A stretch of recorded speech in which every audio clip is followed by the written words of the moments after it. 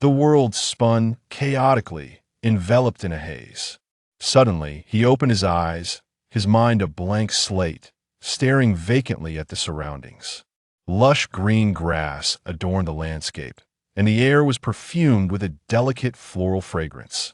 Before him lay a modest artificial lake, brimming with the vitality of early summer. Beneath the willows, students immersed themselves in their books, diligently studying.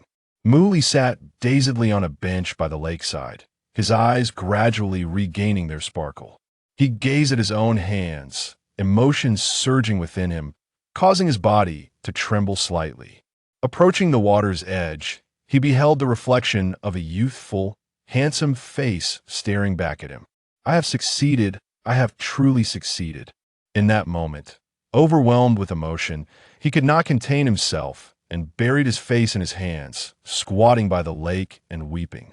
A young man, around 20 years of age, suddenly crouched by the lakeside in tears, startling the nearby students who cast bewildered glances in his direction. After a brief moment, Muli composed himself and stood up. 5,000 years, an entire 5 millennia had been devoted to this singular moment. He was the eldest son of a single-parent household in Beizhou, Jinhu Province, Huaxia, and also the renowned magician Zun, a prodigy of the Ziwei star. Having cultivated for thousands of years, he was but a step away from transcending tribulation and becoming an immortal. Yet he unhesitatingly relinquished that path to embrace the opportunity for rebirth. Muli was born into a family of considerable prestige in Huaxia, destined to enjoy the privileges of a wealthy heir, yet he was deemed a calamity by the Mu family and cast out during his childhood. Muli's parents brought him to settle in Beizhou, where they lived an ordinary life. However, their good fortune was short-lived, as his father passed away prematurely, leaving his mother, Chen Yuan, to raise her son and daughter alone, enduring immense hardship. The traumatic experiences of his childhood and the loss of his father shaped Mu Li's volatile personality. He engaged in fights, skipped school, and associated with delinquents, causing Chen Yuan endless worry. During that time, Mu Li was excessively concerned with appearances despite their impoverished circumstances. He took pride in pretending to be affluent, constantly asking his family for money without ever considering the struggles his mother faced. In his youth, Muli could be described as a failure in life, a scoundrel. Had he not crossed paths with the arrogant young master of the imperial capital, he may have remained a near-dowel, burdening his family and living aimlessly. That year, Muli, along with a few rascally friends, ventured into a lavish nightclub in the imperial capital, where they encountered the formidable young master Zhou Xiang. Many patrons scurried to flatter him, and some even called for the few princesses accompanying Mu Li to attend to Zhou. Ignorant of the consequences, Mu Li erupted in fury and hurled a beer bottle at Zhou, striking him in the face. What followed was a tempest of retribution. Mu Li was tormented by Zhou to the point of losing his humanity, but the deranged Zhou was not satisfied. He extended his wrath towards Mu Li's family. Zhou personally murdered Mu Li's mother before forcing his sister, Mu Exent, to her demise. The sorrowful yet unresentful gaze of his mother before her passing and the desperate cries of his sister as she leapt from the building are pains that Mu Li would carry for a lifetime, never to be forgotten. He was a scoundrel, a wretch who brought ruin upon his own kin. Zhou Xiang dispatched individuals to surveil Mu Li day and night, forbidding him from ending his own life, relegating him to the streets like a beggar, enduring the elements, and scraping by. Burdened with profound guilt and self-reproach, he found himself unable to escape the clutches of despair. At the age of 35, Mu Li found himself wandering near the ancient Fenghuang mountain in Huaxia, unaware that someone had disturbed the mountain's seal, thus opening a passage connecting Earth to the Ziwei star. By a twist of fate, Mu Li arrived at Ziwei star, embarking upon the path of cultivation, driven by his hatred to fervently practice his skills. When he finally had the chance to return to Earth, Zhou Xiang had already succumbed to age. For 5 millennia, Mu Li lived engulfed in guilt, resentment, and the fury of unfulfilled vengeance. A single line from the revered texts of his sect became the catalyst for his cultivation. Mastering the ascension technique to its utmost limit might allow him to alter the very fabric of time and space. Muli became a fervent practitioner, gaining increasing renown on Z-Way Star. In a mere 5,000 years, he reached the threshold of transcending to immortality.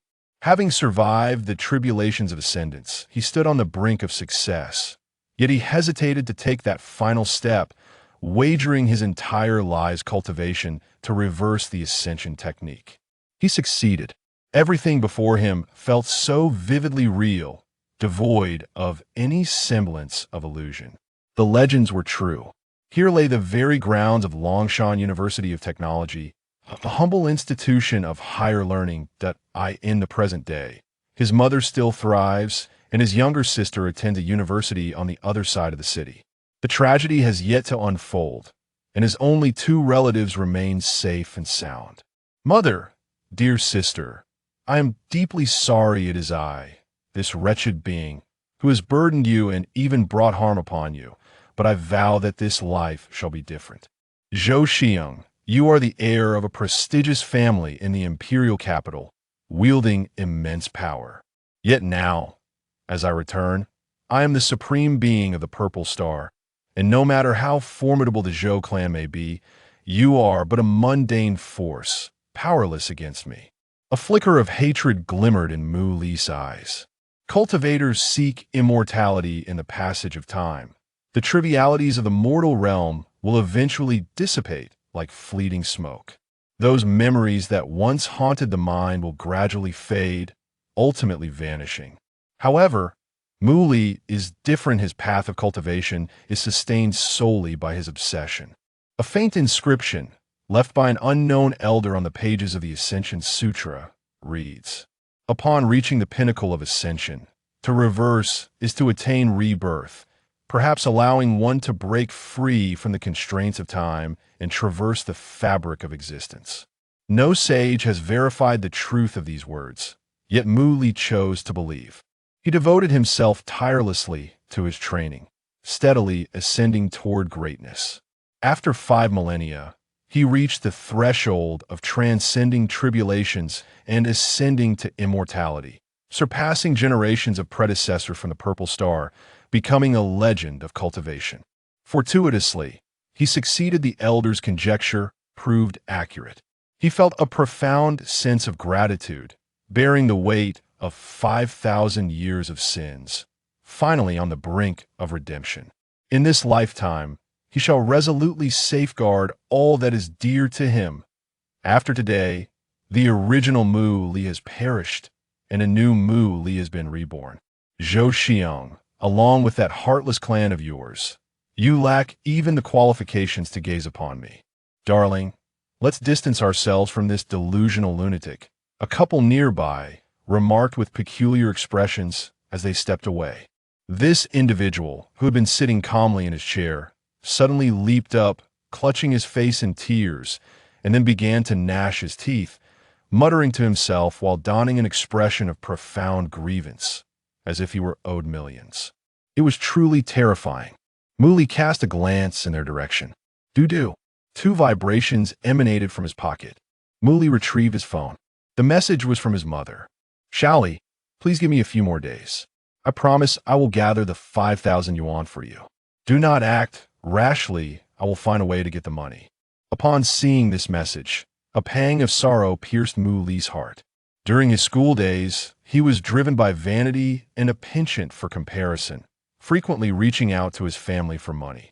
His mother, merely an ordinary worker at a cotton mill, earned a meager wage. Chen Yuan, a frail woman, struggled alone to raise 2 children, and with Mu Li's temperament, life in their household was exceedingly arduous. Once, she had been a distinguished lady, relishing the envy and admiration of ordinary folk for a lavish lifestyle. In his childhood, Mu Li was deemed a harbinger of misfortune by a fortune teller. Coupled with the untimely demise of many acquaintances around him, everyone, save for his parents, shunned him like a venomous snake, eager to sever any ties. The Mu family resolved to expel Mu Li from their lineage, yet how could his parents bear to cast away their own flesh and blood? Ultimately, they severed ties with the family, renouncing all claims to its assets. After a few years in Beizhou City, a tragic accident claimed his father's life, leaving his mother to shoulder the weight of the entire household alone. Once a lofty heiress, she toiled without complaint, nurturing her 2 children through arduous labor. 5,000. 5,000. Muli murmured, finally recalling the memory. As time passed, he had not forgotten the myriad moments that transpired before he turned 30. This particular incident stemmed from a classmate's birthday celebration, which was also a reunion of sorts. That classmate, a daughter of affluence and blessed with stunning beauty, had once been the goddess of all the boys in their class. At that time, Muli, too, found himself captivated. Driven by vanity, he boldly approached his mother, demanding 5,000 yuan solely to procure a gift worthy of presentation. Fearing his mother might refuse, he even threatened to drop out of school and leave home if the money was not forthcoming. "I truly am a scoundrel," Muli lamented, filled with self-loathing for his past actions. To a family of modest means, 5,000 yuan was no trifling sum. His mother must have pleaded with countless individuals to borrow such an amount. "Mom, it's unnecessary." Muli wished to convey a multitude of sentiments, yet all that escaped his lips was this solitary phrase. Chapter 2. I'm not studying anymore. Young Master Mu, where shall we indulge ourselves tonight? Muli ignored him completely. In the past, he was fond of displaying wealth, ostentatiously flaunting his affluence before others, spending lavishly and frequently treating his 3 roommates to feasting and revelry. However, when misfortune struck Muli, he realized that these individuals had always been aware of his true circumstances. They merely feigned camaraderie while exploiting his naivety, their brotherly bonds nothing but empty platitudes. Muli took out his laptop, not sparing a glance at the individual beside him, dismissing him entirely. This computer was purchased with the money he had solicited from his mother. The roommate, frustrated by the cold reception, became irritated. Just a pretentious rich kid, still harboring a temper, truly believing others were oblivious to his family's impoverished state. Exiting the school, Muli immediately immersed himself in the nearby second-hand market. The laptop, originally bought for 5 or 6,000 yuan, was ultimately sold for just over 800. He had resolved never to ask his family for another penny. Moreover, he intended to earn a sum of money as swiftly as possible to alter his family's dire situation. He was acutely aware of the debts his mother had accrued for his sake. Having been reborn, his formidable powers dissipated. His foremost task was to cultivate the ascension technique and become an immortal practitioner. Only with strength could he secure his greatest asset. Given the Earth's paltry spiritual energy and his eagerness for rapid progress, he sought external assistance. He decided to purchase some medicinal herbs to concoct low-grade spiritual elixirs, aiding his initial cultivation of the ascension technique. The 800 from selling the laptop, combined with his remaining living expenses for the month, amounted to nearly 2,000 yuan. Buzz. Shortly after leaving the second-hand market, his phone vibrated in his pocket. "Sister?" Muli pulled out his phone and blinked in surprise. A strikingly cold visage appeared on the screen. Remembering his past life, he recalled how she had been ensnared by him, desperately resisting Zhou Xiang, ultimately driven to suicide by jumping off a building. The echoes of her desperate cries reverberated in his ears. In his previous life, Muli had a strained relationship with his sister, Mu Xin, with almost no contact. Thus, receiving her call was unexpected. "Hello. I'm waiting for you at the school gate. Please come," she stated tersely before abruptly hanging up. Muli stood momentarily stunned. Living again, he felt a strange warmth. The 2 siblings, who had always exchanged few words, were now entangled in a peculiar familiarity. He promptly made his way to the entrance of the Polytechnic Institute. From a distance, he spotted her slender figure. Time had passed, and the world had transformed, yet she remained unchanged. Mu Xin possessed extraordinary beauty, and her unique cold aura rendered her striking amidst the crowd. Were she to don splendid attire instead of her simple garb, she would undoubtedly be seen as an unattainable heiress. Muli's gaze remained fixed upon her as he silently approached from behind. Sensing his presence, Mu Xin slowly turned to face him. They exchanged a wordless glance. Their relationship had always been fraught with tension, leaving little to say. unbeknownst to Mu Xin. At that moment, Mu Li felt immense happiness merely from gazing at a family member. What's wrong? Mu Xin inquired, sensing his unusual mood. Nothing. Mu Li replied with a faint smile, his expression warm. Mu Xin felt uneasy. Her brother's demeanor was exceedingly strange today, smiling at her consistently. In the past, they would have considered it a good day if they didn't argue. As she pondered this, she extended a bulging envelope toward him. Mu Li hesitated, eyeing the envelope without reaching for it. What is this? 5,000 yuan, Mu Xin stated coldly. This is for you.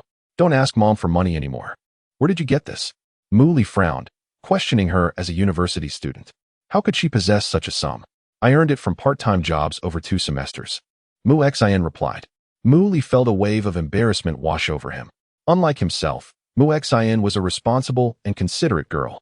Since entering university, she seldom asked for money from home, managing her expenses through hard work. While he lived like a prince, it was their mother and sister who bore the brunt of hardship. He remembered that they rarely bought new clothes. I can't accept this, Mu Li shook his head. You need money for your studies. His sister was attending a prestigious university, while he had squandered his own education, leading to dismal grades, and ultimately settling for a mere vocational college. Upon hearing Mu Li's words, Mu Xin found it hard to believe. Had this faux prince truly changed? Refusing money? Didn't you ask Mom for 5,000 yuan? Here it is. Just don't ask her for money again. She is struggling. Mu Xin controlled her emotions as she spoke. I understand, Mu Li replied. It was precisely for that reason he would no longer request a single yuan from his family. You know what? Mu Xin's anger flared. She struggled to maintain her composure, but every conversation with him seemed to ignite her emotions, despite her usual calm demeanor. Do you know how hard Mom works? Just what do you know? She exclaimed. Since middle school, you've whimsically asked her for money, employing every tactic from threats to emotional manipulation. Do you have any idea how much debt we're in? Do you know how sick Mom is from overworking herself? Mu Xin nearly shouted, her words a torrent of pent-up frustration. Mu Li opened his mouth, but said nothing. Yes, he felt like a scoundrel, filled with guilt over his family's plight. He could sense the pain and deep resentment in Mu Xin's words. After her outburst, a heavy silence enveloped them. Mu Xin turned her head away, tears glistening in her eyes. This person had once been so good to her, yet everything changed after their father's death. The Mu family, beset by calamity. Surprisingly, Mu Li did not retort today. In the past, he would have defiantly replied, Why do you care? No matter how hard it gets. It's my mother who suffers. What does it matter to you? They lingered in silence for some time. Take the money. I hope you will ask Mom for less in the future, except when absolutely necessary, she said softly. I don't want it, Mu Li refused. You need money for school. If he accepted this money, it would make him a true sinner. I'm not studying anymore.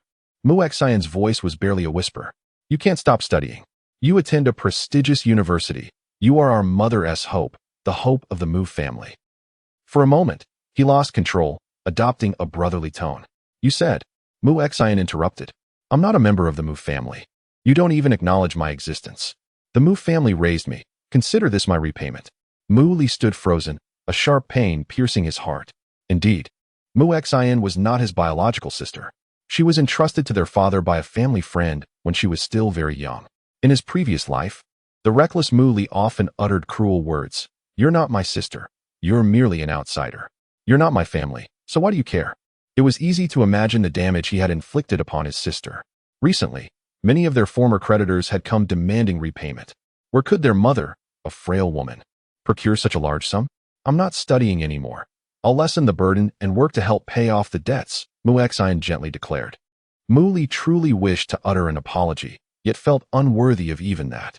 Suddenly, he extended his arms and enveloped Mu Xin in a warm embrace. What are you doing? Mu Xin gasped, instinctively attempting to push him away. Sister, Mu Li called out, laden with remorse. Mu Xin froze, momentarily forgetting her struggle. Since their father's passing, Mu Li had not referred to her as sister. Please do not drop out of school just yet. Grant me a few days, and I shall show you and mother the changes I can make, he vowed. You. Mu Xin's lips parted in astonishment. Chapter 3. Early Stages of Qi Cultivation. The black market Mu Xin was at a loss as to how she had been persuaded. In his eyes lay an unprecedented sincerity. Today, he was strangely unbothered by monetary concerns or quarrels, exuding an almost serene aura of redemption. It was her first experience being embraced by a man other than her father, leaving her flustered. He referred to her as his sister. There was an overwhelming complexity in his gaze that he could not articulate. Xian departed, tacitly consenting. What could he accomplish in just a few days? He purchased a large bag of various medicinal herbs, expending nearly all his funds.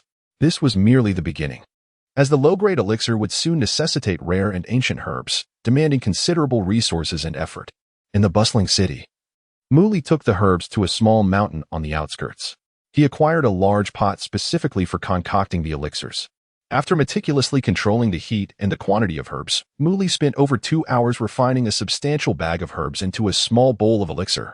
He consumed the elixir and sat cross-legged on the ground, embarking on his first cultivation since his rebirth. The Ascension Method, a secret transmission from the mysterious sect of the Z-Way Star, is an advanced technique for even the slightest gifted cultivators. The initial practice would enable them to step onto the path of immortality. Upon consuming the elixir, Muli felt a rush of warmth in his body as he guided the energy within him, cleansing his sinews and marrow. The winds shifted subtly, and the thin spiritual energy of the world began to converge, which Muli gradually absorbed. Before long, white vapor enveloped him, and his skin started to exude a black substance, the impurities expelled during the cleansing process. Once the cleansing was complete, he concentrated all the energy in his dantian, where he began to cultivate. An hour and a half later, Muli opened his eyes, radiating brilliance. He had succeeded, entering the early stages of Qi cultivation. With the unparalleled Ascension Method as his ally, even in this realm of scarce spiritual energy, he effortlessly stepped into the Qi cultivation stage, becoming a cultivator. Of course, each subsequent step must be taken with care, requiring considerable effort. Qi cultivation, Yuan Dan, divine soul, transformation, celestial being. These are the 5 major realms of cultivation, each with significant disparities. I should be capable of defeating ordinary martial artists in Huaxia, he pondered. Huaxia is home to many martial artists skilled in various disciplines, some with astonishing prowess. I need money. Now that I possess strength, Muli began to focus on his objectives. His family had incurred considerable debt on his behalf, and he aimed to repay it all at once, providing a better life for his loved ones. The urgency to become a cultivator stemmed from his impatience to earn money gradually. With the right capabilities, acquiring wealth would be effortless. What is the quickest method? Muli contemplated, when suddenly a spark of inspiration struck him. That place would undoubtedly hold what he sought. Returning to the city, Muli selected a relatively quiet internet CAF and reserved a private room. He activated the computer and accessed a search engine, entering the phrase Epic Trading Network. Clicking on the top search result brought up a password prompt, to which he entered a series of English characters. The website opened to reveal a trading forum. Known officially as the Epic Trading Network, it was more commonly referred to as the Black Market. The founder of the Black Market was a legendary figure of global renown, self-styled as the White Emperor, wielding immense power akin to that of a sovereign ruler. His domain encompassed a vast archipelago in the Eastern Ocean. The Black Market's servers were located outside Huaxia, in the White Emperor city. This remarkable trading network allowed access to 80% of the world's countries.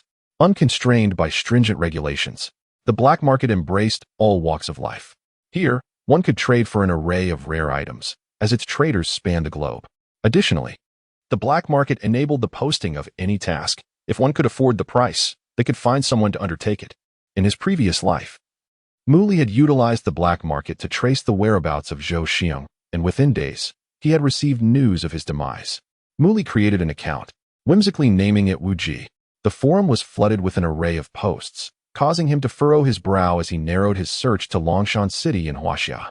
Refreshing the page, the first post that appeared was a pinned announcement. Old Master Lu Wuxing of Longshan breaks through to the Venerable Realm. Another martial venerable added to Huaxia. Muli clicked on it. The author of the post expressed fervent excitement, their words imbued with reverence as they recounted Lu Wuxing's ascension to martial venerable.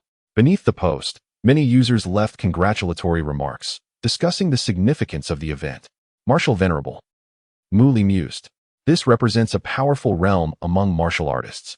When he returned to Earth, he had already achieved considerable cultivation, rendering any martial artist inconsequential in his presence. A bounty. Take the life of Su Wen's daughter, Su Jiechi, from Longshan. Reward, 10 million. This sentence, emblazoned in bold red letters, dominated the post. Muli's interest was piqued. It was not unusual for the black market to issue bounties for assassinations, but a direct offer of 10 million was certainly eye-catching. Notable figures in Longshan were scarce, and Su Wen was a prominent businessman, inheriting a century-old family enterprise and considered one of the city's moguls. Su Wen frequently engaged in charitable acts, so it was perplexing that he had angered someone enough to warrant a 10 million bounty on his daughter's life. The individual posting the bounty had chosen to remain anonymous, which was quite typical. However, the person accepting the task was not anonymous. The end of the bounty read, "The killing sex Bee Sting has accepted this task." Muli scrolled further down, perusing the comments.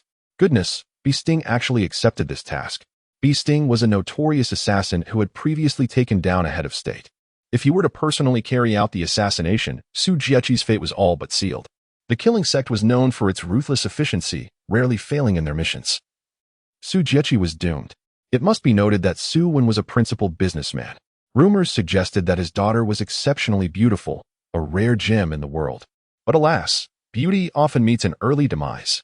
The comments below were filled with shock, lamentation, and confusion, yet all unanimously agreed that Su Wen's daughter, Su Jiechi, was destined for death, given Bee Sting's notorious reputation.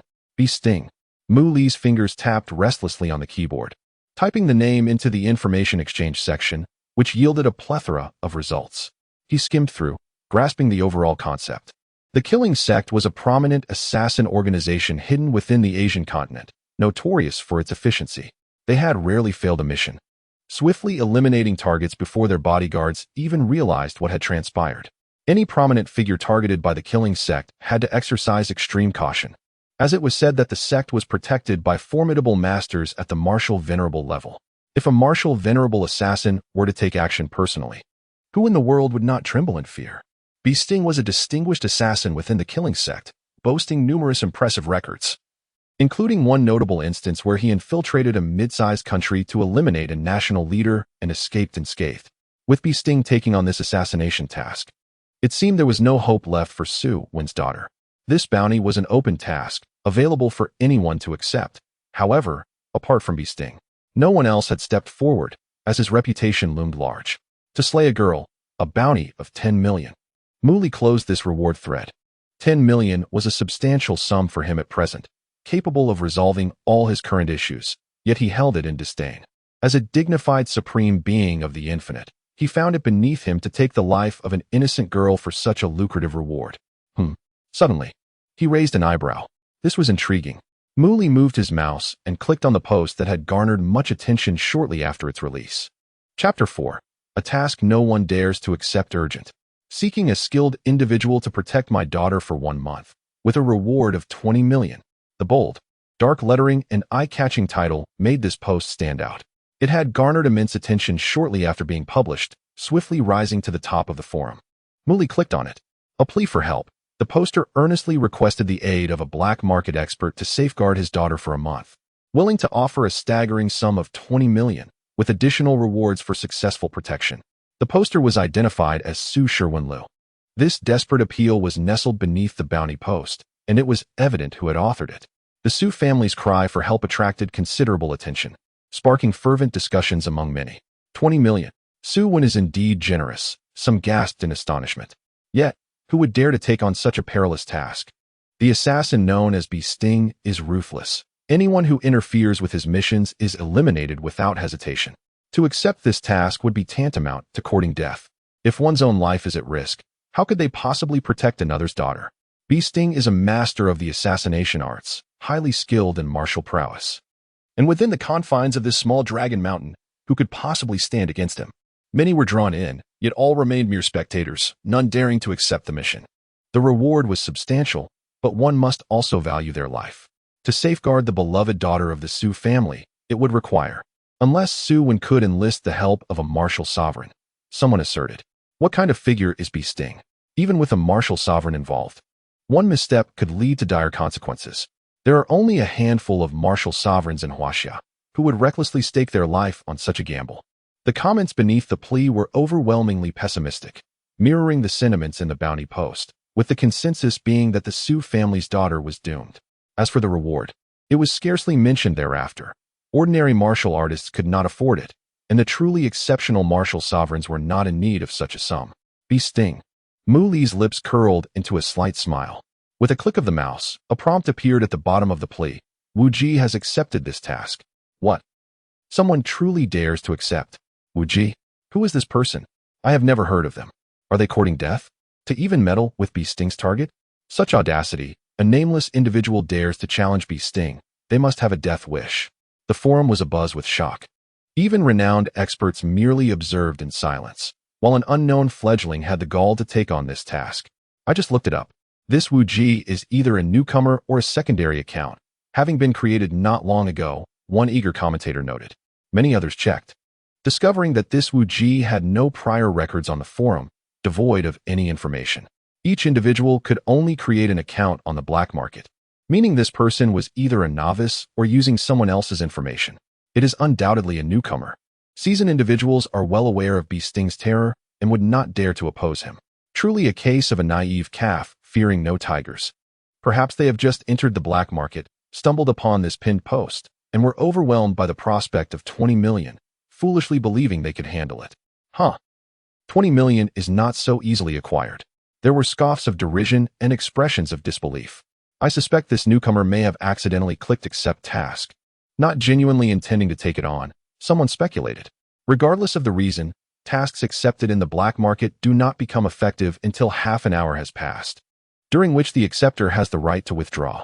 I believe that newcomer is currently reading our comments. Just wait, they will surely rescind their acceptance in half an hour. Newcomer, with so many experts merely observing, do not underestimate your own limitations. If you wish to preserve your life, you should retract the task immediately. The notification of an accepted task startled many lurking individuals, for it was astonishing. Be Sting is a seasoned killer, not only formidable in martial arts, but also an exceptional assassin, renowned among the ranks of the killing sect. Reputation precedes. The Dragon Mountain black market harbors many hidden talents, yet none are willing to confront Be Sting. The top assassins of the killing sect are reputed to be capable of eliminating even martial sovereigns. In Huaxia, the number of martial sovereign-level experts is scant, and no one wishes to take the risk of provoking a killer who can intimidate such powerful figures. Many were eager to discern who this Wu Ji might be, what grounds they possess to accept such a hazardous task. Just wait, in half an hour, Wu Ji will undoubtedly withdraw. Some envious individuals chimed in. They could not fathom that even the renowned experts remained silent and observant, while a mere novice would possess any real skill. Numerous individuals closely monitored the unfolding situation. Mu Li, however, opted to watch a film instead. Soon, half an hour elapsed. Wu Ji had not rescinded the task. Individuals in the black market were left astounded. He genuinely accepted the task and showed no intention of retracting. Truly courting death, what confidence does he possess? I await the good news from the Su family, haha. One is a naive newcomer. The other is the most renowned assassin of the killing sect. The outcome is all but predictable. The black market has found its most audacious newcomer, challenging a legendary killer. Who knows? He might even become a notable figure. Notable figure? More like a fool. If he manages to keep his life, that would be quite the achievement. The commentary remained consistently derisive, with no one believing he could succeed. Indeed, this reflects the style of online discourse. After all, one side is a complete unknown with no record, while the other is a feared and established killer. Ding ding. The phone vibrated twice. A message from the black market arrived. It was a phone number, presumably belonging to someone from the Su family. In black market tasks, both parties can choose to remain uncontacted, entrusting the reward to the black market for safekeeping while the market collects a fee as an intermediary. However, for a task like protection, direct contact is evidently necessary. Upon receiving the task poster's phone number, Mu Li's number was simultaneously sent to the other party's device. Not long after receiving the number, Mu Li's phone began to ring. It was that number. They reached out immediately. Mu Li did not answer, merely watching the phone ring until it ceased. A few seconds later, the other party called again. Mu Li still did not answer, allowing the phone to ring until it stopped. After a brief silence, when the phone rang for the third time, Mu Li finally decided to pick up. Upon connection, Mu Li remained silent, and the other party did the same. Is this Mr. Wu Ji? After a moment, the voice on the line cautiously inquired. Yes, Mu Li replied coolly. Hello, I am the task poster Su One. If you are available now, I can send someone to meet you immediately to discuss the protection of my daughter. I have accepted the task of protecting your daughter. But I have a few additional conditions, Muli stated nonchalantly. What conditions? Please, go ahead. Su-Wan, despite being a commercial tycoon in Longshan City, lowered his stature considerably. The safety of his only daughter was paramount, and he understood that very few would dare to accept his task.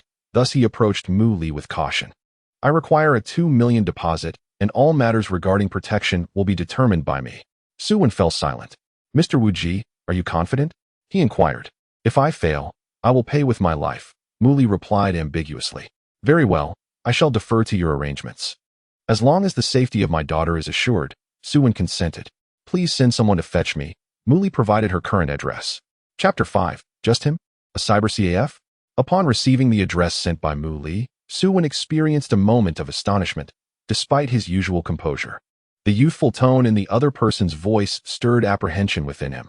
He had also perused the comments on the forum, rife with skepticism regarding the enigmatic Wu-Ji. Nevertheless, he had no alternative. The notorious reputation of the bee sting was well known, and it was a blessing that anyone dared to undertake this task at all. Su-Wan summoned his old steward, emphasizing that regardless of Wu-Ji's appearance, he was to be received with utmost respect. After approximately 30 minutes of waiting at the cyber CAF, Muli received a call from Su-Wan. He exited the CAF and entered the rear seat of a black sedan. The journey was silent, as the Su family's steward transported Muli to their grand villa. At the villa's entrance, a casually dressed middle-aged man with glasses, exuding an air of refinement, personally came out to greet them. Su-Wan was taken aback by the man's youth. Having initially deduced Wu-Ji's age from his voice, he was astonished to find him so young, barely in his 20s. Comparable in age to his own daughter. What capabilities could a youth of such an age possess? Greetings, Mr. Wu-Ji. I am Su-Wan, the task issuer. Despite the turbulence in his heart, he maintained a demeanor of decorum towards his guest. Muli nodded in acknowledgement. Please, do come in. Su-Wan welcomed him into the villa and instructed the staff to serve tea. Let me take a look around, Muli requested. Very well, Su-Wan replied. Let us converse as we walk. Fortunately, Muli exhibited some professional poise. The Su villa was expansive, and as Su-Wan guided Muli through its halls, he shared the unfolding events. To his shock, someone had resorted to the black market, offering 10 million for a bounty on his daughter's life, a concealed dagger thrust into his heart. Even more alarming was the realization that the individual accepting the task was the infamous assassin, Bee Sting. If it were possible, Su-Wan would have preferred to locate Bee Sting himself and offer double the payment to dissuade him.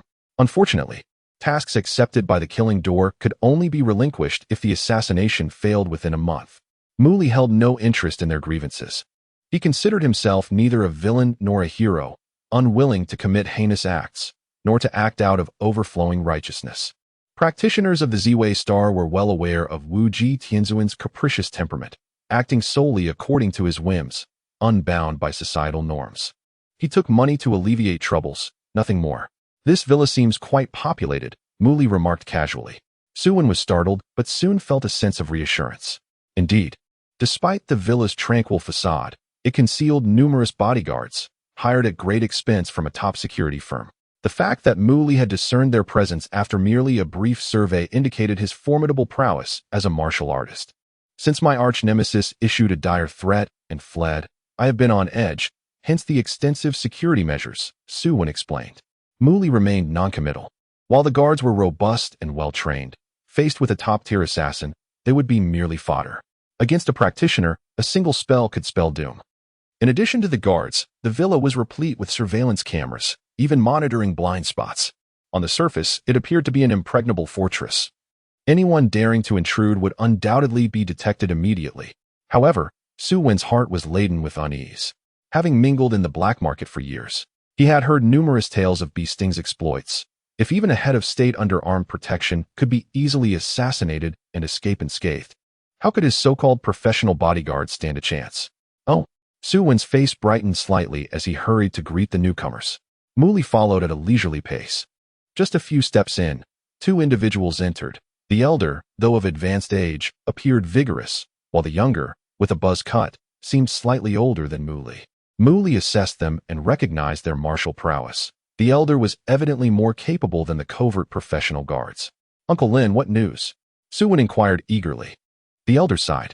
Those who used to call me brother have all turned into turtles at the mention of Sting. None are willing to lend a hand. It's understandable. Uncle Lin. After all, Sting's reputation precedes him. I never held high hopes. Thank you for your efforts, Suwen consoled. He turned to Mu Li, Mr. Wu Ji. This esteemed gentleman is my late father's old friend, and the other is his disciple, Zhao Chuan. With my daughter in distress, their assistance is invaluable. The success of your collaboration now rests upon you. Who is this? Both Lin and Zhao were taken aback by Su Wen's courteous treatment of a youth. Uncle Lin, this is the individual who accepted my black market bounty, known as Wu Ji, Su Wen clarified.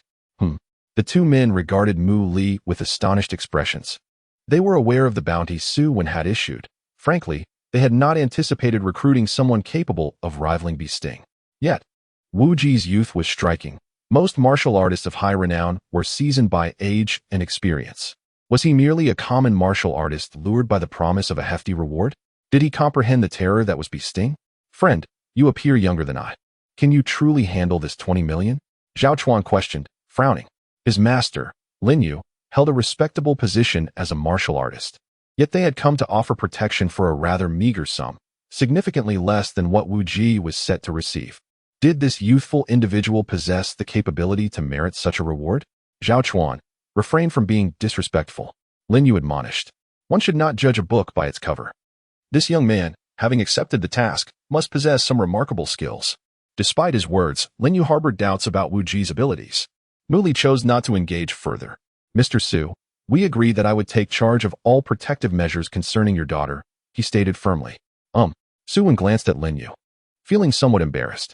While he had indeed made that promise, it had been before meeting Wu Ji, under the assumption that he was an expert. Now, he seemed far less formidable than anticipated. Even though he appeared skilled, he was unlikely to surpass Lin Yu, a seasoned martial artist on the brink of advanced mastery.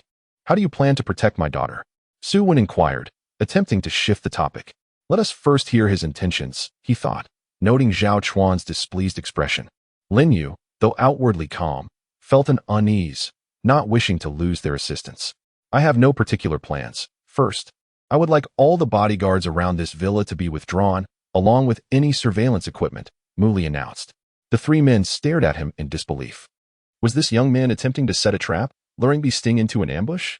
Lin Yu questioned, but given Sting's status as a top assassin, his alertness was unmatched. Surely he would not be so easily ensnared. Not at all, Mu Li replied coolly. They are simply too weak. They are more of a hindrance than a help. The three men exchanged astonished glances at Mu Li's audacity, feeling that the guards throughout the villa are ineffectual and obstructive. One contemplates their removal. Such arrogance is rather excessive, isn't it?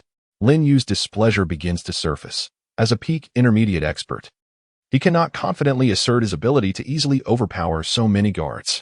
Moreover, with these individuals armed and equipped with firearms, he finds himself merely engaged in self-defense, with no alternative course of action. You speak with such audacity. Have you not heard the saying that 2 fists cannot contend with 4 hands? Zhao Chuan remarked with dissatisfaction.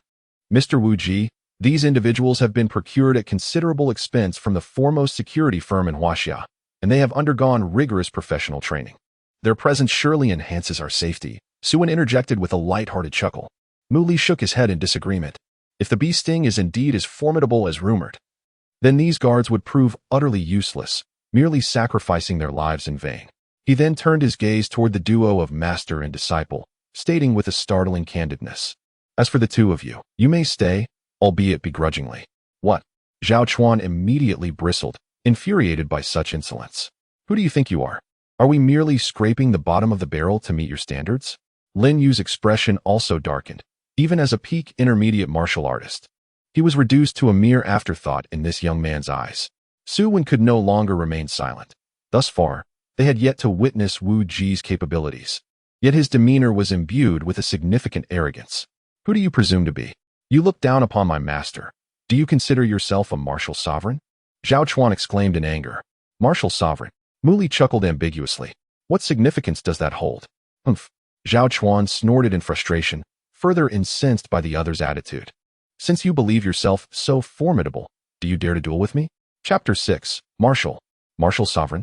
Zhao Chuan grew increasingly irked by Mu Li, who, despite being younger than him, exuded an air of invincibility. What gave him the right to dictate terms here? Did he truly possess such qualifications? Let's have a match. Let's see if you can earn that 20 million reward, Zhao Chuan said indignantly. Lin Yu, this time, chose not to intervene. He too wished to ascertain the young man's capabilities. If he was merely a common martial artist lured by the prospect of riches, it would be prudent to dismiss him before he jeopardized his own life.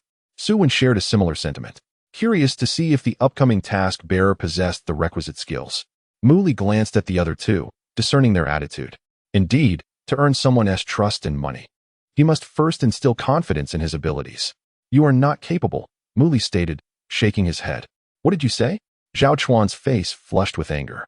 Were it not for the elders present, he might have rushed over to subdue the insolent youth. Are you brave enough to fight? Do you think mere words can vanquish someone like Feng Xiai? He taunted. Mr. Su, summon all those capable of combat here. Let them come at me together, and I shall satisfy you, Mu Li replied calmly. Mr. Wu Ji, that may not be wise, Su Wen responded, taken aback. Lin Yu regarded Mu Li with astonishment. He was audacious enough to challenge everyone at once. Bring them forth, Mu Li reiterated. Su Wen glanced at Lin Yu for confirmation, who nodded in agreement. Moments later, a multitude of figures clad in black filled the courtyard, roughly estimating over 20 individuals. 20-some well-trained professional bodyguards stood in unison, exuding a palpable aura that weighed heavily upon ordinary souls. Mr. Wu Ji, perhaps you should reconsider and just duel Zhao Chuan, Su Wen suggested. He was merely a businessman, lacking understanding of martial arts. Pitting 1 against 20 seemed implausible. He had witnessed Lin Yu's prowess firsthand. He was undeniably formidable, capable of feats like cleaving gold and splitting stone with ease. Yet even Lin Yu refrained from making such bold claims. As long as this Wu Ji could easily overcome Zhao Chuan, possessing strength akin to Lin Yu's, he would be satisfied. There was no need for bravado. Indeed, the three regarded Mu Li as merely a young man succumbing to provocation. No matter, Mu Li remained unfazed. Let us see how long you can endure. Zhao Chuan, standing aside, adopted a spectator's demeanor. He had no intention of intervening, believing that the bodyguards alone would sufficiently test Mu Li. Come forth, Mu Li stood his ground, showing no defensive posture, merely indicating for the 20-plus individuals to attack him. Receiving the cue, the bodyguards advanced swiftly, employing a coordinated assault with no fancy moves, only one goal in mind, to take down the young man in the center. Lin Yu nodded. While top-tier bodyguards might struggle against a solitary martial artist due to their internal energy and techniques, in a coordinated group battle, even powerful martial artists could falter against them. Yet Mu Li remained as serene as ever, not even batting an eyelash in the face of such overwhelming force. What is wrong with Mr. Wu Ji? Su Wen, unfamiliar with martial arts, perceived Mu Li's demeanor as one resigned to his fate. However, Lin Yu was fixated on Mu Li, eager to witness his next move. In an instant, the 20-plus individuals surged toward Mu Li, disregarding any reaction from him, striking with unrelenting force, fists and feet aimed at him. With so many assailants, they could easily overpower a single individual. What could he be thinking? Lin Yu pondered, bewildered. With so many attacks imminent, Mu Li remained still, risking severe injury if he did not defend himself. At that critical moment, something extraordinary transpired. Mu Li's sleeves lifted as if stirred by an unseen wind. A force emanating from him, radiating outward. Boom! Zhao Chuan and Su Wen stood dumbfounded as they beheld the scene unfold. Lin Yu's eyes widened in disbelief. In the blink of an eye, the air stilled. Mu Li stood unwavering, having not moved an inch. Su Wen was utterly astonished. Is this akin to a cinematic display? A formidable blade of air emitted effortlessly? Could it be? Lin Yu's voice trembled, incredulous as he regarded Mu Li. Mu Li silently directed a gesture at Zhao Chuan, signaling him to join. Zhao Chuan hesitated, then, gritting his teeth, leapt into action. Don't! Lin Yu shouted urgently, but it was too late. Zhao Chuan soared, executing an impressive aerial kick toward Mu Li, showcasing remarkable flair. Little did he know that Mu Li internally shook his head. Low-level martial artists struggled to control their body's power. Such suspension only served to slow their speed, exposing numerous flaws. Mu Li gently extended a palm towards the airborne Zhao Chuan. The light touch seemed to merely graze the air, yet it conjured a visible shockwave that struck Zhao Chuan from afar. Bang! Zhao Chuan was sent sprawling like a willow catkin, crashing heavily to the ground. It's true, Lin Yu murmured. He had witnessed it clearly. Wu Ji had not physically touched anyone, yet with an intangible force, he had effortlessly subdued them. What manner of power is this? Zhao Chuan struggled to rise, gazing at Mu Li in terror. He was frightened, for he could not even lay a finger on his opponent, who could injure him with a mere flick of the wrist.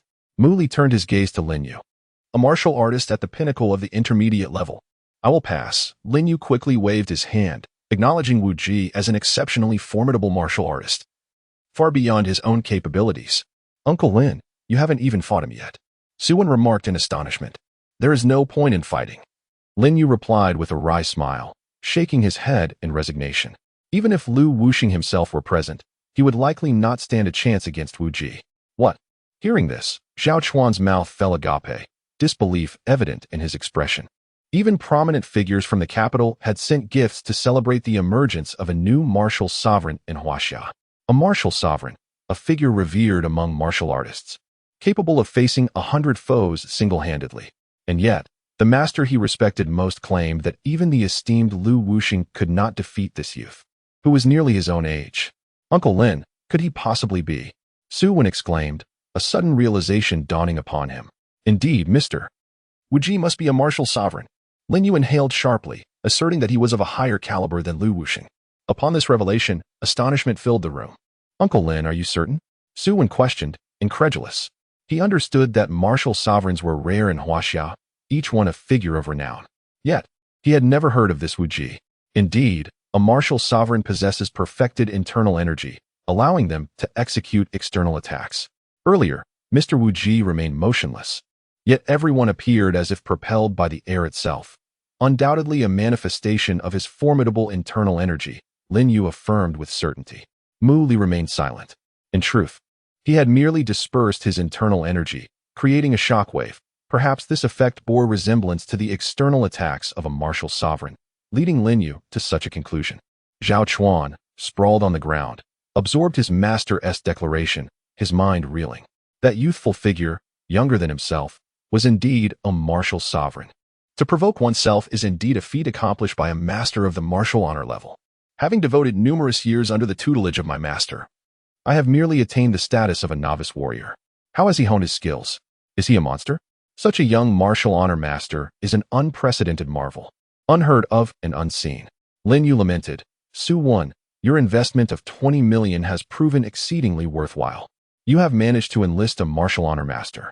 Su Wen could hardly contain his elation. With this, Jia Qi shall surely be saved. Mr. Wu Ji will undoubtedly be able to repel the bee sting. No matter how formidable the bee sting may be, he is merely a senior warrior. With a martial honor master in attendance, he stands no chance. Chapter 7. Su Jieqi at last, I can finally breathe a sigh of relief. Su Wen felt a sense of ease. Ever since the bounty was announced in the black market, he had been on edge until this moment when he could finally relax a bit. By sheer luck, they managed to recruit a martial lord, a privilege that even the leaders of Huaxiao might envy. Xiao Chuan, get up and apologize to Mr. Wu Jie. Lin Yu instructed Zhao Chuan, who was still on the floor. Zhao Chuan, still shaken, got up. Mr. Wu Jie, my poor eyesight led me to offend you. I sincerely apologize. He bowed respectfully, understanding that the person before him was a formidable martial lord. He could no longer maintain his previous demeanor. Even speaking felt burdensome. Mu Li nodded. Mr. Wu Jie is indeed a prodigy. I have never encountered such a young martial lord before, Lin Yu remarked with admiration. Just some clever techniques, nothing remarkable, Mu Li modestly replied, not disputing the compliment. Since you all regard me as a martial lord, let it be so, he continued. Lin and his apprentice have been traveling tirelessly, and Mr. Wu Jie has just arrived. Let us retreat indoors for some rest and tea before further discussions. Everyone nodded in agreement and proceeded indoors. After witnessing Mu Li's prowess, their attitudes transformed dramatically, now filled with respect.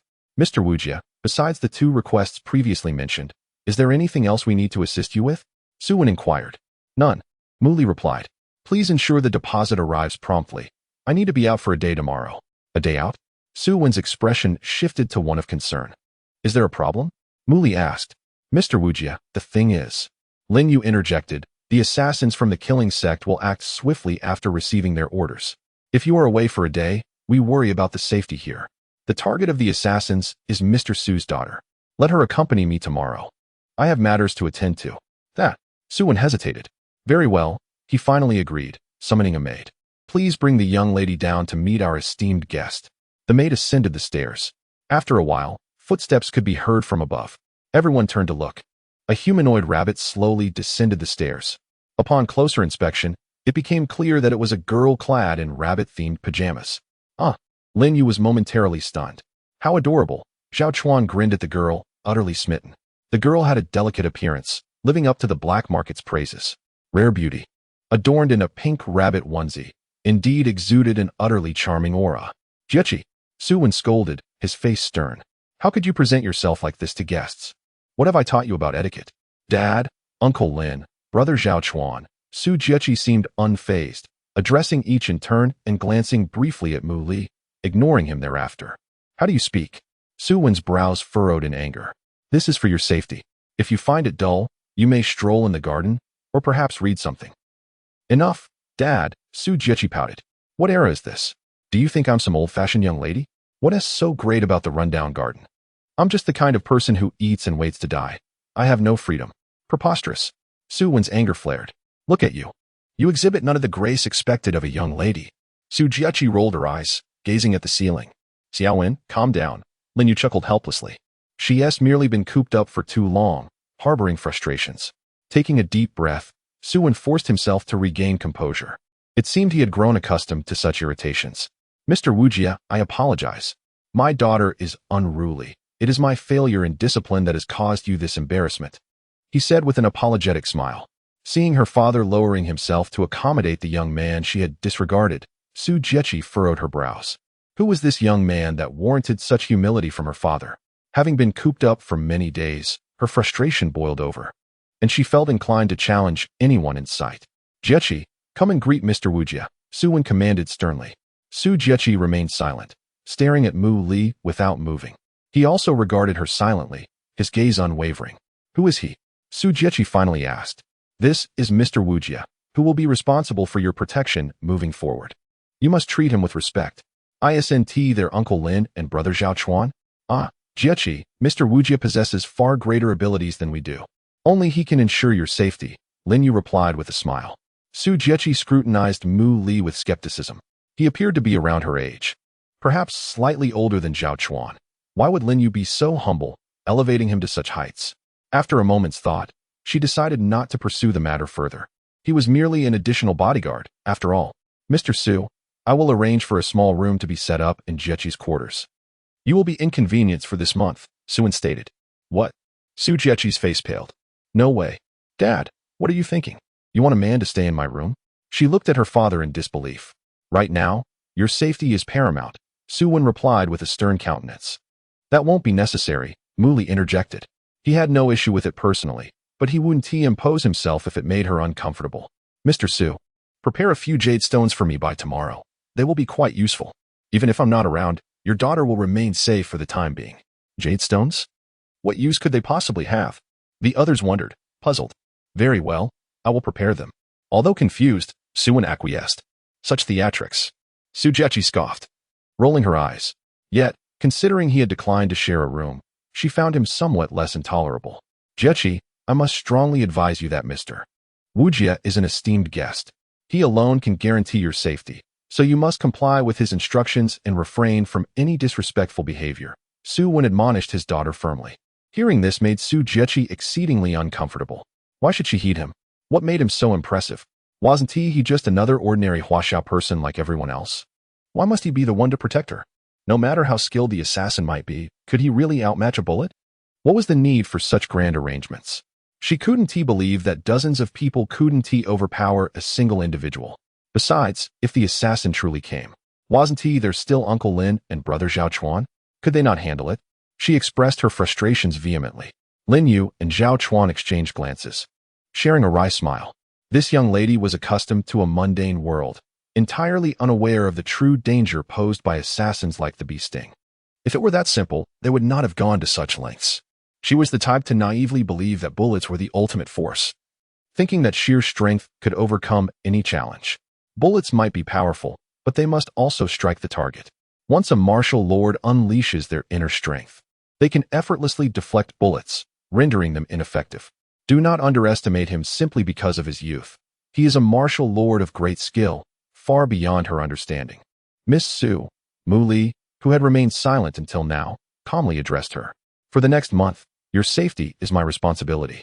So I kindly ask you to follow my arrangements and not venture outside of my line of sight. Su Jiechi bristled at this. It felt akin to being under surveillance. Of course, I shall not confine your freedom. You may go wherever you wish, as long as I accompany you, Mu Li continued. Really? Su Jiechi blinked her eyes, swallowing back her retorts. She had been cooped up in the villa to the brink of madness. The mere prospect of venturing outside made the dislike for this person seem trivial. However, if I go somewhere, you must accompany me as well. Oh. Su Jiechi responded languidly. How can a mere bodyguard be so oblivious to social hierarchy? Wherever I go, you must follow. But your destination is entirely at your discretion. Whether you accompany me will depend on my mood. In any case, let's agree to this for now. As long as I can go out, I am content. Chapter 8. The might of the cultivator Mu Li spent a night at the Su family's villa, where Su Wen treated him with utmost hospitality. Su Wen held Mu Li in high esteem and sought to cultivate a relationship with him. Such extraordinary talent could undoubtedly bring numerous benefits. However, Su Jiechi harbored a distinct disdain for Mu Li, finding the mealtime bland and unappealing as she observed her father and Uncle Lin lavishing praise upon the young man, making her increasingly irked by his presence. The following morning, Su Jiechi rose unusually early and hurried to knock on Mu Li's door, urging him to awaken. She had already informed him the previous day that he would be going out for the day and that she wished to accompany him. After being cooped up for so long, her impatience was palpable. Mu Li, having practiced diligently throughout the night, appeared invigorated and, upon her insistence, finally got out of bed. After breakfast, the two set out. Su Wen had already transferred 2 million in deposit to Mu Li's account, instantly transforming him from a state of poverty to that of a wealthy individual. Su Wen arranged for a driver to take them in a luxury car, with the butler serving as their dedicated chauffeur for the day. As they traveled, Su Jiechi rolled down the window, her curiosity evident as she gazed out at the world, as if she had never encountered it before. Where are we headed? She inquired of Mu Li. First, to my school to handle some paperwork, Mu Li replied. You may call me Mu Li or Wu Ji. You're a student? Su Jiechi asked, taken aback. Indeed. Today you shall accompany me wherever I go, Mu Li stated, his eyelids barely lifting as he closed his eyes to meditate. You. Su Jiechi's expression soured at his nonchalance. She genuinely could not comprehend why this bodyguard wielded such authority and why her father placed such trust in him, as though he were the master of the house. Uncle Quan, who do you take orders from? Su Jiechi questioned the butler. Miss, I apologize, but Mr. Su has instructed that all matters are to be handled according to Mr. Wu Ji's arrangements. You cannot make decisions on your own, the butler replied with an apologetic smile. Frustration bubbled within Su Jiechi. Stop the car, she exclaimed. I'll go by myself. Then let us stop, Mu Li said casually to the butler. As the car came to a halt, Su Jiechi angrily flung open the door and stepped out. The sight before her left her bewildered. They had arrived in a desolate suburb, surrounded by empty fields, with a few solitary graves dotting the distant hills. Eerie bird calls echoed from the woods. Once I finish my business today, I will take you wherever you wish to go, all right?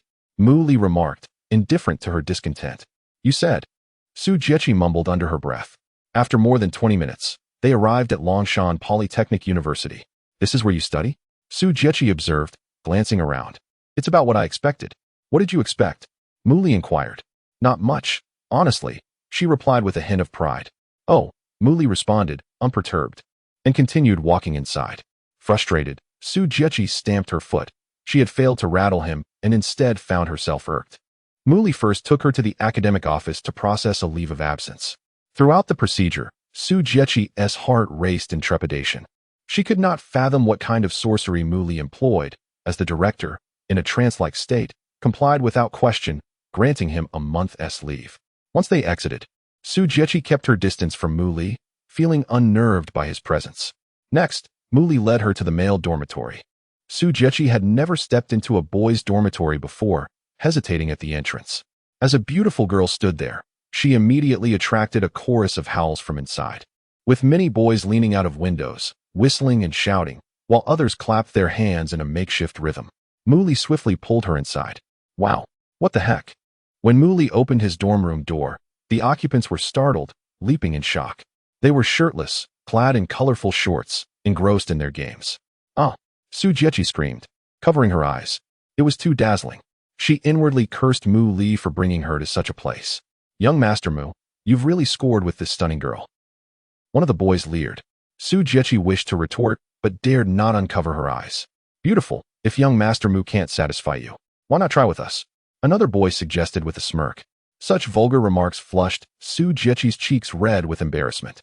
Mu Li shot a cold glance at the speaker, causing him to shiver and fall silent.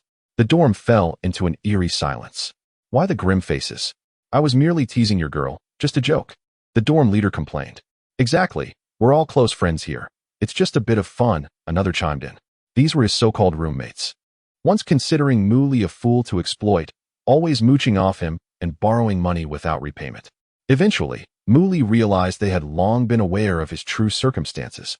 Their camaraderie merely a fade, revealing their contempt when he fell into misfortune. Mu Li remained silent, closing his eyes. When he opened them again, the three were frozen in shock. In an instant, the world around them transformed. They found themselves amidst a sea of corpses and blood, surrounded by an ominous atmosphere, with terrifying wails echoing in their ears. Amidst the clamor, ghastly apparitions pursued them, intent on devouring them whole. "Ah!" they screamed in sheer terror. "What is happening?" Su Jiechi felt something amiss, lowering her hands to find the once cocky trio now wide-eyed, pleading for mercy and fear. "Just an illusion," Mu Li remarked nonchalantly as he gathered his belongings. These so-called friends had bullied him for too long, revealing their true colors in his times of distress. A slight reprisal was in order. After packing his things, Mu Li took Su Jiechi and departed the male dormitory. Inside, cries for help echoed as others rushed to awaken them, only to find them terrified and utterly disheveled. "Who are you, really?" Su Jiechi asked in the car, a hint of fear in her gaze. This individual seemed capable of wielding some mystical power, enchanting those around him. Mu Li did not respond. It was merely an illusion cast through his pupils, a trick that only ensnared the weak-minded and consumed considerable energy. "If you dare disobey," he warned, his expression darkening. Su Jiechi shrank back, curling into a ball in her seat.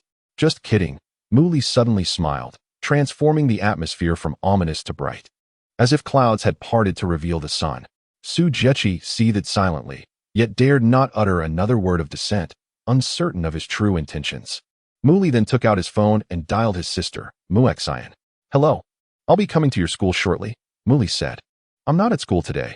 I have no classes and am working part-time," came Mu Xian's cool response. "Where are you? Give me the address.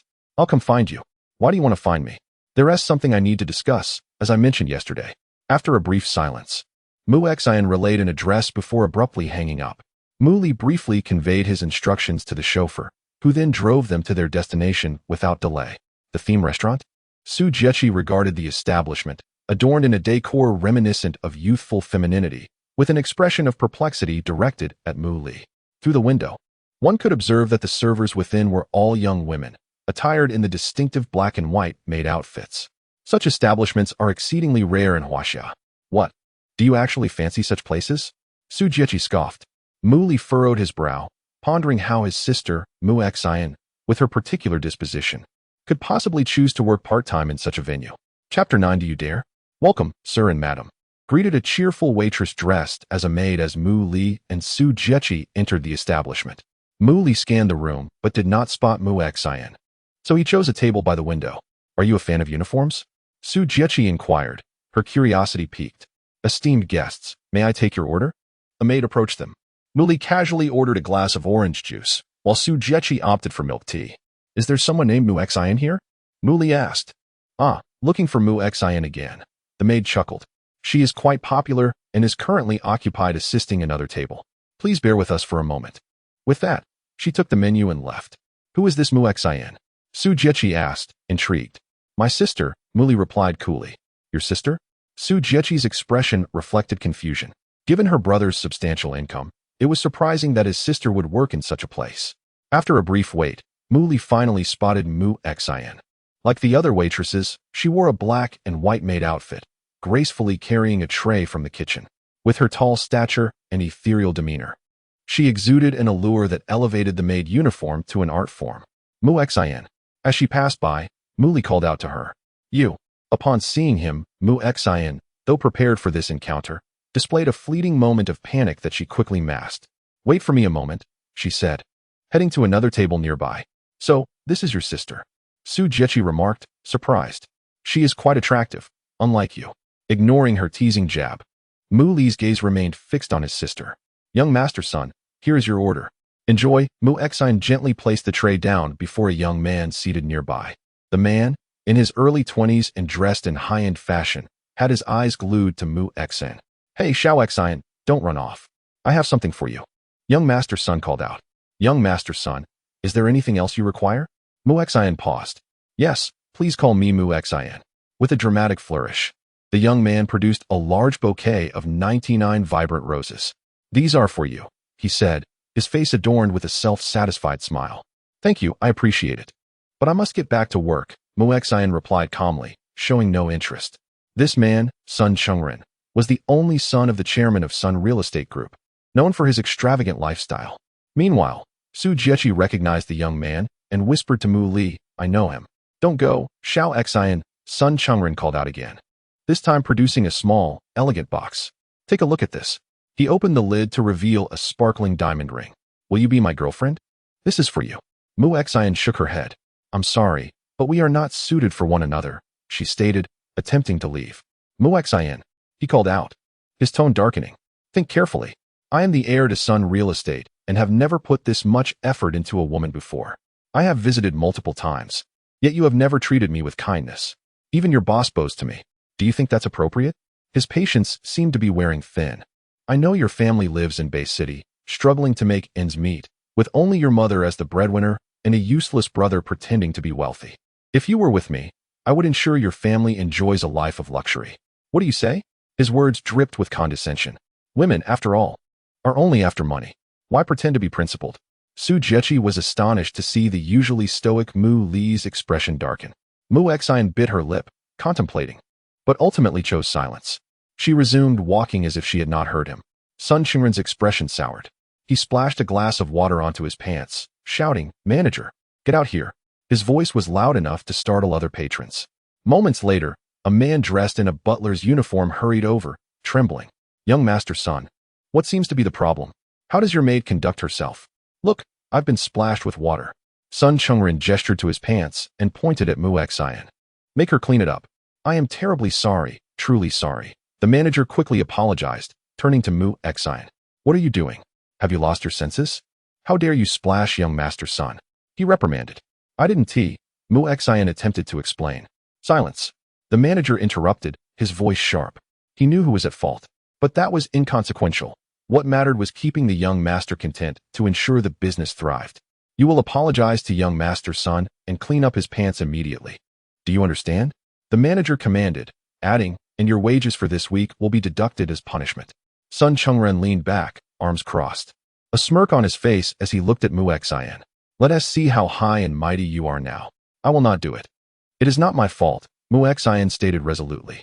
Calm down, young master son, calm down, the manager pleaded, attempting to placate him. Mu Xian, I command you to apologize and clean up after young master Sunday. Do you hear me? He barked again. I quit, Mu Xian replied calmly. What did you say? The manager exploded in anger, raising his hand to strike her. But his hand was suddenly caught mid-air. Mu Li stood beside Mu Xian, gripping the manager's wrist with an icy expression. Who are you? Let go of me. The manager glared. Mu Li effortlessly tossed the manager aside, sending him crashing onto a table, where he lay groaning on the floor. The onlookers gasped in shock. Mu Xian's eyes widened in surprise. Her brother had stepped in to defend her, handling the manager with impressive force. Who are you? Trying to play the hero? Sun Chengren was equally startled by this unexpected intervention. Mu Li's cold gaze bore into him, as if he were merely a lifeless object. With an outstretched hand, Mu Li seized Sun Chengren by the hair, effortlessly throwing him backward, where he landed next to the manager, crying out in pain. Fool! Do you think I won't pay someone to have you taken care of? Do you know who I am? Sun Chengren shouted angrily. Mu Xian watched her brother with astonishment. In that moment, he seemed like a different person. Mu Li, is this what you meant by change? His eyes glowed with a blood-red fury as he glared at Mu Li. Wow, Sun Chengren, your group is truly formidable. At that moment, Su Jiechi approached Mu Li with an expression of admiration, her demeanor playful. Su Jiechi, quickly, tell me, how do you plan to deal with my people? Su Jiechi inquired with curiosity. Sun Chengren stammered in frustration, yet he dared not unleash his wrath. The Sun real estate group was indeed renowned, but it paled in comparison to the colossal wealth of Su Jiechi's father, a tycoon of Longshan. The Su family possessed the capacity to dismantle the Sun family. Remember this. After much hesitation, Sun Chengren could only utter a harsh remark before awkwardly retreating. Mu Li made no attempt to stop him, allowing him to flee. Fortunately, he did not encounter Mu Xian. Otherwise, his fate would have been dire. So how about it? You owe me a favor, Su Jiechi said with a triumphant smile. You saved him, Mu Li remarked, casting a glance her way. If Sun Chengren chose to pursue the matter further, the situation would become quite complicated. I don't care. You owe me a favor, Su Jiechi insisted playfully. Mu Li then turned his gaze to the store manager lying nearby, who appeared to be in agony and groaning. The moment Mu Li looked at him, the manager trembled in fear, his complexion turning pale, a classic case of a bully who fears the strong. Forget it. Mu Xian tugged at Mu Li's sleeve. Brother, let us go? Mu Li grasped Mu Xian's hand, leading her out. This time, Mu Xian did not resist and obediently followed him out of the themed restaurant. Chapter 10. It's just fine. How did you end up in a place like this for a part-time job? It doesn't quite suit your personality, Mu Li remarked as she walked alongside Mu Xian. The pay is high, Mu Xian replied. Mu Li fell silent, realizing that it was her own shortcomings that had compelled her sister to shed her shame and seek employment as a maid. The entanglement with that unscrupulous shop owner must be quite arduous. I haven't changed yet. Mu Xian suddenly halted, her face flushing slightly as she whispered. Clad in a maid outfit, she certainly stood out on the bustling street. I'll take you to buy new clothes, Mu Li smiled, pulling her directly into a seemingly upscale boutique. A daughter of a wealthy family surely possesses an exquisite taste in fashion. Su Jiechi appeared taken aback. This person, who at the Su family had always displayed a cold demeanor, now smiled like a fool in front of his sister. Was he perhaps a doting brother? Yet, being requested by Mu Li still satisfied her vanity, and she joyfully agreed to accompany them. Hello, Mu Xian. I'm Su Jiechi. Though she harbored disdain for Mu Li, she treated Mu Xian, a remarkably beautiful girl, with kindness. Hello, Mu Xian offered a stiff smile. If this girl smiled more often, she would undoubtedly be enchanting. Su Jiechi mused.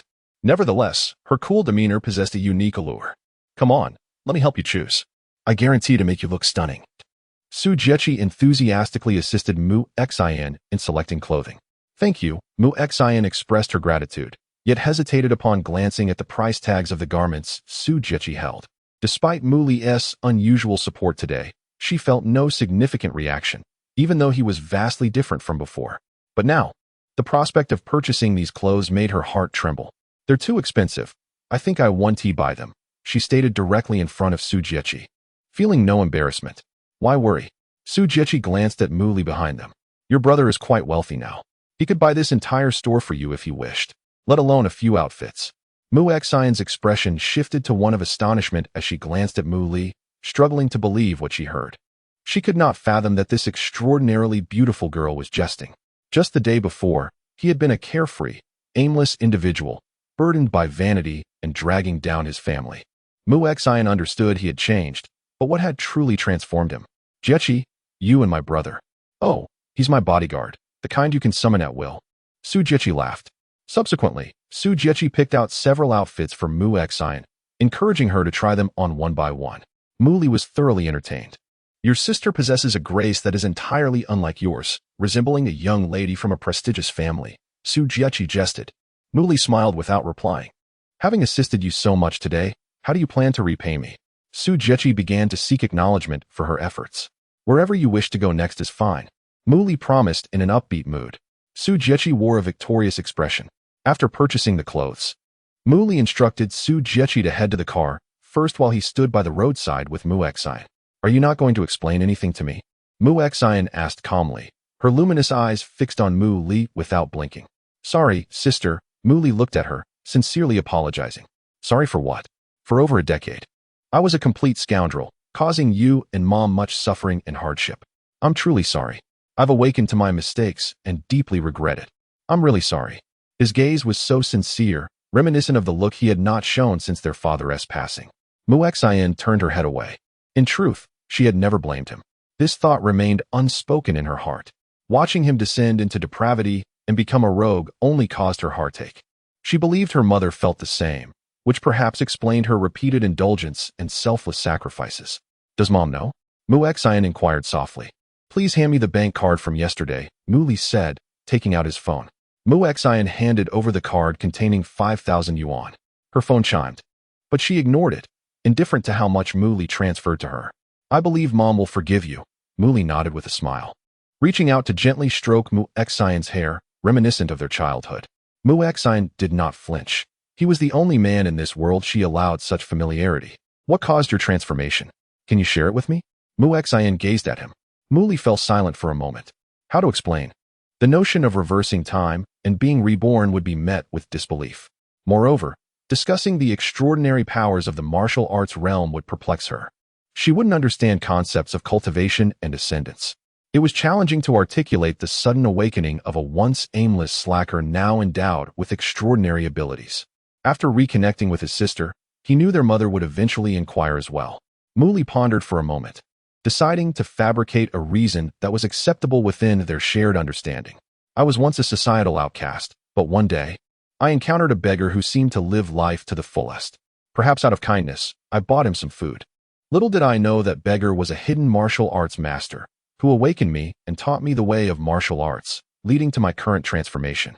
Sister, you also hail from a prominent family. You must be familiar with martial arts experts. Mu Li felt a twinge of guilt, uncertain whether she would believe him.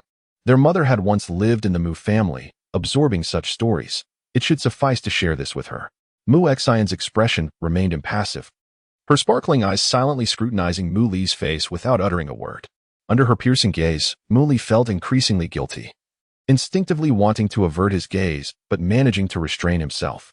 After a moment, Mu Xian chuckled lightly. You've changed for the better, and that's what matters. She stated calmly. I will share your story with Mom. Mu Li felt as though he were on the brink of breaking into a cold sweat, as though she could see through him. The home in Beizhou City was modest. Mu Li and his sister had previously shared a room, separated only by a curtain. Mu Xian's cheeks flushed as she spoke in a voice as faint as a whisper, I will. Well then, I'm off. Goodbye. Goodbye. Mu Xian nodded as Mu Li entered the car. As the vehicle drove away, Mu Xian stood rooted in place, gazing after it. A gentle breeze caressed her, and tears streamed down her face. Once childhood friends, they had shared an innocent bond. One had faced a cataclysmic family upheaval, losing all meaning in life, while the other had forcibly pulled her from the abyss of darkness into the realm of light, restoring her radiant smile. When he fell into despair, it was she who silently mourned for him. How wonderful it is that this way, Mother won't have to suffer anymore. When that day arrives, I too will be able to leave with peace of mind. Chapter 11. The mysterious ambush since the escape of Su Wen's arch-nemesis. Su Jiechi had been confined to her home. Today, however, she finally stepped out, exuding the exuberance of a caged canary set free. It was understood that wherever she wished to go, Mu Li would accompany her without fail. Most women relished the experience of shopping, and the young lady of the Su family was no exception. Her eyes remained unblinking as she made purchases, swiping her card without hesitation at the first sight of something appealing. At this moment, Mu Li, a dignified celestial being, found himself burdened with an array of shopping bags. Feeling rather beleaguered, perhaps it was only while shopping that women felt no fatigue. As they continued, even someone as formidable as Mu Li couldn't help but be captivated. Despite the repetitive nature of their excursions, she remained undeterred in her enthusiasm. However, as they wandered, Mu Li's instincts heightened suddenly. He felt an unsettling sensation of being watched. Could it be an assassin from the killing sect? Had they made their move so swiftly? Despite his awareness, Mu Li maintained his composure, continuing to accompany Su Jiechi through the mall. The feeling of being surveilled persisted, lingering in his mind. The hidden observer remained patient, revealing not a hint of their presence. Su Jiechi shopped until after 4 in the afternoon, filling their vehicle to the brim with her purchases. As they began their journey home, Mu Li sensed that the unseen watcher had followed them. The Su family villa lay in the outskirts, necessitating passage through rural terrain.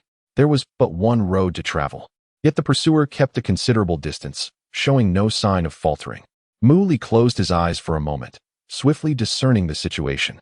Within the vehicle, 3 discrete tracking devices were affixed.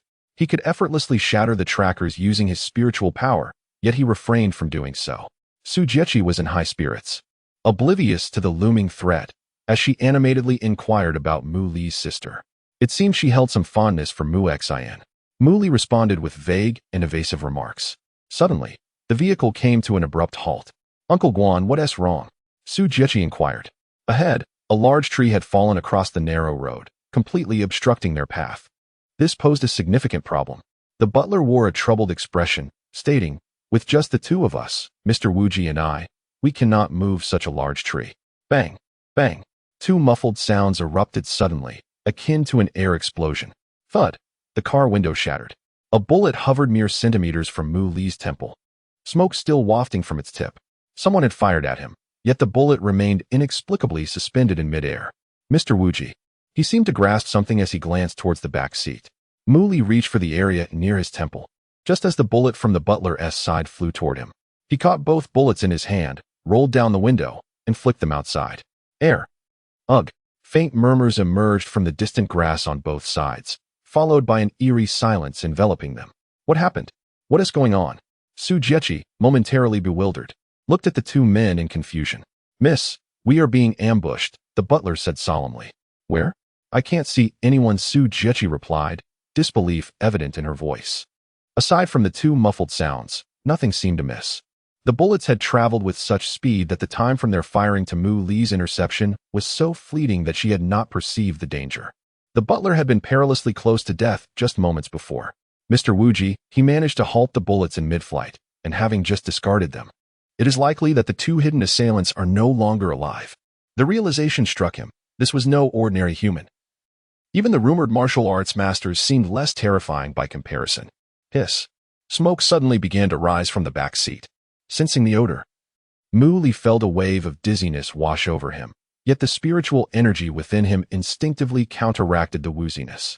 Upon reopening his eyes, he found both Su Jiechi and the butler had succumbed to unconsciousness. Mu Li retrieved a small object from the back seat and cast it outside. It was one of the tracking devices, unexpectedly releasing a cloud of incapacitating smoke. Soon, a black vehicle approached, its doors opening to reveal 4 individuals clad in black suits and sunglasses, their identities obscured. "Boss, it seems we have succeeded," one of them remarked upon seeing the Su family's vehicle parked, smoke billowing from it. "But where are the 2 ambushers?" The leader furrowed his brow, surveying the surroundings. Su had kept his daughter confined within the villa, safeguarded by dozens of elite bodyguards. Today, she had ventured out with only an elderly butler and a young man in tow. Clearly, this young man was not to be underestimated. He instructed his companions, "Go check it out, but tread carefully." His subordinates approached the smoke-emitting vehicle cautiously, covering their noses as they opened the door. "Boss, Su Wen's daughter and the old butler have been incapacitated by the smoke. The young man is not inside," one reported. "Not inside." The leader's frown deepened, tension mounting. "Who are you?" At that moment, a voice resonated from behind him. He spun around, startled to find the young man had silently appeared behind him. In an instant, he drew a gun and aimed it at Mu Li. Yet, instead of feeling secure, a chilling sensation enveloped him. The young man exuded an aura of terrifying potency. He stood there like a colossal beast poised to strike. "Who are you? Why are you attempting to abduct Su Jiechi?" Mu Li inquired calmly. He was certain these individuals were not assassins from the killing sect. The recent bounty had been placed by the killing sect's elite assassin, Hornet, who would not ordinarily employ such a large group. Moreover, their target was likely not Su Jiechi's life. The bullets that had been fired were aimed at both Mu Li and the butler. The leader did not underestimate the young man, feeling a profound sense of danger. They needed to subdue the 2 ambushers to gain leverage. Mu Li extended his fingers, grasping several leaves between them. With a gentle flick, the seemingly fragile leaves shot forth, faster than bullets. "Ah!" 3 screams pierced the air before the 3 assailants collapsed, silenced. The leader was left aghast, trembling in disbelief. This is the legendary martial arts master, the ability to kill with a mere leaf, executed in the blink of an eye. Without a second thought, he fired several rounds at Mu Li, then turned and fled, showing no intention of confronting him. The disparity in power was insurmountable. He sprinted away. Yet before he could make much distance, a scream escaped him as he fell to the ground. Glancing at his leg, he found a leaf embedded deeply within. I ask you once more, who are you? Mu Li approached him. Who are you? How could someone so formidable exist in Longshan City? The leader gazed at Mu Li in terror. Had they known of such a powerful protector by Su Jiechi's side, they would have undoubtedly abandoned their mission without hesitation. A complete miscalculation. You refuse to speak? Mu Li regarded him coldly. After he spoke, the leader suddenly convulsed, foam bubbling from his mouth before he collapsed. Suicide by poison? Mu Li's eyes flickered with intrigue. In Longshan, it is astonishing that such an organization exists. Upon failure of their mission, they resort to immediate self-destruction, reflecting their stringent training. Alongside the hidden sniper, there were a total of 6 individuals, all of whom were vanquished by Mu Li. In the end, little information was gleaned. Upon returning to the limousine, those individuals similarly took poison and ended their lives. Mu Li cleared the area of the few remaining bodies and approached the large tree obstructing the path. With a low command, he struck forth, shattering the massive trunk with a single blow. After relocating the tree that posed a challenge for the butler, he entered the vehicle and pressed on the acupoint to awaken the 2 individuals. What transpired? They murmured as they roused, their minds clouded. The road was clear. The assassins had vanished, and the butler, wary of questioning further, adhered to his instructions and started the car toward the Su residence. He had already concluded that this Mr. Wuji was indeed a remarkable figure. Weren't there assassins? Where are they? What just happened? Su Jiechi pressed. They have been dealt with, Mu Li replied coolly. Humph. There were no assassins at all. This must be your fabrication. Otherwise, how could I have seen nothing? Su Jiechi remained skeptical. Mr. Wuji possesses genuine abilities. The butler interjected. What genuine abilities? So far, I have seen nothing of the sort. It is merely your embellishments. Perhaps he can deceive you, but he cannot deceive me. Su Jiechi expressed her dissatisfaction, believing they had all been misled. Mu Li, disinterested in her protests, chose to ignore her commotion. Chapter 12. The protective treasure. Mu Li briefly recounted the events that had transpired midway through their journey. Not from the killer sect? The group felt bewildered, uncertain of the origin of this unknown faction. Su Wen remarked that aside from their sworn enemies, there should be no one else wishing harm upon the Su family. However, after years of business, he had numerous rivals, and it was entirely possible that they were scheming against him in secret. Mr. Wuji, do those individuals possess any distinguishing characteristics? Lin Yu inquired. They bear a leaf-shaped emblem on their arms, Mu Li replied, having taken special note of this detail, indicating that these individuals likely belonged to a specific organization. A leaf, Lin Yu mused, seemingly recalling something. I believe I have heard of it during my time wandering the martial world, but I cannot place it at this moment. It seems we must bolster our defenses. It appears that others are now watching over Jiechi. Su Wen's expression darkened. By the way, Mr. Wuji, I have arranged for the jade you requested. Has it arrived? Show me, Mu Li said. The group made their way to the villa's grand hall, where Su Wen instructed his aides to bring forth several boxes for inspection. Exquisite, translucent jade stones of vibrant hues emerged before Mu Li's eyes. Mr. Wuji, I am uncertain of your exact requirements. So I had them procure a variety, both soft and hard jade, all of excellent quality. Excellent, Mu Li responded, thoroughly satisfied, as he had a pressing need for these materials. Jade, being the epitome of stone beauty, is primarily utilized in contemporary society for adornment, play, and massage. A small segment even consumes jade powder. The stone is believed to possess numerous benefits. It alleviates heat, soothes anxiety, aids the throat, nourishes hair, supports internal organs, calms the soul, enhances blood circulation, and sharpens the senses. Many believe that jade, consecrated by a master, can ward off malevolent spirits. Mu Li sought these jades for a purpose akin to this so-called warding of evil. However, he was no charlatan. A cultivator could infuse spiritual energy into jade, transforming it into a rudimentary protective charm. On ZY Star, the coveted spirit stones sought after by cultivators could also be classified as jade, albeit they were formed through highly concentrated spiritual energy, brimming with vitality, far surpassing ordinary jade. A mere glance from Mu Li revealed that these stones contain no spiritual energy whatsoever. Just provide me with some polished jade ornaments, Mu Li instructed. Su Wen opened another box, revealing a collection of jade bracelets, rings, and pendants adorned in red cloth. Mu Li selected several pieces that exuded warmth. If you desire, I can have others search for even rarer items, Su Wen offered with a smile. No need. These will suffice. You shall soon witness their efficacy. Could it be that Mr. Wuji is capable of consecrating jade to repel evil? Lin Yu jested. While martial practitioners often wear jade, they typically dismiss notions of consecration and exorcism, viewing so-called masters and immortals as mere swindlers. Mu Li smiled silently, choosing to keep some mystery. Once back in his chamber, Mu Li first sat in meditation, performing the ascension technique twice to ensure his spiritual energy was abundant before commencing the crafting of protective treasures. He could not remain by Su Jiechi's side at all times. But with these protective artifacts, his task would be far easier. Mu Li intended to create several, not only for Su Jiechi, but also for his sister and mother, thus averting potential mishaps. With meticulous care, Mu Li infused spiritual energy into the jade pieces repeatedly. This was a time-consuming and energy-draining endeavor, during which he paused several times to restore his energy. This only deepened Su Wan and the others' curiosity about Mu Li's intentions with the jade. Yet they had no opportunity to inquire. After spending the entire night, Mu Li finally succeeded in crafting several protective artifacts. His current cultivation level was at the peak of the Qi refinement stage. Those with deeper cultivation could utilize more precious materials to create treasures with wondrous properties. Defensive treasures were the most common, alongside others with remarkable offensive capabilities. The artifacts Mu Li crafted were merely the most basic protective charms, with limited effects. But they would suffice in the mundane world. After resting for half a day, Mu Li summoned Su Wan and Lin Yu's disciples at dawn. "Sir, have you succeeded?" Su Wan asked with keen interest. Mu Li nodded, producing a jade bracelet. The three leaned in closely, scrutinizing it. Yet after a prolonged examination, they found nothing extraordinary.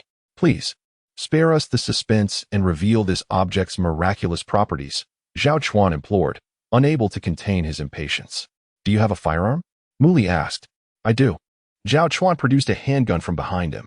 Although Lin Yu, a martial artist, preferred not to carry firearms, the weapon was advantageous for those with lesser martial prowess.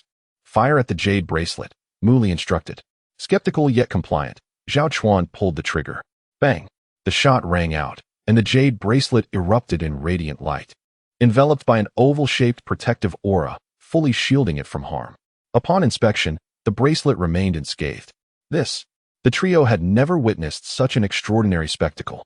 Their eyes widened in astonishment. Particularly Su Wan, who was profoundly impacted, found the entire occurrence utterly enchanting. A protective aura that could safeguard an object from bullets seemed nothing short of miraculous. If worn on the body, this would be a divine artifact. Su Wan exclaimed repeatedly, unable to articulate his wonder. Lin Yu and his disciple were equally astonished. They understood that formidable masters could deflect bullets with their internal energy, yet had never heard of anyone transferring such an effect to an object. If an ordinary martial artist possessed such a treasure, it would grant them an additional life. "Mr. Wuji, how could you create such a treasure?" Suddenly, as the three marveled, the jade bracelet shattered on the stone table, and the protective aura dissipated. Such artifacts were naturally ephemeral. Lin Yu sighed, acknowledging that gaining an extra life was already a considerable boon. "Not quite," Mu Li remarked, retrieving another jade pendant from his pocket. Four or five times. Such treasures could stir chaos in the martial world. "Su Wan, this is for you. Remember to keep it close." Mu Li handed the pendant to Su Wan. "F for me?" Su Wan appeared taken aback, astonished that Mr. Wuji would gift him such a life-saving item. "Indeed," Mu Li confirmed. "Miss Su will receive one as well." Thank you, Mr. Wuji." Su Wan expressed his profound gratitude. With such an item, not only would his daughter be protected, but his own safety would also be assured, leaving him elated. "In addition, I have another jade pendant and bracelet. As I cannot venture out, I must ask you, Mr. Su, to send them to my sister. One pendant, one bracelet. I assure you, I will deliver them," Su Wan promised. Lin Yu and his disciple gazed on with envy, yet they dared not voice any requests. Such items were immensely precious. "What are you doing?" Su Jiechi opened the door, dressed in a rather revealing outfit, her large eyes fixed on him. "This is for you." Mu Li offered a jade bracelet of vibrant green. Su Jiechi's expression shifted to one of surprise. This stoic man, with whom she had exchanged few words, was gifting her something? A piece of jewelry. Was there ulterior motive? This thought immediately crossed her mind. She usually presents herself as a paragon of virtue. Yet ultimately, she finds herself bowing before my exquisite beauty. Haraha. Su Jiechi felt a swell of pride. Is this woman out of her mind? Mu Li observed her entranced expression, puzzled. If Su Jiechi were aware of his thoughts, she would undoubtedly confront him with fierce determination. Remember, this bracelet must never leave your side.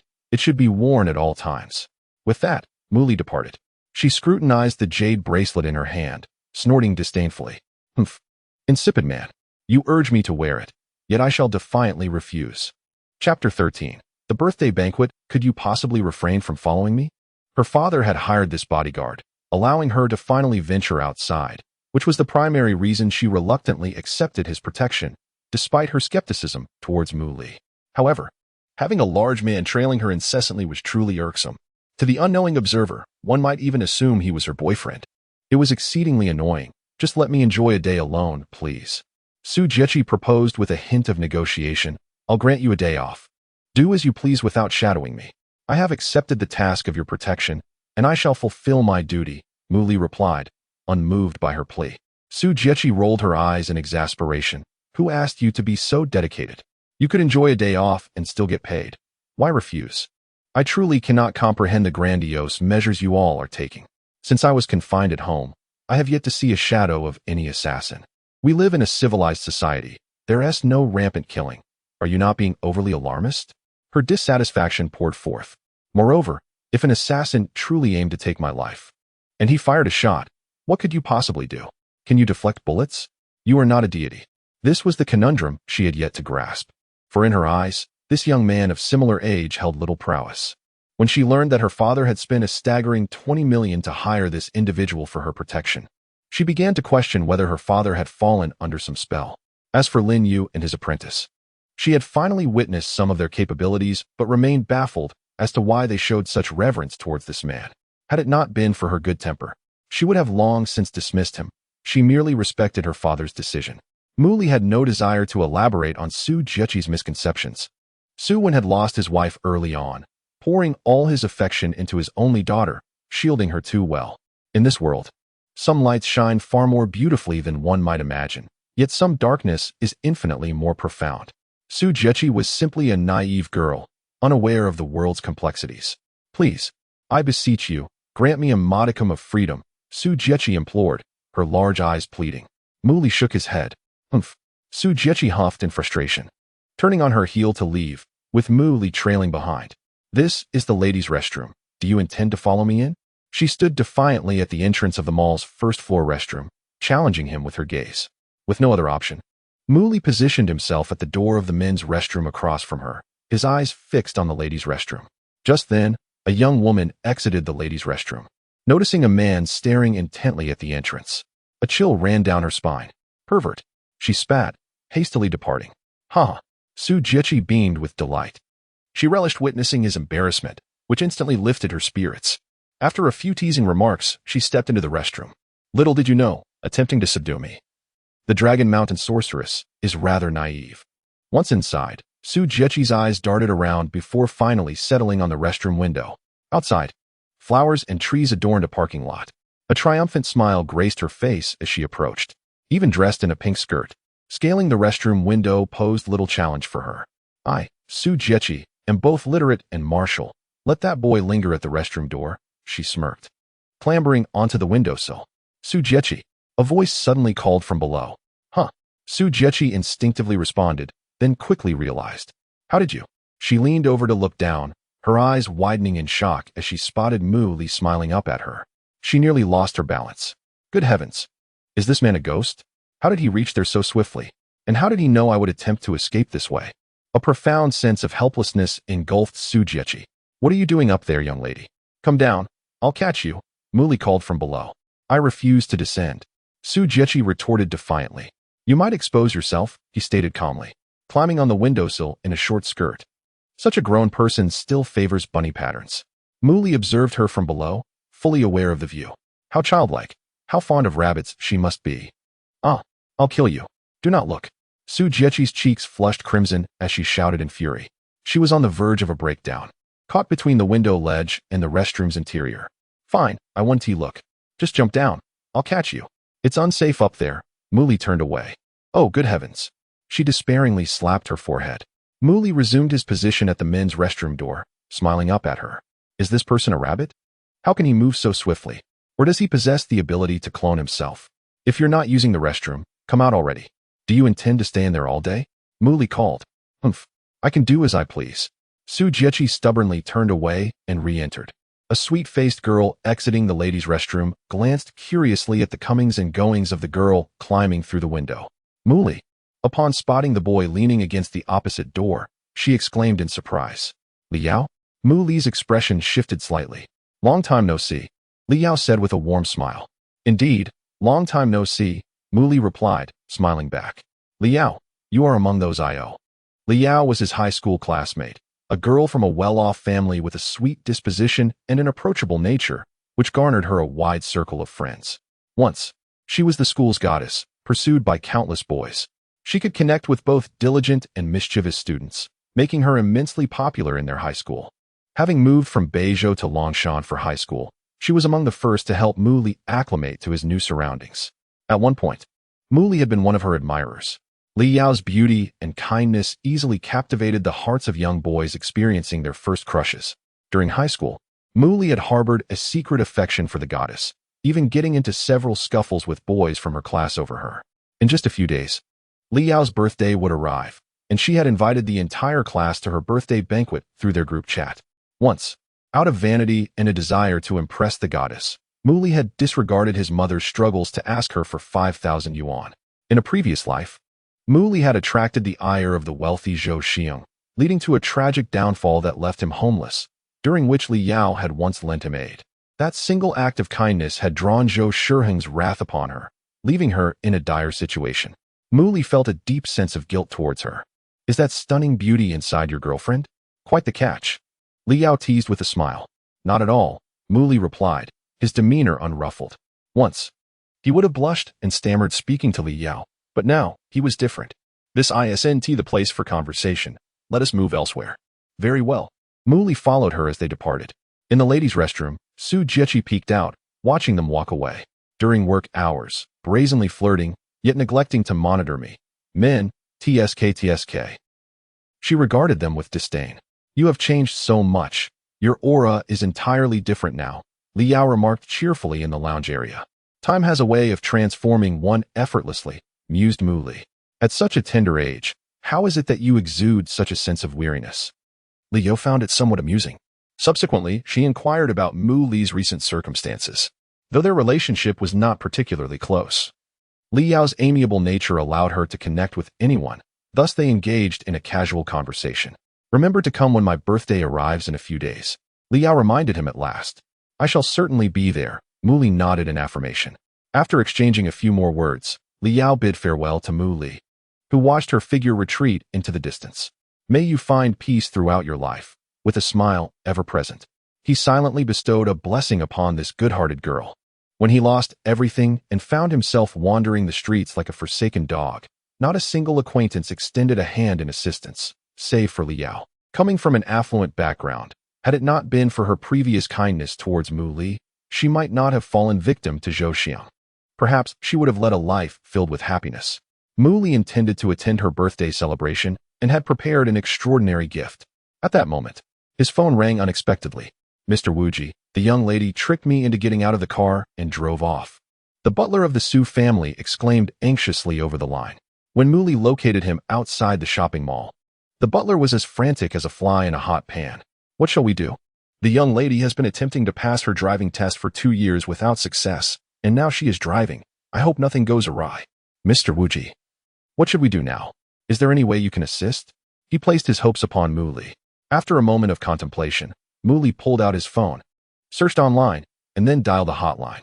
Chapter 14. Former classmates Mu Li, I truly wish to end your existence as Mu Li and the steward of the Su family arrived at the Traffic Management Bureau to retrieve someone. Su Jiechi glared at Mu Li with reddened eyes, her teeth clenched in frustration. Mu Li could hear the sound of her teeth grinding. You actually reported me. Su Jiechi felt an overwhelming urge to cry. She was left in a daze when 2 police cars cornered her. Had it not been for the Su family's influence, she might have faced educational detention. I've heard your driving skills are lacking. After 2 years of attempting to obtain a license, you still can't manage reverse parking. This recklessness could be fatal, Mu Li calmly remarked. Be quiet. Su Jiechi snapped. Resembling a cat whose tail had been stepped on, this was indeed her sore spot.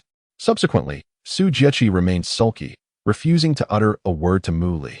For several consecutive days, she engaged in a cold war with him.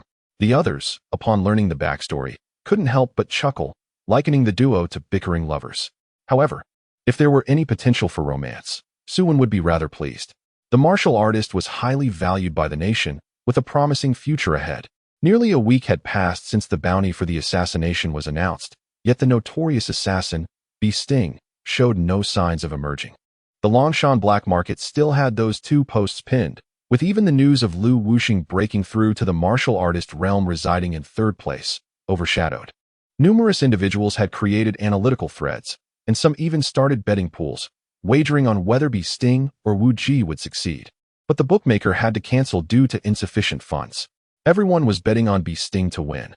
The bookmakers simply couldn't afford the losses. One day, Mu Li took the initiative to knock on Su Jiechi's door. "What do you want?" Su Jiechi opened the door, her impatience evident in her demeanor. As if she had no desire to speak, Mu Li laid out his request. "You want me to accompany you to a birthday party?" Su Jiechi furrowed her brows, seemingly relishing the opportunity to have him plead. "No, I want to go." With a resounding bang, she slammed the door shut. Mu Li knocked again, but Su Jiechi refused to open it. With no other option, he continued to knock. If he were to venture out, he had to bring Su Jiechi along. Otherwise, he couldn't guarantee her safety. "You're so irritating." Su Jiechi finally opened the door, glaring at him with bulging eyes. "Here's the deal," Mu Li proposed. "Accompany me today, and I'll owe you a favor. The next time you wish to go out, I'll refrain from shadowing you." "Really?" Su Jiechi paused, her hand that was about to close the door hesitating. "Indeed," Mu Li affirmed. "Are you certain?" She scrutinized him with skeptical eyes, seemingly unconvinced. "Certainly." It settled. A smile broke across her face. This was precisely the outcome she desired. She absolutely detested being followed in all her endeavors. Mu Li remained silent. "I can't be seen openly. Would you even notice if I lurked in the shadows? When are we leaving?" Su Jiechi inquired eagerly, her excitement palpable. "In the afternoon," Mu Li replied. "All right, call for me when it's time." She closed the door with delight. When Mu Li returned to call for Su Jiechi in the afternoon, she was already dressed. He had anticipated her to be adorned in luxurious attire, draped in an exquisite gown and precious jewelry. However, she appeared in a casual short-sleeve top and shorts, quite refreshing. What an unconventional heiress she was. With Su absent from the villa, Mu Li greeted Lin Yu, instructing him to inform Mr. Su of their whereabouts if he inquired. This time, they had no driver.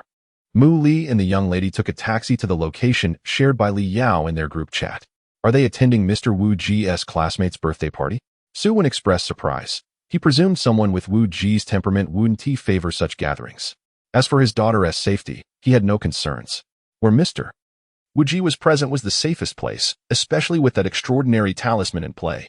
That must be someone with whom Mr. Wu Ji shares a close relationship. He even crafted another protective artifact to bring along, Lin Yu remarked, noting that Mr.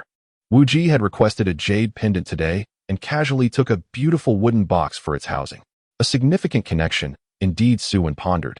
Did he mention the past address? Yes, Mr. Wu Ji made the necessary arrangements. That's good. Prepare a substantial gift so we can extend our congratulations. Su promptly decided. Meanwhile, Mu Li and Su Jiechi arrived by taxi at a grand hotel, the venue for Li Yao's birthday celebration. Upon entering, they discovered the entire hall was beautifully decorated, with an array of sumptuous dining typical of high-end banquet venues. Everywhere they looked, they saw elegantly dressed guests, holding glasses of red wine and engaging in lively conversation. Li Yao hailed from a prosperous family, and her guests appeared to be individuals of stature. "Mu Li, over here." A melodious female voice called out, enveloping them in a warm embrace. Li Yao, donned in a light blue off-shoulder gown, accentuated her tall figure, her fair skin and alluring collarbone captivating under the banquet lights. She approached Mu Li with an air of allure. "Come this way, most of our classmates have arrived." Li Yao discreetly sized up Su Jiechi, offering Mu Li a meaningful smile. Mu Li remained silent, offering no explanations. "Hello, I'm Li Yao, a classmate of Mu Li's." She extended her hand, smiling at Su Jiechi. "Hello, I'm Su Jiechi, this man's employer." Su Jiechi returned the handshake with poise and grace. Li Yao smirked, contemplating the role-playing game they seemed to be indulging in.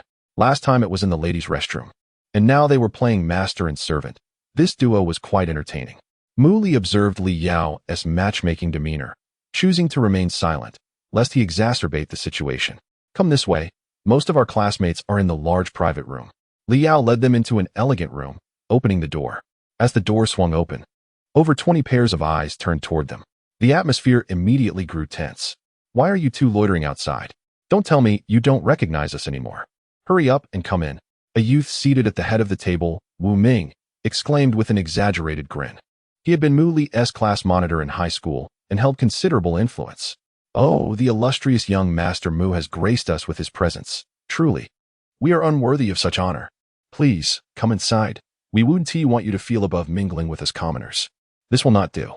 Even the emperor disguises himself to visit the common folk, so lower your guard a bit and reconnect with old classmates. Wu Ming's companion added with a mocking tone. Laughter erupted in the private room. The young man reveled in his ability to amuse, gazing at Mu Li as though he were a clown. In high school, Mu Li's vanity led him to conceal his family's circumstances, pretending to be the son of a wealthy family and enjoying the spotlight. Coupled with his past character flaws and poor reputation, nearly everyone in the class held a negative view of him. Those led by Wu Ming particularly relished in ridiculing him, often using him as the subject of crude jokes to elicit laughter from the girls, finding a sense of accomplishment in their taunting. It remains unclear who had investigated Mu Li's background and publicly disclosed it within the class, reducing him to a laughingstock. Since then, they have often mockingly ridiculed Mu Li, leading to several altercations, though each time ended with Mu Li suffering bruises and contusions. Once, Wu Ming and his companions derisively referred to Mu Li as the class pet. The disdain in the gazes of the girls directed at Mu Li was palpable. Indeed, he was the most scorned individual in that classroom. His temperament was eccentric and peculiar, fiercely clinging to his pride and putting on airs. Despite his family's dire financial straits, he insisted on pretending to be affluent. Furthermore, during high school, Mu Li was frequently bullied by the boys led by Wu Ming, leaving him with no dignity and no female admirers. Young Master Mu, why are you silent? You must know that after 2 years, we have missed you dearly. Wu Ming taunted with a smirk. Honestly, in such a setting, given young Master Mu's temperament, one would expect him to don a decent suit, yet here he is, dressed so casually. This is hardly his style, another boy scoffed. Su Jiechi, who had been standing behind Mu Li, could not help but frown upon hearing these remarks. He seemed to be the target of their collective disdain. While Su Jiechi herself harbored little fondness for Mu Li, witnessing this scene brought her no joy. The implications had shifted dramatically. Mu Li was, after all, now associated with her family, the Su family. Can you truly call yourselves classmates? She stepped forward and addressed Mu Li. As she did, the atmosphere in the room shifted abruptly. No one expected someone of Mu Li's standing to be accompanied by such a stunning beauty, seemingly with a close connection to him. How could a class pet, a defeated dog, a figure scorned by all, be followed by such a captivating presence? The beauty even spoke on his behalf, displaying a hint of hostility toward those in the private room. What merit did he possess to warrant such attention? The boys present could not suppress their indignation, fueled by jealousy over why this so-called trash could capture the interest of a beautiful woman while they could not. The sudden elevation of someone once trampled underfoot stirred a profound discomfort among them. Chapter 15. Cold eyes everywhere enough already, class monitor interjected a nearby individual. With such a large supermarket at home, do you still need to pretend to be wealthy? Only certain impoverished fellows, despite their families being in dire straits, strive to maintain a facade of affluence. Such individuals are truly disgraceful. Do not elevate my status. Owning a small supermarket is hardly remarkable. To the true magnates, we are nothing but commonplace, akin to the Su Corporation, our city's commercial titan. Wu Ming spoke with feigned modesty, yet his face betrayed a sense of pride. In the grand scheme of things, we are neither the best nor the worst. Chairman Su, one of the Su Corporation, is a renowned figure in Longshan's business landscape, a person of true significance. How could we possibly compare? Nevertheless, despite our shortcomings, we are still superior to those who feign nobility. Their banter incited laughter among the group in the private room. That beauty over there. You would be better off befriending our class monitor than associating with someone like Mu Li, remarked a male classmate to Su Jiechi, seemingly indifferent to Mu Li's presence. Mu Li's character is universally acknowledged as vile. No one wishes to associate with him. How dare you speak like that? Wu Ming pretended to be angry, yet turned to Su Jiechi with a smile. Miss, my suggestion to befriend me was merely in jest. However, his reputation is not unfounded. That person beside you was notorious for his misdeeds in high school. Fighting, skipping classes, you name it. Even more despicable, he repeatedly extorted money from his impoverished family. He is truly a scoundrel. It would be wise for you to keep your distance.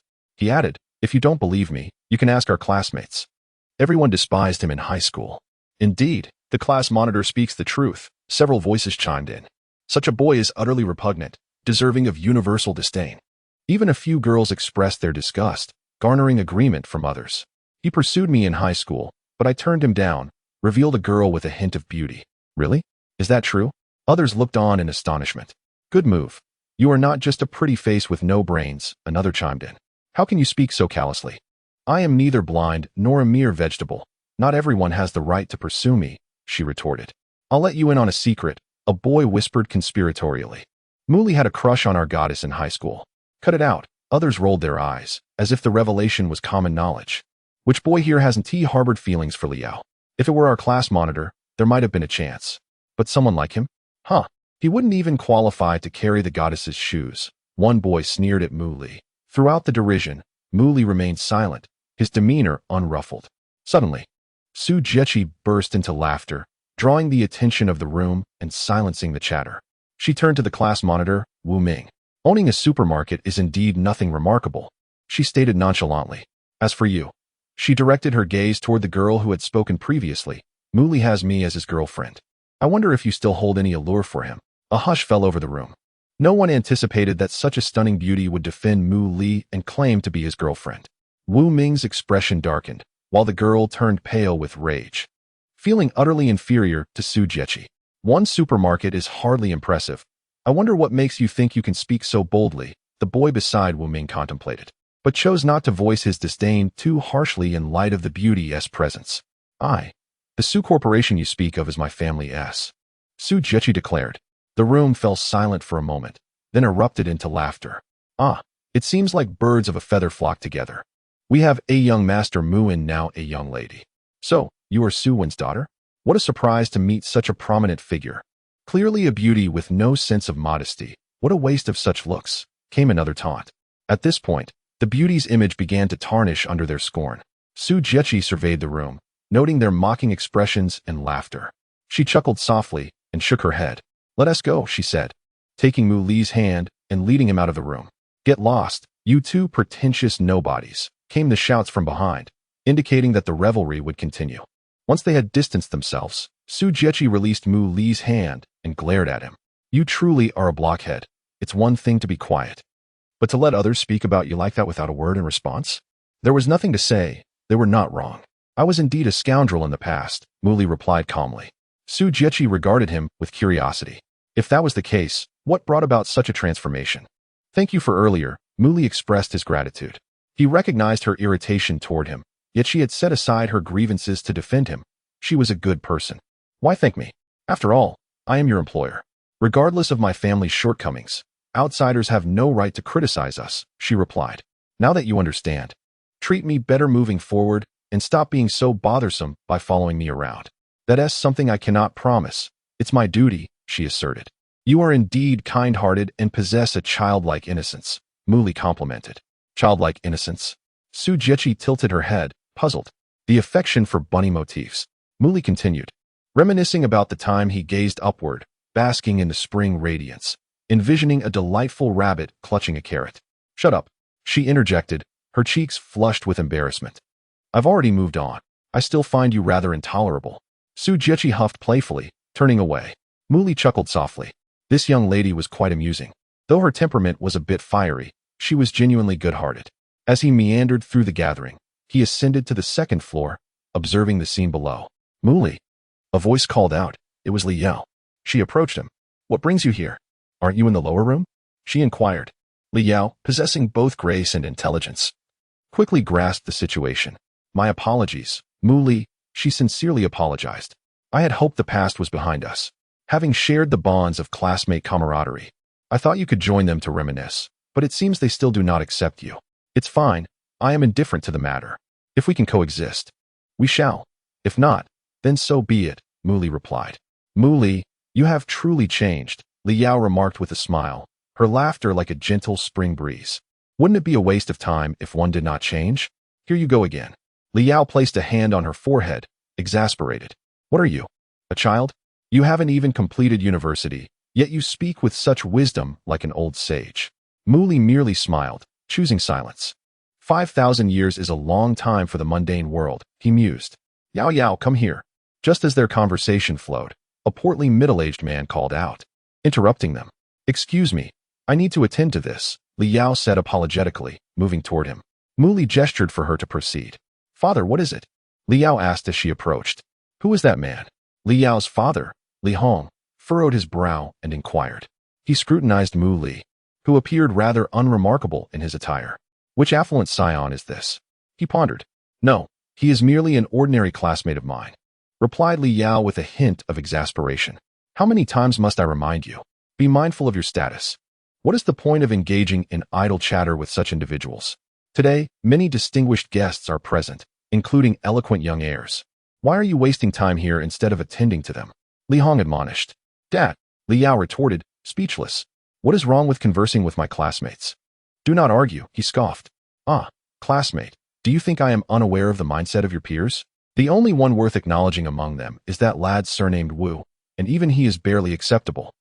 I should have heeded your mother's advice from the beginning and sent you to an elite school, where you could have mingled with individuals of substantial pedigree. Look at the company you keep now. With that, Li Hong offered a brief directive before descending the stairs. Li Yao stood in place, letting out a resigned sigh. This was her father, a businessman who differentiated individuals based on their familial backgrounds. A few years prior, he had intended to enroll Li Yao in an elite institution, where she could forge connections with the offspring of prominent families, potentially yielding considerable benefits for him. However, due to her mother's opposition, Li Yao ended up attending the same school as Mu Li and others. Today marked Li Yao's birthday, for which she had invited her classmates. Upon learning of their backgrounds, Li Hong developed a disdain for them, deeming even the most prosperous among them as merely the owners of a large supermarket. In his eyes, Li Yao's associations with these individuals held no advantages. Rather, they sought to ingratiate themselves with her. The fact that she chose to engage in light-hearted conversation with an ordinary boy instead of mingling with the elite incensed him further. Chapter 16. Young master's son Li Yao stood on the second floor, her slender figure appearing somewhat lost in thought. Mu Li, make sure to enjoy yourself today. I shall take my leave now, she said, reining in her emotions and forcing a smile that seemed slightly unnatural. Li Yao, Mu Li called out from behind. She paused at the sound of his voice. If you need any assistance, please do not hesitate to ask, he said earnestly. The debts of gratitude and past obligations weighed heavily on him. He was determined to help her should she request it. As she descended, the smile faded, leaving only a sigh in its wake. What could you possibly do to help? She murmured under her breath. She was soon led by her father to mingle with the so-called elite. Mu Li remained on the second floor, observing the scene below. He noticed Su Jiechi weaving through the guests, indulging in food and drink, appearing very much the Epicurean. Gentlemen, impeccably dressed, approached her, drawn by her striking beauty. But all were dismissed with a frosty glare. In such a public setting, even if they felt discomfort, no one dared to voice their sentiments. Mu Li himself was not particularly fond of such gatherings and chose to remain in the shadows, observing the unfolding events. Before long, someone approached Li Yao's father, Li Hong, whispering something that prompted him to rush to the entrance with his daughter in tow. Moments later, a stout, balding man entered, accompanied by a young man. Mr. Sun, I have been eagerly awaiting your arrival, Li Hong greeted with a broad smile, his tone lighthearted. Apologies, I was caught in traffic, the bald man replied with a smile, creating a jovial atmosphere. Ah, what a familiar face, Su Jiechi remarked from a corner, sipping her champagne as she eyed the youth following the bald man, speaking to herself. Clearly, these two newcomers had become the focal point of the gathering, aside from the host, as many guests, including Li Hong, welcomed them warmly. Surrounding guests showered compliments, eager to engage with the bald man. Meanwhile, Li Yao's classmates emerged from a private room. That man seems to be the chairman of the renowned Sun Real Estate Group, a billionaire, and the young man beside him is likely his son. They are indeed important figures, Wu Ming boasted to his classmates, recalling a past encounter when Chairman's son inspected their family's chain of supermarkets. They are all wealthy, another classmate lamented, their ordinary backgrounds eliciting envy. The guests here were predominantly individuals of stature, making this group of youngsters feel somewhat out of place. His son is quite handsome, a few female classmates swooned. With good looks and wealth, he is incredibly attractive. If only one could marry into such affluence. In the midst of the gathering, Li Hong introduced his daughter. Mr. Sun, this is my youngest daughter, Li Yao. He nudged her forward. Ha ha, I have heard tales of your wonderful daughter. And I must say she is even more impressive than I imagined, the bald man exclaimed, clearly pleased. Come, Chung Run, why don't you introduce yourself to these young people? He gestured to his son. This is my son, Sun Chengren. You youngsters should get to know each other. Li Yao, too, smiled as she greeted him. Sun Chengren was captivated by her beauty, presenting himself as a modest gentleman while his heart raced with intrigue. Why don't you all enjoy your time together? Li Hong instructed before leading the bald man to a VIP suite. It was evident to all that the Li and Sun families intended for their children to become acquainted, as their social standings were well matched. Miss Li Yao, shall we share a drink? Sun Chengren offered, raising 2 glasses of red wine, one of which he extended to her. Li Yao accepted with a smile. It is surprising that we have not crossed paths before, considering we live in the same city. I must confess, I have not heard of your name until now. How fortunate I am to meet such an exceptional woman, he complimented. With her graceful figure and striking features, enhanced by her innate poise, Li Yao possessed an undeniable allure. And it was no wonder Sun Chengren was already entranced. Mr. Sun is being too kind, Li Yao replied with a gentle smile. As their conversation unfolded, Sun Chengren employed every charm to win her affection, while Li Yao maintained a neutral stance, neither distancing herself nor drawing closer. Meanwhile, Wu Ming and his companions observed from a distance. Brother Ming, it seems that this wealthy young man is trying to woo our goddess, one of his friends remarked. Sounding somewhat like a sycophant. They appeared well matched, both hailing from respectable families. Surprisingly, Wu Ming did not seem displeased. Rather, he expressed interest in the situation. His companions exchanged glances, astonished, as he had always disapproved of any male attention directed at Li Yao. Little did they know, he had ulterior motives. Wu Ming recognized his own lack of prospects with Li Yao and now saw an opportunity to curry favor with the heir of the Sun Real Estate Group. Let us approach them, he suggested, leading his group toward the pair. Li Yao, he called out from a distance. What brings you here? Li Yao turned from her conversation with Sun Chengren. We noticed you hadn't returned inside for a while, so we came to find you. By the way, who is this? He gestured towards Sun Chengren. Oh, this is young Master Sun Chengren. Young Master, these are my classmates, she introduced. Hello, I am Wu Ming, he said, smiling broadly and extending his hand. Hello, Sun Chengren responded coolly, merely nodding without reciprocating the handshake. He was irritated that they had interrupted his conversation with Li Yao but restrained his annoyance in the presence of the lady. If you wish to get to know each other better, please feel free. I shall excuse myself. Li Yao seized the opportunity to withdraw, making her exit.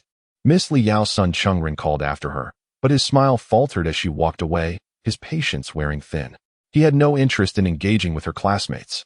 Do you have intentions of pursuing Li Yao? Wu Ming inquired, approaching with a grin. What business is it of yours? Sun Chengren frowned, clearly irritated. We have been classmates with Li Yao for 3 years, so we know her quite well. If you don't mind, we could offer some advice, Wu Ming suggested, winking conspiratorially. Oh, Sun Chengren's interest was piqued. Do share. Wu Ming eagerly began to strategize. Meanwhile, Li Yao, having escaped Sun Chengren's company, made her way back to the 2nd floor, uncertain of where to go, until she found herself beside Mu Li once more. Hello again.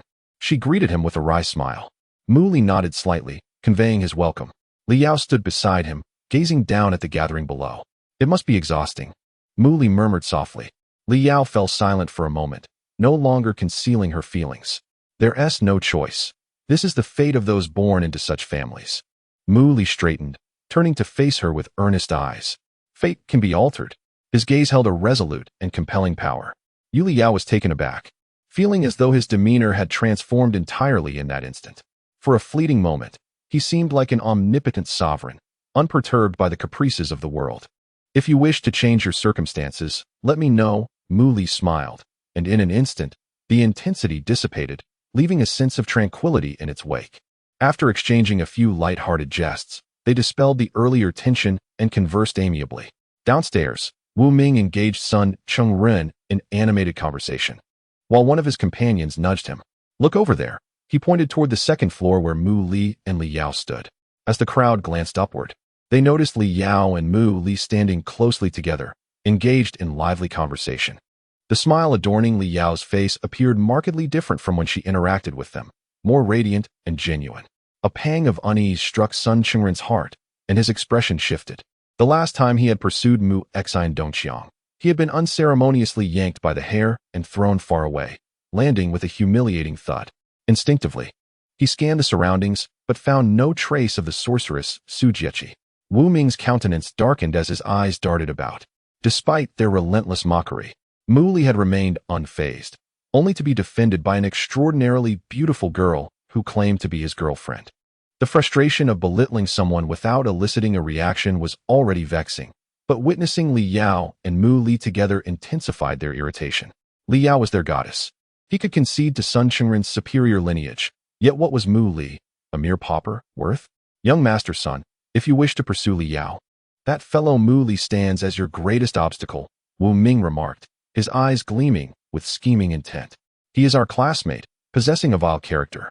Yet his silver tongue and theatrical prowess have somehow won Li Yao's favor.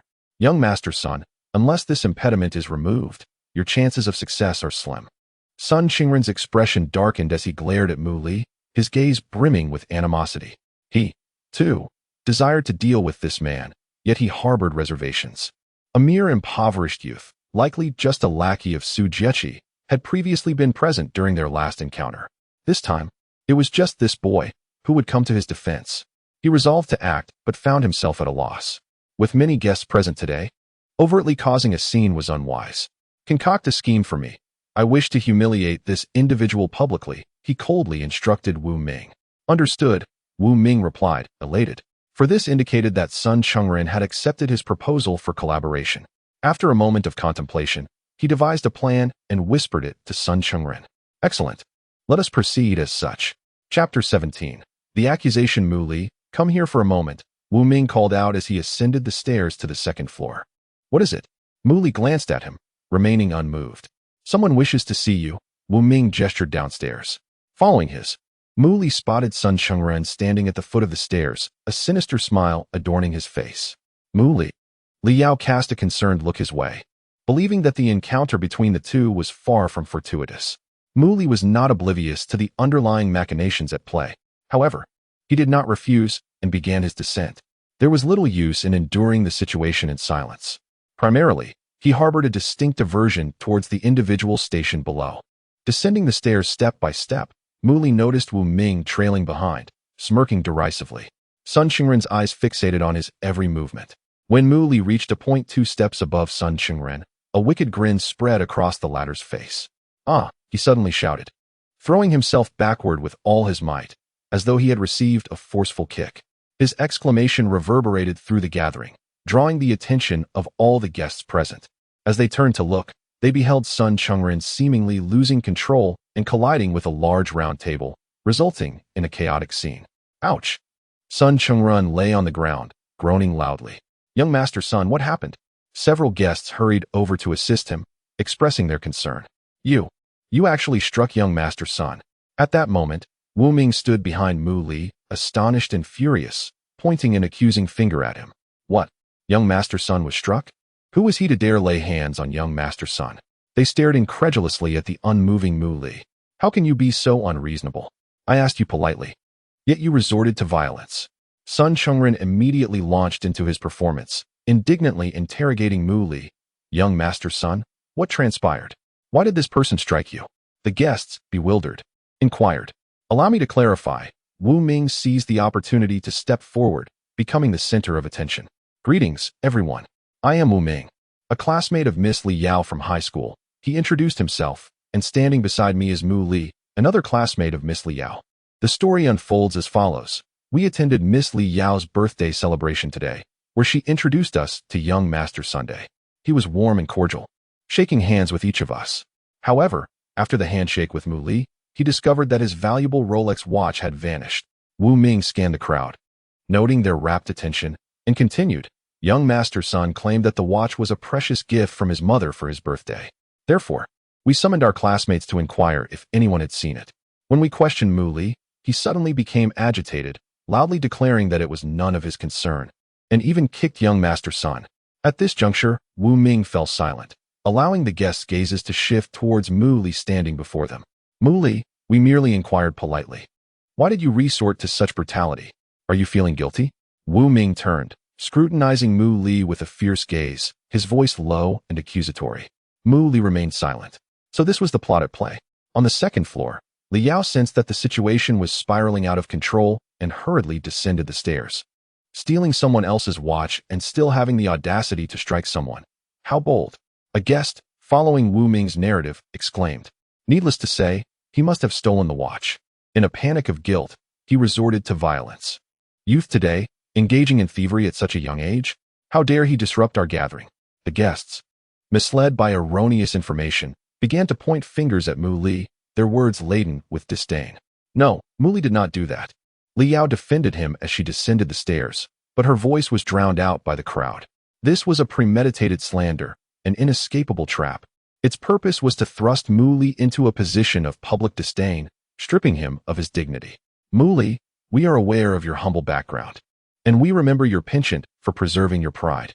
Despite believing that you had matured over the years, it seems your old habits die hard. Wu Ming feigned sorrow. Miss Li Yao kindly invited you to her birthday celebration, and yet you engage in such behavior. How do you justify this? Wu Ming laid another accusation upon him. In an instant, Mu Li became a pariah, reviled by all. Li Yao exerted effort to vindicate Mu Li, but her voice was too feeble against the rising tide of hostility. Mu Li, how will you ever redeem yourself? Wu Ming reveled in his triumph, pleased with his machinations, though he was slightly perturbed by Mu Li's unchanging demeanor, which betrayed no sign of panic. What is happening? At that moment, Li Hong and Sun Qingren's father emerged from the VIP room, roused by the commotion outside. Uncle Li, the situation is as follows. Wu Ming promptly regained his composure, embellishing the fabricated account. How could this happen? Li Hong's expression turned cold as he regarded Mu Li with suspicion. Son, were you assaulted? The balding man inquired darkly of Sun Qingren, who nodded in response. Young man, you steal from others and have the audacity to strike someone? Who gave you the audacity? Li Hong's voice dripped with authority as he interrogated Mu Li. Father, Mu Li is being wrongfully accused. He neither stole anything nor struck anyone. Li Yao interjected once more. Silence. Li Hong glared at her, his tone reproachful. Look at the company you keep. He turned to the balding man, displaying a look of shame. Mr. Sun, I apologize for allowing such unscrupulous individuals to mix among us, causing Qingren distress. Rest assured, I will ensure a satisfactory resolution. Brotherly, this is not your fault. Who could have anticipated such a character among Miss Yao's classmates? However, wrongdoers must face their just deserts, Li Hong conceded. Qingren, how would you like me to handle this individual? He asked Sun Qingren. While stealing is not a grave offense, Sun Qingren replied. The item in question holds immense significance to me. He must be punished for his actions, or he will never learn. I do not wish to resort to violence against him. All I ask is that he kneels and offers me an apology. Father, how can this be tolerated?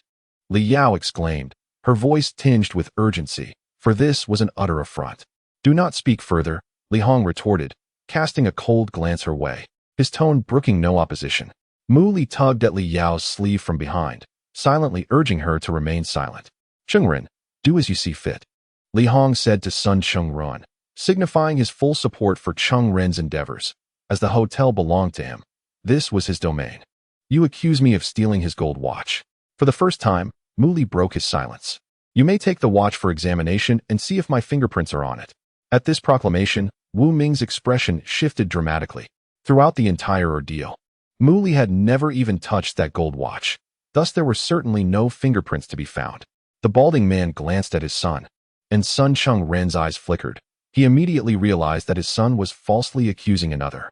It is a well-known fact that you stole my son's gold watch. What further verification is needed? The evidence is irrefutable.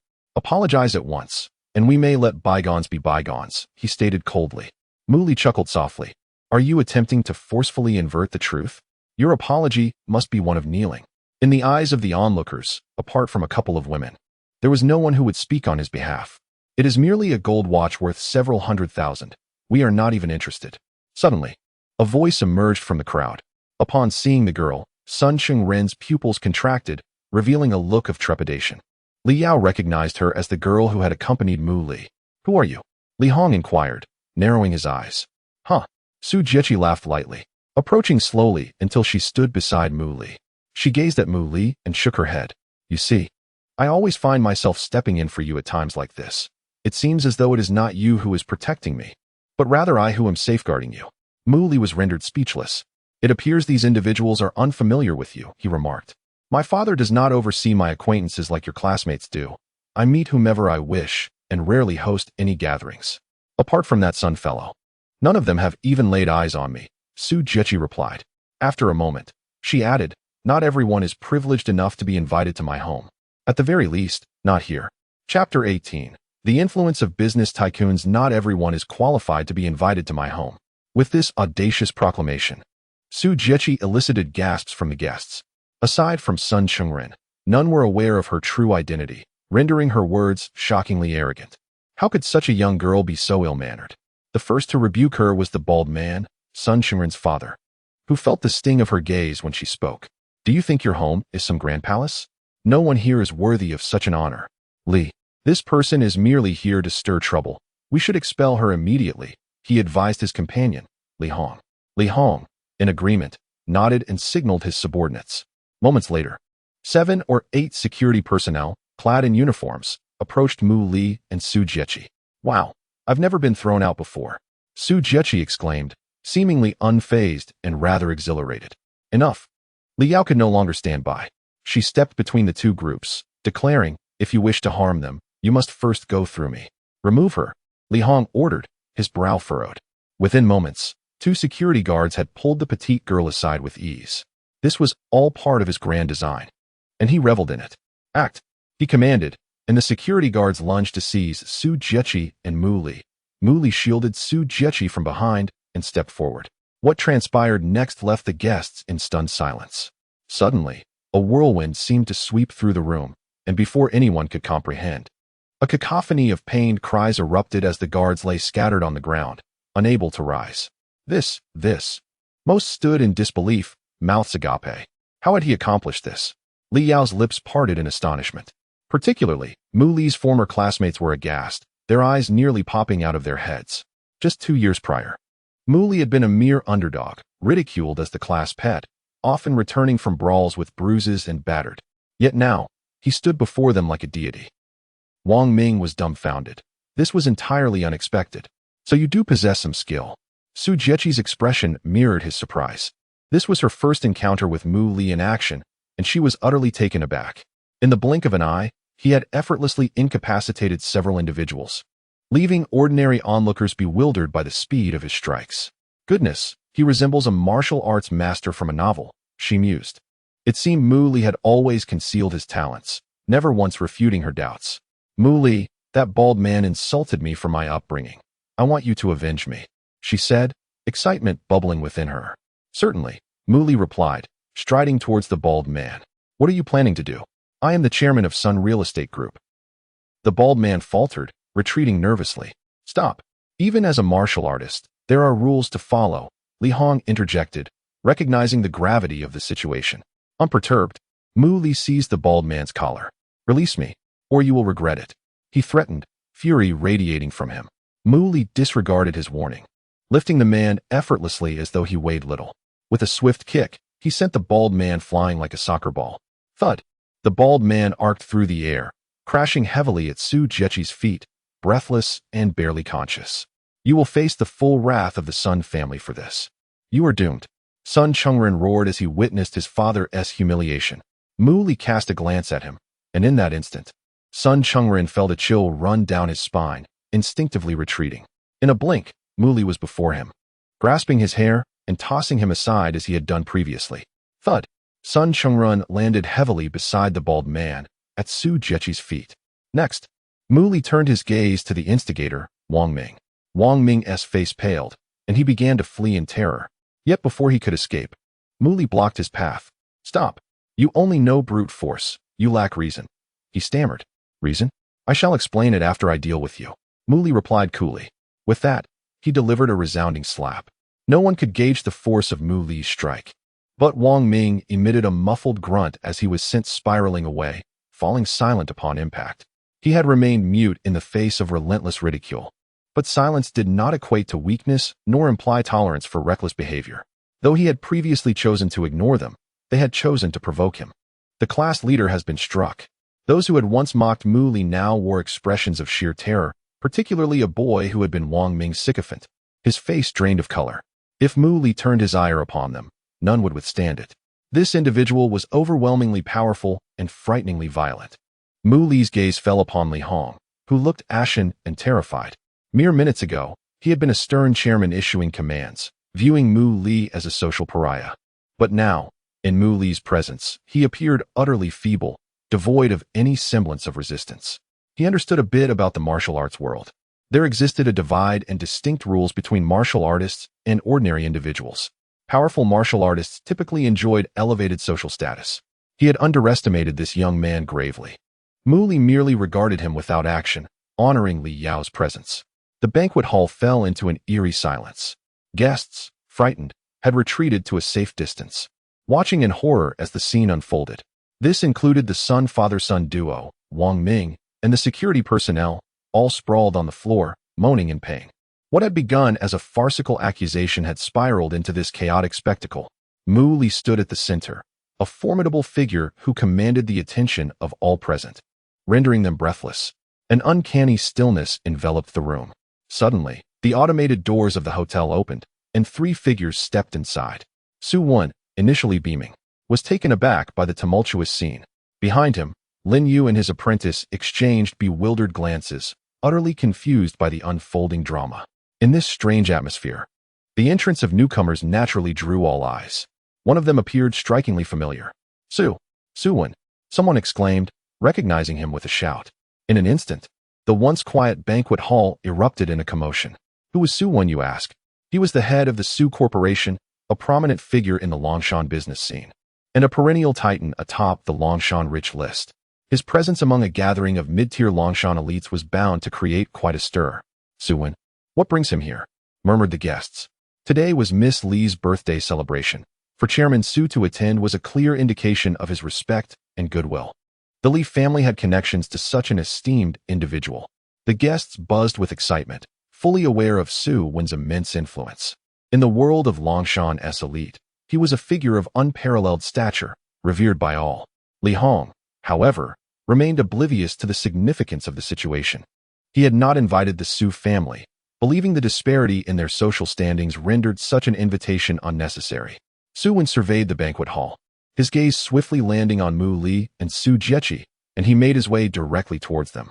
In the presence of the gathered guests, a prominent figure from Longshan approached Mu Li with measured steps. Mr. Wuji, what has transpired here? Su Wen inquired. His question sent a ripple of shock through the audience, for the tone he adopted was imbued with respect. A titan of industry was addressing the previously maligned young man with such deference. What did this signify? None of the outsiders present possessed such qualifications. The implications were profoundly unsettling. Who, precisely, was this youth? This question reverberated in the minds of all the attendees. Most astonished of all was Li Yao's father, Li Hong. Previously, he had chastised his daughter for engaging in light-hearted banter with this individual, deeming her mingling with such so-called classmates as a descent into mediocrity. When Mu Li was wrongfully accused, he had hastily sided with the Sun family. Yet now, the roles had reversed in an instant. If someone of Su Wen's stature was compelled to show reverence, could this young man truly be an ordinary individual? A swirl of emotions surged within him. Jiechi, have you caused trouble for Mr. Wuji again? Su Wen reproached his daughter. Dad, what are you saying? I haven't tea. Su Jiechi retorted, her tone laced with indignation. At this, a wave of unease washed over a group of onlookers. She is indeed Su Wen's daughter, the heiress of the Su family. The classmates of Mu Li stumbled over their words. Earlier, when they had mocked him, this girl had defended him, claiming that the Su Corporation was her family's business. At that time, the laughter from the private room had been raucous, with many deeming the beautiful girl and Mu Li as two of a kind, shameless individuals masquerading as affluent science. Some male classmates had even lamented the fact that such a lovely girl was tarnishing her reputation by associating with Mu Li. Yet now, the revelation that she was indeed the daughter of the wealthiest man, Su Wen, was nothing short of staggering. If she claims to be Mu Li's girlfriend, then Mu Li must be the son-in-law of the richest man, one person mused. It's not that simple. Have you ever seen a father-in-law treat his son-in-law with such respect? Especially one of this caliber. Someone pointed out astutely. Heavens, who exactly is Mu Li? They found it utterly incomprehensible that someone they had once bullied, someone they had derided daily, had suddenly ascended to such heights. A transformation so surreal that it felt almost unattainable. Mu Li's female classmates were equally stirred, recognizing that his elevation far surpassed that of characters like Sun Chungren. What had begun as a disruption stemming from a theft had initially seemed insurmountable, for even if Mu Li possessed extraordinary martial prowess, it could not absolve him. Yet, with Su Wen's appearance, the dynamics had shifted entirely. As Su Jiechi stated, it was merely a watch worth several 100,000. They looked down upon it. Reflecting on this, the attendees suddenly realized the myriad inconsistencies surrounding the theft incident. No explanation from Mu Li was necessary. The guests had already ceased to regard him as a thief. Chapter 19. A shift in attitude. Father, allow me to recount the events that transpired. Su Jiaqian succinctly narrated the series of occurrences without embellishment. Upon hearing her words, Su Wen's expression darkened. The fury of a distinguished figure, coupled with his formidable presence, could render anyone momentarily speechless. The audacity to accuse Mr. Wuji of theft. His gaze fell upon the three individuals sprawled on the ground. At that moment, the bald man groaned and gradually regained consciousness. His physique was such that Mu Li could effortlessly incapacitate him. He raised his head and noticed Su Jiaqian standing before him, with the formidable figure not far off. Fear etched across his features. He instinctively recoiled. Didn't he do anything reckless? He stammered in terror. Li, summon someone to apprehend this little scoundrel and take him to the police station. Yes, to the police station for a 10 or 8-year sentence. Yet this time, Li Hong remained unresponsive to his cries, silent as a statue.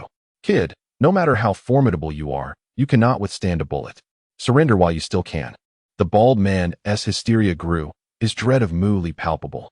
Su Jiaqian cast a disdainful glance at the bald man before crouching down to observe another individual on the ground. Sun Chungren, you were once reprimanded when you attempted to harm me. How can you be so forgetful, now provoking my family again? She addressed the prostrate Sun Chungren. His face was a shade of ashen gray, brimming with suppressed fury, yet he dared not express it. Today had brought him unparalleled humiliation. He was acutely aware of Su Jiaqian's influential background, and thus feared her. However, he had investigated Mu Li, discovering him to hail from a modest family in Beizhou. Still harboring resentment from their previous encounter, he had fallen prey to Wu Ming's scheme, enacting a plot of defamation, hoping to ruin Mu Li's reputation. But what was unfolding now? Instead of succeeding in his machinations, he found himself in a dire predicament, his own father embroiled in the chaos. How could someone from such humble origins possess such strength? Moreover, even Su Wan, a figure of great repute, seemed to regard Mu Li with respect. Who exactly was he? Meanwhile, the bald man continued to scream in a frenzy, terrified that Mu Li would unleash his wrath. Sun Yud, cease your shouting, Su Wan admonished. The bald man stopped abruptly, turning to him in astonishment. You are Director Su? His disbelief was palpable. How could Su Wan be present in such a place? Previously, he had sought Su Wen's partnership in a business venture, only to be rebuffed with a curt dismissal. Mr. Wuji is a distinguished guest of the Su family. We would never resort to stealing a gold watch worth hundreds of thousands. Mr. Wuji, is he? Sun Yud's eyes widened in shock. He is your esteemed guest? How could this man be connected to Su Wan? Yet, the theft of his son's gold watch was witnessed by many, and the evidence was irrefutable. In this public setting, he had already lost considerable face, and being further accused of defamation would only add to his disgrace. Mu Li approached the motionless Wu Ming, lifting him as one would a lifeless dog, presenting him before the crowd. Stop pretending to be dead. Speak, Mu Li commanded, giving his face a light slap to prompt a response. Wu Ming trembled involuntarily, sensing the icy chill of Mu Li's gaze. He remained fully aware of the gravity of the situation, and thus refrained from voicing his thoughts. The astonishing reversal of fortunes had elevated Mu Li to a position of prominence, akin to a dream. Even Su Wan, a figure he could hardly aspire to emulate, bowed before him. Filled with anger and disbelief, he could hardly accept the truth. Mu Li was innocent. It was I who conspired with young Master Sun to frame him. He never stole anything. As the truth emerged, the guests were taken aback, feeling deceived and indignant. To frame another is indeed malevolent. I thought that young man possessed an admirable demeanor. He hardly resembles a petty thief. His composure amidst chaos had raised my suspicions, and it turns out he is indeed innocent. At that moment, the guests rallied in support of Mu Li, bolstered by Su Wen's reputation. Conversely, Wu Ming and Sun Chengren were branded as the villains, facing public scorn. The class monitor is truly such a person, a female classmate remarked. Her expression one of revulsion. People can change. Mu Li is no longer the same individual he once was. They had bullied others in the past. And now that they meet again, he has not only refused to retreat, but has escalated his resolve. Their narrow-mindedness is evident. I believe it's prudent for me to maintain my distance from him henceforth, lest I, too, suffer the consequences. What is so remarkable about a family that runs a supermarket? The roles had reversed. It was now Wu Ming who was scorned. Sun Yud, do you hear me? Su Wen's cold gaze bore into the bald man. Your son has accused Mr. Wuji of theft. Do you have anything to say? Sun Yud stammered, at a loss for words. The tide had turned against them, casting them as the antagonists. You would do well to devise a means of compensation, lest one day the Su Corporation impose economic sanctions on the Sun real estate. Su Wen's words left him speechless, ultimately driving them away. Today marks the birthday celebration of Mr. Wuji's classmate. You need not further disgrace yourselves here. It would be best if you left promptly. Su Wen's remarks suggested he would not confront them directly, but rather issue a veiled threat before expelling them. Mu Li raised an eyebrow, understanding that Su Wen was subtly extorting a favor, despite his seemingly genteel demeanor. Sun Yud contemplated Su Wen's words, realizing he had no choice but to swallow his pride, lifting his son and leading Sun Chengren away like a dejected stray dog under the gaze of the crowd. The disparity in power between Sun Real Estate and the Su Corporation was insurmountable. He lacked the audacity to provoke them. Before departing, Sun Chengren shot Wu Ming a venomous glare. Wu Ming felt a pang of bitterness. He had now become the target of resentment. He, too, was aggrieved, yet felt powerless to change his fate. Who could have predicted that Mu Li would rise to such heights? He could not afford to offend the Sun family, but he certainly could not challenge the formidable Su family either. I have truly brought ruin upon myself. Wu Ming lamented silently, filled with regret for having provoked Mu Li when he had initially ignored him. Mr. Wuji, is this resolution satisfactory? Su Wen inquired after the father and son had departed. Thank you, Mr. Su. Mu Li expressed his gratitude. Su Wen treated him with utmost respect, even threatening Sun Yud on his behalf, bestowing upon Mu Li considerable esteem. Director Li, now that the truth is clear, I hope you will not insist on ejecting me from the gathering, Mu Li addressed Li Hong. Not at all. I was entirely misled by the machinations of a scoundrel. I beg your forgiveness. I will personally apologize to you, Li Hong quickly acquiesced, recognizing that Mu Li was extending him a lifeline due to his daughter's connection to him. Otherwise, considering Mu Li's apparent status and Su Wen's backing, he dared not challenge him. All right, everyone, the farce has concluded, and the instigator has departed. I apologize for the disturbance caused, and hope you will not dwell on it. Let us continue the festivities. There will be a masquerade ball this evening, and I wish everyone an enjoyable time, Li Hong announced, guiding the event back to its course. Soon, the disheveled hall was tidied up once more, and the waitstaff presented a fresh array of food and beverages. Li Hong took the helm, effortlessly rekindling the atmosphere with a few well-chosen words. The banquet resumed. This time, Li Hong personally attended to Su Wen and Mu Li, exuding politeness and refraining from any hint of disdain. He dared not show any negligence towards someone whom even Su Wen treated with utmost respect. Due to Su Wen's esteemed status, numerous guests flocked around him, eager to engage in conversation, and he adeptly navigated the social milieu amidst a cacophony of laughter and chatter. Conversely, Mu Li preferred to eschew such interactions, quietly withdrawing from the crowd. Su Wen, understanding his sentiments, shielded him from the throng. Following a sudden turn of events, Mu Li's standing had entirely transformed. To these guests, he appeared as an enigmatic figure of considerable importance, potentially possessing an extraordinary background that warranted Su Wen's deference. Mu Li did not take any action against Wu Ming, yet he felt increasingly out of place. The female attendees distanced themselves, and even his sycophantic followers seemed eager to avoid any association. He finally grasped the sensation of being ostracized by the masses. Wu Ming, wearing a wry smile, could do nothing but leave the banquet in a dejected manner. The group of classmates began to curry favor with Mu Li, one by one approaching him to express apologies and seek reconciliation. Mu Li regarded their overtures with a dismissive smile. The girl who had previously disclosed that Mu Li had pursued her even threw flirtatious glances in his direction, adopting an alluring demeanor that sent a shiver down his spine. Nearby, Su Jiechi couldn't contain her laughter, inadvertently spraying red wine as she witnessed the scene. Truth be told, she hardly embodied the essence of a refined young lady. "Oh, who wishes to see me?" Mu Li inquired. "It is the Martial Alliance. They are in a private room downstairs." "The Martial Alliance?" Mu Li frowned, puzzled. "What sort of organization is that?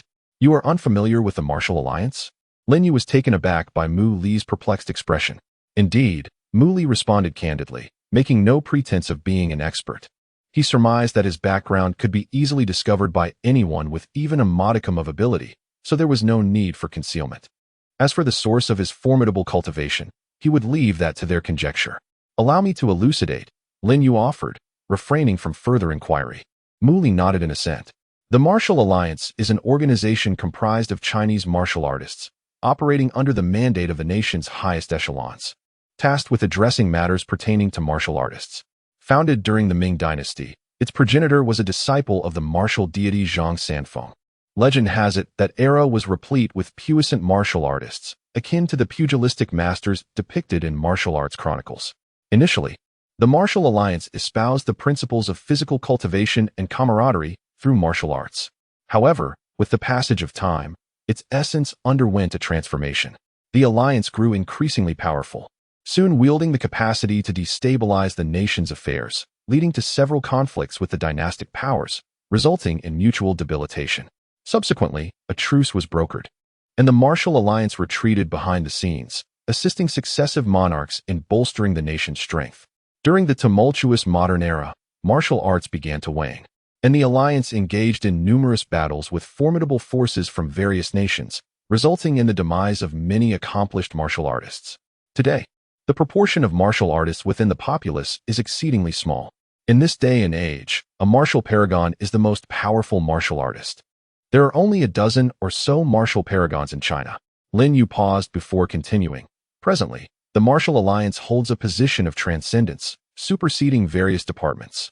With a sparse membership, martial artists possess extraordinary abilities beyond the constraints of ordinary departments. Thus, the Martial Alliance has naturally assumed the responsibility of overseeing martial arts affairs within China. "What is the purpose of the Martial Alliance seeking me out?" Mu Li inquired, his confusion deepening, as he believed he had no dealings with them. "It concerns the previous attack you encountered. You mentioned that the assassins bore leaf-shaped insignia on their arms, correct? That matter has yielded some progress and appears to be linked to a martial arts sect," Lin Yu explained. "Oh," Mu Li raised an eyebrow. "The individuals who ambushed you were highly trained, resorting to suicide upon failing their mission, preventing him from extracting any information. They were not affiliated with the Killing Life sect, leaving the motive for their attempted abduction of Su Jiechi unknown. Recently, a series of disappearances of young, comely women have occurred in Longshan City and its surrounding counties.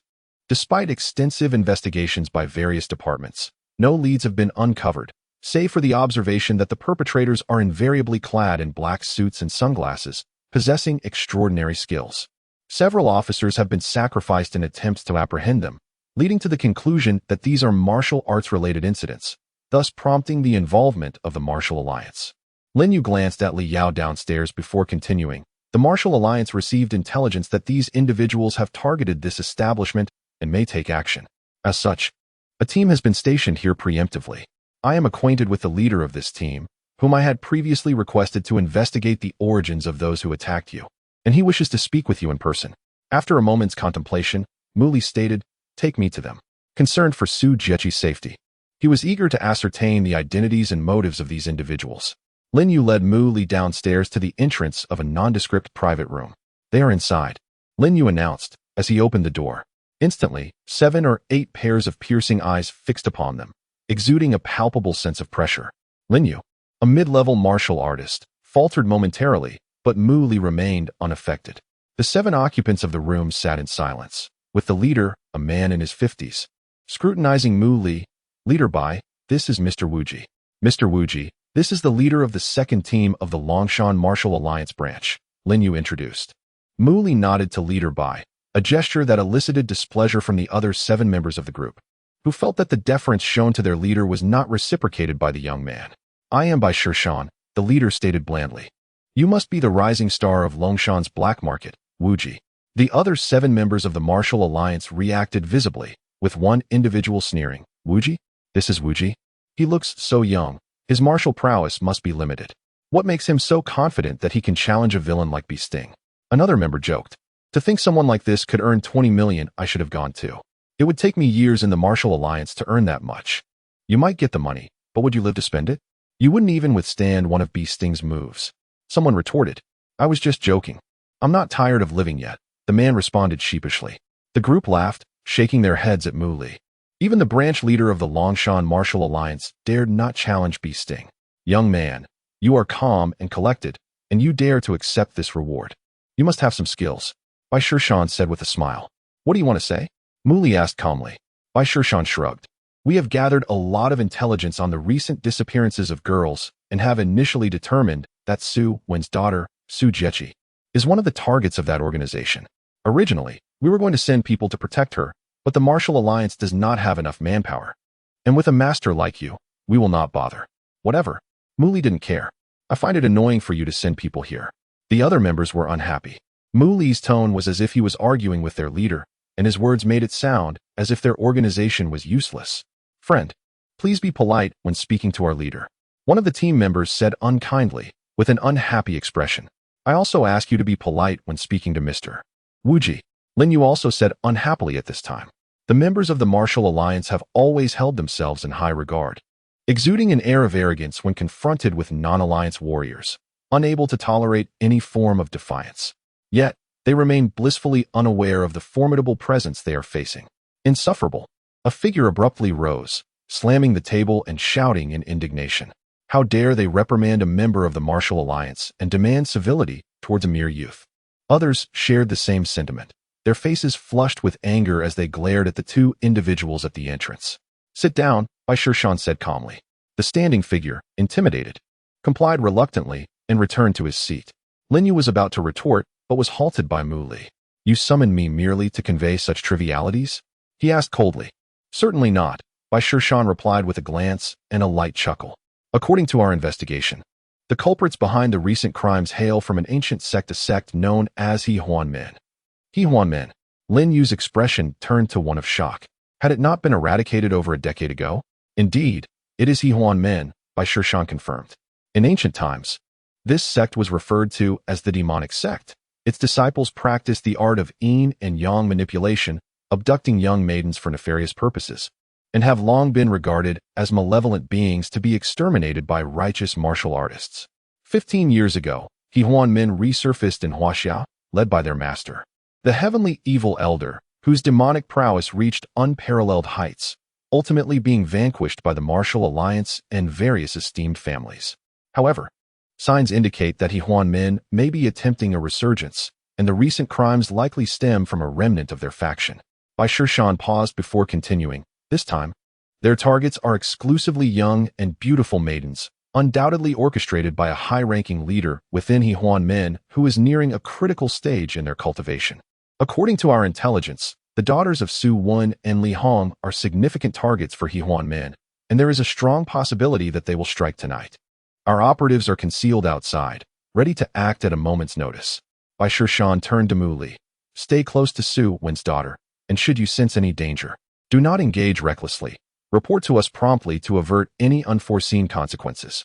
Understood, Mu Li replied, not perturbed by the commanding tone in which he was addressed. Chapter 21. The assault on the He Huan sect. Mu Li had little interest in engaging further with the haughty members of the Martial Alliance.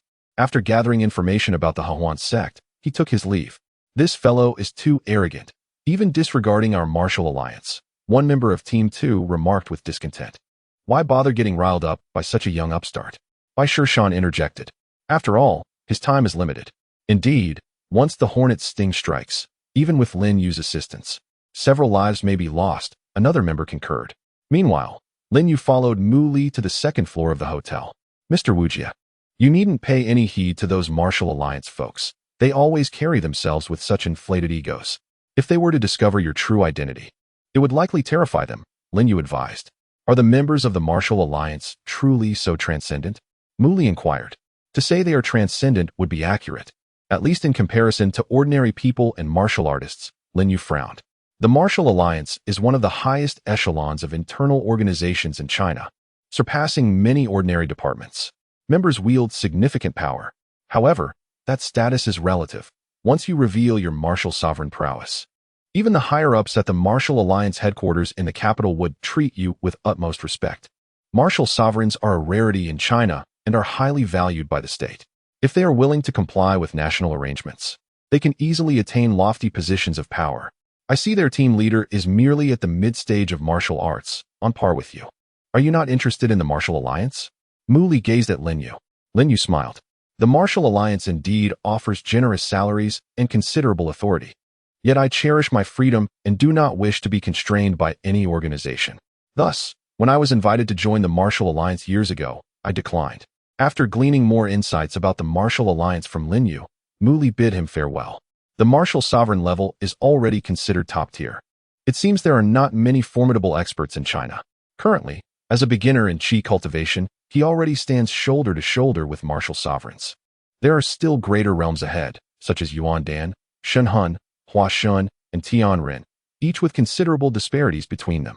Does this not imply that upon achieving Yuandan, he could traverse China unchallenged? However, the path of cultivation relies on perseverance and the unpredictability of opportunities. It cannot be rushed. Mu Li sought out Li Yao, calling her aside. What is it? You seem mysterious, Li Yao asked, smiling. She found it increasingly difficult to perceive Mu Li as an ordinary classmate, given that even figures like his father and Su Wen treated him with respect.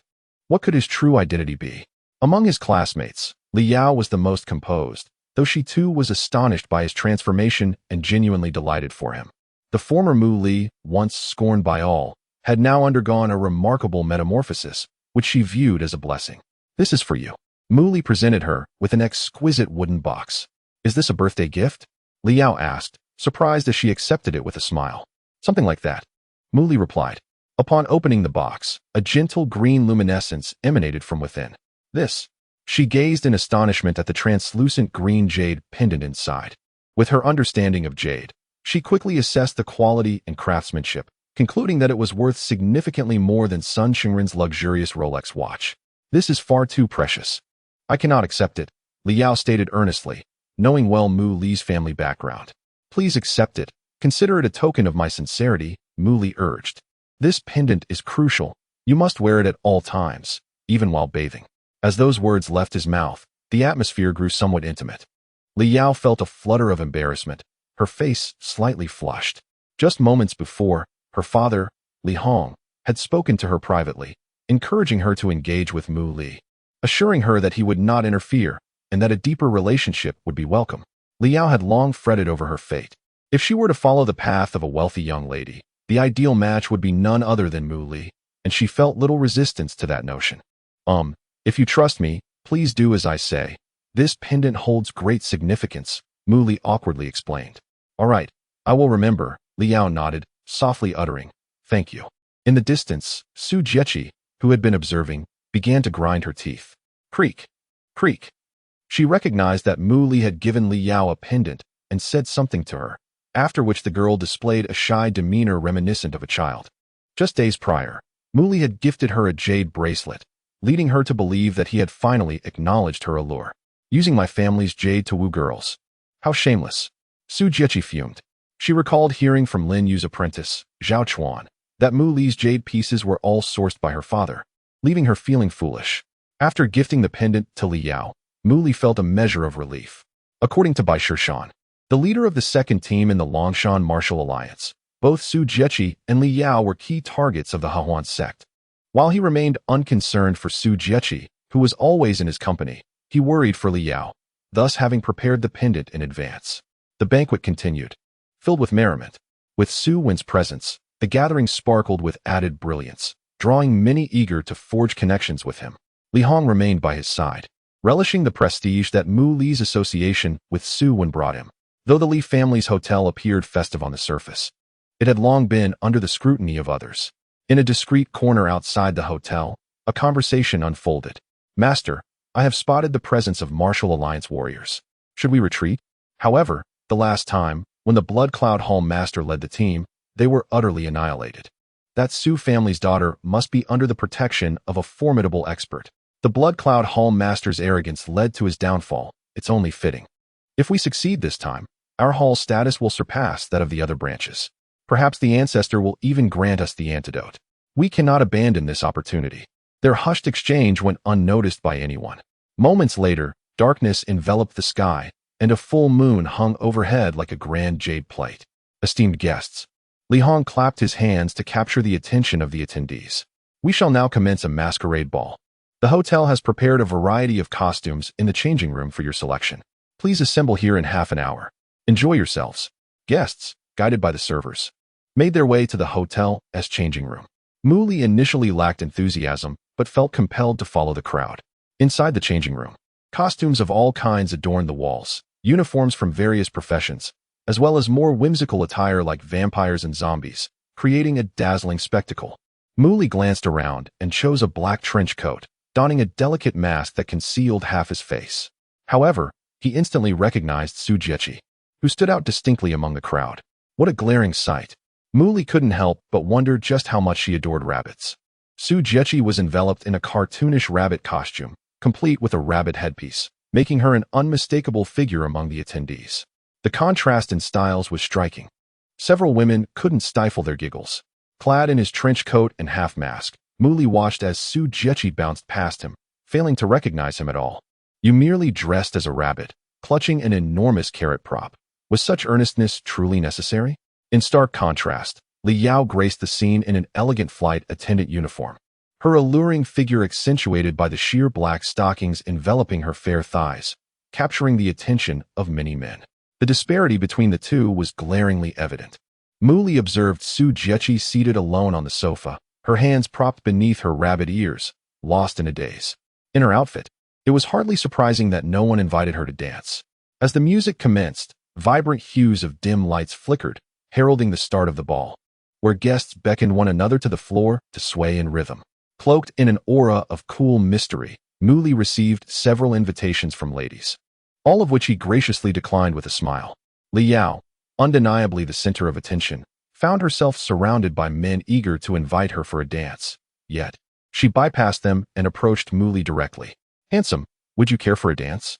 she inquired with a playful bend, revealing a stunning expanse of alabaster skin.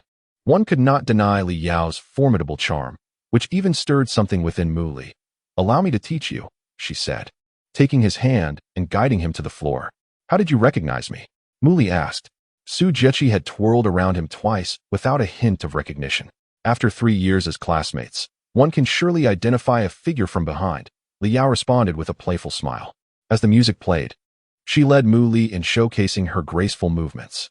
Her delicate hands, smooth and refined, held his own. However, Mu Li was utterly oblivious to the art of ballroom dancing, resembling a marionette being maneuvered by Li Yao, devoid of any elegance. This elicited feelings of envy among many men present, who lamented that, had they the chance to dance with such a beauty, they would undoubtedly steal the spotlight. Yet, alas, the beauty was not inclined towards them. Suddenly, amid the revelry, the lights in the hall extinguished, plunging the surroundings into darkness. Chapter 22. The Alliance's plea for help. What transpired? Suddenly, the entire hall was plunged into darkness, causing a commotion among the guests present. Mu Li sensed the presence of unfamiliar individuals with formidable auras mingling among the crowd. "What are you doing?" A startled cry emerged from Su Jiechi's location, followed by a muffled groan, and then silence. Su Jiechi had been taken. The members of the Hahuan sect extinguished the lights and commenced their actions in the darkness. Mu Li departed from Li Yao's side to pursue those who had abducted Su Jiechi. He had scarcely made it a distance when another scream rang out from Li Yao's vicinity. In the depths of the darkness, a circle of emerald light suddenly erupted from her, enveloping her in a luminous aura. This gentle glow illuminated the surroundings, revealing the astonished faces of the guests. Beside Li Yao, 2 cloaked figures stared in bewilderment at the glowing circle, momentarily dazed. Li Yao herself was in shock, her gaze fixated on the source of warmth at her chest. Moments earlier, she had felt 2 individuals attempting to seize her in the dark. And just as panic surged within her, A sudden warmth radiated from her chest, resulting in the emerald light that repelled the two assailants. She reached into her neckline and retrieved a pendant of jade, which glimmered even more brilliantly in the darkness, serving as the source of the radiance. Liao's heart trembled. This pendant was given to her by Mu Li. He had urged her to wear it at all times. Bang! With two resounding impacts, astonishingly, the seemingly fragile aura remained intact, while the two cloaked figures were forcefully thrown back. "Capture them!" shouted by Shan as he rushed over with several team members. Outside the hotel, two individuals hastily carried a large sack, clearly containing a struggling person, emitting muffled whimpers as if their mouth had been silenced. Soon, several figures emerged from the inconspicuous bushes to assist them. "Why are there only the two of you?" The leader, a towering man with a scarred face, frowned upon seeing only two members emerge. "Master, the attempt to capture the Li girl has failed." Another individual leapt down from the second floor of the hotel to report. "How could it fail?" The scarred man demanded. "It's hard to explain. Our people couldn't get close to her when they acted, as if something was protecting her." The scarred man's brow furrowed deeper. "Forget it. Capturing one will suffice for the mission. Retreat." He decisively issued the order to withdraw. The group immediately began to retreat. "Stop!" Just as they had taken a few steps, a commanding voice rang out, and several figures emerged from the shadows of the hotel walls, blocking their path. The Alliance had evidently laid an ambush. The scarred man was taken aback as he surveyed the obstructing figures. Fortunately, they were all novice warriors, lacking any captain-level individuals. He let out a silent sigh of relief. Before he could fully relax, sounds emerged from behind, as by Shan and 5 others pursued, forming a front and back encirclement. Mu Li had also arrived, observing the situation from atop a flower bed. Among the Hahuan sect members, one was carrying a sack, likely containing the abducted Su Jiechi. He refrained from immediate action, wary of the various tricks the Hahuan sect might employ, such as soul-dulling smoke. He could not risk Su Jiechi being harmed. "Hong Daobai, so it's you, still alive." Bai Shan recognized the leading scarred man among the Hahuan sect members. 15 years ago, during the Alliance's campaign against the Hahuan sect, you scoundrels escaped with your lives. Today, you shall fall into my hands. Bai Shan declared coldly. "Huh, do you think you are from the Imperial Capital's Alliance headquarters? If your branch leader were here, perhaps you could speak such words, but you lack that qualification." The scarred man dismissed him. "Eliminate them," Bai Shan commanded, his expression grim, and his team members sprang into action. The Alliance members launched an assault against the Hahuan sect, who found themselves in a precarious position, attempting to protect the person carrying the sack while fighting their way out. "Who are you?" Bai Shan, who had not yet joined the fray, fixed a commanding gaze upon Mu Li. Due to the masquerade ball, Mu Li wore a black trench coat and a half mask, making it difficult for unfamiliar faces to recognize him. "Wuji," Mu Li replied coolly. "Ah, it is Wuji." Bai Shan's demeanor softened slightly. "It would be wise for you to observe from the sidelines. Hong Daobai is a formidable foe, on par with myself. He strikes with ferocity, and ordinary individuals cannot withstand him. Rest assured, we in the Alliance will rescue your esteemed Miss Su." His tone reflected a desire to prevent Mu Li from recklessly intervening. Fearing he could become a liability, Mu Li remained unresponsive, indifferent to the unfolding conflict. Meanwhile, the Hahuan sect members faced immense obstacles, struggling to advance against the overwhelming numbers of the Alliance. Bai Shan's expression grew increasingly grave, his body tensing as he prepared for action. As the scarred man turned his back once more, Bai Shan surged forward like a fierce predator. "I've got him." Bai Shan smiled, at that moment. With the scarred man facing away, even if he were a fellow mid-level warrior, he would surely sustain a severe injury from this unexpected assault. If the scarred man fell, the remaining members of the Hahuan sect would pose little threat.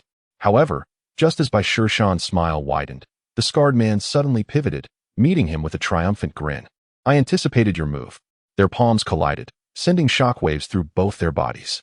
The attack was thwarted. Yet, the scarred man's other hand emerged, brandishing a concealed dagger. And in a fleeting moment of Bai Shan's imbalance, he lunged it toward his chest. Bai Shan's eyes widened in shock, cold sweat beading on his brow as his complexion changed dramatically. Yet his body could not react in time, leaving him unable to evade. The dagger gleamed ominously. Drawing closer to his chest, should it penetrate, his life would be forfeit. In that critical moment, Bai Shan suddenly felt an immense force at his waist. As if struck by a kick, propelling him backward onto the ground. The scarred man, witnessing his dagger miss its mark, stared in astonishment at the figure before him. A black trench coat, a half-mask. You scoundrel! The Alliance members, seeing their leader embroiled in battle with the enemy, were incensed by the masked figure's sudden intervention that had sent their leader flying. Several rushed to attack Mu Li. With a mere flick of his wrist, Mu Li effortlessly dismantled their assaults. Leader, are you all right? Two individuals hurriedly approached to assist Bai Shan. Had it not been for Mu Li's timely intervention, he would have already met his demise. Do not engage him. He is Wuji. Bai Shan shouted in a strained voice. Regardless of whether he is Wuji, he dares to strike our leader. He is either here to cause chaos or aligned with the enemy. A nearby member glared at Mu Li with hostility. I command you to cease your actions. Wuji is here to save me. Bai Shan barked furiously. Under his orders, the attackers hesitated, though they remained on guard. So there is a master present. The scarred man licked his lips, retreating to stand beside the Hahuan sect members. Today, this task must be accomplished, otherwise severe repercussions await. He spoke in a low voice to the gatekeeper. I will provide you with all the cover you need. We must break through. The scarred man's expression hardened as he produced a small red pill and swallowed it. Ah, he roared, his eyes quickly turning crimson. What has he consumed? Bai Shan felt a pang of anxiety. Hong Daobiao's aura intensified alarmingly. The veins on the scarred man's body bulged, and his expression twisted grotesquely, as if his mind had become clouded. Ah, he bellowed, delivering a swift kick towards the three nearest members of the Martial Alliance, as rapid as lightning. The faces of those three paled, unable to even adopt a defensive stance. Thud, with a single kick, they spewed blood and were hurled helplessly away. Oh! The scarred man roared, rampaging through the ranks of the Martial Alliance members like a wild beast, unstoppable and unmatched. The victims lay grievously wounded on the ground, unable to rise again. Is this still human? The person supporting Bai Shan gasped, their face filled with terror. This is too brutal, too powerful. Who can withstand this? Taking advantage of the chaos, the members of the Hahuan sect carried Su Jiaqing to retreat outside. Mu Li stood up to pursue them. So formidable, so terrifying. The members of the Martial Alliance lost their previous arrogance, each one gripped by fear, their faces pale. This was a one-sided massacre. They were filled with dread, terror. One by one, the members of the Martial Alliance fell. Bai Shan watched, his eyes nearly bursting with rage, stepping forward to confront the frenzied scarred man. Thud. In just a single encounter, Bai Shan was gravely injured, spitting blood. Originally, both he and the scarred man were intermediate martial artists, yet at this moment, he could not withstand even one of the opponent's strikes. Advanced martial artists might not possess such lethality. Lying on the ground, Bai Shan saw Mu Li pursuing the Hahuan sect members as they began to withdraw. Mr. Wujia, please save our members of the Martial Alliance. Bai Shan recalled their previous disdain for Mu Li, now grasping at him as a lifeline, pleading loudly. No one could stand against that rampaging monster. If he did not cease, it would be unsurprising if the members of the Martial Alliance, including himself, were torn apart. Helplessly, Bai Shan could only appeal to the one whom they had once arrogantly mocked. Chapter 23. The hero rescues the fair maiden. Mu Li was on the verge of exiting the battlefield when he heard Bai Shan calling for help, prompting him to halt. His primary objective was to ensure Su Jiaqi's safety. The lives of the Wu Alliance members were of no concern to him. He was no altruist, unwilling to sacrifice his goals for the sake of others. However, Bai Shan's humble plea was not entirely unworthy of his attention. Glancing at the departing member of the Hahuan sect, he assessed that he still had time. Be careful, Wu Ji. Hong Daobia has likely consumed some potent elixir that enhances one's abilities. He possesses immense strength, and a single strike from him could inflict severe injury. Bai Shan warned, blood trickling from the corner of his mouth. The members of the Wu Alliance felt deep shame. They had once belittled and mocked this young man. Yet in their hour of crisis, he had come to their aid without holding a grudge. Nonetheless, they were deeply concerned, fearing that Mu Li would not be a match for the monster. Had they not witnessed their own leader fail to withstand even a single blow? With a furious roar, Hong Daobia charged toward Mu Li, the only one standing in his path. The force of his momentum generated a fierce gust of wind, causing many to hold their breath in trepidation, fearing that Mu Li might be struck down. Remaining steadfast and calm as water, Mu Li simply observed the fierce expression on Hong Daobia's face as he bore down on him. Get out of the way. Bai Shan shouted in desperation. The intensity of Hong Daoba's assault was unparalleled. In that fleeting moment, a thunderous clash erupted as Hong Daoba collided with Mu Li. Bai Shan opened his eyes to behold a sight that left him utterly astounded. Mu Li had extended a single hand, effortlessly grasping Hong Daoba's powerful fist. He stood his ground, his expression as placid as a still pond, completely unscathed. He had effortlessly absorbed the full force of Hong Daoba's frenzied punch, and yet, he remained untouched. The members of the Wu Alliance were left speechless, unable to fathom such a shocking outcome. None dared to question the power behind Hong Daoba's strike. It was a force capable of demolishing a car. Including their leader, Bai Shan, they had all been grievously injured by mere ordinary blows. Hong Daoba, incensed that his punch had failed, roared in fury, gathering strength for another attack. You insolent fool. Mu Li seized Hong Daoba's fist and, pivoting, delivered a kick.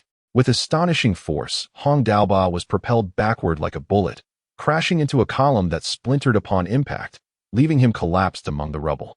My goodness. The Wu Alliance members gasped in shock. The power displayed was beyond comprehension. After a few moments of lying dazed, Hong Daoba sprang back to his feet. Howling in rage, as if intent on tearing Mu Li apart, Mu Li charged forward, delivering a precise palm strike that sent him crashing down, before seizing one of his legs and slamming him into the ground.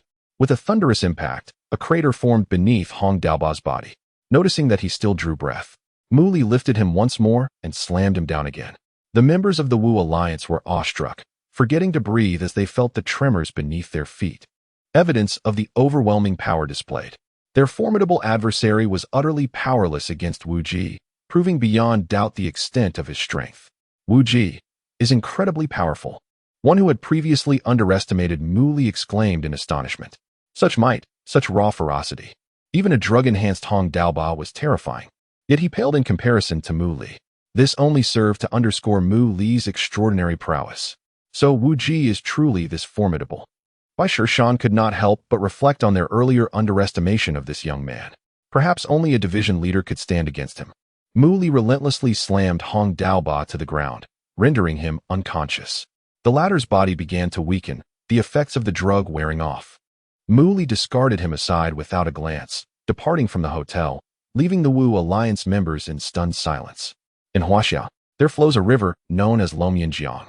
This great river originates in the northern regions of Huaxia, winding its way southward, traversing numerous provinces and cities, including Longshan City. At this moment, the members of the Hehuan sect huddled within two vehicles, cruising along the riverbank. The lead vehicle gradually ascended a grand bridge. Inside, Su Jiechi was sandwiched between two burly men, her body confined within a sack, with only her head exposed for air, lest she suffocate. This was the first time in her life that Su Jiechi felt such terror. Previously, Su Wen had shielded her so well that even incidents of abduction were swiftly resolved, never placing her in such perilous circumstances. On the verge of tears, she felt greatly discomforted by the two men pressing against her. Why are you taking me? She managed to ask, feigning calm, though her heart raced with panic. She had no idea how these men intended to treat her. Is anyone following us? Inquired the driver. No. It seems the leader has detained them, a companion responded after glancing back. The leader has consumed the elder's gifted elixir, greatly enhancing his powers. Those people must be incapacitated by now, he chuckled. Su Jiechi could not comprehend their words, her anxiety only escalating. What do you want? Money? I promise my father will pay you handsomely if you refrain from any violence, she pleaded. Pretty little thing. Money is indeed a fine thing. But it holds no value for us. One of the burly men leered at her beautiful face, his intentions far from innocent. Damn, this beauty is so captivating. I can't help myself. He spat in contempt. You'd best control yourself. This is the elder's prize, cautioned another. Rest assured, once the elder and his disciple are finished, we'll be rewarded. Then, you can do as you please. Su Jiechi's heart raced with dread. You should reconsider. The crime of kidnapping is severe. And if caught by the police, you will face imprisonment. If you release me, not only will you receive money, but I assure you I won't report you. She attempted to reason with them. Police? What can the police do? They scoffed, their laughter chilling her to the bone. They had no fear of the Wu Alliance, let alone the police. Curse you, Mu Li. You said you would protect me. Where are you now? Su Jiechi felt utterly wronged, on the brink of tears. Suddenly, the vehicle came to a screeching halt. Ahead, A figure clad in a long coat and half-mast stood resolutely in the road. How is this possible? How did he get here? The members of the He-Huan sect recognized him as the individual they had encountered at the hotel, regardless of their leader's interference. How had he managed to catch up with them? Su Jieqi's heart surged with hope as she gazed at the figure ahead. Run him over, the burly man growled, his expression menacing. The driver shared the same intent, flooring the accelerator as they barreled toward Mu Li. Why isn't he moving? Su Jieqi's eyes widened in terror as she closed them, facing the oncoming vehicle, paralyzed in disbelief. The speed of the car was astonishing, racing toward Mu Li in an instant. He bent slightly, his hands extended as if to halt the speeding vehicle like a bull. All present believed he was foolishly challenging fate. Bang! His hand collided with the speeding automobile, shattering the windshield before the driver's seat into a myriad of fragments. The wheels spun frantically, producing a deafening roar as they ground against the asphalt, yet they remained utterly immobilized. He, a solitary figure, was somehow holding back the vehicle. It was a scene that seemed to belong to a dream. No matter how the car bellowed or how the tires left their marks on the ground, it could not advance an inch further. Su Jieqi, witnessing this spectacle with wide-open eyes, was left utterly astounded, her senses overwhelmed by an intense shock. A superhero, perhaps? She felt dazed, never having encountered such an astonishing sight before. Surely, she had seen something like it in a science fiction film. Goodness, was this man a monster? The members of the He-Huan sect were filled with incredulity. How could anyone possibly halt a car? Eliminate him. After a moment of panic, the occupants of the vehicle behind also disembarked, armed with knives and guns. The car, now immobilized by Mu Li, had its engine silenced, leaving only the driver seated inside. A barrage of gunfire erupted without a word exchanged. However, what transpired next made everyone question the reliability of their own vision. The mysterious figure clad in a trench coat suddenly radiated a soft luminescence, repelling all the bullets that came his way. Such a being existed in this world. In mere moments, Su Jieqi's perception was forcibly reshaped. Her emotions in turmoil. His face partially obscured, the trench coat billowing. He remained composed amidst the hail of bullets, untouched and exuding an effortless charm. My word, who on earth have we encountered? The members of the He-Huan sect began to feel an unsettling dread, a profound fear enveloping them. Mu Li waved his hand lightly. With a swift motion, numerous green leaves shot forth, faster than any bullet, leaving a trail of disturbed air in their wake. A chorus of pained gasps followed, and when the leaves had passed, none remained standing. I plucked a few leaves along the way, claiming the lives of 7 or 8 of you. In the blink of an eye, the scene fell into a profound silence. Mu Li turned his gaze towards the vehicle containing Su Jieqi. Don't come any closer. The remaining occupant, pale-faced, held Su Jieqi hostage, retreating with her. He pressed a knife against her throat, threatening Mu Li. Su Jieqi's delicate features were etched with terror, her pleading eyes casting a pitiful glance at Mu Li. Suddenly, her captor shoved her with force, causing her body to uncontrollably tumble over the railing of the bridge, plummeting dozens of meters into the Longmian River below. After pushing her, the man turned and fled for his life. Without a second glance, Mu Li cast a leaf and leaped off the bridge. As his body descended uncontrollably, Su Jieqi's mind went blank. Am I to die? It was indeed naive of me to think the world was as simple and beautiful as I had imagined. Had I heeded Mu Li's warnings and been more cautious, perhaps the outcome would have been different. In a state of confusion, Su Jieqi closed her eyes. She did not wish to die. She wanted to scream, yet despair rendered her voiceless. Just as she felt lost, and her heart was in chaos, a sudden warmth enveloped her waist, and her descent seemed to slow. Slowly, she opened her eyes to see a sharply defined face, partially concealed by a mask. The divine man cradled her in his arms as they fell toward the Longmian River. His trench coat billowed, his expression calm and unyielding, exuding a cold elegance. His embrace was so warm. Somehow, Su Jieqi felt a surge of safety, her gaze becoming lost in a daze as she instinctively clutched his neck tighter. Without a mother, and with a father too preoccupied with business to care, she felt a deep loneliness within. In her moment of despair, this glimmer of hope pierced through her heart. Mu Li held Su Jieqi securely as they descended onto the surface of the Longmian River. The water rippled gently beneath them, and he stood firmly upon its surface. He then began to stride forward, walking upon the water as if it were solid ground. Such was the prowess of an immortal cultivator. What warriors could never achieve, they accomplished with ease. Chapter 24. Earning respect, the full moon hung high in the sky, casting its luminous glow upon the tranquil waters of Longnian River, which mirrored the vast expanse of stars above.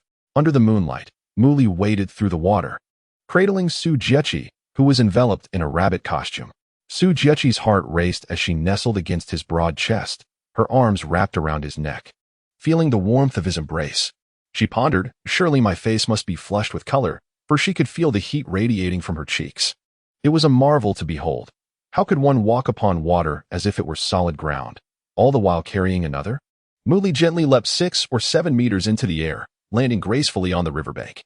Su Jiechi felt a sense of numbness. Nothing seemed strange to her anymore.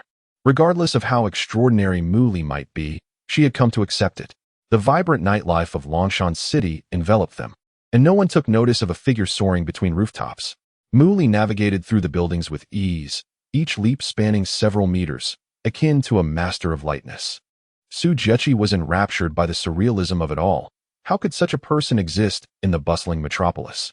He set her down at the hotel entrance. The moment her feet touched the ground, a pang of reluctance washed over her, not wanting to part from his warm embrace. Muli remained silent, making his way back to the location where he had battled the disciples of the Hahuan sect. Su Jiechi stood there, her mouth agape, feeling a sense of loss as she watched him depart. She had intended to inquire about his name, but he vanished from sight after rounding a flower bed. The members of the Martial Alliance were still present, tending to the injured. Mr. Wu Ji, Bai Shan exclaimed in surprise upon seeing Muli approach. Hadn't he gone in pursuit of the Hahuan sect members? How had he resolved the matter so swiftly? The members of the Martial Alliance cast admiring glances at Muli. Their previous arrogance diminished. Having witnessed Muli's formidable prowess, their attitudes had undergone a complete transformation. The raging Hong Daob had been a force to be reckoned with, injuring every member present, including Bai Shan. In that critical moment, it was Muli who stepped forward and effortlessly subdued Hong Daob with an astonishing display of strength.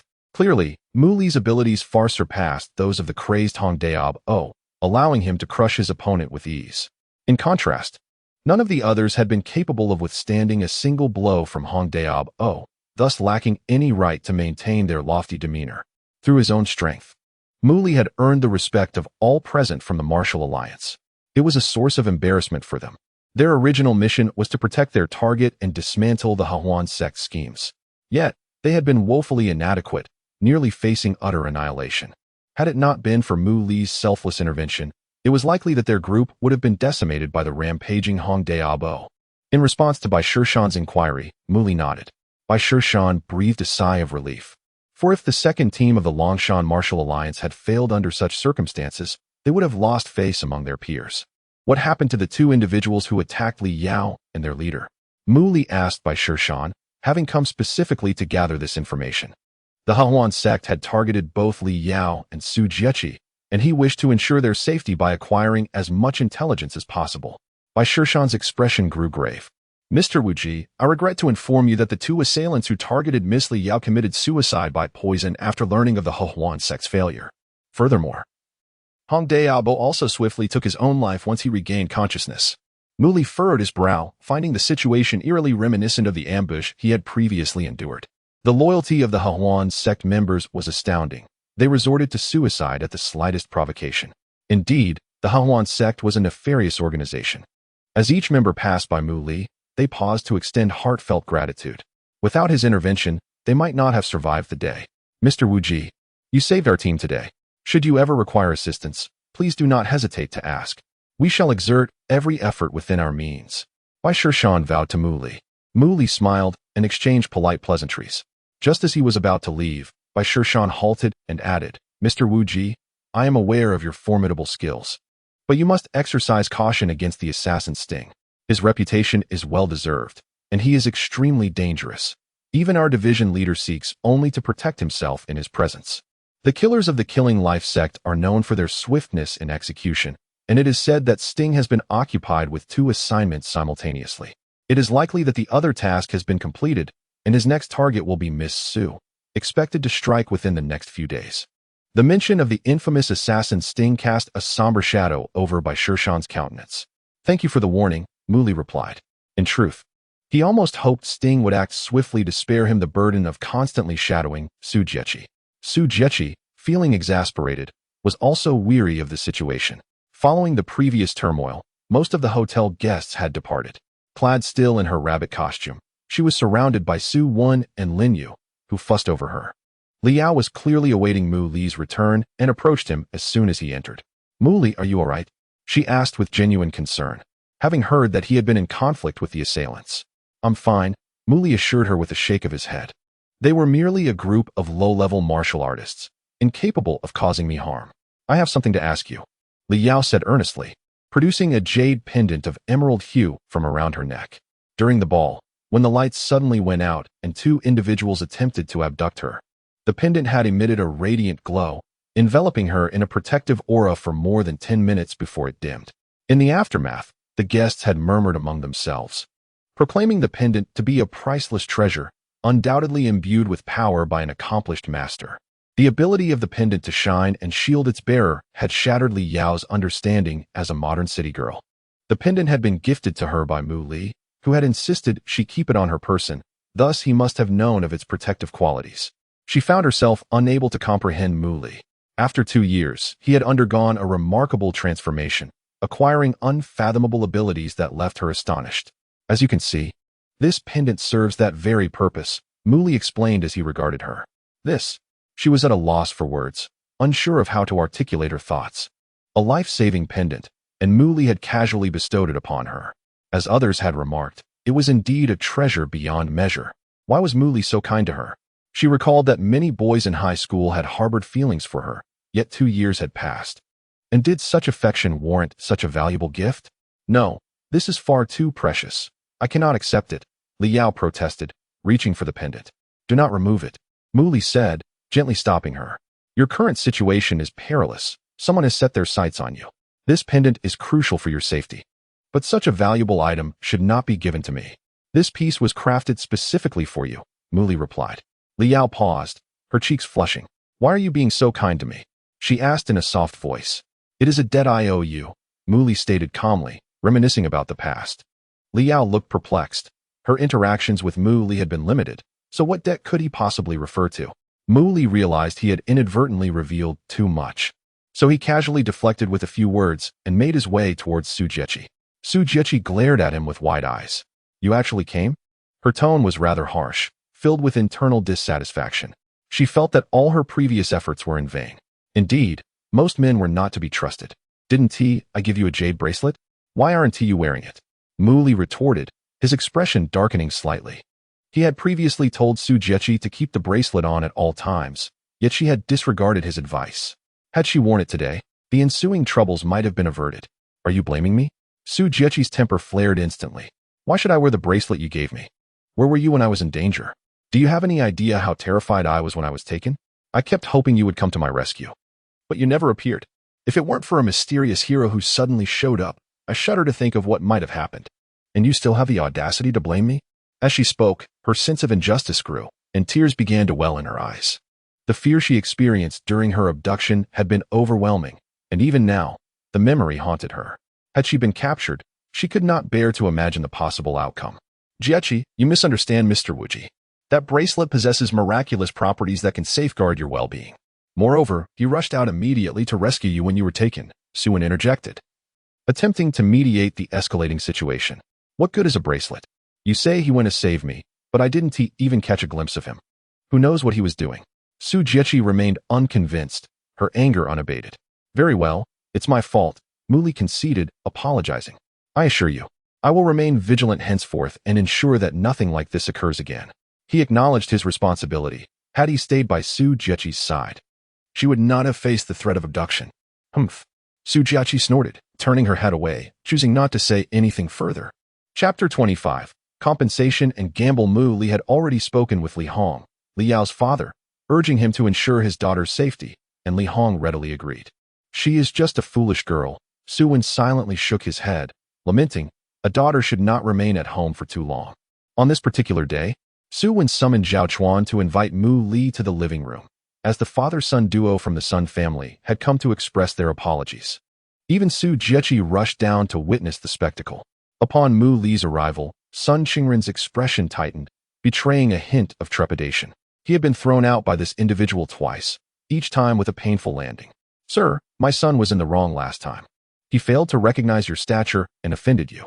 Today, we have come to apologize in person, the bald man, Sun Yud, said with a sycophantic smile. Mu Li nodded in acknowledgement. Sun Yud did not wish to humble himself before a youth, but he had no choice. Setting aside Mu Li's mysterious identity, which even Su Wen treated with great respect, he could not withstand the weight of the Su family. Su Wen had made it clear that Sun Yud's attitude could lead to economic repercussions. The Su Corporation was a colossal entity, far beyond the reach of Sun's modest real estate group. After much consideration, he realized that this transgression required compensation. Chengren apologized to the gentleman. Sun Yud commanded his son. What could Sun Chengren do? Reluctantly, he approached Mu Li and bowed deeply. Sir, I was ignorant and reckless before. I deserve punishment. I hope you can forgive me, and I promise to repent henceforth. Mu Li glanced at him, his tone indifferent as he replied, If you dare to approach my sister again, you shall bear the consequences. I wouldn't. I absolutely won't, Sun Chengren quickly assured, visibly shaken. This is a small token of our sincerity, hoping to slightly compensate for your emotional distress. Please accept it. Sun Yud respectfully presented a check. Mu Li glanced at it, 7 zeros. It was a check for 10 million. Sun Yud was indeed generous, offering such a substantial sum as an apology. Mu Li accepted it with a nod, exchanging a meaningful look with Su Wen. Sun Yud wished to ingratiate himself further, but Su Wen deftly dismissed him.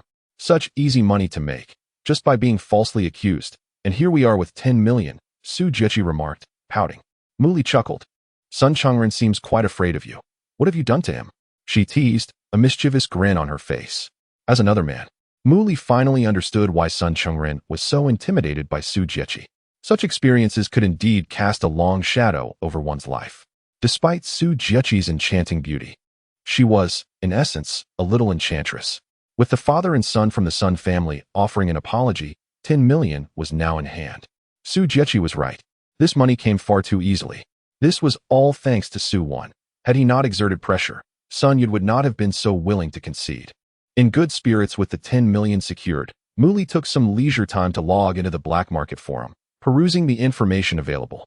After browsing the main page, he narrowed his focus to the Longshan black market forum. The two bounty posts remained pinned, with Lu Wushan's post trailing in third place. Over a week had passed. Yet the fervor surrounding the black market newcomer and the notorious assassin, Feng Xi, showed no signs of waning. Discussions were still rife. One thread, in particular, garnered significant attention, attracting numerous views. I knew this wasn't the Killing Gate assassin's style. They haven't acted for a week because they accepted 2 tasks simultaneously. Some oblivious individuals remarked after reading the post, suddenly enlightened. It's a pity for the beautiful lady of the Su family. Such beauty is often short-lived. In this small Longshan, who can withstand Feng Xi's wrath? Someone lamented. Isn't there still Wuji? He took on a 20 million bounty. Surely he must possess some skill? Humph, Wuji. A newcomer, what of it? Does anyone consider what kind of monster Feng Xi is? Even if Wuji were exceptionally skilled, how could he possibly match up? Feng Xi was indeed terrifying, effortlessly ambushing fellow warriors of the same rank. Rumors suggested he could even assassinate a martial sovereign, potentially becoming the next assassin king of the Killing Gate. As I said, until the martial sovereign emerges, no one can stand in the way. The Su family girl is doomed. I reiterate, Longshan has only produced Lu Wuxing. No matter how impressive Su Wen is, he is merely a businessman and lacks the power to summon a martial sovereign. Even if he could, Lu Wuxing would not risk himself right after breaking through to that level. As the forum users expressed their admiration for Feng Xi's prowess, they lamented the fate of the Su family's eldest daughter. As for Wuji, no one ever considered him capable of contending with Feng Xi. Isn't the martial alliance typically arrogant? Why aren't they intervening as Feng Xi brazenly threatens to kill the daughter of Longshan's wealthiest man? Someone questioned. Haha, the martial alliance? Of course. They care about such matters. All assassins from the Killing Gate are wanted by the martial alliance, and experts from the imperial capital's martial alliance headquarters have often launched offensives. Yet, after all these years, what have they achieved?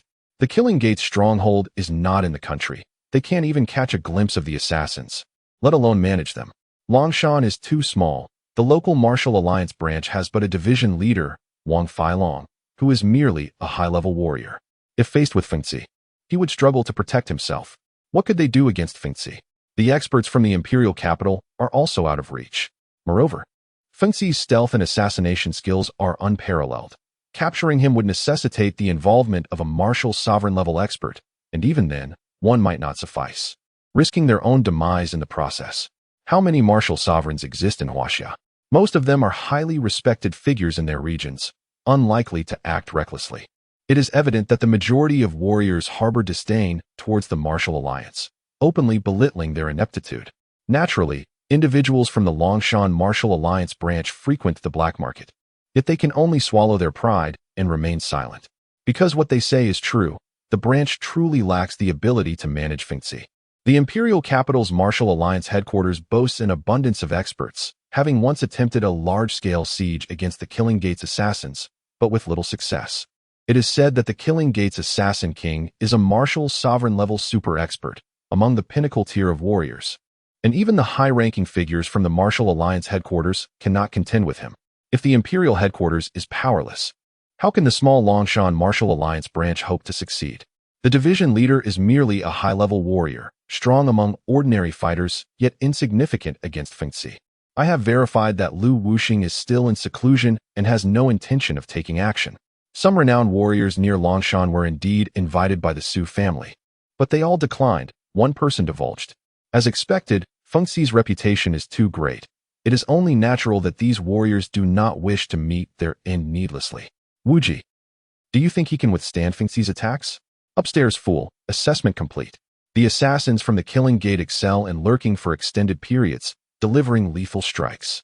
If a strike fails, they will surely retreat. Their strength is magnified several times during that single, well-prepared strike, and failures are rare. So how could Wuji possibly withstand them? Unless he is a super martial sovereign, there remains a chance. If Wuji could withstand Feng Xi's assassination attempts, he must at least be at the martial sovereign level. However, I have never heard of any great martial sovereign in Huaxia known as Wuji. Once Feng Xi takes action, his targets typically meet their end. For Wuji to save his own life would be a stroke of luck. There is no way he could protect the Su family's eldest daughter. The black market forum is filled with a cacophony of voices, yet there exists a unanimous skepticism towards Wuji. Mu Li, with an impassive demeanor, peruses through a myriad of disparaging posts, derisive comments, and definitive judgments. At a certain moment, he stumbles upon a particular thread. This is a betting thread, wherein certain individuals on the black market establish a wager through their posts, typically concerning unknown outcomes, with the poster acting as the house. This specific betting thread centers on the contest between Wuji and Feng Xi, determining who shall emerge victorious. The thread has garnered immense attention, with countless individuals flocking to witness the spectacle. The house has set the odds for both contenders, a 5-to-1 payout for a bet on Wuji's victory, and a 1-to-1 payout for Feng Xi's triumph. However, the outcome evidently took the house by surprise, as, despite Wuji's odds being 5 times greater than Feng Xi's, not a single person placed a bet on Wuji's victory. Perhaps the house itself harbored doubts regarding Wuji's chances of success, and the overwhelming number of bets placed on Feng Xi left it in a state of unease, prompting the conclusion of the betting thread while awaiting the outcome. Otherwise, the house risked a total payout. Many individuals in the comments expressed their dissatisfaction, lamenting the abrupt conclusion, as they had wished to place their bets but were deprived of the opportunity. Upon reading this, Mu Li's eyes sparkled with intrigue.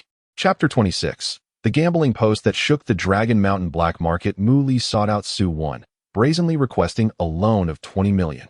Su Wan was taken aback, not due to reluctance, but from curiosity about Mu Li's intentions for such a substantial sum. He could not fathom why Mu Li, who had just received a 10 million windfall from Sun Yud's intimidation, would need more money. Mu Li had accepted a bounty from Su Wan, with a promised reward of 20 million, although 2 million had already been advanced. With utmost seriousness, Mu Li assured Su Wan that he would stake his martial virtue on repaying the debt, which startled Su Wan. A martial master wagering his integrity as collateral was a burden Su Wan could hardly bear. He cautiously suggested that the 20 million could simply be treated as an advance on the bounty. Upon receiving the 20 million, Mu Li, combined with the previous 10 million, totaled 30 million. He enlisted Zhao Chuan, a disciple of Lin Yu, to assist him in transferring this substantial sum into his black market account. In the afternoon, as the 30 million was fully credited, Mu Li logged back into the Dragon Mountain black market forum to create a gambling post. The title read, "What is the wasp sting?" A trivial matter. The content was as follows. I, Wu Ji, have trained in martial arts since childhood and am a rare prodigy, achieving great mastery at a young age. I confidently declare myself invincible in Dragon Mountain. Recently, while idly browsing the Dragon Mountain black market, I stumbled upon a plea for help and, driven by the noble intention of saving a life, decided to intervene. Little did I know that the ignorant among you would fail to recognize true mastery, hurling baseless insults that incited my ire. In my fury, I have established this gambling post. Those who bet on me will receive tenfold returns, while bets on the wasp sting will yield only 1-to-1. The wasp sting is merely a butcher. What does he amount to? I, from Dragon Mountain, could flick him away with a mere snap of my fingers. He is unworthy to be my opponent. This introduction was marked by an audacious arrogance, crafting an image of Wu Ji as excessively proud, shamelessly deriding all who demeaned him in the black market. The post also outlined the rules of the wager. If either Su, Wen's daughter, or Wu Ji himself were to perish, it would count as a victory for the wasp sting. Conversely, should the wasp sting die, Wu Ji would be the victor. Mu Li wagered the entirety of his 30 million as the house's stake. Establishing a gambling post in the black market was no trivial matter. It required sufficient capital. Once the post was live, the system would automatically tally the number of bets and odds, ceasing betting once the house's capital limit was reached, awaiting the outcome. Upon resolution, the system would seamlessly transfer funds to the winner's black market account. The Black Market Forum is distributed across over 100 nations. Boasting a robust background and a reputation for fairness and impartiality, no one would question its execution. Recently, the forum had been abuzz with discussions surrounding the newcomer and the notorious killer, the wasp sting. Wu Ji's sudden post, particularly a gambling one, was enough to draw attention. Upon clicking the post, readers were immediately confronted with Wu Ji's egregiously arrogant proclamations, which easily ignited their emotions. What is going on? Goodness. Wu Ji, you are incredibly arrogant. Not only do you belittle the wasp sting, but you also dare to insult everyone in the Dragon Mountain Black Market Forum as foolish. Truly, your audacity knows no bounds. Is Wu Ji out of his mind? Where does he find the courage to issue such a gambling post? Following the initial shock, a wave of anger surged through the forum, with countless comments lambasting Mu Li. Wu Ji, the most arrogant martial artist in Dragon Mountain's history, had set his own odds at an outrageous 10-to-1, while the wasp sting was a mere 1-to-1. 10-to-1? Does he expect everyone to bet on his victory? That is absurd. Until now, many had been disparaging Wu Ji, and his silence led me to believe he possessed some semblance of mastery, perhaps hiding his true prowess. But now, it seems his martial virtue is in question, nothing more. What is Wu Ji really? The wasp sting is heralded as the next king of assassins, likely to command the killing sect in the future with a remarkable record. How dare he claim he could flick someone away with a mere snap of his fingers? Such boasting must have some basis. Too arrogant, too arrogant. This individual is beyond comprehension. All I can say is he is excessively arrogant, ignorant and unafraid, regardless of his bluster, when the wasp sting truly strikes. Wu Ji might not even have time to react before meeting his demise. The forum erupted in collective outrage, with users uniting to ridicule and mock Mu Li. He had successfully stirred the emotions of the Dragon Mountain Black Market Forum participants, making him the target of their collective ire. Initially, these skeptics viewed him, an inexperienced newcomer, with disdain. His sudden brashness in posting such a gamble ignited the masses, drawing their wrath.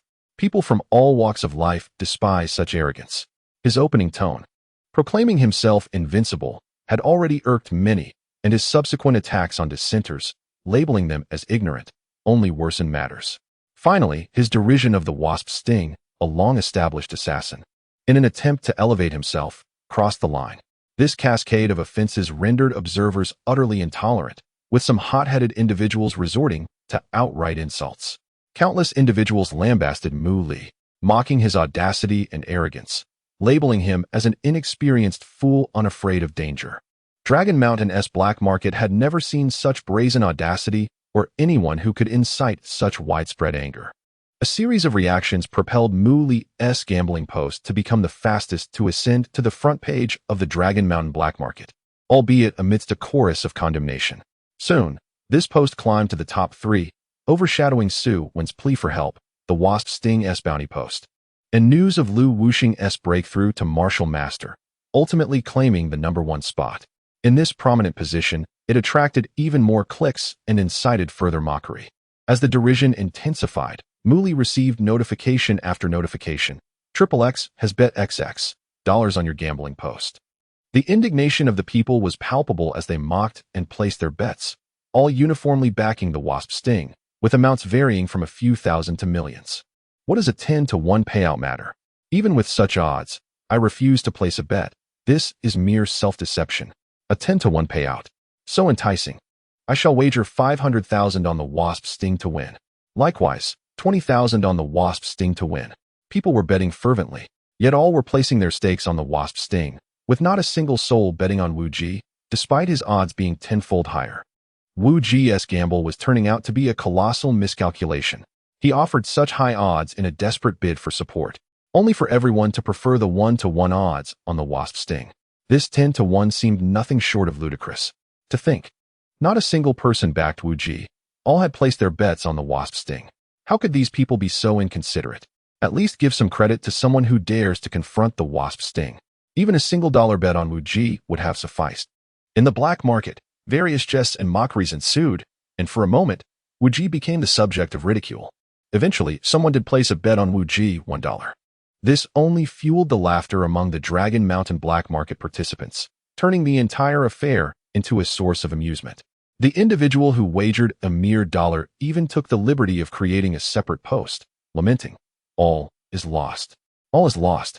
In a moment of folly, blinded by greed, he placed a bet of $1 on Wu Ji.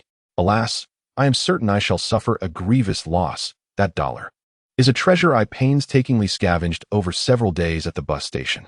The pain is so profound it renders me nearly breathless. Beneath the post, numerous individuals chimed in with mocking remarks, and many formed a synchronized chorus of derisive comments.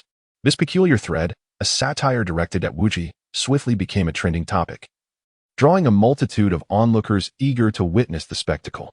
Muli's provocative gambling post ignited a frenzy on the Longshan black market forum, casting him as the laughingstock, a figure of scorn for many. Words such as ignorant, arrogant, ludicrous, and foolish have become synonymous with Wu Ji. The more disdainful the public's sentiments towards Wu Ji, the more notifications Muli received from the system. His black market account was inundated with incessant betting alerts as individuals fervently placed their wagers, all inevitably in favor of winning with the bee sting. Some martial artists from the Longshan Martial Alliance's branch, while browsing the black market forum, naturally became aware of this significant event. Consequently, it quickly transformed into a source of amusement within their ranks. How audacious Wu Ji is, a super assassin, whom our organization has sought for years to no avail, is rendered utterly insignificant in his eyes. Whenever someone mocks us regarding the killing gate on the black market, we are left seething in silence, yet he boldly confronts the bee sting. The assassins of the killing gate are not known for their temperance. Such provocation may lead to dire consequences. The bee sting, which initially intended merely to take the life of Su Wen's daughter, may now need to exact an additional toll. Such arrogance guarantees an unfavorable outcome. Youthful hubris often leads to an untimely demise. When the members of the second group of the Longshan Martial Alliance learned of this incident, they were all left in a state of disbelief. They had only recently interacted with Wu Ji, who had been rather reserved, remaining unfazed by their scorn until he erupted with astonishing prowess after his comrades were grievously injured by the Hong Daob of the Hahuan sect. According to their understanding, Wu Ji was not one to exhibit such demeanor. Yet, the words within that betting post were exceedingly arrogant, as if he regarded the world with disdain. "Leader, what game is Mr. Wu Ji playing?" one member inquired of Baisher Mountain.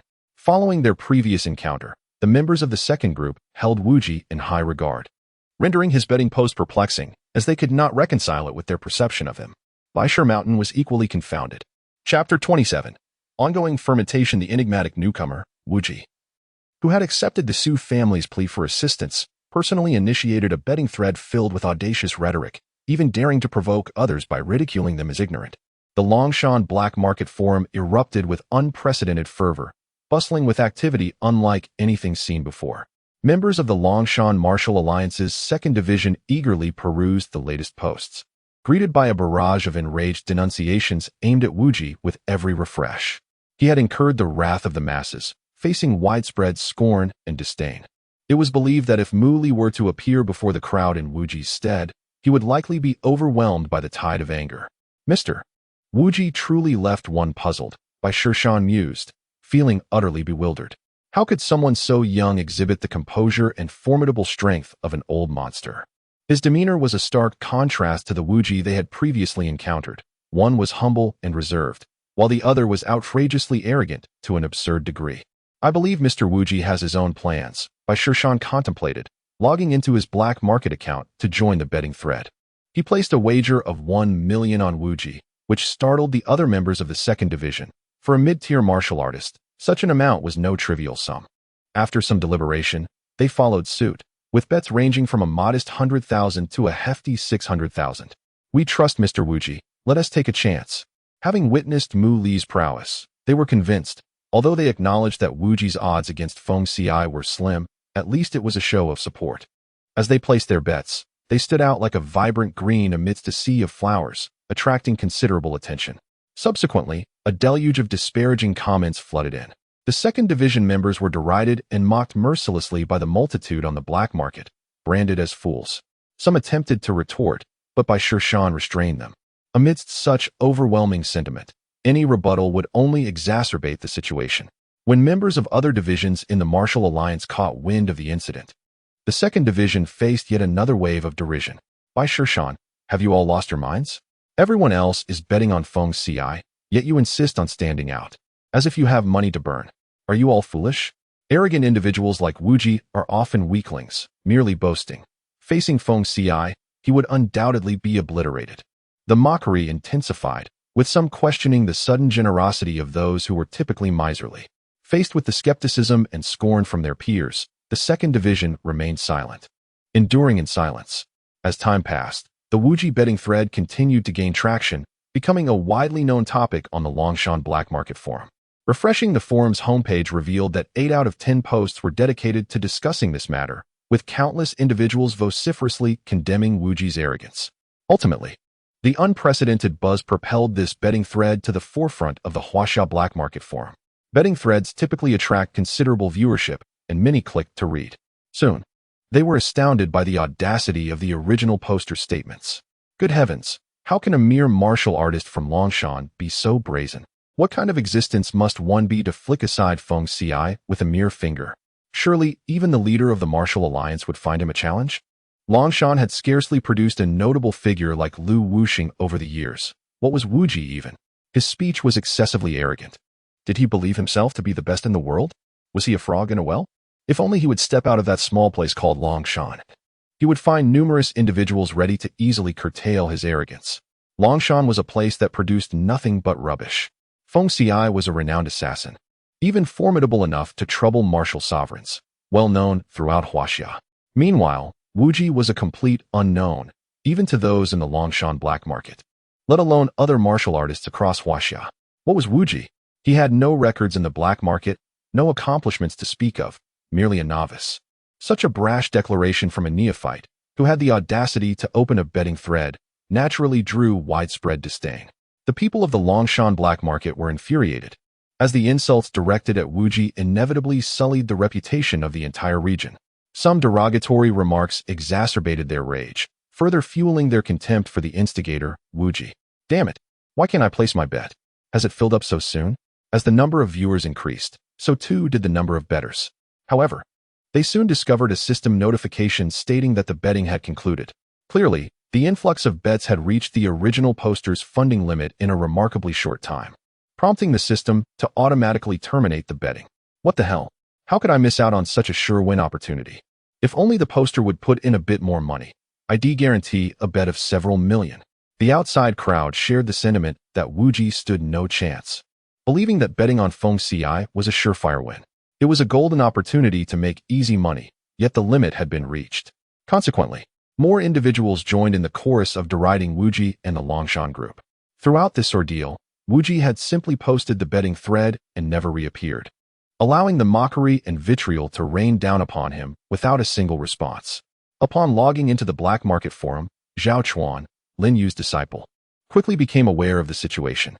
He was utterly astonished and immediately relayed the information to his master and Su Wan. It turned out that Mr. Wuji sought 20 million for this very purpose. Su Wan finally understood, feeling a mix of astonishment and contemplation. What was Mr. Wuji's intention? Lin Yu furrowed his brow. Those who knew Wuji would agree that such behavior was uncharacteristic of him. It's quite simple, Suwen chuckled lightly. Look at those placing bets on Mr. Wuji's thread. How many are wagering on him? Even if Mr. Wuji set his odds at 10 to 1, the number of people betting on him was almost negligible. Zhao Chuan responded, now I see. Lin Yu smiled. Almost everyone had placed their bets on Feng Ci. And if Mr. Wuji were to win, it would effectively double their investment. Zhao Chuan inhaled deeply, realizing the implications. Guiding public opinion, becoming the target of scorn, and even offering enticing odds.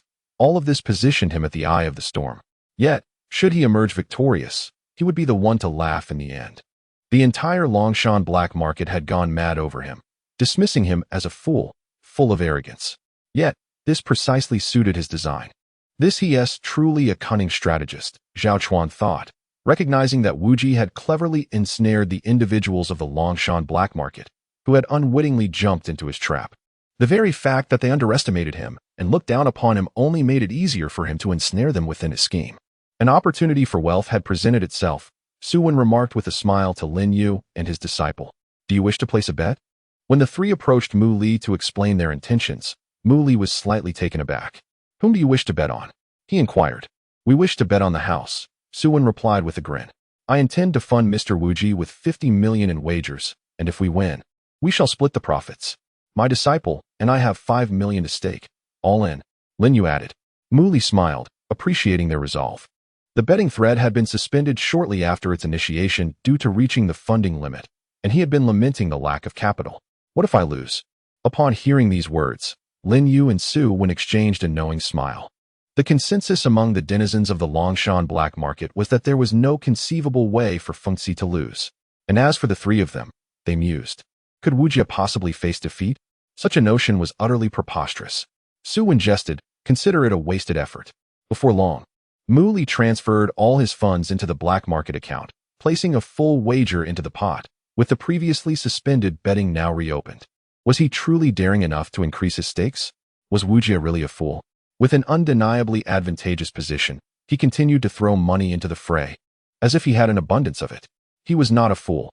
He was merely a victim of his own ignorance and arrogance.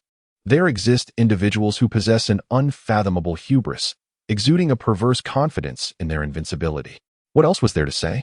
Bet, bet, bet. All his possessions staked on Feng Ci. This audacious move by Mu Li ignited a new wave of fervent discussion. The black market crowd deemed him an unparalleled anomaly, a fool of epic proportions throughout history. Soon, a sensational announcement sent ripples through the crowd. Feng Ci had placed a wager of 10 million. Even Feng Ci himself emerged from the shadows, betting 10 million on his own victory. A chorus of astonished expressions spread among the black market patrons. The assassins of the Killing Gate were typically cold and taciturn, revealing themselves only when tasked with a mission. Yet now Feng Ci had stepped into the limelight. Who could say if there were other assassins among those placing bets? Wujia had become so brazen that even Feng Ci could not remain passive, personally wagering 10 million on himself, a clear indication of his ire. This was a first. The tide had turned. The arrogant Wujia was destined for downfall, certain to meet his end at the hands of Feng Ci, unable to withstand even a single strike. Those who had not yet placed their bets, filled with disappointment, swiftly followed suit, while others who had already wagered busied themselves with increasing their stakes. It took scarcely any time for the betting to be suspended once more, as the funds had once again reached their limit. Many lamented their own hesitance, cursing themselves for not betting sooner. At this juncture, the attention surrounding this wager within the Longshan black market was unprecedented. Countless individuals joined the fray of discussions, with a myriad of condemnations and analyses surfacing. Yet, the instigator, Mu Li, remained elusive, only appearing to post and increase his wager, allowing the situation to escalate further. Chapter 28. The aura of death in the bustling black market. Chaos reigned supreme, yet Mu Li remained undisturbed, indulging in his meals and drinks with utmost contentment. He believed that the time for action was swiftly approaching. On this day, the weather was delightful, with the sun shining brightly. Su Jiechi clamored to go out, but Mu Li declined her request. Resorting to emotional appeals, she reminded him of the many times she had helped him, recalling how he had failed to fulfill his responsibilities last time, leaving her in danger. She insisted that whether it was to repay her kindness or offer compensation, he owed her this one favor. Muli chose not to argue. During the last rescue, he had donned a trench coat and mask, and Su Jiechi had mistaken him for a heroic figure, dreaming of their next encounter. It was best not to reveal the truth, given her nature. She would undoubtedly become incessantly clingy, and the thought of being pursued by this little enchantress gave him a headache. Uff, you truly lack romance. She pouted in frustration when Muli remained unyielding. You're as stiff as a block of wood. If it were anyone else, a simple display of vulnerability would have moved them. Even my father would have been swayed. Yet here you are, impervious to my charms. Ironically, this same wooden individual used his family's jade ornaments to woo girls effortlessly, leaving them blushing and starry-eyed. Was her allure insufficient? Surely it was this insensible person who could not appreciate her superiority over that little lady. Do you genuinely not recognize that person? Think carefully. Aren't bodyguards supposed to have photographic memories? Su Jiechi attempted to divert the topic, persistently inquiring about the hero she admired. Over the past few days, she had bombarded Lin Yu's disciples and Mu Li with questions repeatedly. I do not know him, Mu Li replied, his answer unwavering. All right then, what does he look like? Any distinctive features? She pressed on. If I must describe him, he is handsome, extremely handsome. Mu Li sighed internally. Was this not a futile question? My lady, I am aware of my own attractiveness, but I hardly need you to reiterate it each time. A touch of modesty would suit your noble status. I asked for specific traits, not for a compliment on his appearance. How would anyone know who you mean with such vague descriptions?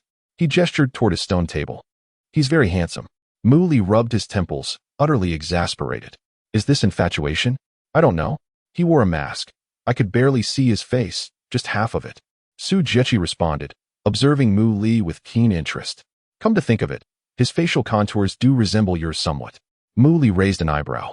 Had he been recognized so quickly? Yet, she continued, although you are impressive in your own right, you are merely a novice compared to my idol. So you cannot possibly be him. Mu Li chose silence, realizing that even if he claimed to be the hero, she would not believe him. Did you know? He is like a god.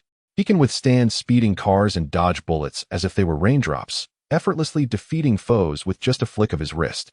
And the most astonishing part is that he can walk on water while carrying me, just like a prince carrying his princess. So romantic, so dreamlike. Good heavens, how can such a person exist in this world? Su Jiechi chattered excitedly, her heart aflutter as if sharing a precious secret.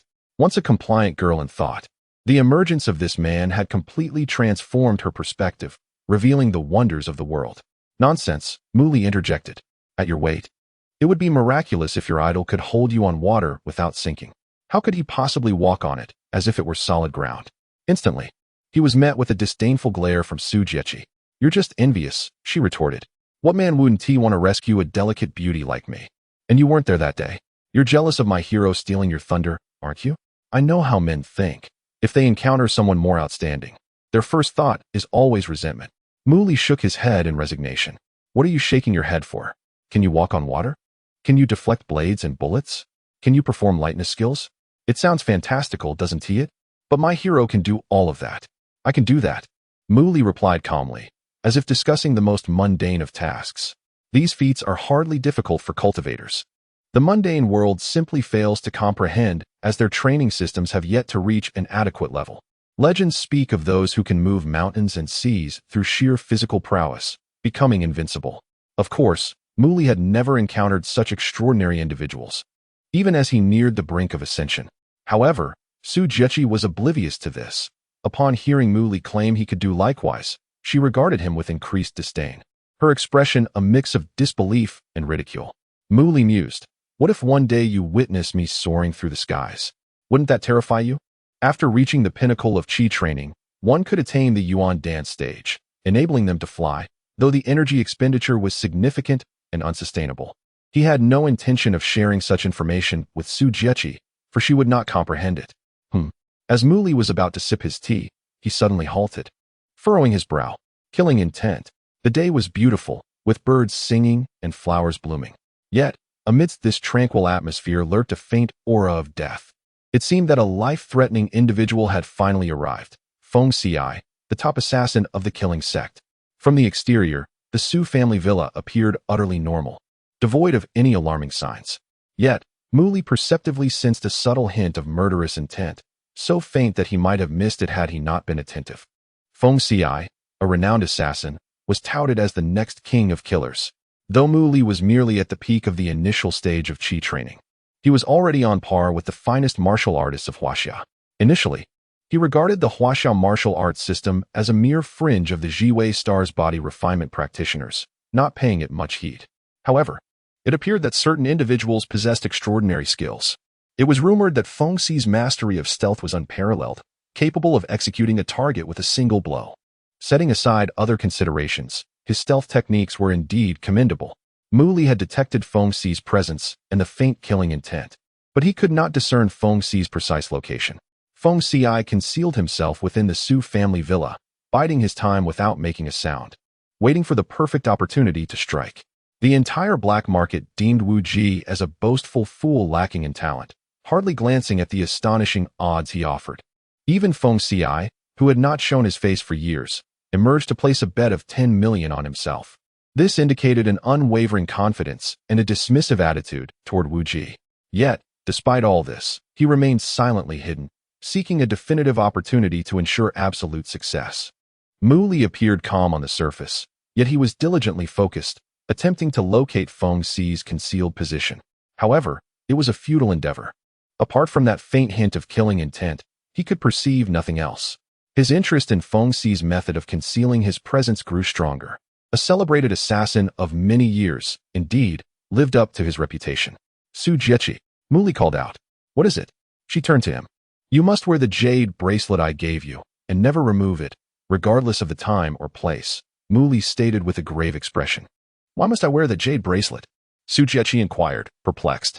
Mu Li had already repeated this statement to her twice, the last time. She had ignored it and failed to wear the bracelet, which had angered Mu Li during the perilous incident at the Li family hotel. Was there some hidden significance to that jade bracelet? Her previous refusal to wear it stemmed from a rebellious impulse against Mu Li. But after witnessing his prowess at the hotel, she no longer viewed the man her father had hired for 2 million as ineffectual. Thus, her skepticism towards his words and actions had diminished. This bracelet possesses remarkable effects, beneficial to you and devoid of any harm. Its wonders will undoubtedly astonish you, provided you wear it, Mu Li said enigmatically. Humph, it's merely a jade bracelet. How extraordinary can it possibly be? Su Jieqi scoffed. Yet, it was undeniable that her curiosity had been piqued. Her nature was one of restlessness, a girl who relished play and exploration. Although the bracelet you gifted isn't particularly impressive, since you have earnestly requested it, I shall oblige you this once and wear it for a few days. However, if it proves to be devoid of any miraculous effects, I shall hold you accountable, she warned. Indeed. Thank you, esteemed young lady, for your compliance, Mu Li responded, fully engaging in her performance. As long as you wear it. I only hope that when its effects are triggered in a moment of danger, you do not become overly frightened. Su Jieqi knew well what she had promised herself. During lunch, she had already donned the jade bracelet, intentionally flaunting it to Mu Li. Now, it remained to be seen when the hidden assailant would make their move. The book will be published tomorrow. Upon receiving notice from the editor, I learned that it will be available tomorrow. I work every day, and as someone somewhat clumsy with tasks, I will strive to find more time to update. Chapter 29. The sting of the bee. The assassin known as Bee Sting had long concealed himself within the Su family's villa, poised to strike with the ferocity of a thunderbolt. Mu Li sensed the faint aura of his murderous intent, aware of his presence. Yet, outwardly, he remained unperturbed, refraining from disclosing any information regarding Bee Sting to anyone. Thus, the Su villa continued in its usual tranquility, with its occupants oblivious to the impending danger. Rumors in the black market spoke of Bee Sting's formidable prowess, renowned for his exceptional assassination skills, with none of his targets having ever escaped his grasp. However, despite his remarkable abilities, Bee Sting was not a master of martial arts. The apprehension felt by martial arts practitioners did not equate to him being their equal. Mu Li held absolute confidence in safeguarding Su Jieqi's safety, yet his intentions extended beyond mere protection. To shield her once may suffice. But a second or third attempt on her life could occur. It would be prudent to resolve the matter decisively and secure peace of mind. One could not deny the effectiveness of Bee Sting's stealth techniques. With Mu Li's current cultivation level, he could not pinpoint Bee Sting's hiding place. Consequently, he remained in a state of anticipation, waiting for the assassin to make his move. The lengthy wait passed slowly. With the entire day slipping by without any action from Sting, he had remained motionless within the villa for a full day, astonishingly showing no signs of readiness to strike. Li maintained a vigilant state, prepared to detect any slightest movement from the assassin. However, as hours turned from daylight into darkness, Sting continued to remain inactive, leaving Li perplexed. What was he contemplating? Why the excessive caution? According to the conclusions drawn by the denizens of the Longshan black market, Wu Ji was a brash individual lacking in skill. The fact that Sting, who typically abstained from public appearances, had placed a 10 million wager on himself defeating Wu Ji, suggested an unwavering confidence in his own abilities. Dismissing Wu Ji as a worthy adversary, all external indicators suggested that eliminating the Su family's eldest daughter would be a trivial task for him. Yet, here he was, exhibiting such meticulous caution. Was this the hallmark of a top-tier professional assassin? Maintaining his customary demeanor while recognizing that the task at hand posed no significant challenge, he remained neither overconfident nor impulsive. But what was he truly waiting for? Did he intend to strike only when Su Jiechi was entirely alone? Top assassins possess their own unique styles and professional ethics. Perhaps they could remain concealed for days on end. However, Li had no inclination to wait indefinitely. That night in the Su Villa's living room, Su Wen and Lin Yu, the master and disciple, chatted amiably while Li sat silently on the sofa. The others had long since grown accustomed to Li's reticent nature, and they made no effort to draw him into their conversation. Su Jiechi, clutching her phone, busied herself with a game, showing no desire to join their discourse. After a moment, Li glanced at Su Jiechi. Her serene demeanor while playing exuded tranquility. Her occasional smiles radiated freshness akin to blooming lilies. Seemingly sensing his gaze, Su Jiechi looked up and asked curiously, "Why are you staring at me?" Li's eyes shifted downward, noticing a jade bracelet of a vivid green hue adorning her delicate wrist, undoubtedly one of the protective talismans he had crafted. "I recalled something," Li began. "After dinner, while I was strolling through the garden, I discovered a little creature." He spoke of a pure white rabbit with eyes as radiant as rubies. "Wow, really? Where? Where? Take me to catch it," Su Jiechi exclaimed, bouncing excitedly towards him. The Su Villa, situated in a suburban area of Longshan City, could indeed harbor wild creatures like rabbits. "It's in the garden. You might still find it if you hurry. If you do, call me, and I'll help you catch it," Li advised her. "Once you find it, make sure to come out quickly so it doesn't escape." Su Jiechi cheerfully replied before darting away. Li, remaining seated on the sofa, closed his eyes to meditate, though his mind was sharply attuned to Su Jiechi's surroundings. Since Sting was exceedingly cautious, remaining immobile and silent, Li sought to create an opportunity for him to act. Su Jiechi exited the living room and made a beeline for the garden. Although night had fallen, the villa was well lit, leaving little in darkness. The garden still bloomed with fragrant flowers, and insects flitted about under the illuminated blossoms. Su Jiechi wandered through the garden, peering into the foliage and poking through the underbrush. Calling out for the rabbit, "Little bunny, come out. I have carrots for you." Her enthusiasm filled the air as she searched for the elusive creature. Her spirits lifted, Su Jiechi scoured every nook and cranny of the garden, but despite her efforts, not a single trace of the rabbit could be found. Gradually, her expression shifted from sunny to overcast, then to one of displeasure. "Li, you deceived me. There's no little white rabbit in the garden." She glared at him, clearly upset. Li's surprise was palpable. Sting had yet to make a move. Su Jiechi had roamed the garden for over 20 minutes, completely unaccompanied. And Sting had not seized the opportunity?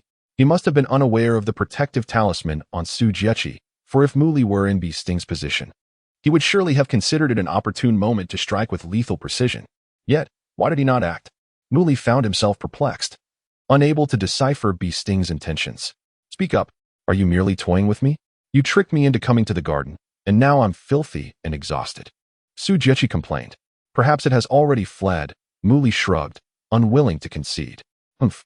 Su Jiechi pouted, clearly annoyed, and turned away from him. Li redirected his focus back to her, contemplating that perhaps Sting was merely biding his time, waiting for a moment of complacency. However, after half an hour had passed, and hearing the sounds of water, Su Jiechi had finished her bath and retired to bed, yet Sting remained dormant. Li found himself reluctantly admiring the assassin's composure. He truly could remain patient. Rising from the sofa, he ventured outside for a stroll in the garden. As he walked, Mu Li repeatedly concentrated on the darkened areas that the lights did not touch, yet yielded no results. He trusted his instincts. Convinced that Sting was indeed lurking within the villa, simply refraining from action. After a few steps, Mu Li paused, gazing toward a shadowy corner where intertwining green vines formed a gap in the barrier. He approached slowly, step by step, drawing nearer. Suddenly, a chilling sense of danger washed over him. His instincts flared, and the spiritual energy within him surged forth, enveloping him in a near-transparent barrier. In that instant, Mu Li pivoted and struck out with a powerful palm. Clang! Boom! In the darkness, a glint of cold steel flashed as a sinister dagger lunged toward him from behind. The attack was both abrupt and swift. Almost simultaneously, Mu Li's spiritual energy coalesced into a barrier that clashed with the cold gleam of the dagger, producing a shower of sparks. At that moment, Mu Li's palm, infused with forceful energy, connected with the assailant, sending the figure crashing to the ground. Under the lights, Mu Li finally discerned the visage of the individual. He possessed an unremarkable appearance, appearing to be in his 30s, clad entirely in black. At this moment, he pressed one hand against his chest, gazing at Mu Li with profound astonishment. Mu Li, with a grave expression, scrutinized this individual. It was no wonder he had refrained from taking action, even when Mu Li had presented him with an opportune moment to strike. The primary target of the sting was not Su Jieqi, but rather himself. The first intended victim of the sting was Wu Ji. Indeed, he was a top-notch assassin. Had Mu Li not been a cultivator, endowed with extraordinary reflexes and the ability to counter with spiritual energy, he would undoubtedly have sustained injuries by now. If a martial artist from Huaxia had encountered such a sudden assault, they would likely be gravely injured, if not dead. It was no surprise that those in the black market claimed that the sting had the capability to ambush martial artists, for even they held him in fear. He truly possessed such formidable strength. Mu Li experienced a jolt of realization. Unbeknownst to him, the sting was currently engulfed in a storm of turmoil within. Having received a blow, blood seeped from the corner of his mouth, marking him as wounded. Yet, he appeared oblivious, gazing at Mu Li in sheer disbelief. "You are a high-level martial artist?" He stammered incredulously. He had failed. He had truly failed. From the outset, his target had never been the young lady of the Su family, but rather the man whom many in the black market scorned as merely a paper tiger, Wu Ji. People deemed Wu Ji arrogant and believed he possessed no real capability, assuming that a mere encounter with the sting would lead to his demise. However, the sting did not share this sentiment. Anyone bold enough to accept a 20 million bounty from the Su family could hardly be an ordinary martial artist. If Wu Ji were merely an ordinary fighter, how could Su entrust him with the safety of his daughter? Considering Wu Ji's sudden emergence, the sting's keen instincts alerted him to the fact that Wu Ji was a master. When the typically taciturn Wu Ji unexpectedly displayed arrogance by initiating a gamble, the sting's suspicions were further solidified as he perceived Wu Ji's ploy. He placed a wager of 10 million on himself to win. Indeed, he believed Wu Ji to be a master, yet he still retained confidence in his own abilities. He had lain in wait at the Su family villa for an entire day, with his focus unwaveringly set on Wu Ji. He surmised that once Wu Ji was dealt with, eliminating the Su family's young lady would pose no challenge. Wu Ji allowed Su Jieqi to roam freely, indicating that she must possess something to safeguard her from danger. After an entire day of lurking, he finally awaited the moment Wu Ji let his guard down, striking like a bolt of lightning. Yet, he had failed. Chapter 30. The Falby sting was brimming with confidence. However, the recent turn of events had completely shattered his self-assurance. He had lain in wait for an entire day, biding his time until the moment of dusk when Wu Ji would let down his guard. In a thunderous assault, he aimed to strike unexpectedly, inflicting grave injury even upon a martial master. But what had this Wu Ji accomplished? Had his internal energy instinctively manifested to shield his body? Furthermore, he had reacted almost instantaneously, counterattacking the very moment Sting's attempt failed. At this moment, Sting's expression was one of astonishment, his heart racing with fear. He was a martial master, and a high-ranking one at that. Typically composed and cautious, the top-tier assassin found himself utterly unsettled. For a high-ranking martial master represented the pinnacle of martial prowess in Huaxia. Such illustrious figures were renowned both domestically and internationally, wielding immense power. In vast Huaxia, how many high-ranking martial masters could be found? The Su family had managed to enlist one to safeguard the Su family's young lady. Sting felt akin to a mosquito targeted by a cannon. Escape. Escape. This singular thought consumed his mind. The notion of killing was far-fetched. Preserving his own life was the only priority. He, Sting, was famed and feared. Yet he was merely a high-ranking martial artist. After a moment of panic, Sting reached into his pocket and hurled two objects toward Muli. Boom. The two small black grenades exploded with a deafening roar, creating chaos. Muli floated backward, untouched by the debris. As the smoke dissipated, Sting had already vanished from sight. A failed attempt led to retreating 1,000 miles. This was the nature of a killer from the Killing Gate. In just one brief encounter, the notorious assassin Sting was frightened away by Muli. The explosions drew the attention of those inside the villa, and when Lin Yu and his disciples rushed out, they could only see Muli's silhouette disappearing into the night. Observing the scene of devastation, Lin Yu's expression darkened. It seemed that Sting had indeed come. The night sky was pitch black, devoid of stars or moonlight. It was astonishing. A youth so young had already ascended to the coveted realm of martial masters, and not just any master, but one of the highest caliber. All of Sting's pride was utterly obliterated before this individual. He too had been labeled a genius, having reached the pinnacle of high-ranking martial artistry in his 30s. With hopes of breaking through to the realm of martial masters, further regarded as the successor of the Killing Gate and the next king of assassins. Yet, in the presence of this young man, he felt utterly diminutive. How could it be? How could it be? Sting found it hard to believe. Unwilling to accept that someone could attain such a terrifying level of prowess at such a tender age. If this were to spread, forget the denigrators and mockers in the Longshan black market. The entire martial arts community of Huaxiao would tremble in disbelief. For such an existence was indeed a milestone in the annals of Huaxia's martial arts history. I must have misjudged. Wu Ji is a martial master, yet not of the highest caliber. The ability to injure a martial master while remaining unscathed and instantly counterattacking. His fear had led him to mistakenly believe that the other was a grandmaster. After all, for someone in their 20s to achieve the status of a martial master was already astonishing. If he were indeed at the pinnacle of martial masters, it would transcend mere terror and could only be classified as monstrous. Damn it! Sting's expression suddenly changed drastically, and he quickened his pace, running like a speeding car. He sensed it. Wu Ji was closing in. Faster. Sting felt an urgency coursing through him, his body aflame with adrenaline as he ran for his life. Even if his opponent were merely a martial master, a direct confrontation would leave him no choice but to bow down. Exiting the Su family villa led him to the outskirts, where hills and forests lay ahead. Sting made a beeline for the more complex terrain, hoping to use his extensive experience in jungle warfare to shake off Muli. Alas, disappointment awaited him, no matter how he fled or concealed himself. His instincts told him that Wu Ji was still on his trail. Could he possibly fly? Sting found it incomprehensible. Assassins from the Killing Gate underwent rigorous training from a young age, adept at adapting to various challenging combat environments, with top-notch skills in stealth and escape. Yet today, none of these skills seemed applicable, as if no matter how far he ran, he remained within the gaze of that individual. Navigating through hills, woods, and wilderness, Sting heard the rush of water. The Longyan River. He had escaped to the riverbank. A flicker of hope ignited within him. He quickly seized a large stone and without hesitation, leaped into the river, disappearing from view. Since he could not evade his pursuer on land, he might as well take refuge in the water.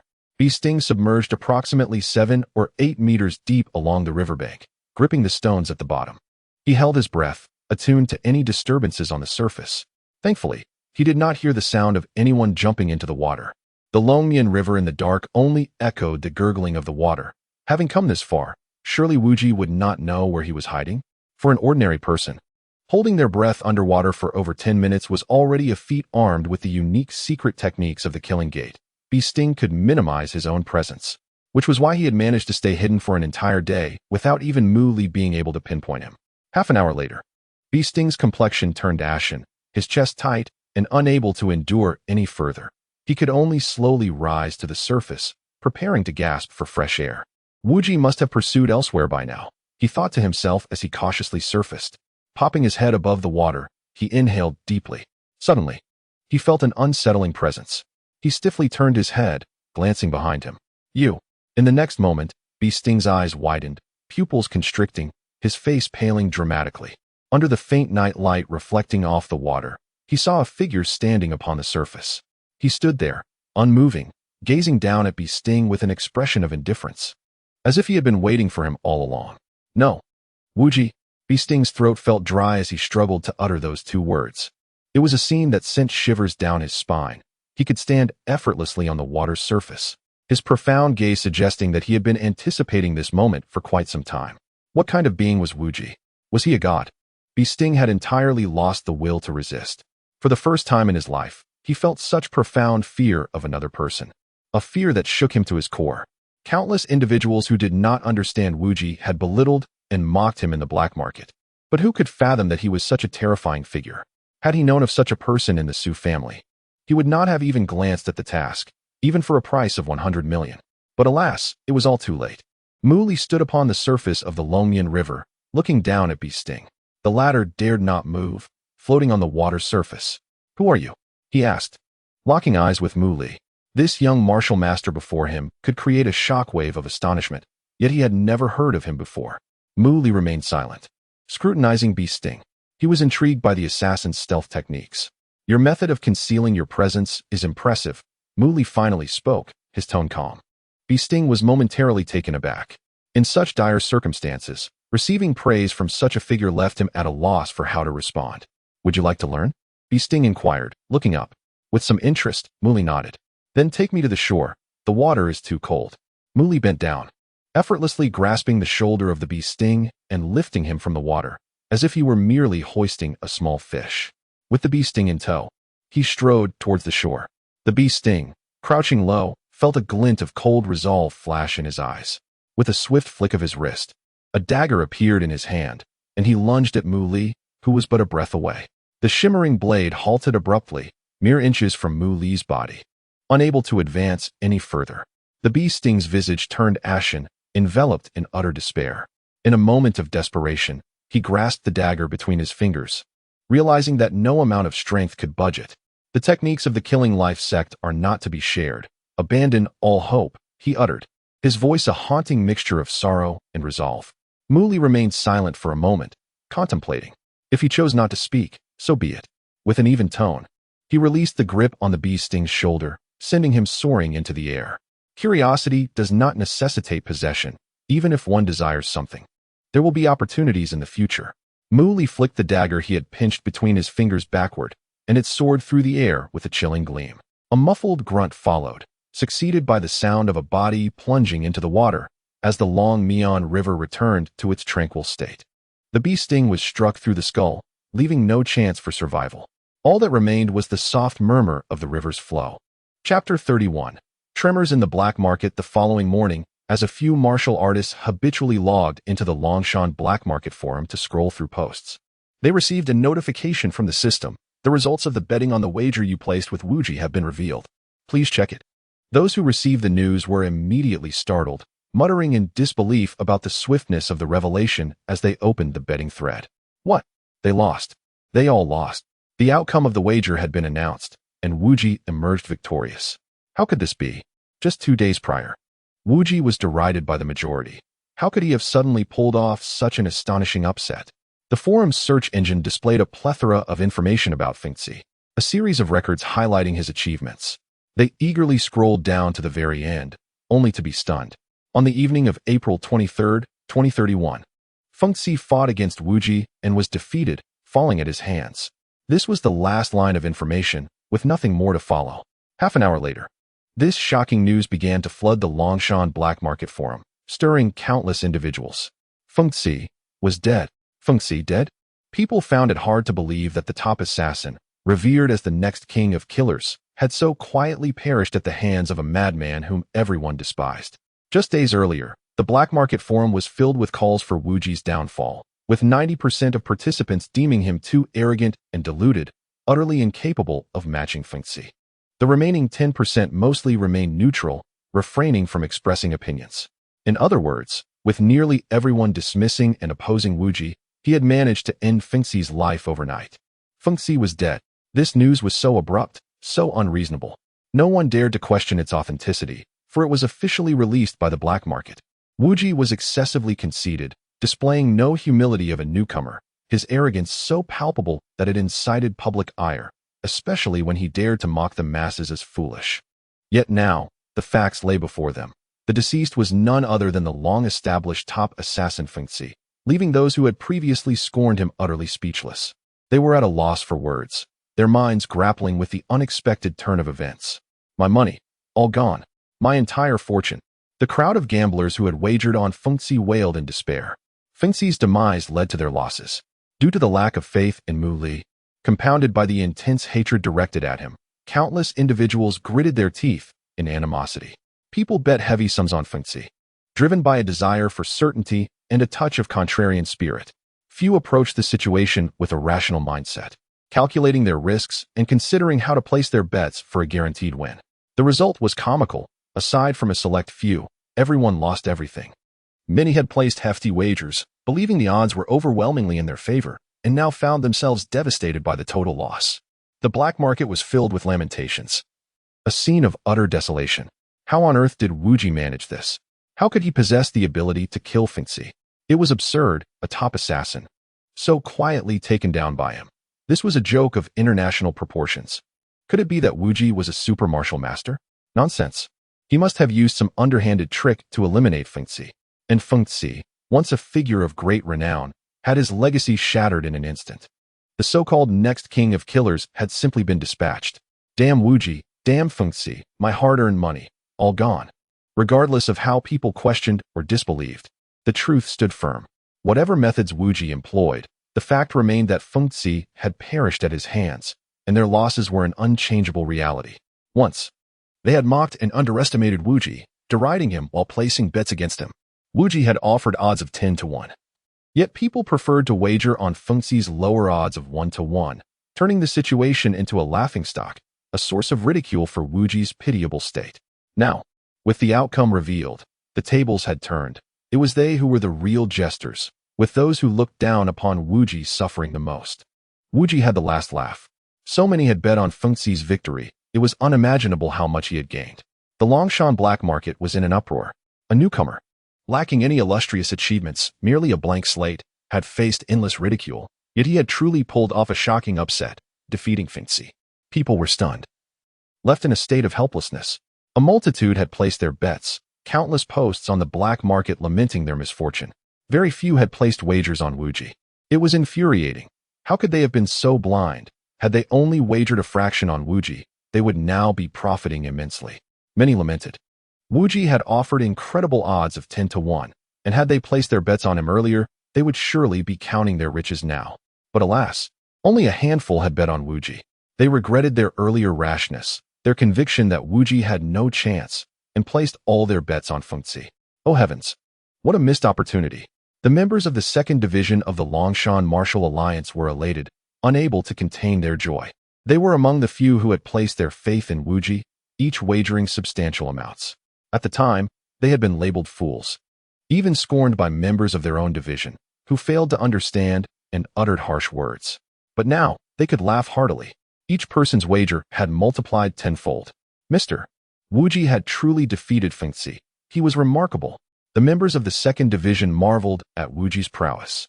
Although they had witnessed his strength and been awed by his capabilities, they had doubted his chances against Fengzi.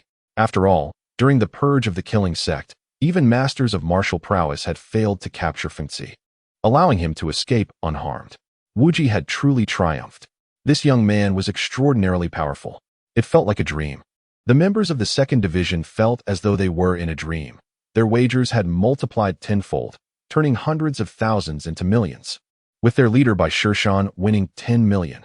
For ordinary members of the Martial Alliance, this was an immense fortune. Those who had once mocked them were left destitute, lamenting their losses. Who would dare to ridicule them now? Just the thought was satisfying. What the hell is this? One individual, however, felt a tumult of emotions swirling within, a complex blend of feelings difficult to decipher. This person had also bet on Wu Ji. He won, yet the victory brought him immense discomfort. He had wagered a mere $1. Now, with the tenfold increase in stakes, his winnings amounted to $10. Once, he had placed that single-dollar bet as a means of mocking Wu Ji, relishing the attention it garnered, feeling quite pleased with himself. But now, as the outcome unfolded, he could not muster a smile. Damn, had I wagered 100,000 then, I would have 1 million now. If I had bet 1 million, I would have 10 million. Yet, he had let the opportunity slip through his fingers.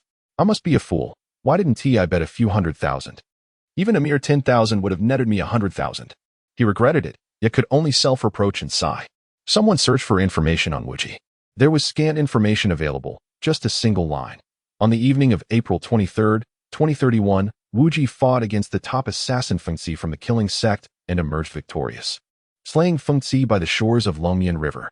Just that one line, yet it shone with brilliance. The infamous Bi Sting stands as the most formidable assassin among the new generation of the killing sect. Each strike he delivers is a fatal blow, and he has managed to escape with his life even from the grasp of the martial sovereign. He has stealthily eliminated the heads of small nations and vanished without a trace. Yet, this lethal killer ultimately met his demise at the hands of Wuji. Undoubtedly, Wuji is a master of unparalleled skill. He is a prodigious newcomer who, upon his emergence, audaciously accepted a colossal bounty from the Su family that most would dare not confront. His arrogance is indeed justified. To have slain the likes of Bi Sting, his prowess is undoubtedly of the highest caliber. As one star falls, another ascends, shining brightly in its place. The black market echoes with the lamentations of many. Yet those who once derided Wuji with scornful words have dwindled in number. Wuji has forcefully silenced them with his immense power, leaving them speechless. However, the cost of such an ascent has been exorbitant. Many have found themselves stripped of their fortunes. Chapter 32. Sudden wealth. The conclusion of the gambling stakes and the settlement of the black market system resulted in a meteoric rise in Mu Li's account balance. Having borrowed 20 million from Su Wan, along with an additional 10 million from the son father and son duo, he initially invested a total of 30 million. However, the betting limits were quickly reached, leading to an automatic cessation of further wagers. Subsequently, Su Wan and Lin Yu, as a master and disciple, jointly invested 55 million, bringing the total funds invested to an astonishing 85 million. Ultimately, after settling accounts and subtracting the principal, Mu Li netted approximately 60 million in profit. It was noteworthy that a few individuals had placed their bets on him, and the high odds had also contributed to their substantial winnings. According to the prior arrangement with Su Wan, he had invested 50 million, and the profits from this sum were to be equally divided between them. As for the 5 million contributed by Lin Yu and his disciple, Mu Li graciously declined to share the dividends, opting instead to return the total amount of 10 million, which included their principal and profits. The two were immensely grateful.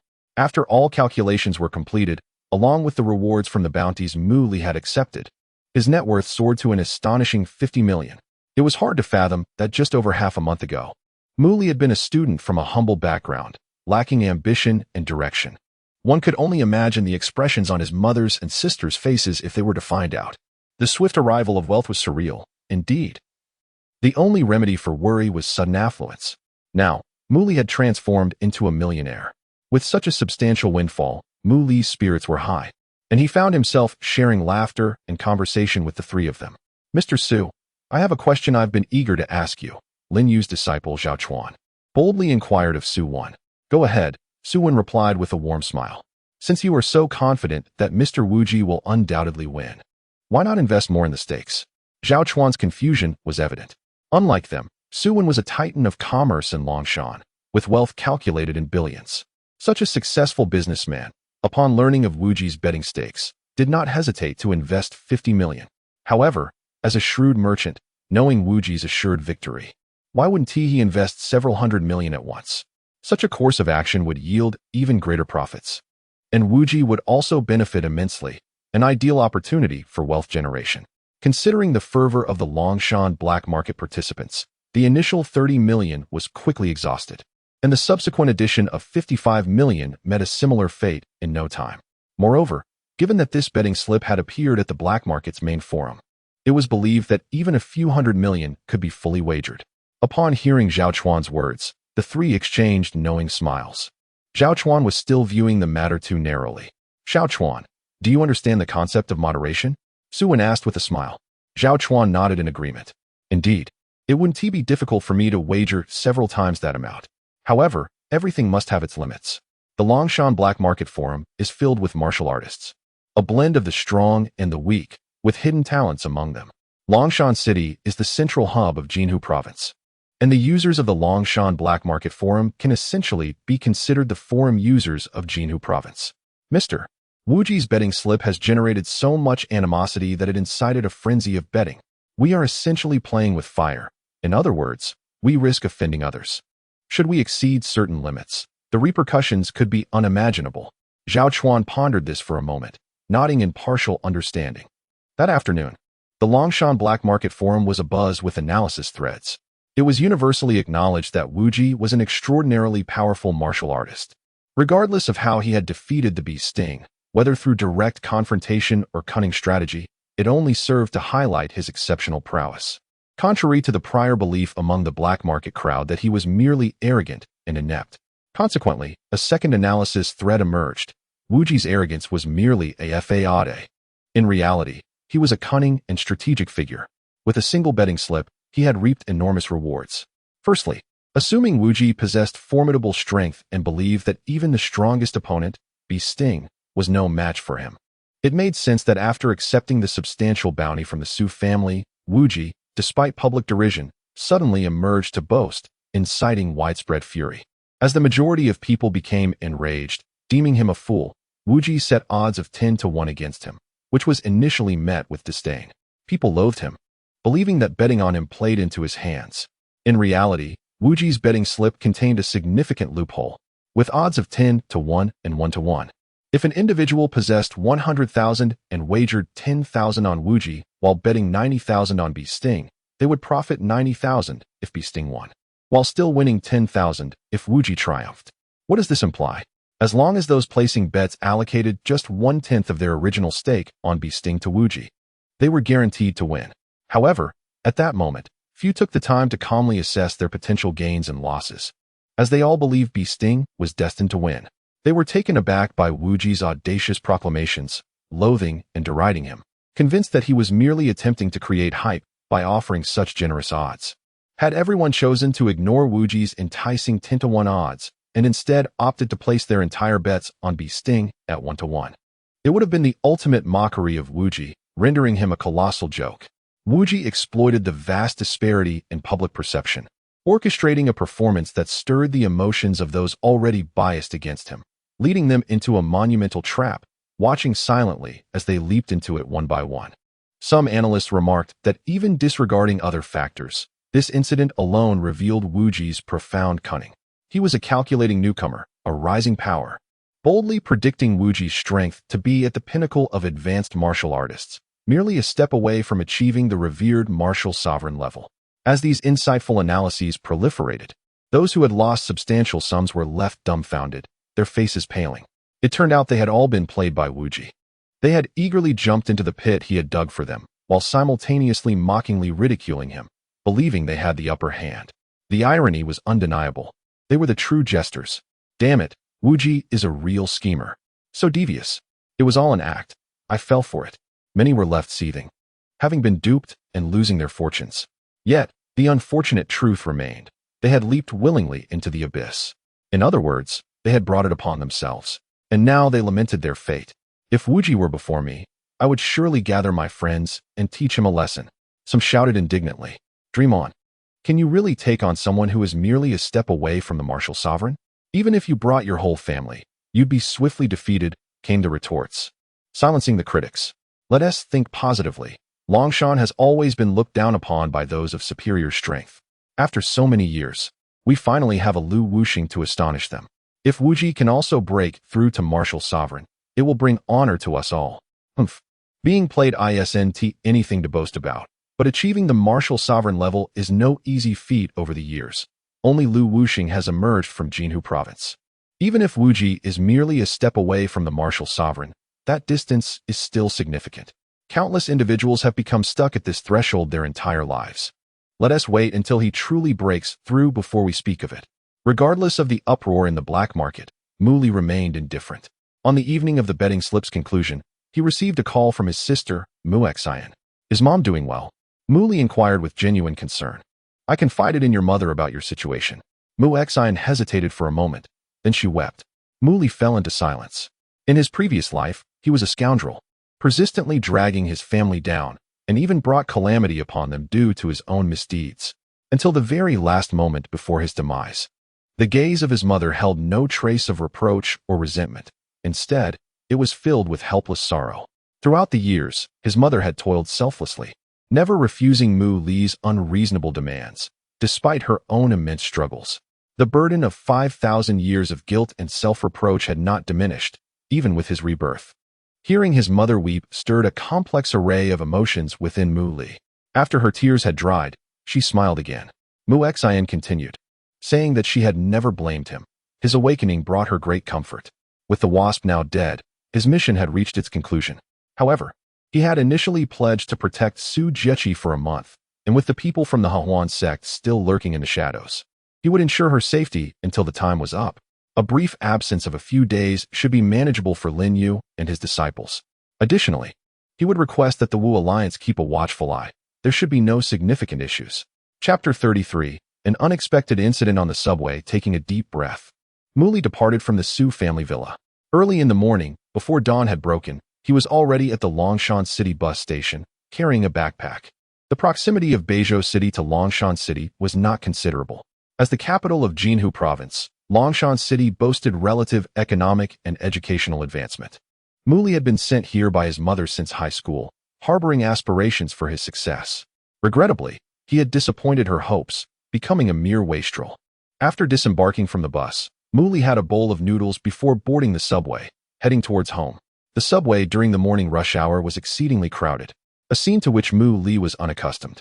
People jostled against one another, and the air became thick with discomfort. After much effort, Mu Li finally secured a seat amidst the throng of passengers. Suddenly, he felt a weight on his shoulder.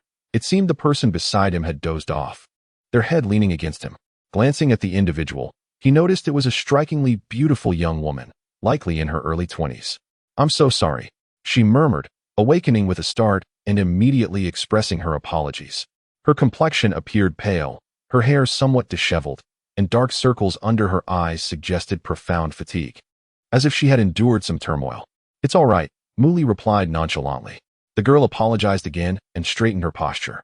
However, it wasn't long before she succumbed to sleep once more, her eyelids fluttering as she struggled to stay awake, only to nod off again, her head once again resting on Mu Li's shoulder. It was evident that she was utterly exhausted, perhaps from a long journey without rest. Despite her efforts to combat her drowsiness, the body's instinct proved overpowering. As she leaned against him, she awakened once more. "Ah, I'm so sorry." The girl opened her eyes, her cheeks flushing crimson with embarrassment. "How humiliating." Mu Li offered a light smile, conveying that he was unbothered by her predicament.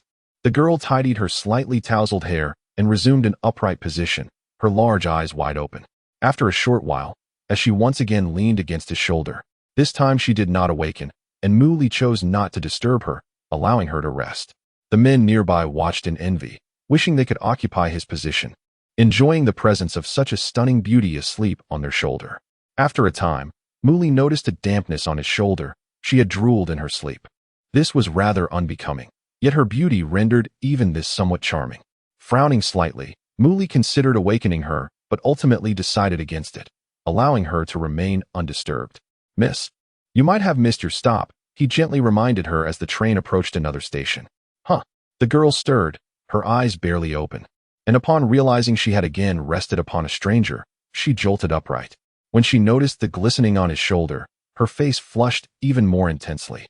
"I'm so sorry about your clothes. I'll pay you for them," she stammered, embarrassment evident in her soft voice. "You must have overshot your stop," Mu Li stated. The girl glanced around, slapping her forehead in frustration. "I overslept." Mu Li perceived her exhaustion had rendered her somewhat dazed. However, suggesting a change of seats seemed impolite. As the girl contemplated her predicament, a group of burly men entered the subway, taking seats around them. They remained silent, their expressions devoid of emotion. The girl immediately tensed, and Mu Li noticed her body stiffening.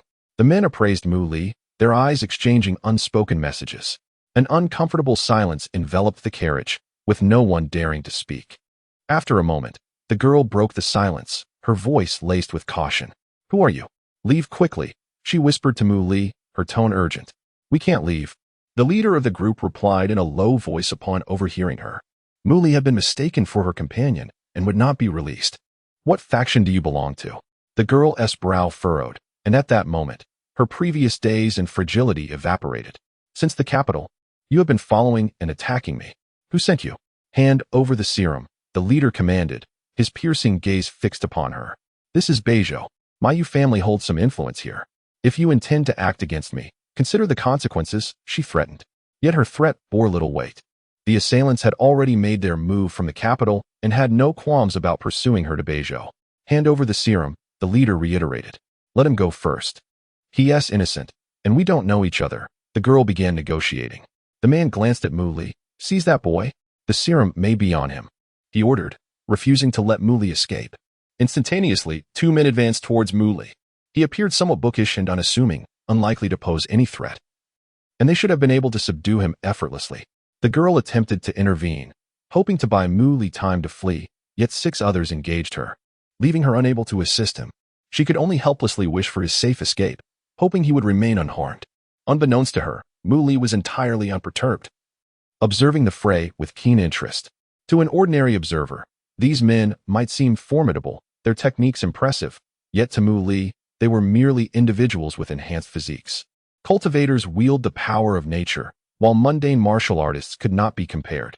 Though there had been remarkable individuals in history capable of transcending the mundane through martial prowess, such figures were unlikely to exist in this technological world. The girl faced off against 6 men, managing to hold her ground despite the odds. As the pride of the Yu family in Beizhou, she was a prodigy in martial arts among her peers, with a promising future ahead. In contrast, the 2 burly men disregarded Mu Li entirely, approaching him with a swagger, ready to seize him without hesitation. When they reached out to grasp him, an astonishing event occurred. They grasped nothing but air. They failed to perceive how Mu Li had evaded their grasp, as if a supernatural phenomenon had transpired. Mu Li stood before them unscathed, untouched, as though he had vanished from their sight entirely. The 2 individuals stared in astonishment, once again reaching out. Their hands felt empty once more. A sense of unease began to creep over them. The young man stood right before them. Yet he seemed as distant as if separated by an insurmountable chasm, utterly unreachable. Was this person truly a ghostly apparition? Chapter 34. He is the martial sovereign. What are you 2 doing? The leader inquired sharply upon seeing the 2 individuals sent to capture Mu Li locked in a standoff. As he spoke, he lunged forward, his fingers curling into claws aimed at the girl. The force behind this strike was formidable, accompanied by a fierce claw wind capable of splitting gold and stone. The 2 individuals facing Mu Li exchanged glances, erupting into action simultaneously, one attacking from above, the other from below, launching a vicious assault. These foes were well-trained and formidable, suggesting their affiliation with a significant mundane power. The girl found herself engaged in battle with 6 burly men when suddenly, a master struck from the shadows. She hastily raised her arms to defend herself. A faint yellow glow enveloped her arms as she attempted to block the claw attack. Yet, the strike was far from ordinary, infused with profound power, easily shattering her protective light. Bang! The girl was sent hurtling back, crashing against the carriage wall, unable to suppress a mouthful of blood. 3 deep gashes marred her arm, a horrifying sight. Eagle claw technique. She managed to utter with great difficulty, Wu family, Wu Hong. The Wu family was the sworn enemy of the Yu family. To her astonishment, despite her solitary journey, remaining ever cautious, she had unwittingly leaked information. The Wu family was indeed formidable. Even a handful of people in her family knew of her whereabouts, yet they had managed to track her down from the imperial capital. Dispatching a master like Wu Hong, he was a renowned expert, a peer of her father, and despite her extraordinary talent, she stood no chance against him. Today, it seemed, would end in failure.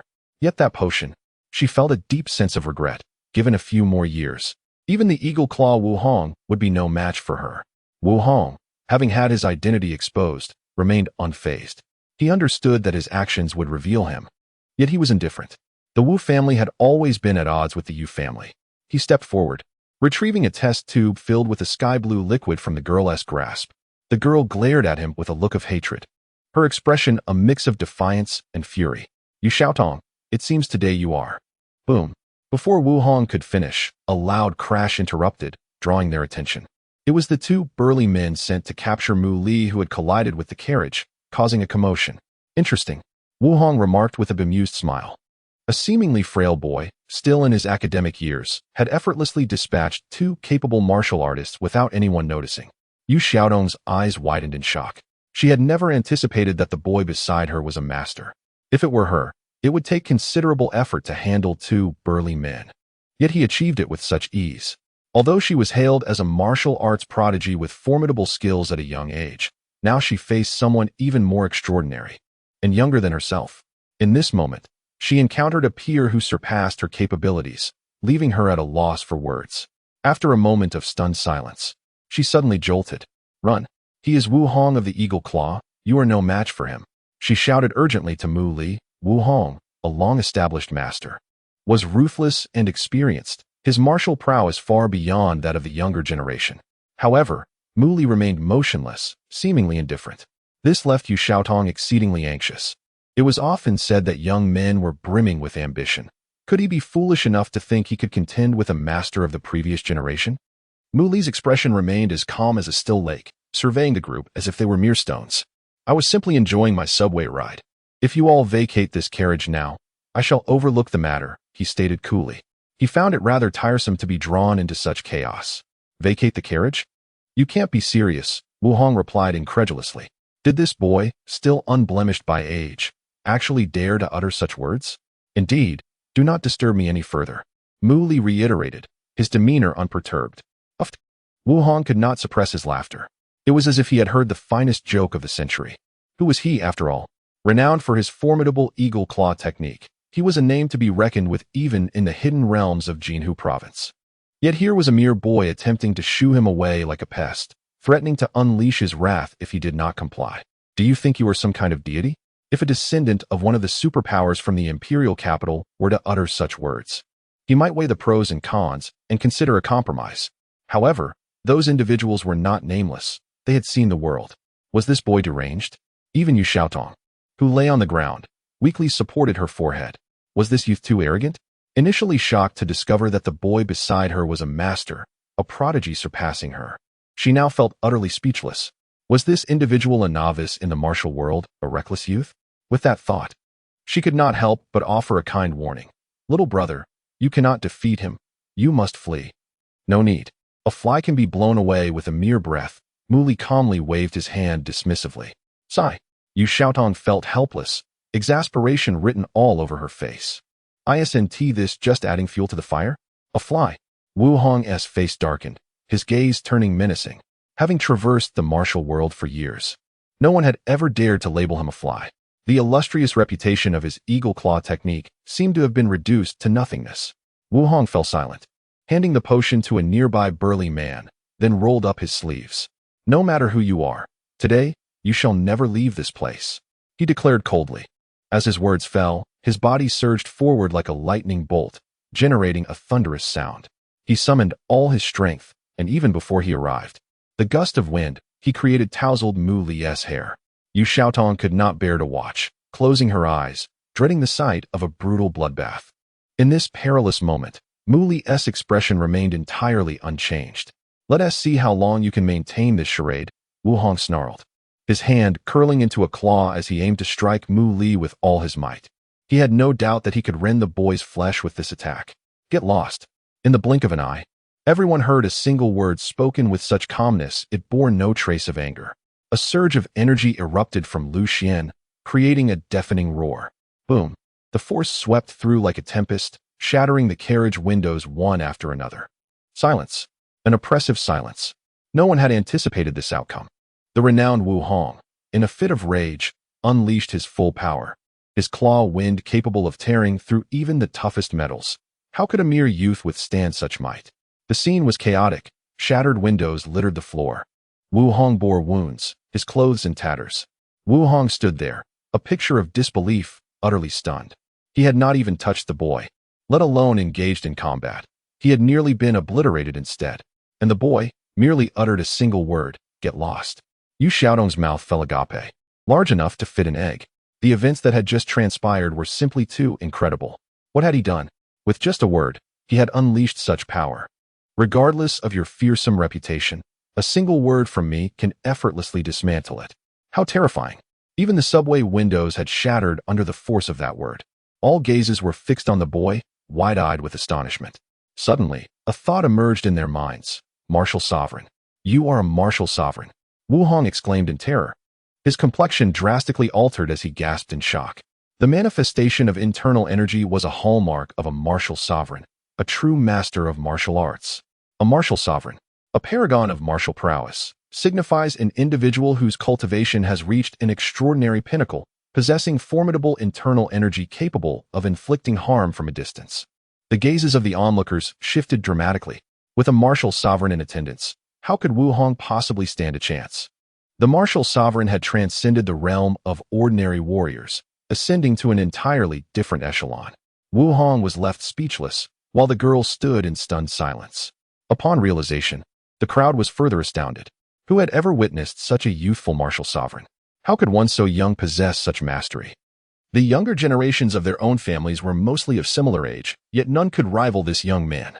And now, the second martial sovereign of Jinhu province had emerged in Beizhou. His still somewhat juvenile visage rendered it hard to believe he was a master of the martial sovereign realm. Chapter 35, Shattered. The young martial sovereign. In the prime of youth is truly astonishing. Such a figure has never graced the city of Beizhou, achieving such a realm at this tender age. In contemporary China, the pinnacle is occupied by ancient martial families, and the status of a martial sovereign is immensely revered. The renowned Eagle Claw Wu Hong, famous in the martial world, pales in comparison to the martial sovereign, lacking any chance against him. Each martial sovereign is a figure of great renown. Muli, having attained the martial master realm at such a young age, left those before him utterly astounded. Wu Hong was particularly shaken, having personally experienced the terrifying strength of this youth.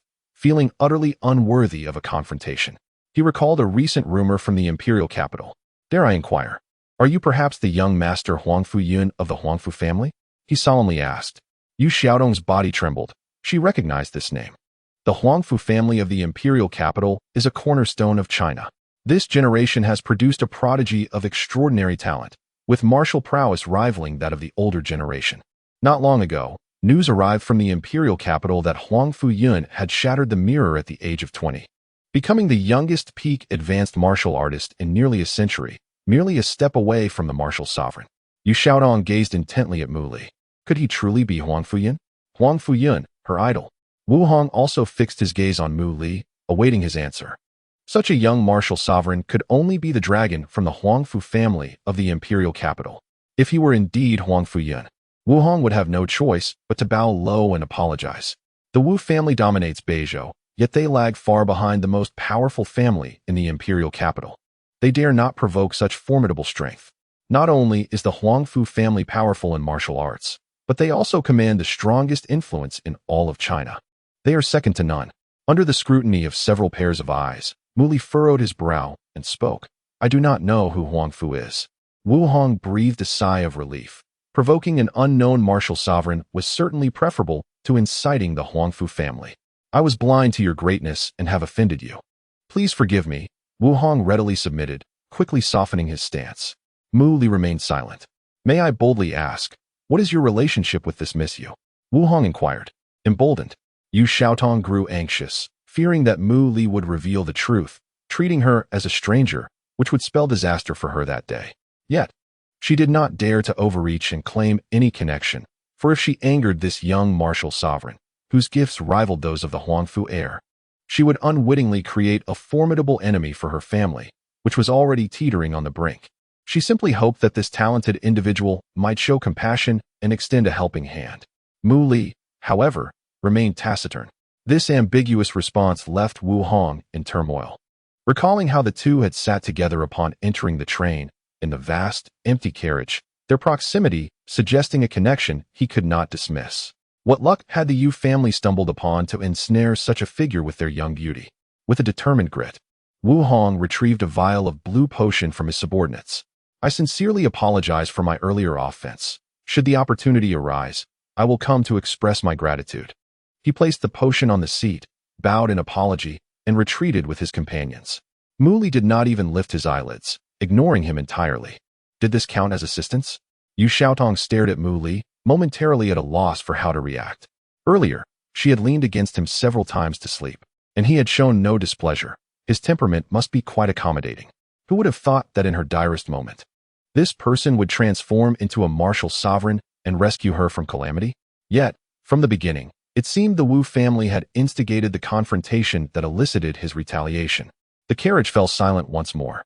Mu Li approached, picked up the vial of sky blue potion, examined it closely, and gave it a shake. Yu Xiaodong's heart raced. Could he be considering the potion for himself? This substance was reputed to eliminate the hidden injuries sustained by martial artists during practice. The Yu family had invested significantly to procure this vial from a master alchemist for their ailing elder. The entire Yu family awaited this potion as a lifeline.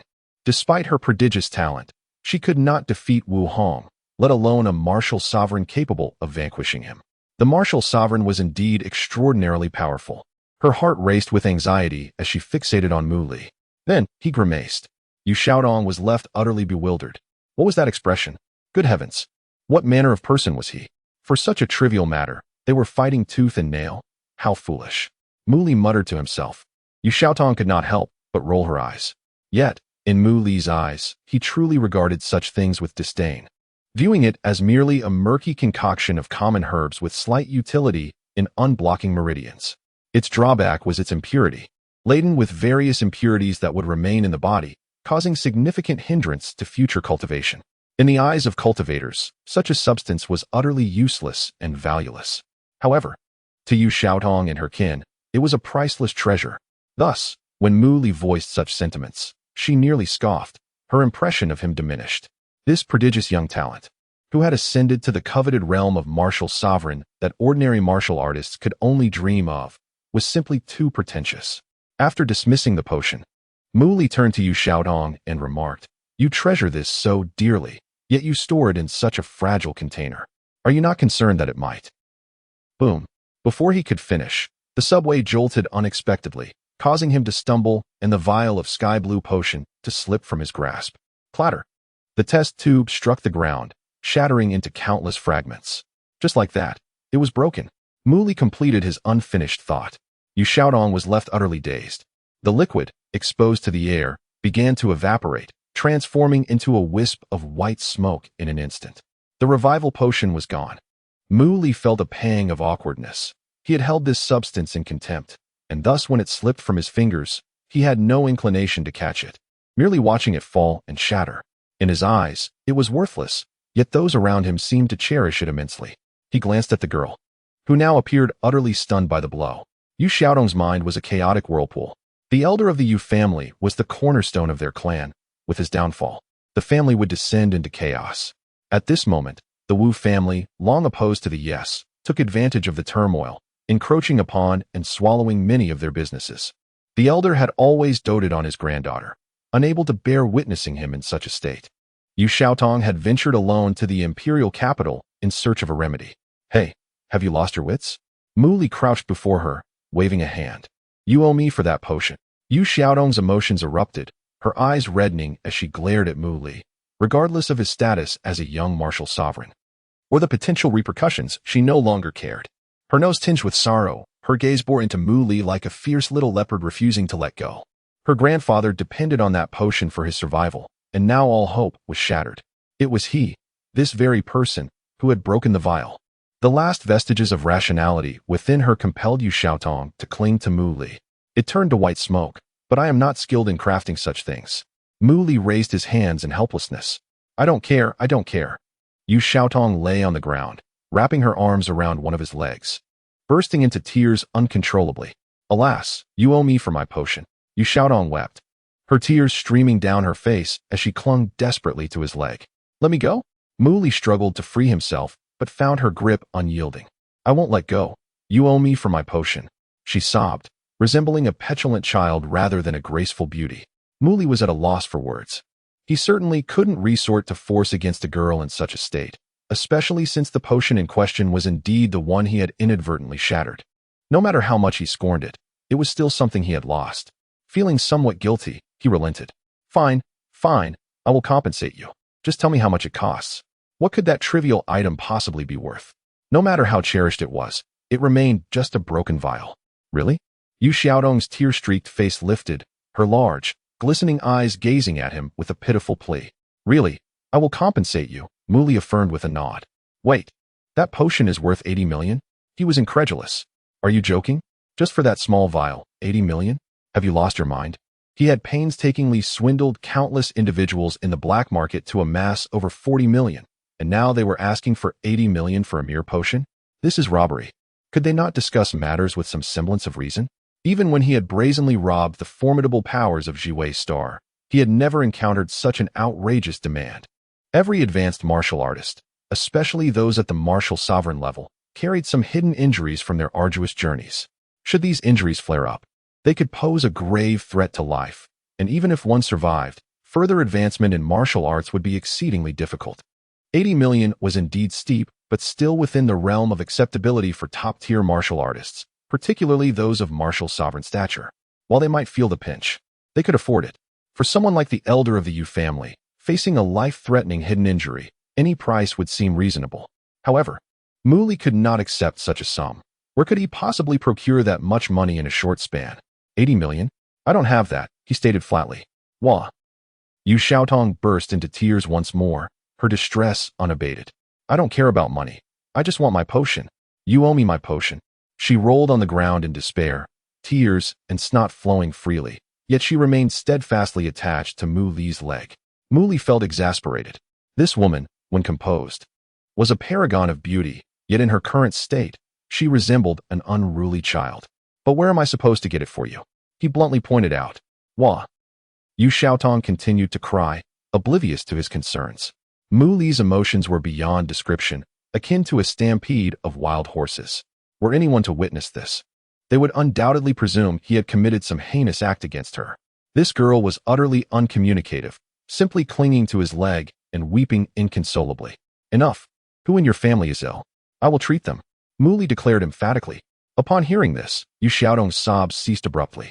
You can treat illnesses? She asked, her red-rimmed eyes wide with hope.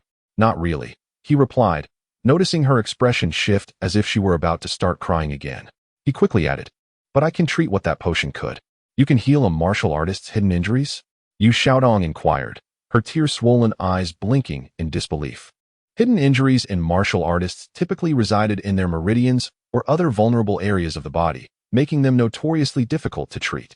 Most individuals could only manage them gradually through recuperation, and even the potion masters of the imperial capital relied on potions for gradual recovery. Despite Mu Li being an exceptionally rare young martial sovereign, she remained somewhat skeptical. If you can't heal them, do as you please, he said dismissively. Seeing his unwavering confidence, Yu Xiaotong felt a flicker of hope. With no other options available, she thought it wise to gamble on this young man whose martial prowess far exceeded hers. So, she resolved to take a chance. It was her last hope. All right, I will trust you this once. Yu Xiaotong released his leg and stood up, her disheveled appearance making her feel a tad embarrassed. Mu Li sighed with relief. He found her wailing more terrifying than any sonic attack from the Jiwei Star Soundwave sect, which had caused him immense irritation. My apologies for losing my composure, Yu Xiaotong said, fixing her hair and clothing, her cheeks flushed. Just don't cling to my leg and cry anymore, Mu Li replied coolly. Yu Xiaotong nodded sheepishly. I haven't introduced myself yet. I am Yu Xiaotong, from the Yu family in Beizhou. Can you truly heal hidden injuries? She asked, still somewhat doubtful. Feel free to refuse treatment if you do not believe me, Mu Li retorted. I believe you, Yu Xiaotong conceded, realizing she had no other choice. Mu Li nodded. Let us proceed quickly. I do not wish to waste any more time. Chapter 36. Doubt as the subway came to a halt once more. Mu Li followed Yu Xiaotong off the train. She hailed a taxi, instructing the driver to a specific location. After approximately half an hour, the two alighted. They stood in a relatively elevated area of Beizhou City, where Mu Li gazed upward, taking in the sight of luxurious villas that adorned the landscape. This opulent cluster of residences was the ancestral home of the Yu family, a clear testament to their esteemed status within Beizhou. Upon reaching the entrance, Yu Xiaotong retrieved her mobile phone and made a call. Shortly thereafter, a sleek black luxury vehicle emerged, halting before them. A handsome young man stepped out and called out to Yu Xiaotong, "Little sister." His voice resonated with relief and joy. However, upon noticing Yu Xiaotong's disheveled appearance and reddened eyes, concern immediately shadowed his features. Brother, Yu Xiaotong uttered, tears glistening in her eyes. Having faced numerous challenges and grievances, The sight of her kin stirred a profound urge to weep. "Let us get in the car and discuss it inside." The young man remained relatively composed as he urged his sister to enter the vehicle. Noticing a young boy standing beside her, he furrowed his brow. "Who is this?" "Brother, we can talk on the way," Yu Xiaotong replied dismissively, then turned to Mu Li politely, saying, "Mr. Mu, please." Yu Xiaoxiong was taken aback. His sister, typically the pride of the Yu family, adored by their elders and possessing exceptional talent, was known for her arrogance beneath her composed exterior. It was astonishing that she would show such deference to an outsider, particularly someone so young, merely in his 20s. What merit could he possibly possess to warrant such respect from the Yu family's little princess? Despite his doubts, Yu Xiaoxiong refrained from voicing his thoughts as he took the driver's seat. "I got it," Yu Xiaotong replied, her expression dim. "Fantastic. Grandfather is saved. The Yu family is saved," Yu Xiaoxiong exclaimed, thumping the steering wheel in excitement. Yet, his sister's next words brought a somber tone. "But my whereabouts have been compromised. The Wu family has been targeting me since I left the capital, and the medicine was unfortunately destroyed." Yu Xiaotong held back her tears. For Mu Li was her beacon of hope, and she could not afford any mistakes. Moreover, he was a genuine young martial arts master, someone the beleaguered Yu family could hardly afford to offend. Any conflict between them was something she desperately wished to avoid. What? The medicine was destroyed? Yu Xiaoxiong was taken aback, nearly losing control of the steering wheel. "The medicine destroyed. What will we do about grandfather? What will happen to the Yu family? Darn that Wu family." He gritted his teeth in frustration, seething with anger. Could such a young lad possibly save their elderly patriarch? What capabilities could he possess? "Brother, please show some respect," Yu Xiaotong signaled with her eyes. Seeing the determination in her gaze, Yu Xiaoxiong swallowed his words. Though he found it hard to believe and deemed it absurd, he trusted his sister. Despite her headstrong nature, she was not one to act recklessly. In the Grand Yu residence, numerous important family members gathered around the bed of their ailing patriarch, all wearing expressions of deep concern. Alongside the Yu family were several renowned medical professionals. "Doctor, how is he?" A haggard middle-aged man inquired anxiously. He was Yu Xiaotong's father, Yu Feng. "I'm afraid the old master does not have much time left," one of the esteemed doctors sighed. The others shook their heads in agreement. The illustrious patriarch of the Yu family was nearing the end of his life. The family's members bore expressions of despair, for he was the cornerstone of the Yu family. A peak advanced martial artist, his demise would spell doom for them all. A collective sigh of relief escaped them. None wished to see the Yu family's decline. What? How could this happen? The family members were alarmed, for that was their lifeline. It was leaked, and the Wu family pursued us, causing it to be destroyed along the way. The Wu family again. The family members seethed with anger. The rivalry between the Wu and Yu families had persisted for years in Beizhou, and since the patriarch's fall, the Wu family had relentlessly pressed them, leaving the Yu family in turmoil. Now, even their last hope had been obliterated. I said not to let Xiaodong go. She is too young and impulsive, insisting on secrecy while venturing alone to the capital for medicine. As I predicted, the medicine is gone. What can we use to save the old master's life? At this moment, a man slightly younger than Yu Feng spoke up. "Silence." Yu Feng retorted angrily. "What time is it to be making such comments? Are you saying my precious daughter is incompetent and I cannot voice my concerns?" The man shot back, his eyes narrowing. "If we had followed your advice and sent someone directly to the capital for the medicine, the Wu family would not have missed such a commotion. Would they not have intervened?" Coughing, a more reputable physician interjected. The second son of the Yu family shot a glare at the talkative doctor, silencing him.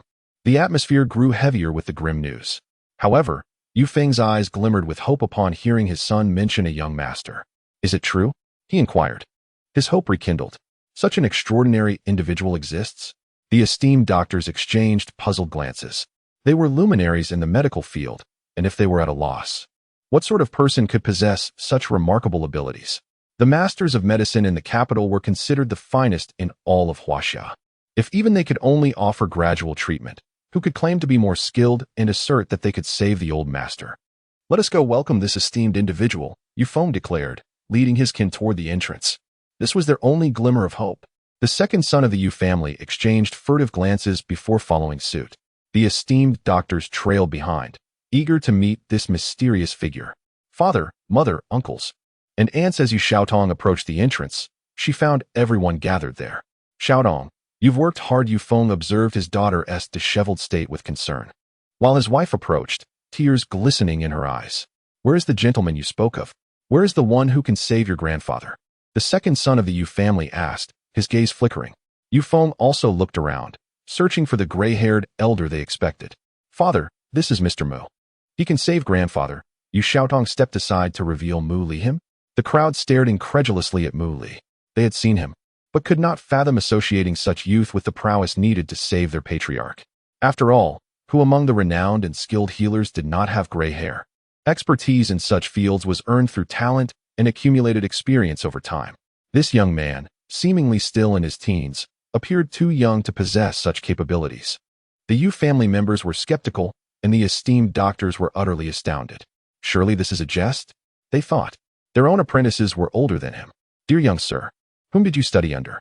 Which school do you belong to? One of the doctors inquired, furrowing his brow. I have no master nor school, Mu Li replied coolly. At this, the esteemed physicians grew visibly displeased. Do you have any international accolades? Among the individuals present, each person is adorned with a multitude of honors and accolades, their achievements proudly displayed on the walls. Yet, there stands one devoid of any such recognition. What illness can you possibly treat? A renowned physician, known for his fiery temperament, could not help but interject. Who is this brash youth? Are they here simply to amuse us? The members of the Yu family shared a look of skepticism. How could Yu Xiaodong have invited such a person? Surely, this must be a jest? In these dire times, who would dare make such a joke? Yu Xiaotong felt a wave of anxiety and tugged at Mu Li's sleeve. I cannot treat illnesses, came Mu Li's disarmingly forthright response, delivered with an air of nonchalance.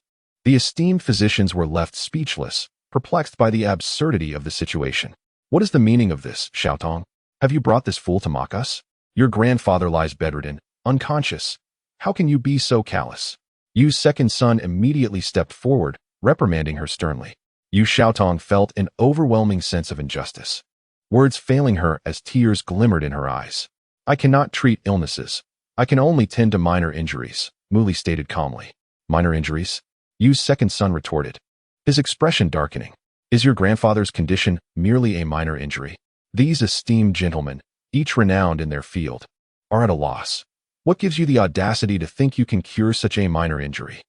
The physicians felt a twinge of discomfort at his words, which seemed to straddle the line between flattery and mockery, using them as a shield. Mu Li regarded Yu's second son with a hint of disdain. His words dripped with sarcasm. He turned to Yu Xiaotong and said, I care not for your family's disputes or conflicts. This injury is yours to remedy as you wish. Mr. Mu, please do not be angered, Yu Xiaotong implored, casting a desperate glance at her father. Father, trust me. Her eyes conveyed a depth of emotion and unwavering resolve. Yu Feng, moved by his daughter's determination, replied, I believe you. Yu's second son paused, taken aback. Xiaodong was favored by their grandfather. She was not one to act frivolously. Given the circumstances, perhaps it was wise to allow this Mr. Mu a chance. What kind of trial is this? How can we treat such a grave matter lightly? With grandfather's life hanging in the balance, how can you jest? Yu Feng's eyes narrowed, sensing the ulterior motives behind Yu's second son's demeanor. As the acting head of the family, my word is final, he declared with authority. Should anything go awry, I shall bear the consequences. Yu's second son fell silent, momentarily at a loss for words. I shall see how you manage this, he scoffed. Mu Li was taken aback. The head of the Yu family had placed his trust in his daughter's seemingly reckless endeavor. Mr. Mu, I kindly ask you to treat my father's injuries. Yu Feng spoke with utmost respect, not allowing Mu Li's youth to diminish his regard for him. Guided by Yu Feng, Mu Li approached the elder Yu, who lay unconscious, his breath shallow and labored. The esteemed physicians followed, eager to witness the unfolding spectacle.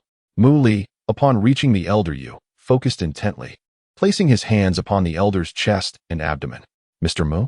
Yu Feng inquired, bewildered. He had never seen such an unorthodox diagnostic method. The physicians stifled their laughter. This was clearly the act of an amateur, ill-equipped to feign expertise. Yu's second son wore a mocking grin, eagerly anticipating the farce's conclusion. Assist him in sitting up, Mu Li commanded. Yu Xiaodong promptly complied, carefully lifting her grandfather. Step back, he instructed. Despite his confusion, Yu Feng ensured everyone maintained distance. What is the condition of my father? He could not restrain himself from asking. There are hidden injuries in the meridians, causing blockages that impede his breathing, Mu Li explained. The crowd listened, surprised that he had accurately assessed the situation, though perhaps Yu Xiaotong had briefed him beforehand. It's not a serious issue, a good strike will suffice, Mu Li proclaimed before delivering a swift blow to the elder's chest. Instantly, a grunt escaped the elder's lips as he spat out a mouthful of blood. The onlookers were horrified. None anticipated such a bold action. What are you doing? Stop! They cried in alarm. The elder, already on the brink of death, could not withstand further assault. You vile boy, I warned you not to harm my father. I will make you pay. Yu's second son charged at Mu Li, intent on exacting retribution. Without even lifting his gaze, Mu Li met the assault with a single palm strike. The ensuing shockwave sent Yu's second son flying back, crashing into the doorframe and collapsing on the ground, incapacitated. The Yu family members were left pale and trembling. Yu's second son, one of the most formidable figures in the family, had been effortlessly dispatched. Struggling to rise, he gazed at Mu Li in disbelief, his expression a blend of confusion and terror. Chapter 37.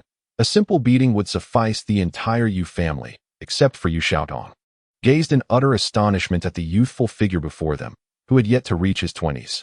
Their previous skepticism towards him had transformed into a tempest of fury as he audaciously struck the ailing elder Yu. At that moment, Yu Heir, in a fit of rage, attempted to retaliate, but to their disbelief, the young man merely deflected the attack with a gentle palm, sending the formidable Yu Heir hurtling backward, gravely injured. What manner of prodigy is this? How can someone so young possess such profound martial prowess? Before they could ponder further, Mu Li remained unfazed, effortlessly lifting elder Yu's frail body as if it were but a piece of paper. With a graceful leap, he ascended into the air. Bang, bang, bang.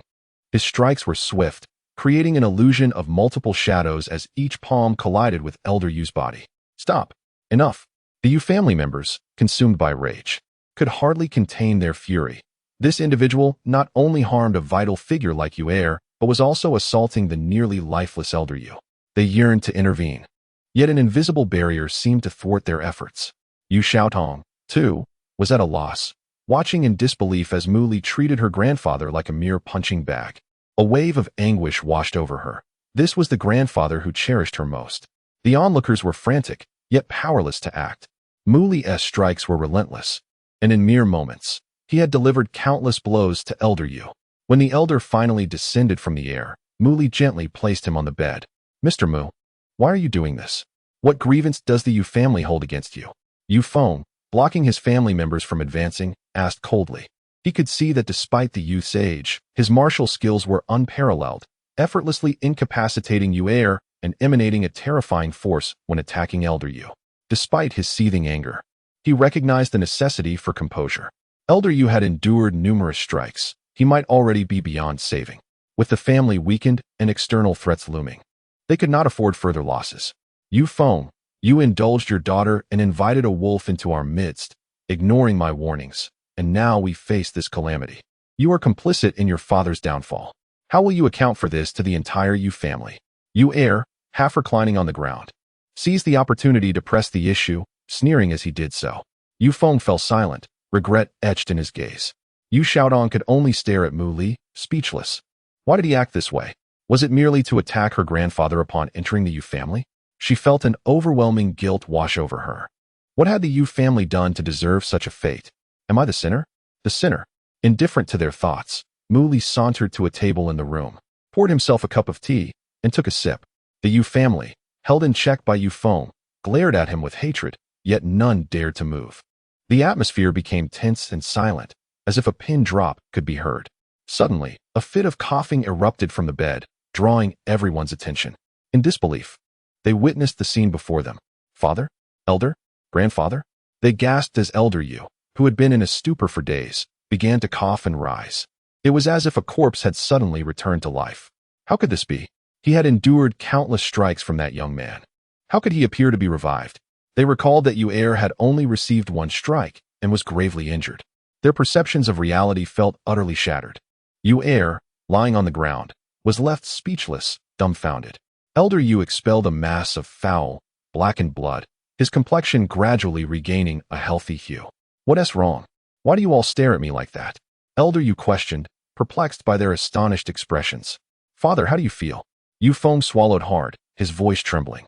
I feel splendid. I have never felt so unburdened. Wait, my hidden injuries, are they healed? Elder Yu's face lit up with joy as he assessed his condition. Grandfather, Yu Xiaodong was overwhelmed, unsure of how to respond. Old man, your meridians are unblocked. You seem to have made some progress. Mu Li interjected casually while continuing to sip his tea. Who are you? Elder Yu inquired, having never seen this youth before. Suddenly, a jolt coursed through his body, and he clenched his fists. I feel as though I may soon break through to the martial sovereign level. What? The family members gasped, their mouths agape. Elder Yu had been trapped at the pinnacle of advanced martial artists for an eternity, unable to ascend, yet after being struck by this boy, not only were his injuries healed, but he also appeared on the verge of a breakthrough? What kind of logic is this? All eyes turned to Mu Li, filled with astonishment. Previously, they had believed him to be a tormentor. Now, it seemed he had miraculously revived Elder Yu and granted him the opportunity for advancement. Who is this young man? His method of healing is exceedingly unconventional. The renowned physicians, who had been quietly observing, were left speechless, utterly flabbergasted. Such an occurrence was unprecedented, transcending their understanding and rendering their decades of medical knowledge seemingly futile. After years of study and acclaim, they found themselves eclipsed by a mere 20-year-old. Father, please listen to me. Yu Feng stepped forward, recounting everything to Elder Yu. To think such a thing could happen. Elder Yu was astounded and remained momentarily speechless. He had never anticipated that his life would be saved in such an extraordinary manner by a youth. Yu Xiaodong blinked at Mu Li, her eyes sparkling with intrigue. This young man was truly enigmatic. What manner of being is he? The Yu family members wore expressions of delight. Had Elder Yu truly perished, the family would have rapidly declined. Mu Li sat calmly, sipping his tea, unfazed by the adulation. Young friend, if you require anything, do not hesitate to ask. The Yu family still holds some influence in Ling Mountain, and we shall endeavor to assist you. Elder Yu, now in good spirits with his injuries healed and a path to advancement before him, expressed his gratitude. Mu Li, however, remained indifferent, for he believed that mundane martial artists could not offer anything of interest. Just as he was about to take his leave, a thought struck him. Does the Yu family possess any aged medicinal herbs, particularly those over 100 years old? Medicinal herbs? Elder Yu glanced at Yu Feng, who wore a troubled expression. Mr. Mu, herbs over a century old are exceedingly rare. We did have one, but it was used while the elder was bedridden. However, rest assured, we will search diligently from this day forward. If we find any, we will procure them for you at any cost. While there were plenty of herbs, those aged over a century were indeed a rarity. For a century, medicinal herbs acquire a faint semblance of spirit, categorizing them as semi-spiritual medicines. Herbs of considerable age offer immense benefits to martial artists and are deemed exceedingly precious. Mu Li nodded in silent accord. Should the Yu family truly find him a semi-spiritual herb aged over 100 years, it would significantly accelerate his cultivation. Since your patriarch has been cured, I consider my promise fulfilled. Farewell, Mu Li stated to Yu Xiaodong before rising and departing without hesitation. Why are you leaving? Yu Xiaodong exclaimed. But Mu Li's steps did not falter as he exited. She hurried after him, only to find that Lu Xian had vanished by the time she reached the door. A look of regret washed over her. She hadn't even had the chance to express her gratitude. Such is the elusive nature of a martial master, not even allowing a moment for thanks. The onlookers were left speechless, finding the young man's peculiar demeanor intriguing. His method of healing was unorthodox, and his disinterest in any form of reward was equally baffling, leaving them wanting to engage further with such a remarkable individual. After all, it was the first time they had encountered someone with such exceptional medical skills, comparable even to the esteemed alchemist of the imperial capital. Xiaodong, who is this Mr. Mu? How did you come to invite such a person? Inquired Elder Yu. Mr. Mu's surname is Mu, and his given name is Li. I am unaware of his background. And as for how I managed to invite him, Yu Xiaodong's face flushed with embarrassment as she shyly confessed. I clung to his leg and cried, persistently pleading until he finally relented and accompanied me. Everyone was taken aback by the revelation of how she had compelled such a distinguished figure to come. The image of the pampered princess of the Yu family, rolling on the ground while clinging to a stranger's leg, evoked stifled laughter among the spectators. Yu Xiaodong felt her cheeks burn hotter, wishing to vanish into the ground. What are you laughing at? I did all this for my grandfather. After such a tremendous sacrifice, you dare to mock me. And how did you encounter Mr. Mu? Elder Yu asked with a smile. I traveled to the imperial capital in search of medicine. And aside from my family, I did not inform anyone. I am unsure how the news leaked. But I was pursued by members of the Wu family from the imperial capital, Yu Xiaodong recounted. Yu Lao Air, lying on the ground, flickered his gaze before resuming his position. Eagle Claw Wu Hong. The Yu family members gasped in surprise, recognizing Wu Hong as a formidable martial artist in Ling Mountain. Despite Yu Xiaodong's exceptional talent, she could not possibly contend with him. The peril of her journey was evident. Xiaodong, were you hurt? Yu Feng asked with concern. Just a minor injury, nothing serious. Mr. Mu was also on the subway. The Wu family mistook him for my accomplice and attacked him indiscriminately. Little did they know they had encountered an iron wall. Yu Xiaotong said, reveling in the misfortune of the Wu family. The notorious Eagle Claw Wu Hong could not even approach Mr. Mu. A mere shout from him shattered the train window and sent Wu Hong flying, grievously injured. Is that truly so remarkable? The Yu family members murmured in disbelief. It was well known that Mu Li's martial prowess was exceptional, evidenced by the fact that even Yu Lao Air could not withstand a single strike from him. However, to inflict such injury with just a shout seemed rather far-fetched. Was Yu Xiaodong perhaps exaggerating out of admiration? Xiaodong, could it be? Elder Yu's gaze sharpened, his expression grave. Mr. Mu is a young martial master. Yu Xiaodong articulated clearly. A collective gasp echoed around them. A martial master so youthful. Yu Xiaodong, often referred to as the little genius of the Yu family and cherished dearly, paled in comparison to Mr. Mu. Even the previous generation, Yu Lao Air, Yu Feng, and Wu Hong, had yet to attain the status of martial master. Martial artists cultivate internal energy, while martial masters can externalize theirs, making them far beyond the reach of ordinary practitioners.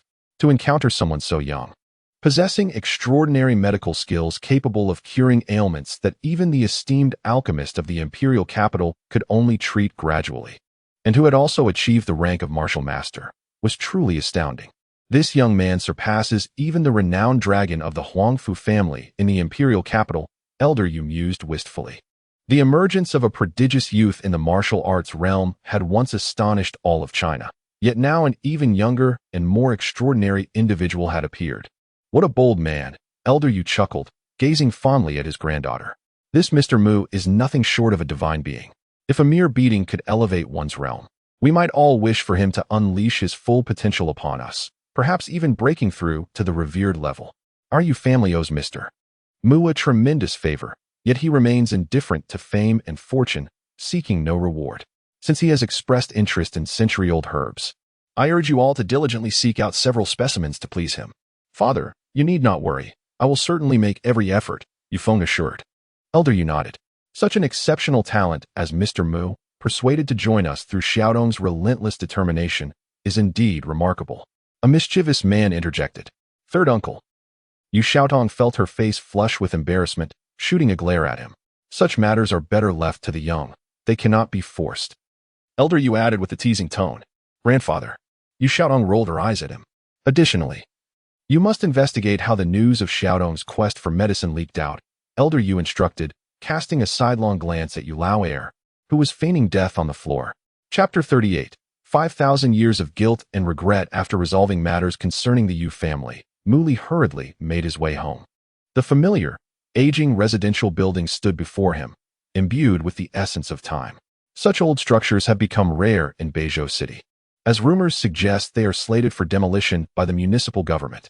Years ago, Mu Li's family was forced to leave their homeland, relocating from the distant imperial capital to this place, where they led a life of quietude. Eventually, Mu Xian joined the family. Although they lived modestly, they were filled with warmth and harmony. However, everything changed with the untimely demise of Mu Li's father. The once sunny and optimistic Mu Li became reclusive and irritable, gradually isolating himself from his mother and sister. His mother, a frail woman, bore the heavy burden of raising 2 children alone. By the time Mu Li entered middle school, he was frequently truant and engaged in fights, causing endless worry for his mother. Tragically, he developed a habit of comparing himself to others, incessantly asking his mother for money, each time demanding more than the last. In high school, his behavior escalated, making life increasingly difficult for the family. Despite this, his mother never reproached him, tirelessly working harder, ultimately succumbing to illness. Reflecting on these troubling memories, Mu Li felt a deep ache within. It was his immaturity that had rendered his mother and sister's lives so arduous. The most unforgivable act in his eyes was that his mistakes had led to their deaths. 5,000 years have elapsed, fleeting yet painfully eternal. The images of their passing remain ever vivid in his mind. Zhou Xiong, the scion of the illustrious Zhou family from the imperial capital, possessed a cruel penchant for inflicting suffering. It was he who had slain Mu Li's mother and driven his sister, Mu Xian, to her end. Mu Li would not shirk an ounce of responsibility, yet he would not spare that arrogant heir from his reckoning. Reborn, burdened with profound guilt and regret, he vowed never to allow the tragedies of the past to repeat. Standing before his home, Mu Li hesitated before finally rapping on the old iron door. After a moment, the door creaked open. "Brother." It was Mu Xian who greeted him, her usually cold visage brightening with a rare smile. Surveying the familiar, cramped space, he felt a wave of nostalgia wash over him. "Where's mother?" he inquired, noticing the absence of Chen Yuan. "She is at work," Mu Xian replied. Realizing his homesickness had clouded his thoughts, Mu Li felt a twinge of anxiety. "Sister, have we settled all our debts?" Previously, he had transferred 200,000 yuan to Mu Xian, instructing her to keep 50,000 for herself and use the rest to repay their debts. Had it not been for the limits on Mu Xian's bank card, he would have transferred 500,000 in one go. "Most of the debts are cleared. We only have the bank loan left," Mu Xian said, brushing her hair back. Due to his previous habit of asking for money, their mother's meager salary was insufficient, necessitating loans from others. During their financial struggles, Chen Yuan even mortgaged their home to secure a loan for their education. "Tomorrow, I'll pay off the loan and buy a bigger house," Mu Li said with a smile. With over 40 million in assets, he could provide his family with an exceedingly comfortable life. "I'll follow your lead," Mu Xian replied, showing unwavering support without question or inquiry. With their mother at work, Mu Li and Mu Xian decided to venture out to procure a feast for dinner. Mu Li assisted while Mu Xian cooked, creating a bustling atmosphere reminiscent of New Year celebrations. By evening, they had prepared a sumptuous spread. At around 6:30, the sound of keys turning in the lock signaled their mother's return. Mu Li rose to his feet. The door opened, revealing a woman in her 40s. Mother Mu Li's voice trembled as he called out. Upon hearing him, Chen Yuan looked up, her expression filled with emotion. "Shaoli," she exclaimed, her voice quaking. Observing the strands of silver in her hair and the wrinkles that adorned her forehead, Mu Li felt a pang of sorrow. Once, she had been a wealthy young lady, beautiful and of noble birth. Yet for Mu Li, she had toiled tirelessly, sacrificing her youth to raise her children, transforming into an ordinary housewife. The loss of her husband had surely dealt her a significant blow, yet she bore the weight of nurturing her children without a whisper of complaint. "Mother." "I'm so sorry," Mu Li said heavily, kneeling before her. "I'm sorry for being so foolish and causing you both so much suffering. I'm sorry for being a wretch who brought harm to you." "Shaoli, what are you doing?" "Get up, please." Chen Yuan rushed to assist him. "Mother." "Let him finish," Mu Xian interjected, shaking her head. "Mother, all the past was my fault. I strayed from the right path. I was a terrible person, and I made your lives so hard. I'm truly sorry." Tears brimmed in Mu Li's eyes as he sincerely repented for his past actions. No one knew the torment he endured over the 5,000 years following the tragedy, suffering under the weight of endless guilt and regret. Had it not been for his obsession with mastering the ascension technique to reverse time, he might have been lost to the passage of years, blending into the masses. It was this obsession that propelled him forward, culminating in his ascension as the invincible Wu Ji Tianzun, with only one goal: to gaze upon the cosmos with the might he had cultivated. Traversing 5,000 years solely to alter his fate and to utter his apologies, this was a form of self-redemptive solace. "Shaoli, I have never blamed you. Please rise. It was my failure to protect you. I know you were the most heartbroken over your father's passing, and it is understandable that you turned out this way," Chen Yuan said, her eyes misting with tears. What more could she wish for? Her son's return to the right path was the greatest answer to her prayers. Watching Mu Li's descent into despair, how could she not feel anguish? Yet, she believed it was a debt owed to this child that had brought him into this world, and he had suffered scorn from others since he was small. Out of maternal guilt, she indulged his every unreasonable request, showering him with affection. "Right is right, and wrong is wrong. Today, I confess here, not daring to hope for your forgiveness, but I vow to change my ways and fulfill my duties as a son, ensuring you will not suffer again," Mu Li said earnestly. Good Chen Yuan smiled with relief. "I understand. Just remember what you said today." Mu Xian stood by, her eyes glistening with tears. Turning her head away, Chen Yuan helped Mu Li to his feet, her loving gaze scrutinizing him, worried he had suffered too much. Mu Li and Mu Xian assisted their mother to the dining table. "Mother, have you heard about my situation from Mu Xian?" Mu Li asked. "You have a wise mentor who has agreed to take you as a disciple and teach you martial arts. You must respect him and repay his kindness," she advised earnestly. Mu Li felt a cold sweat. It was all fabricated, yet his mother believed it so easily. Mu Xian, however, appeared unconvinced. From her reaction, Mu Li sensed her skepticism. Yet she said nothing, merely affirming, "As long as you're better, that's all that matters." Listening to his mother's counsel, Mu Li could only nod obediently, devoid of the imposing aura befitting the invincible Tianzun. "Mother, starting tomorrow, you need not go to work any longer. Resign from your job," Mu Li declared. "Why? Mother has worked at that factory for so many years, and she has been doing well. Moreover, with her years of service, her retirement pension will be more substantial, Mother." "I have 40 million, Mu Li stated calmly. "What did you say? You have 40 million?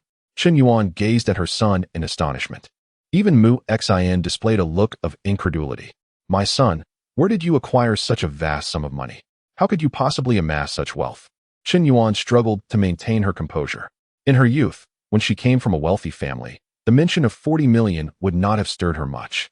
However, times have changed. She had toiled tirelessly for her family, earning a meager salary of around 4,000 each month. 40 million seemed an unattainable astronomical figure. "Mother, please remain calm. Rest assured, all my money has been acquired through legitimate means," Mu Li reassured her. "You must trust in my capabilities. In this world, with the right skills, one can obtain what is elusive to ordinary people." Despite Mu Li's continual reassurances, it took Chen Yuan quite some time to regain her composure. "Shaoli, I believe in you," she said with a gentle smile. "You've matured, become sensible, and gained the ability to achieve remarkable feats.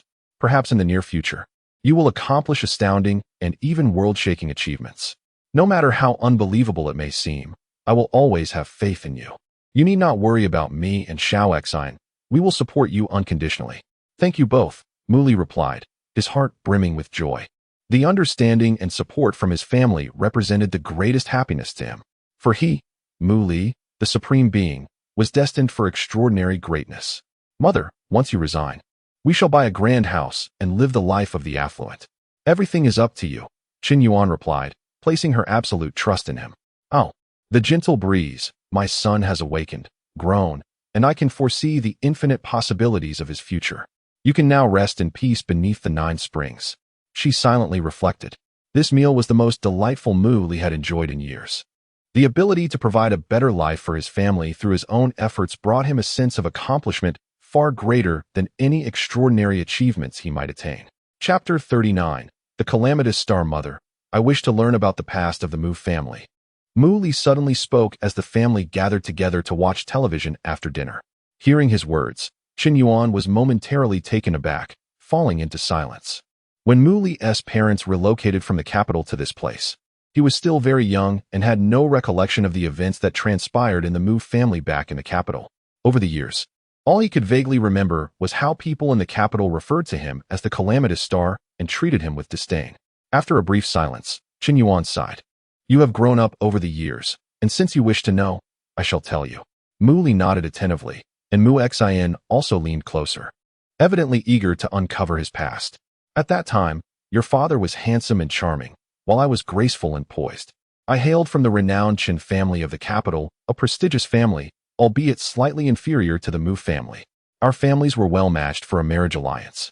The elder of the Mu family was highly esteemed, blessed with 3 sons, of which your father was the eldest, followed by 2 younger brothers. When I became pregnant with you, your second uncle's family also received joyful news. It was a double celebration, and the elder Mu hosted a grand feast for the dignitaries of the capital. The guests at that banquet were all prominent figures, and the atmosphere was lively. Among them was a guest of the highest renown, known as the Golden Oracle. He was said to be a direct disciple of the mysterious divination sect in Huaxia, possessing the ability to discern celestial will and earthly veins, earning the reverence of many powerful families in the capital. When this individual graced the Mu family banquet, the elder Mu treated him with utmost respect and requested him to predict the fate of the unborn children. The Golden Oracle made his calculations and proclaimed that both children would be boys, and one of them would possess the true dragoness fortune, destined to soar to great heights and achieve extraordinary accomplishments. The elder Mu was overjoyed and promised that whichever of the two children achieved greatness would be entrusted with the leadership of the Mu family. Eventually, I gave birth on the same day as your second aunt, with you arriving just moments before your cousin, thus making you the elder brother. On the day of your birth, the Golden Oracle appeared and declared that he could determine who the true dragon child was. The elder Mu immediately requested him to perform the divination. After drawing diagrams and setting arrangements, the oracle concluded that your second uncle's child was the true dragon's son, destined for a life of fortune and success, poised to lead the Mu family to prosperity. However, when the oracle turned to predict your fate, his demeanor abruptly changed, and he murmured, pale-faced, that you were the reincarnation of the calamitous star, destined for a life fraught with misfortune, bringing calamity to all who were close to you. Upon hearing this, Muli furrowed his brow. How could the Mu family, a prominent clan, so readily accept the words of a fortune-teller? He scoffed inwardly at the notion. Everything seemed orchestrated, a mere charlatan-esque trickery. In the eyes of cultivators, fate was but a fanciful tale. Only the pessimistic and complacent would allow themselves to be governed by such so-called destiny. Shaoli, at that time, the Golden Oracle was indeed highly esteemed in the capital, revered by many of the elite. It is said that the divination sect is one of the oldest and most mysterious sects in Huaxia, enduring through the ages. The Golden Oracle, as a true disciple of this sect, was highly sought after in the upper echelons of society, Chen Yuan continued, taking a sip of water before continuing her narrative. The oracle's declaration of you as the calamitous star naturally displeased the elder Mu, who, after sending the oracle away, strictly ordered the clan not to disclose the matter. However, somehow, the word that you were the calamitous star spread throughout the capital overnight, reaching nearly every prominent family. The elder Mu was furious and personally investigated the source of the leak, but ultimately, he could not uncover who had divulged the information. From that point onward, your reputation spread, and nearly everyone shunned you, avoiding any association. You became a universally acknowledged harbinger of misfortune, with very few, aside from your father and me, willing to approach you. Meanwhile, your second uncle's child exhibited remarkable talent from a young age, earning praise from the elite of the capital and winning the affection of the entire Mu family. Everyone believed he was the true dragon's son, the hope for the family's prosperity, and they all sought to curry favor with him. In stark contrast, you became increasingly despised. As time passed, those who were close to you began to suffer inexplicable misfortunes, and people attributed these incidents to your status as the calamitous star. The oracle's prophecy seemed to come true. Anyone who associated with you would find themselves beset by misfortune, leading to further distance between you and the rest of the family. Ultimately, they ceased to view you as a member of the Mu family. Eventually, even your beloved third uncle, who had always cared for you, suffered a grave accident that cost him a leg. The public outcry intensified, and the Mu family clamored for your expulsion, convinced that you would bring doom upon them. The situation spiraled beyond the elder Mu's control. In the end, your father and I fell out with the Mu family and were forced to sever ties, leaving without a single asset and relocating to this place. Mu Xian looked at Mu Li, her heart aching. She had not anticipated the depth of his suffering. He was so young, yet had endured such unfair treatment. Stirring her compassion, "We are all unfortunate souls." Mu Li's face darkened as he clenched his fists. Anyone could discern that if this were not a conspiracy, he would never believe it. To brand him as the calamitous star, implicating even his parents in their expulsion from the Mu family, was truly malicious. The oracle and the true dragon son of the Mu family, just wait and see. I, the supreme lord of the infinite, shall become an existence beyond your reach. He vowed silently.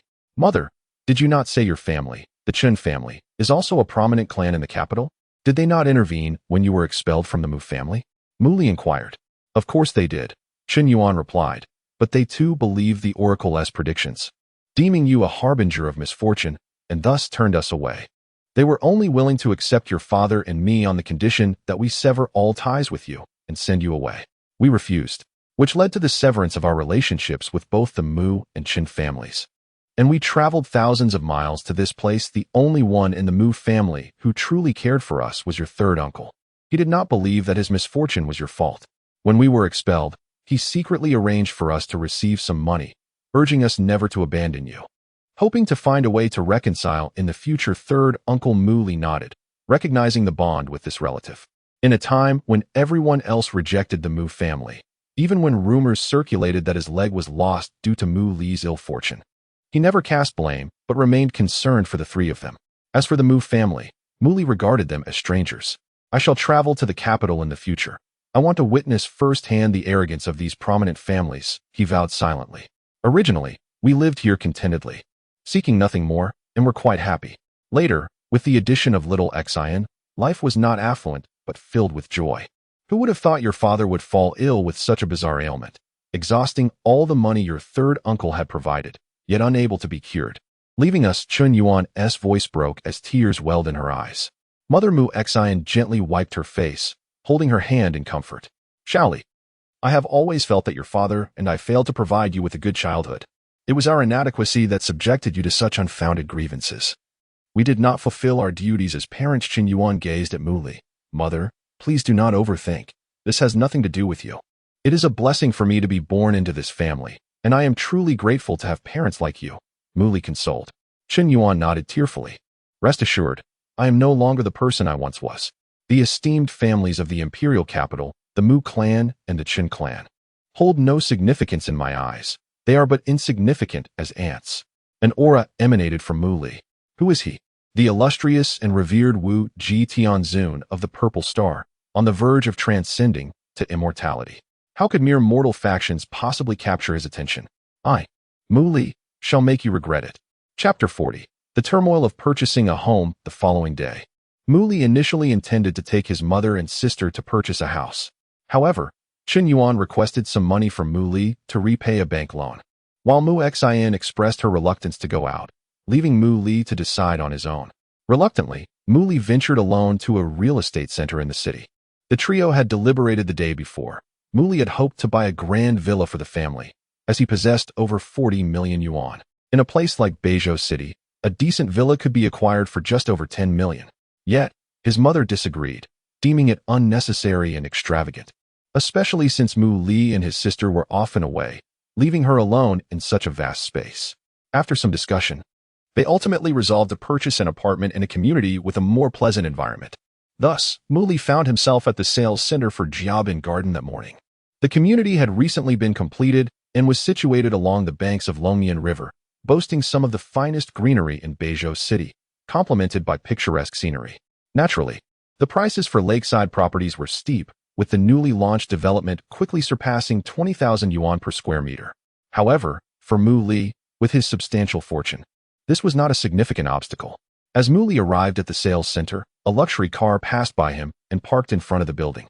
Unsure of the vehicle's make, he estimated it to be worth several 100,000 yuan. A man and a woman emerged from the car. The man appeared to be in his 40s, portly and rather unremarkable in looks, while the woman was dressed provocatively in high heels and a short skirt, exuding youthful exuberance. Muli found her somewhat familiar, yet could not place her. Observing her sharply defined chin, he suspected she had undergone cosmetic surgery. The woman, linking arms with the man and adopting a flirtatious tone, caught a whiff of a rather overpowering perfume as she glanced at Mu Li, who was dressed unremarkably. An expression of disdain flickered in her eyes. She muttered a dismissive remark under her breath. The couple was quickly ushered away by a male salesperson to view properties, while Mu Li was greeted by a female salesperson who approached him with a professional smile. "Good day, sir. How may I assist you?" she inquired politely. "I would like to explore the new apartment types at Jiabin Garden, as I am considering making a purchase," Mu Li replied. "Please follow me." The salesperson led him to a model of the development, enthusiastically detailing its merits. "Our company has invested heavily in the construction of Jiabin Garden, which boasts an exceptional location and an environment that rivals some 4-star tourist attractions, with convenient transportation and a uniquely tranquil atmosphere amidst the bustling city. It has been hailed as an oasis in the urban sprawl. Our properties have garnered significant attention. Even before construction commenced, many were pre-purchased, and now only a few remain." As she spoke, the earlier couple returned, and the woman cast a surprised glance at Mu Li. Realizing that a person she had deemed insignificant could afford a property in Jiabin Garden, she paused, her expression shifting as she recognized him. "Mu Li?" she exclaimed. a frown crossing her face. How is it that this distasteful character is here? In middle school, he had been a figure of ridicule, often mocked by the girls. Muli, upon recognizing her, recalled a yellowed photograph of their middle school class he had stumbled upon the previous evening. "You are," he began, struggling to remember her name, which had long escaped him. "Oh," she feigned surprise, adopting a condescending tone. "Has the esteemed young Master Mu forgotten me? I am Zhomei. You used to trail behind us in middle school, begging for money to buy us treats, trying to be our friend." Muli remained unperturbed by her taunts, aware that he had few friends during those years. Time had flown, and it was surprising to see his former classmate now entangled in a relationship with a man who was clearly affluent. "Dear, is this your middle school classmate?" the man interjected, eyeing Mu Li with bemusement. "Indeed, it seems our young Master Mu has made quite the success of himself," Zhomei responded with a hint of sarcasm. "This is unfortunate. One should always cherish the past," the rotund man remarked, casting a glance at Mu Li. Mu Li chose silence, but Zhomei continued, "Young Master Mu, are you here to buy a house? Can you truly afford a property in Zhongbin Garden? I thought your family was rather poor. You should consider your options. The cheapest units start at over 2 million yuan. Can you truly afford that?" Disregarding her derisive remarks, Mu Li turned back to the salesperson. "Please continue. I am interested in a unit that faces the Longmian River, preferably one that receives ample sunlight. Price is not an issue." Zhomei's disdain was palpable. "Young Master Mu, after all these years, you still haven't shed your propensity for boasting. I know your family's financial situation. Your mother earns only 3,000 to 4,000 a month. What makes you think you can buy a house? You must be delusional. Even those with millions hesitate to speak as you do," she added, clinging to the side of the portly man, who feigned concern. Mu Li paid them no mind, signaling for the salesperson to proceed. "Sir, the type of unit you are interested in is highly sought after and nearly sold out. There is only one remaining," she informed him. "Only one left?" Mu Li pondered. "Then I will take that one. Can you show it to me now?" The mention of a single remaining lakeside property caused Zhomei's heart to skip a beat. "Darling, aren't we also looking for the best lakeside unit? This one is about to be snatched up. What are you waiting for?" she cooed to the portly man. The stout man wore a conflicted expression. Initially, he had no intention of purchasing the prime lakeside property, which was significantly more expensive than the others behind it. However, upon reflection, considering that the title would bear his name and that there was but one remaining, he decided to muster his resolve and make the purchase. "Yes, I shall buy it," he affirmed with a nod. Observing his agreement, Zhomei promptly turned to the male agent beside her and declared, "Did you hear that? We too shall acquire that last prime unit." The two agents were suddenly beset by a dilemma. While selling a property was undoubtedly a positive outcome, the prospect of two parties vying for a single unit posed a considerable challenge. "I apologize, but that gentleman expressed his interest first. Perhaps you both could consider the remaining units instead. They are equally appealing and not significantly inferior," the male agent responded, visibly uncomfortable. "Absolutely not. We will take that one," Zhomei resolutely countered. "You mustn't trust this individual. His family is quite impoverished and is surely incapable of affording such a sum. Even if he were to buy, it would likely only be a down payment. We, on the other hand, are prepared to pay half up front. You may decide as you see fit." The two agents exchanged glances, their expressions revealing their inner turmoil. A half payment was certainly more advantageous than a mere down payment.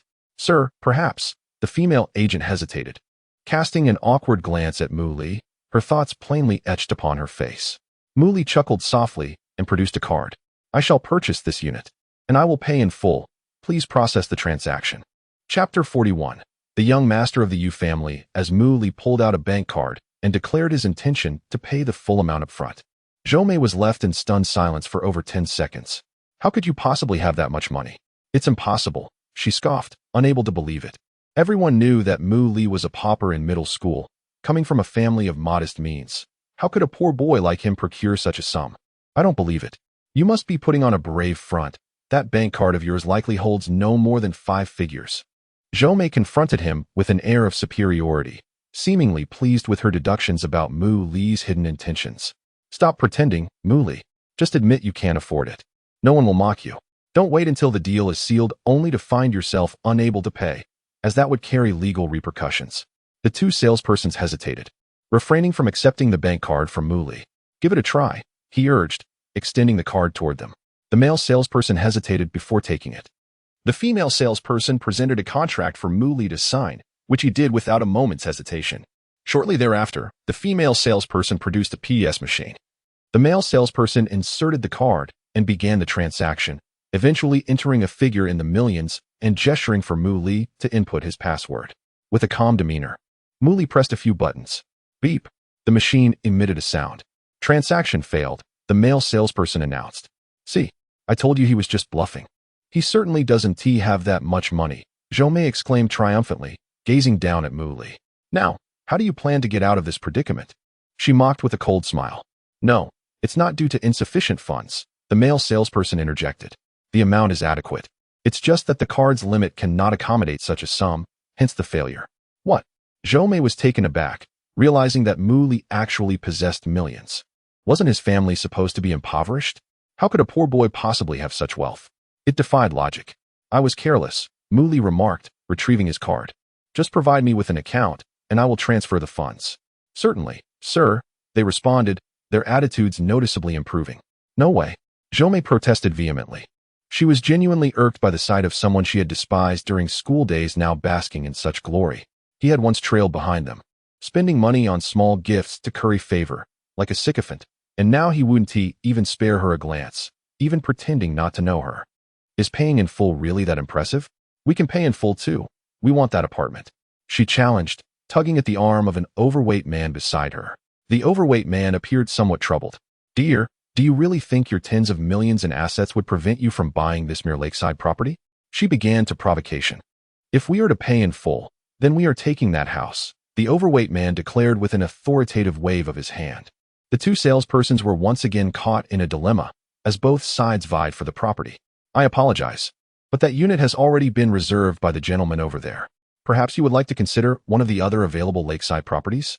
They also boast lovely views and lighting, and we can offer you a discount. No, we want that one. Nothing else will suffice, Zhou Mei insisted, appearing ready to create a scene.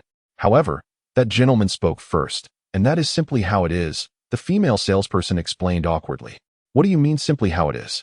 The overweight man frowned. His mistress was causing a ruckus, and he could not afford to lose face. How about this? I will offer an additional 200,000, he said coldly. Sir, this isn't a matter of simply offering more money. The two salespersons felt the situation was becoming quite precarious. The first buyer stood right there. How could they openly discuss this and still hope to maintain their business? Young man, I'll give you 300,000 if you let us have that apartment, the overweight man proposed, turning to Mu Li. MIR is very fond of this unit. You were classmates after all, so please do us this favor. Consider it a personal favor owed to me. What do you say, Mu Li? This is essentially free money for doing nothing. It's a rare windfall. Zhou Mei cast a sidelong glance at him. Mu Li smiled. 300,000 is hardly a worthy sum to me. Even the most illustrious figures of the ZY Star would not dare to request a favor from me. I want that apartment, Mu Li replied, unperturbed. The overweight man's expression soured, his mood darkening. Truly ungrateful. He huffed. Call your manager. He barked at the two salespersons. Sir, even if our manager comes, the outcome will remain unchanged, the male salesperson replied helplessly. Whether the outcome is unchanged or not, let us just see. Tell them Zhu Wenda is here, the overweight man said coldly. The two salespersons exchanged glances, noting that this man seemed to know the manager personally and held considerable influence. The male salesperson signaled to the female one, who then proceeded to the upper floor. The overweight man waited with an air of indifference, while Zhou Mei stood beside him, equally eager to witness the unfolding drama. Soon, a sharply dressed middle-aged man descended the stairs, accompanied by the female salesperson. Mr. Zhu, you should have informed me before coming here to purchase property. He called out jovially from the staircase. It's merely a matter of buying a house. Why would I trouble you? I wish to buy a lakeside property, but your staff said it's impossible, so I had no choice but to seek you out. The overweight man replied with a forced smile. Of course, it's not impossible. How could it be? The manager responded with a smile. My subordinates simply lack understanding. Please don't take offense. I was just up there attending to an important client when I heard about this situation and rushed down. So how do you propose we resolve this? The overweight man pressed, pointing at the table. The manager turned directly to Mu Li. Young man, let us negotiate. You relinquish this apartment, and we have several other lakeside properties available with substantial discounts. How does that sound? Mu Li shook his head.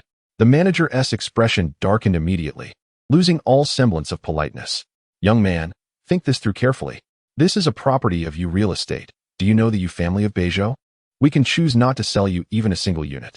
On account of the Yu family, you must yield this property. Meanwhile, the overweight man and Zhou Mei wore smug expressions. Zhou Mei felt a sense of elation, thinking, even if you have the money to buy it, how dare you disrespect the Yu family's authority? The Yu family. Mu Li shook his head, glancing toward the upstairs lounge area. He had noticed a young man emerging with a cup of coffee, standing in the lounge and gazing out thoughtfully. Hey, you up there. Come down for a moment. Mu Li called out. Do you want to die? The manager's face darkened upon hearing Mu Li's impolite summons directed at the young man. The young man, hearing the call from below, glanced down. Upon recognizing Mu Li, his expression shifted dramatically, and he hastily set down his coffee and rushed downstairs.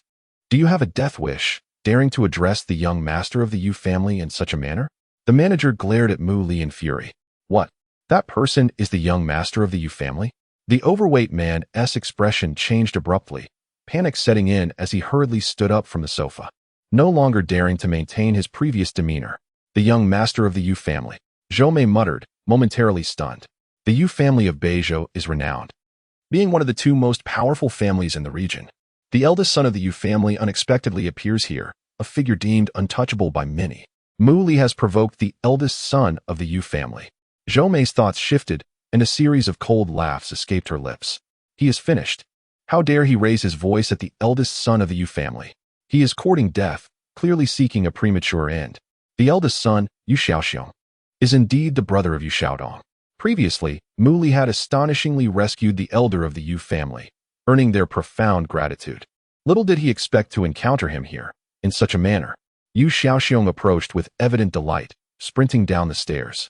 Mr. Mu, I never imagined encountering you here. This is truly wonderful, he exclaimed with excitement as he reached Mu Li. The atmosphere fell into an abrupt silence, leaving everyone, save for Mu Li and Yu Xiaoxiong, in a state of shock. The eldest son of the Yu family displayed such deference towards Mu Li, a scenario utterly contrary to their expectations, a chasm of difference. The manager, astonished, was instantly drenched in cold sweat. The thought that his own young master could be so respectful towards this man consumed his mind. The rotund man, struck speechless, forgot to breathe, while Zhou Mei stood incredulous, her entire being shaken by the revelation. The eldest son of the Yu family is among the elite of Beizhou, and to witness him treating someone with such courtesy. Oh heavens! The rotund man's heart sank, his expression shifting dramatically. What is your name? Mu Li inquired calmly of Yu Xiaoxiong. Mr. Mu, my name is Yu Xiaoxiong, he replied, his excitement palpable, as if being asked for his name by this person were a tremendous honor. Is this Jiangbin garden a property of your family? Mu Li questioned. Indeed, Yu Xiaoxiong replied, sensing an underlying tension in the atmosphere. Kindly resolve this for me. I intended to purchase a lakeside property, Mu Li stated in a detached tone. My apologies, sir. The manager quickly seized the opportunity to bow deeply to Mu Li. It is my folly for underestimating your significance. I sincerely seek your forgiveness for my offense. I am utterly in the wrong. Yu Xiaoxiong, momentarily taken aback, turned to the two salespersons for clarification. The female employee hastily relayed the events. How outrageous! Yu Xiaoxiong trembled with rage upon hearing the account. This was their family's benefactor, and he was treated in such a manner. My lord, it was my fault. I acknowledge my mistake, the manager insisted, appearing genuinely remorseful. Leave at once. Do not show your face at the Yu family again, Yu Xiaoxiong declared coldly. Thank you. My lord, thank you, sir. The manager, dismissed on the spot, expressed gratitude repeatedly before departing in disgrace. The Yu family's leniency in not pursuing further action was already an act of mercy. As for you two, Yu Xiaoxiong directed a stern gaze at the now silent Zhou Mei and the rotund man. Get out of the Yu family's property. Never return, or face the consequences. Certainly. Certainly, the rotund man nodded fervently, pulling Zhou Mei along in haste. Zhou Mei, as if in a stupor, gazed wide-eyed at Mu Li. Wasn't he Mu Li? How had he transformed into someone whom even the eldest son of the Yu family treated with such respect? What on earth was happening? Move, you wretched woman. The rotund man, frustrated at Zhou Mei's inertia, raised his hand to strike her. Mr. Mu, I apologize for the distress you have endured. Please believe that this is not the sentiment of the Yu family. We have always regarded you as our savior. Yu Xiaoxiang sincerely apologized once more. Enough. Mu Li gestured dismissively. The matter was settled, and he had no inclination to pursue it further. Mr. Mu, which property have you set your sights on? We shall charge you nothing, Yu Xiaoxiang offered. He was proposing to gift a property. Mu Li naturally intended to decline, yet Yu Xiaoxiang was insistent. Ultimately, after much negotiation, Yu Xiaoxiang yielded, allowing Mu Li to merely pay a down payment, thereby securing ownership of the property. Once the arrangements were concluded, Yu Xiaoxiang respectfully escorted Mu Li to the exit. Mr. Mu, we have made some progress in locating the century-old medicine you requested. We have sent someone to follow up. In a few days, our family will host a banquet to celebrate my grandfather's recovery. I hope you will honor us with your presence. The collapse of the Yu family's cornerstone had once sent them into a state of peril. Now, with the elder's recovery, they sought to instill caution in those who were restless. Certainly, I shall attend, Mu Li did not refuse. That is splendid news. Yu Xiaoxiang's face lit up with joy. Mu Li's presence at the banquet would undoubtedly elevate the occasion. Chapter 42. There are spirits in this house. The lakeside apartment at Jiangbin Garden had been secured. Mu Li had visited it once, and later Chen Yuan and Mu Xian also went to see it together. Both were exceedingly satisfied. This residence boasts over 150 square meters, making it quite spacious indeed. The interior decor is of high quality, embodying a subtle luxury infused with warmth, and the ambience is undeniably pleasant. It is evident that this apartment has been arranged by a well-known designer, crafted with intention. After viewing the property, Mu Li's family agreed on a date to move in. On the appointed day, Yu Xiaoxiang personally dispatched several individuals in a pickup truck to assist them with the move. The new apartment is located on the 3rd floor, and Mu Li was directing the movers as they transported their belongings. Perhaps the noise was too great, as it attracted the attention of the neighbors across the hall. The door opposite swung open, revealing a young man in his mid-20s, still bleary-eyed.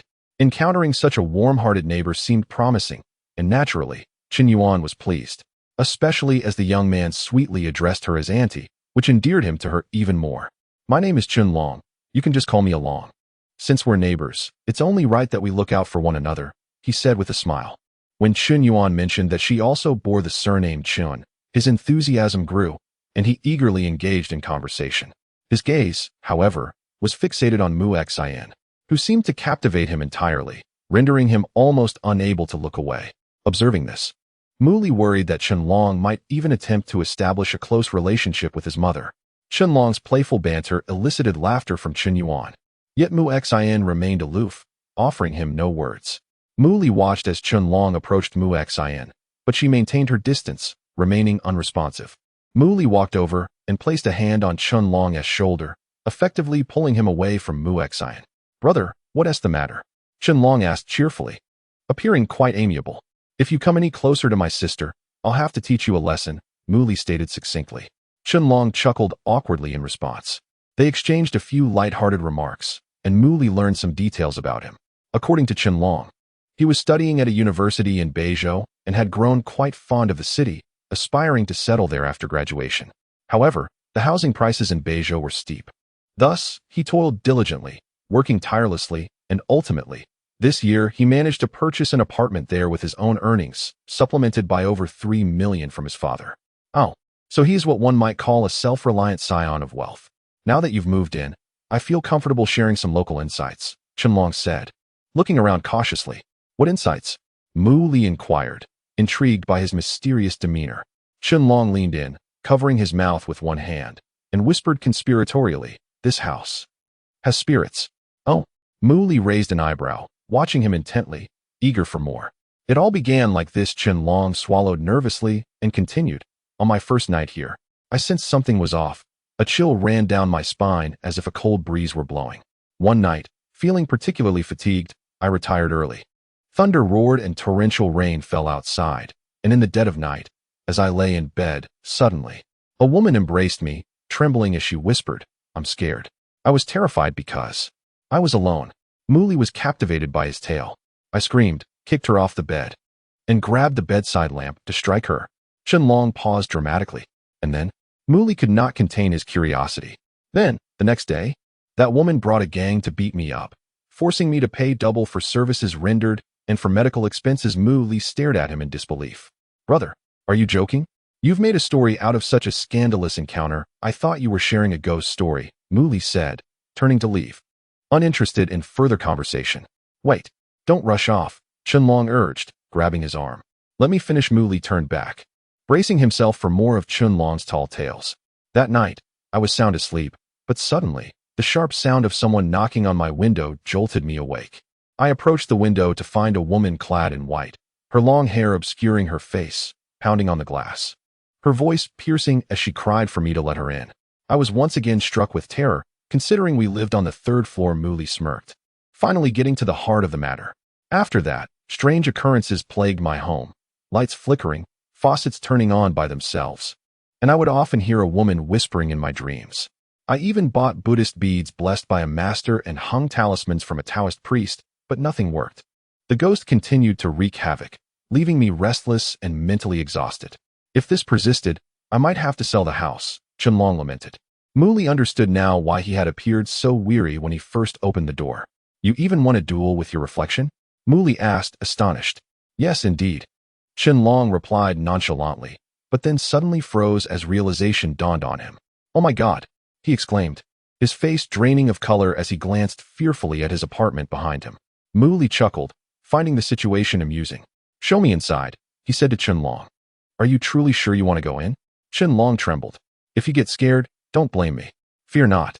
If there are any malevolent entities, I have my methods, Muli reassured him, patting his shoulder. With a deep breath, Chen Long opened his door. As soon as it swung open, a frigid air rushed out. This is ominous, Chen Long shivered. Your apartment faces the shade. It's only natural for it to feel cool, Muli replied calmly. Gathering his courage, Chen Long stepped inside, with Muli following closely behind. Chen Long's apartment was surprisingly spacious, neatly organized without a hint of disorder for a single man living alone. It feels a bit chilly, Chen Long remarked, rubbing his arms. Indeed.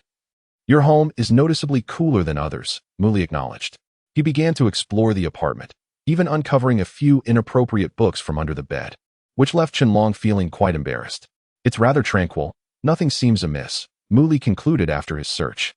That thing rarely appears during the day, only causing trouble at night, Chen Long said, huddling closer to Muli. Just as they spoke, the overhead lights suddenly flickered out. The kitchen faucet turned on by itself, gushing water. Here it comes, Chen Long gasped, clutching Muli tightly in fear. A chilling wind seemed to sweep through the apartment, accompanied by terrifying wails. Chen Long's complexion paled further as he clung to Muli even tighter. A faint smile graced Muli's lips. He remained unperturbed, guiding Chen Long toward the exit. Once outside, Muli closed the door, and the commotion within ceased. Feeling the warmth outside, Chen Long looked at Muli in astonishment. You can exorcise spirits? To be honest, I've learned a thing or two, Muli replied confidently. At least I can handle such a minor nuisance. You must ponder carefully. This endeavor is indeed formidable. Chen Long expressed his skepticism. Rest assured, it will undoubtedly succeed, Muli reassured him repeatedly. Very well. Let us proceed as you suggest, Chen Long acquiesced, for this is his own abode, and he harbored no desire to part with it.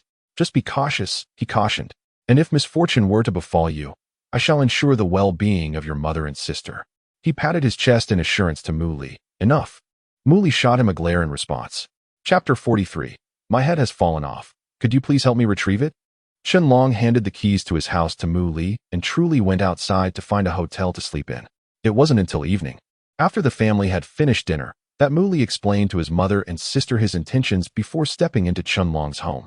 Utilizing his spiritual awareness as a cultivator, he sensed that something was indeed present in the house, since his own home was just across the way. And given that most of the time both he and Mu Xian were not home, leaving their mother alone, he did not wish for any disturbances to frighten her. Therefore, he proposed to Chen Long that he stay over for the night to resolve the matter, perhaps due to its location in the shadows or for other reasons. The temperature in Chen Long's house was noticeably cooler than outside. However, as a cultivator, Muli was not easily affected by mild temperature changes. Upon entering the house, he found an unsettling stillness that starkly contrasted with the daytime atmosphere. The silence was almost eerie. He made no effort to perform any rituals, even going so far as to tear down the assorted talismans Chen Long had affixed around the house, seeking a semblance of tranquility. At 8 o'clock, Muli turned on the television and began watching a city fantasy drama titled Rebirth of the Urban Supreme. The show was rather entertaining, and he felt a certain affinity with the protagonist character. At 11, he turned off the television and retired to bed. Everything was peaceful. He had no intention of practicing cultivation that night, and he soon drifted into slumber. However, at midnight, the atmosphere shifted drastically. The entire house became ominously dark, as if a chilling wind had swept through, accompanied by an ethereal voice that seemed to echo from another realm. Yet, Muli had already closed the windows before sleeping. The temperature plummeted, and the previously turned-off television flickered back to life, displaying horrifying images. The lights flickered erratically, and the kitchen faucet turned on by itself, water flowing with a clarity that pierced the silence. Suddenly, a sound echoed. Something fell from the ceiling, landing heavily upon Muli's bed. He awoke, blinking in confusion. At the edge of his bed stood a figure, a woman clad in white. As his gaze traveled upward, he realized with a shock that she was headless. A decapitated female corpse stood before him, emanating an icy chill. He sensed movement beneath the covers, prompting him to glance down. There, he beheld a severed head with long hair, slowly turning to face him. Its face was ghostly pale, devoid of color, with eyes as black as ink and blood streaming from the empty sockets. Under the flickering light, the head grinned menacingly. "My head has fallen off. Can you help me retrieve it?" The head intoned eerily. Muli remained remarkably unfazed, his expression unchanged as he observed the ghostly apparition. He regarded the head and then the headless body without any sign of alarm. An unusual silence settled over the scene, contrasting starkly with the terrifying backdrop of flickering lights, horror on the television, flowing water, and howling winds. On the bed, Muli sat in silence, impassively locking eyes with the severed head for nearly a minute. The atmosphere grew palpably awkward. Eventually, the head began to smile once more, this time with a more sinister tone. "My head has fallen off. Please help me retrieve it." After a moment's contemplation, Muli stretched out his hand, grasped the hair of the head, and lifted it. He then stepped out of bed, slipped on his slippers, and walked to the window. Raising a leg, he delivered a swift kick to the head. Whoosh, the head sailed out of the window, tracing an arc against the night sky before disappearing into the distance. The entire sequence of actions flowed seamlessly, without hesitation or delay. The television ceased its broadcast. The lights stabilized, the water stopped flowing, and the ominous wind vanished. Inside the house, the headless corpse appeared momentarily stunned, standing there in a daze for 2 minutes. After that time, as if jolted back to reality, it stumbled towards the window and tumbled out. An hour later, Muli sensed something amiss and opened his eyes again. The headless corpse lay beside him, its pale face almost touching his, adorned with a bizarre, ghostly smile. "Trying to scare me again?" Muli frowned, extending a hand to deliver a sharp rap to her forehead. The impact contorted her pallid face, sending her tumbling off the bed. She crouched in a corner, cradling her forehead, and began to wail. "Why did you hit me? I was just teasing you a bit. That was too hard." Muli regarded her coldly. "Let's see if you dare to frighten me again. Return in a more ordinary guise and speak to me." All right. No need to be so fierce," the ghost murmured, rubbing her forehead. With a few gestures, her appearance transformed. The ghost's complexion shifted from ghostly white to a radiant fair hue, her hair styled into a lively ponytail. She donned a simple, elegant white dress, exuding grace. Her countenance now appeared charming and sweetly naive, truly pleasing to the eye. "Why aren't you afraid of me?" she asked curiously, her expression one of confusion. This human's calm demeanor was utterly atypical. Most would be terrified by her presence. "What is there to fear?" Muli replied calmly. "Ghosts are not as fearsome as they are made out to be. Humans possess souls, and upon death, as life force dissipates, an ordinary person's soul merely becomes a remnant consciousness, incapable of lasting long in reality. Such remnants can only influence thoughts slightly, causing illusions. Most instances of hearing the dead call one's name or seeing their spirits are products of this residual consciousness, which quickly fades away. Cultivators, on the other hand, possess powerful souls. Even in death, their souls may remain intact, and stronger individuals can even achieve rebirth by seizing control over another's body. For those formidable beings who were powerful in life, their souls may endure for centuries, wielding great power comparable to that of mighty cultivators. The ghost before him, retaining her form post-mortem, was exceedingly rare among ordinary people. "Seeing that your heart is not malevolent, why do you frighten others?" Muli inquired. She seemed to harbor little ill intent. Otherwise, with her consciousness, it would not be difficult for her to invade the minds of ordinary individuals, inducing hallucinations that could lead to self-harm or worse. Out of boredom, the ghost pouted. "What is your name? What is your origin?" Muli continued his interrogation. "Why should I tell you?" The ghost blinked, clearly disinclined to answer. "Did you not ask why I am not afraid of you?" Muli countered, extending a finger toward her. The ghost glanced at him, intrigued. Muli concentrated his spiritual energy at the tip of his finger, and a plume of purple flame suddenly erupted forth, flickering vividly. This is the spiritual fire he conjured using his ethereal energy. The female ghost's expression instantly changed, as she instinctively sensed a formidable aura emanating from the violet flames, capable of incinerating her very soul. "Will you speak?" Muli threatened her. She recoiled slightly, retreating. "I will speak." Chapter 44. Entering the realm of spirits. "I am Zhang Xiaobai." The ethereal female ghost spoke softly. 2 years prior, I was merely a freshman at Beizhou University, in a time when this place was still an expanse of desolation, devoid of any structures. One fateful day, as I traversed this barren construction site to avoid a longer detour, I inadvertently stumbled into a deep pit, the purpose of which was unknown.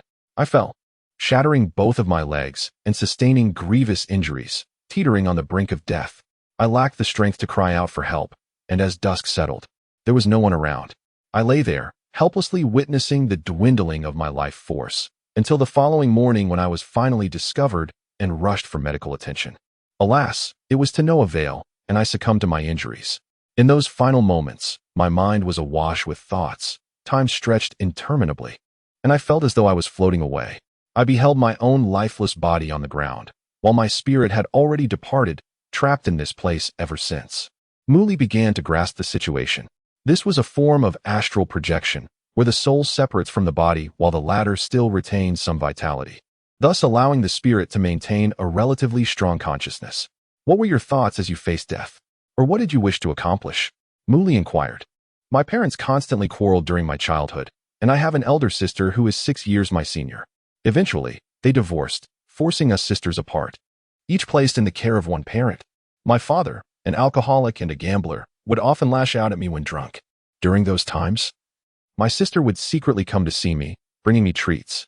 Later, in my middle school years, my father was beaten to death over gambling debts, leaving me utterly bereft. My sister was still in university and, unable to support me, brought me to live with her, sacrificing her education to work and finance my studies." At this point, Zhang Xiaobai's eyes glistened with tears. "My sister was incredibly kind to me. She is the best sister in the world." As I lay there, on the verge of death, I felt overwhelming desperation. I did not want to die, not at 20 years old. My sister worked so hard to help me gain admission to Beizhou University. I had yet to repay her kindness or provide her with a better life. How could I allow myself to perish? I cannot die. Her emotions became increasingly agitated. Yet, despite my despair and reluctance, it ultimately proved futile. As I accepted my impending death, I yearned to see my sister one last time, to express my gratitude and to apologize for my inability to stay by her side. Tears streamed down Zhang Xiaobai's face, though to a ghost, weeping was merely an expression of lingering consciousness. I reflected on this, and before I knew it, I began to ascend, my spirit departing from my body, transforming into a ghost. Muli nearly comprehended everything. It was precisely because of her myriad emotional attachments, her reluctance, despair, and longing, that she had formed a powerful obsession, allowing her soul to escape while her corporeal body still held some life force, thus enabling her consciousness to persist in the realm of the living. However, she was ultimately immortal. No matter how potent her spirit, it was finite. In a few years, her essence would gradually dissipate, silently vanishing into the ether. When I became a ghost, I longed to fly to my sister's side to see her, but as I attempted to venture forth, I felt the fabric of my being begin to unravel. I could not leave this place. I was bound here. Your obsession was born here.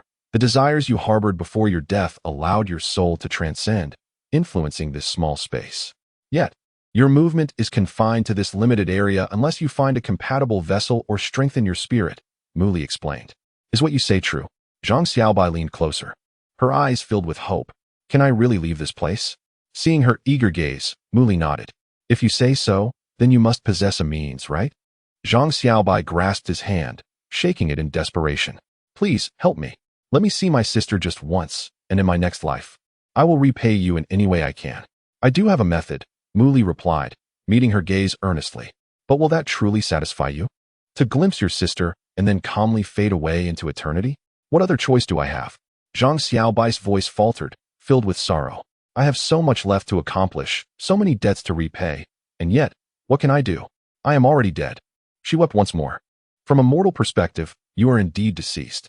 Yet to me, you are merely half dead. Mu Li's mystifying words left Zhang Xiaobai bewildered. Indeed, in the mundane world, even those nearing death are rarely revived, let alone a wandering spirit. However, he was different.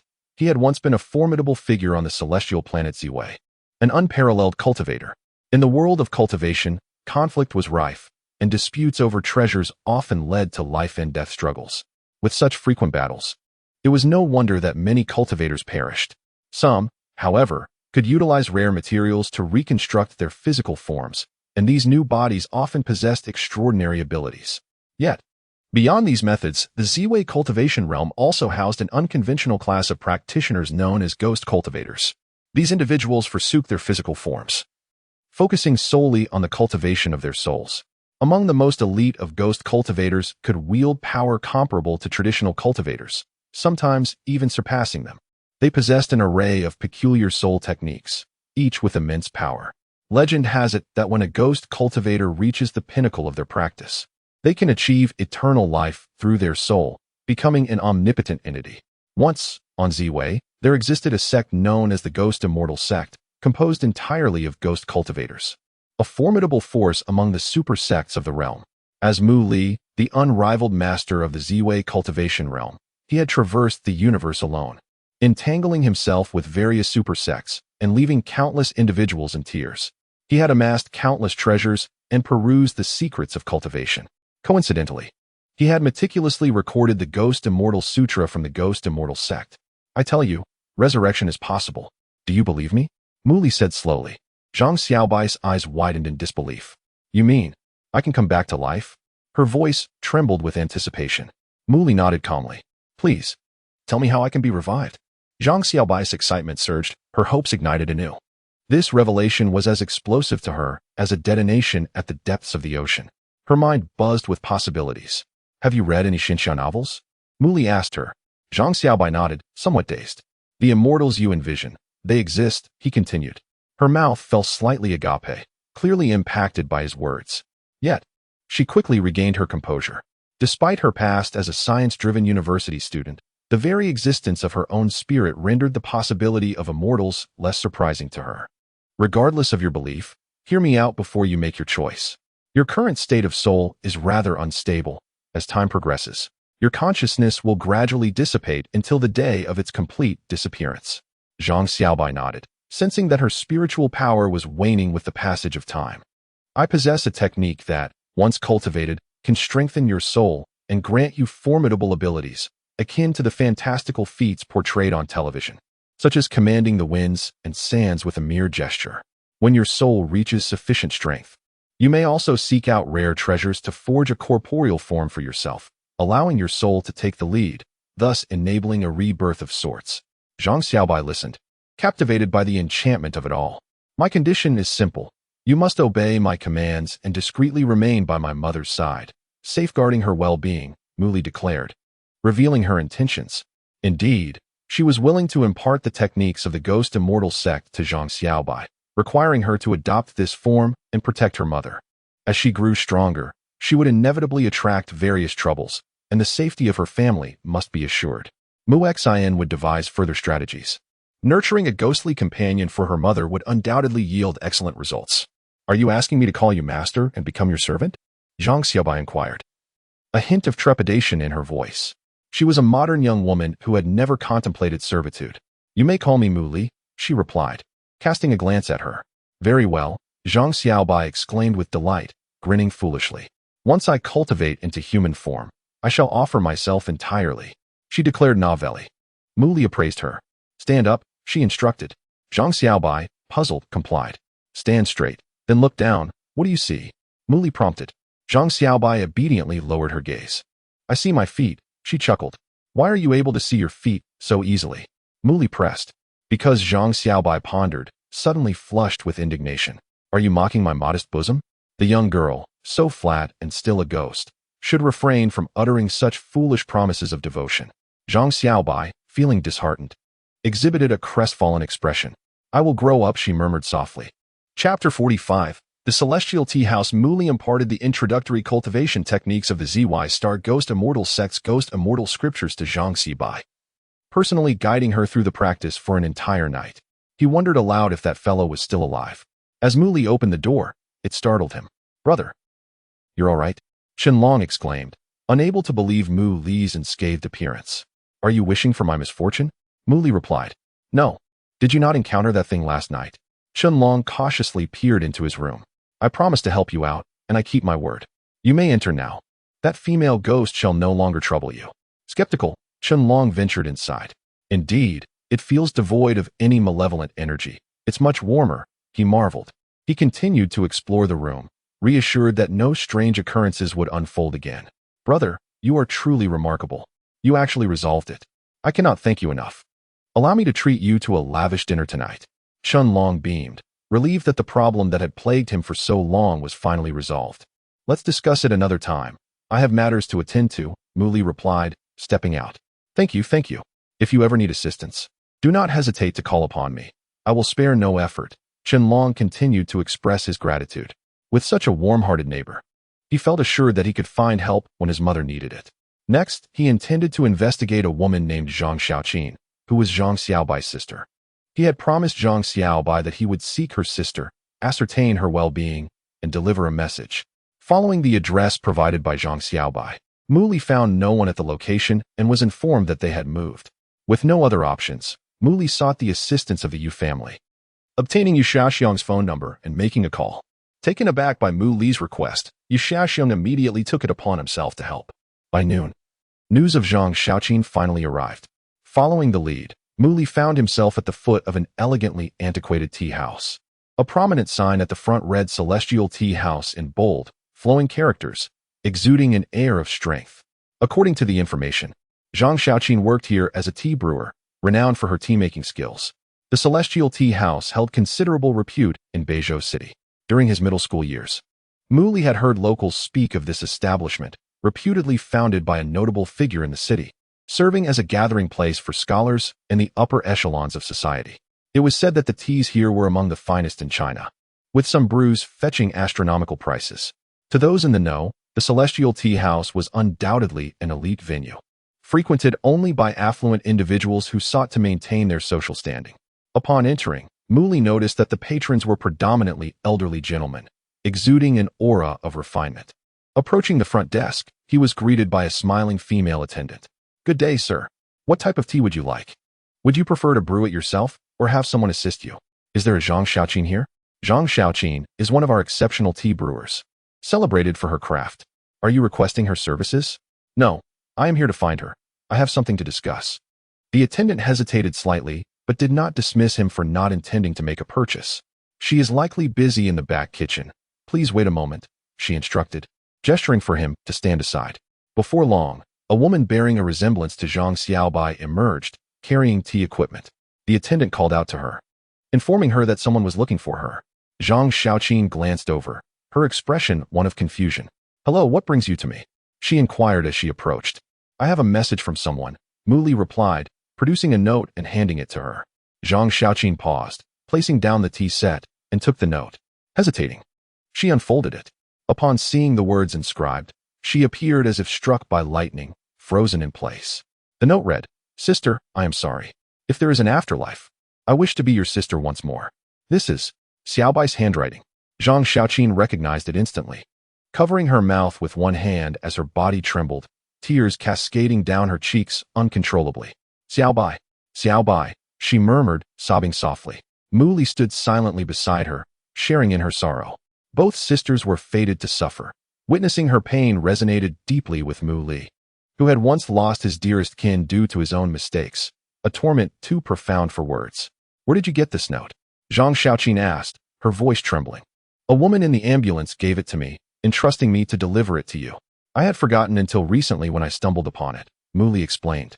My dear sister, my unfortunate sister, she wept, her strength seemingly evaporating as memories of sorrow flooded her mind. Xiaoqin, what troubles you? The front desk attendant asked, casting a concerned glance at Mu Li.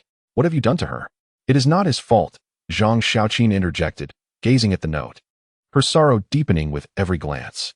Nodding, Mu Li assisted her to a more private area. Zhang Xiaoqin's emotions were volatile, stirred by painful memories. Clutching the note, she sat with her head bowed, quietly weeping. At only 20 years old, she had just begun her university journey. Having endured so much hardship without experiencing the beauty of the world before being taken away, Mu Li felt her sorrow acutely, silently vowing never to endure such pain again. I must grow stronger. I must become more formidable. Meanwhile, patrons in the celestial tea house were savoring their tea when two elderly gentlemen entered, drawing immediate attention. Their distinct pairing, a tall figure alongside a lean one, captivated the crowd. Recognized by many, the patrons rose respectfully, greeting the two elders with smiles of deference. Old Zhong, Old Li. They greeted, their tones filled with respect. The two elders returned the greetings amicably. Soon, a figure who appeared to be in charge hurriedly approached, bowing and ushering them to a private room upstairs. Not long after, a heated debate erupted from above, echoing loudly within the previously serene tea house. Such noises were akin to a disruption of the ambience, yet none of the patrons displayed any dissatisfaction. Here we go again, many wore resigned smiles, having grown accustomed to such occurrences. Before long, the person who had led the two elders upstairs rushed down, wiping the sweat from his brow as he clearly struggled to manage the situation. Where is Zhang Xiaoqin? Where could she have gone? He searched frantically, having scoured the lower level without success before inquiring at the front desk. The attendant pointed toward the back. He dashed toward the rear, calling out, Zhang Xiaoqin, come quickly. The two gentlemen are in room 1 and are arguing vehemently. You must prepare to serve them tea. Upon spotting Zhang Xiaoqin, he immediately shouted, I'm sorry, manager, but I am feeling unwell today. Perhaps you could send someone else? She replied, her tear-streaked face betraying her distress. I am truly sorry, manager. I cannot serve them in my current state. Zhang Xiaoqin earnestly explained. Oh dear, my great aunt. The manager is anxious at this moment. Please refrain from causing any trouble, all right? This Xianming pavilion can only rely on you.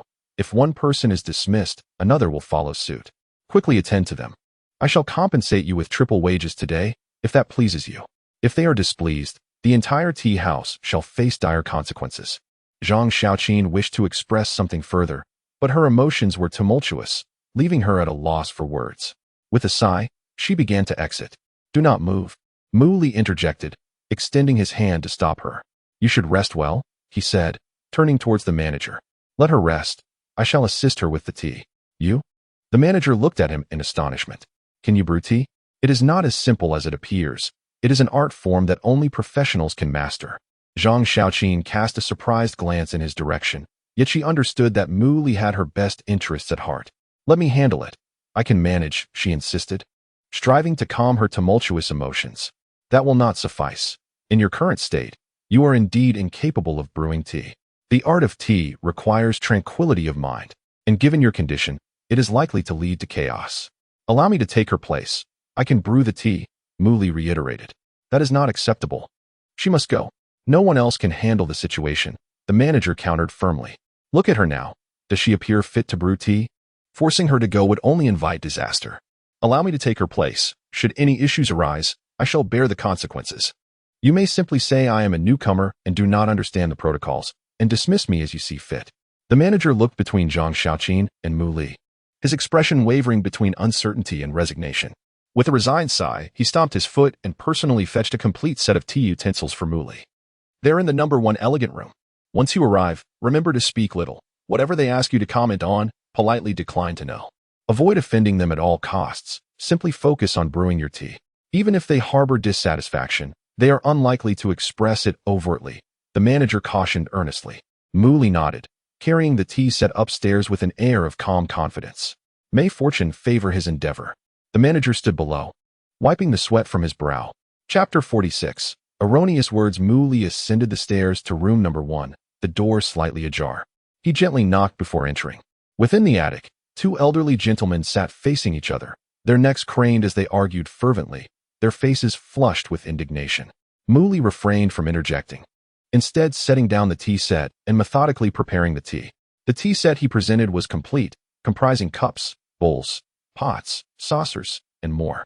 The craftsmanship of the Xianming Pavilion was exquisite. The teapot was made of purple clay, while the bowls were fine blue and white porcelain.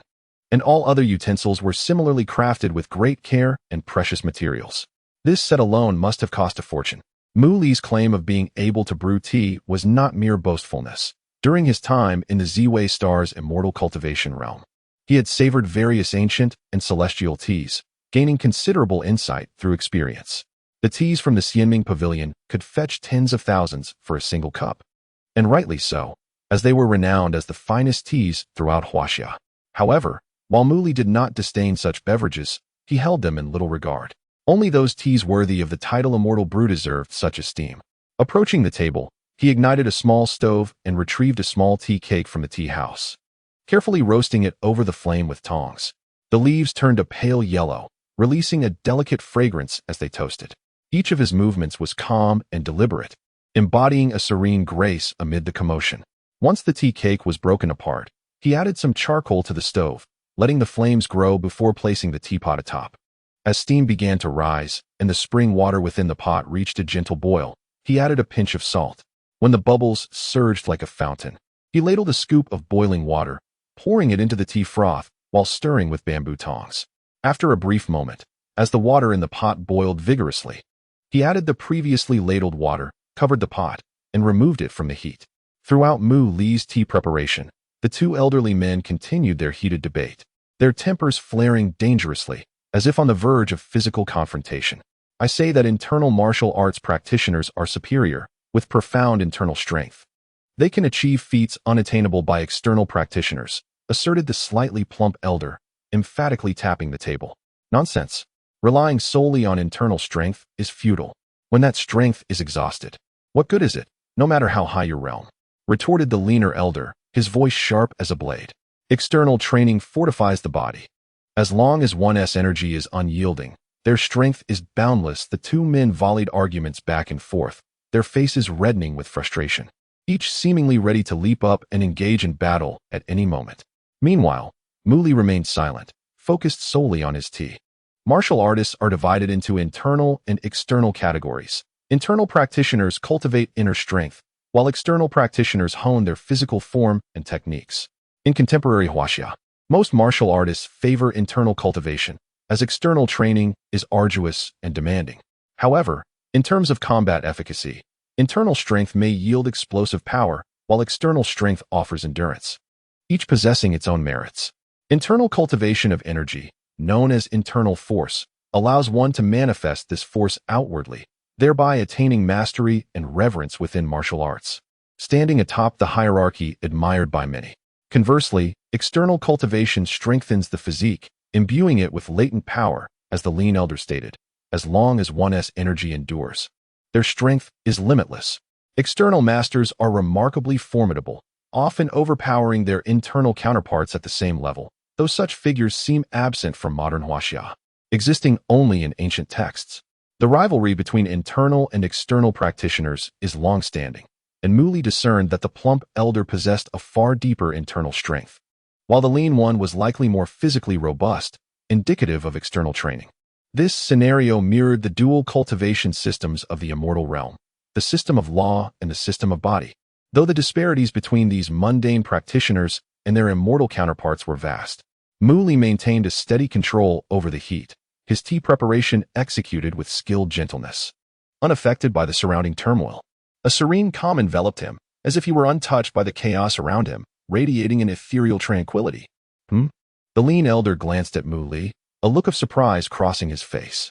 The plump elder followed suit, falling silent as he observed Mu Li's tea-making process. The act of brewing tea had halted their quarrel. A young man exuded an air of unruffled composure, his every movement in the tea preparation revealing a tranquil and otherworldly charm. Unbeknownst to them, the attic seemed to transform into a realm beyond the mundane, as if floating amidst a sea of clouds, imbued with serenity. The two elderly men exchanged incredulous glances. They had never encountered anyone who could infuse such extraordinary essence into the act of brewing tea, which gradually calmed their spirits. Young man, Your tea-making skills are quite impressive. Are you new here? Spoke the lean elder. The plump elder was equally astonished. Typically, when they argued, those entering to brew tea would be flustered. Yet here was a young lad, calm and composed, leading them into a tranquil realm through his craft.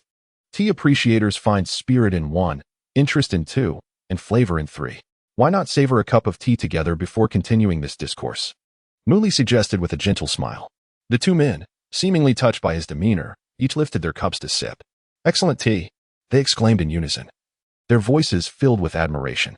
Upon tasting the tea, they felt themselves gradually relax, a wave of refreshing ease washing over them. To think that within my humble tea house, there resides a young master of the tea path, the plump elder mused, gazing at Mu Li with a sense of reverence.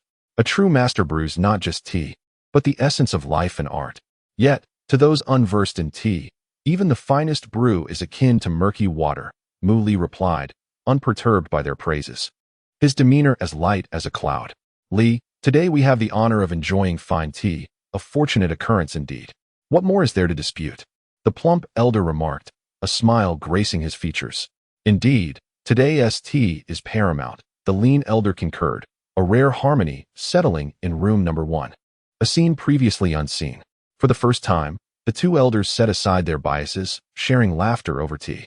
A fine pot of tea is best enjoyed in 3 cups. Mu Li brewed another pot, and they watched intently, showering him with admiration.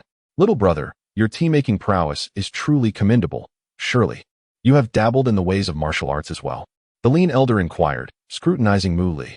Only a little, Mu Li replied modestly. You must have overheard our debate. Why don't you arbitrate for us? In the realm of martial arts, is external training truly superior to internal?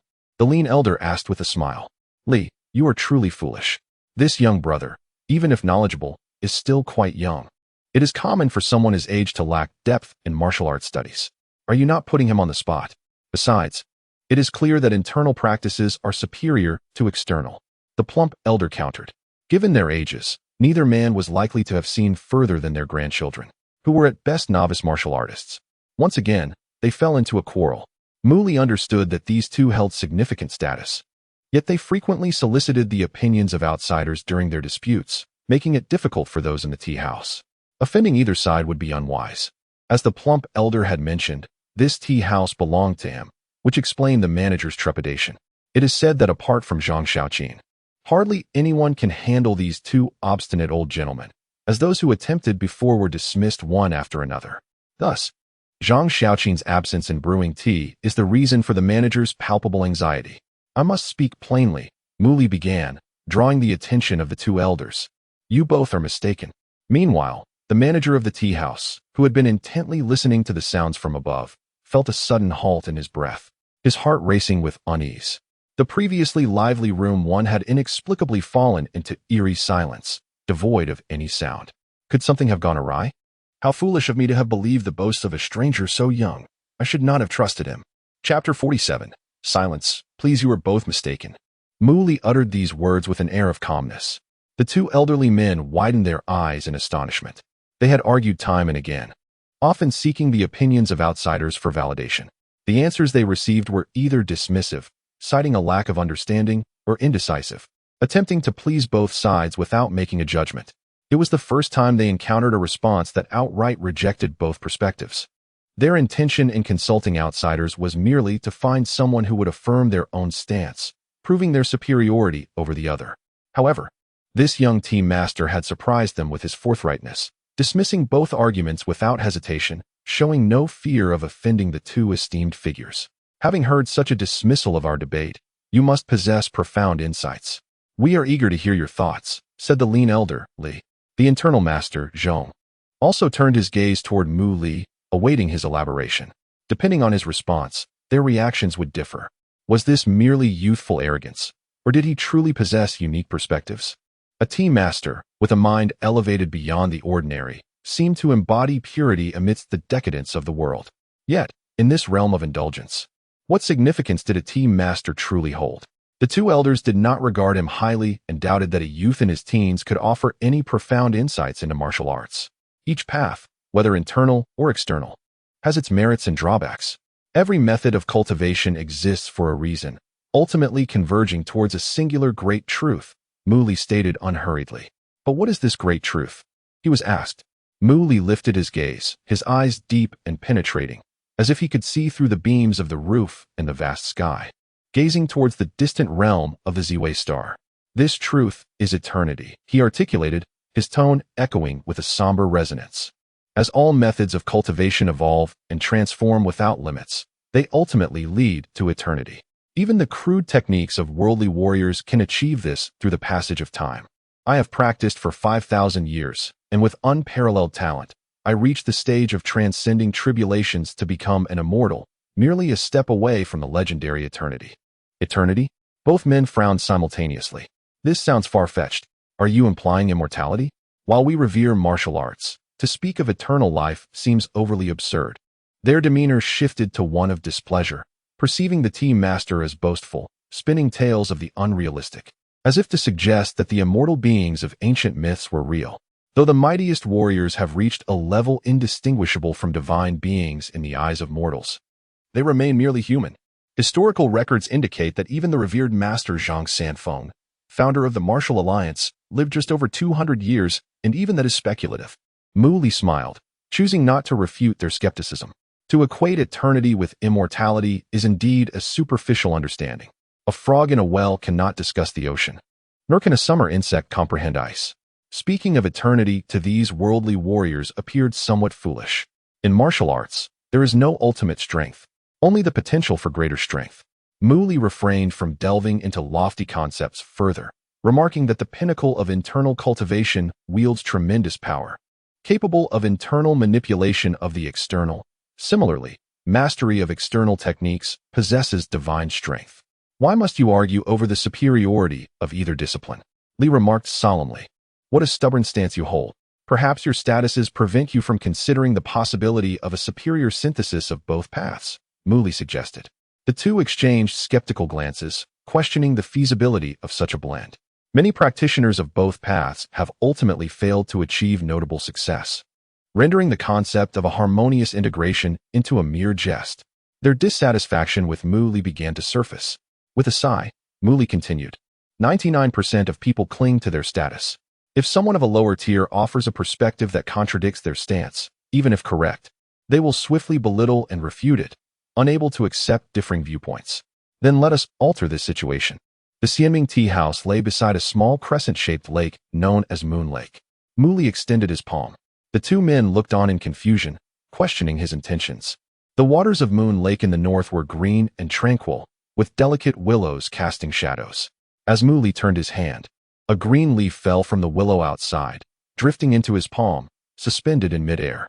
This spectacle left the two obstinate elders wide-eyed, astonished. With a gentle press of his hand, Mu Li commanded the leaf to slice downwards. Almost soundlessly, the leaf struck the ground, remaining fragile. Yet it left behind a perfectly smooth cut in the fine tea table, as if a divine weapon had pierced it. A mere touch would cause the table to split apart. The two men stared in disbelief, utterly speechless. To manipulate a leaf with 1's energy.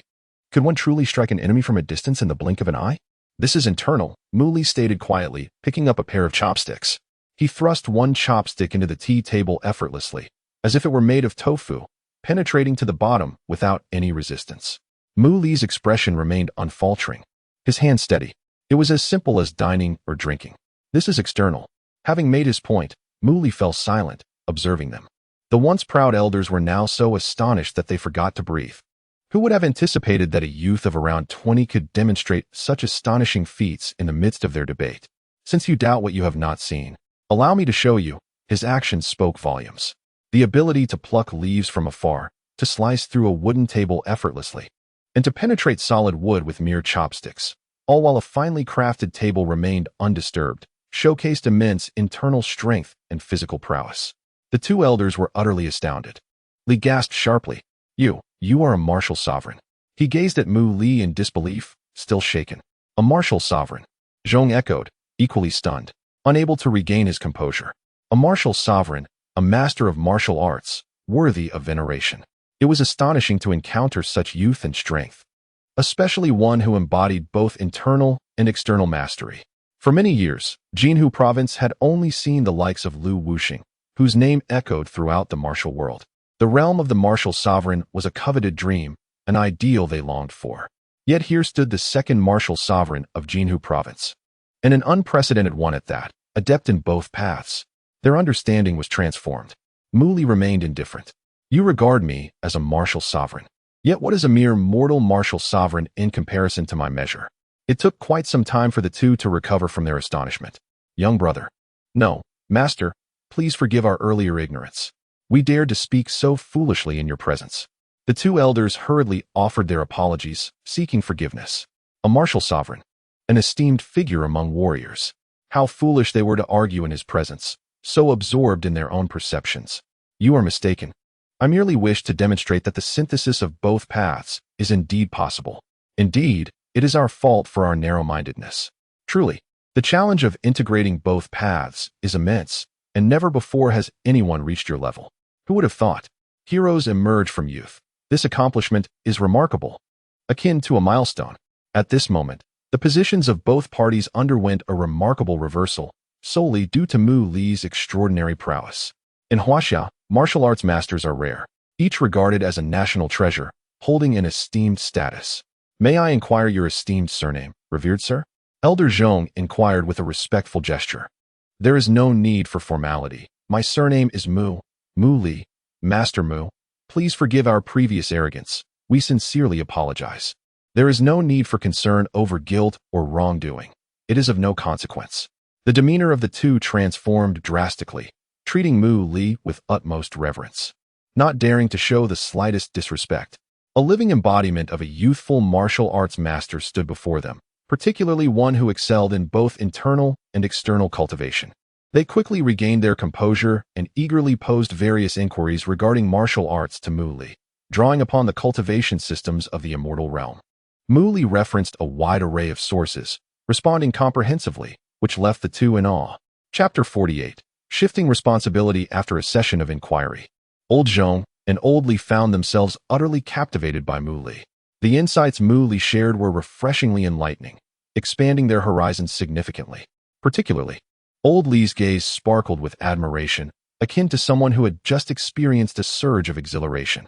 As a practitioner of external martial arts, he had reached an advanced level, and every advanced martial artist harbored ambitions of attaining the revered status of a martial sovereign. For many years, there had been few martial sovereigns in Huaxia, predominantly among internal practitioners, with none from the external schools.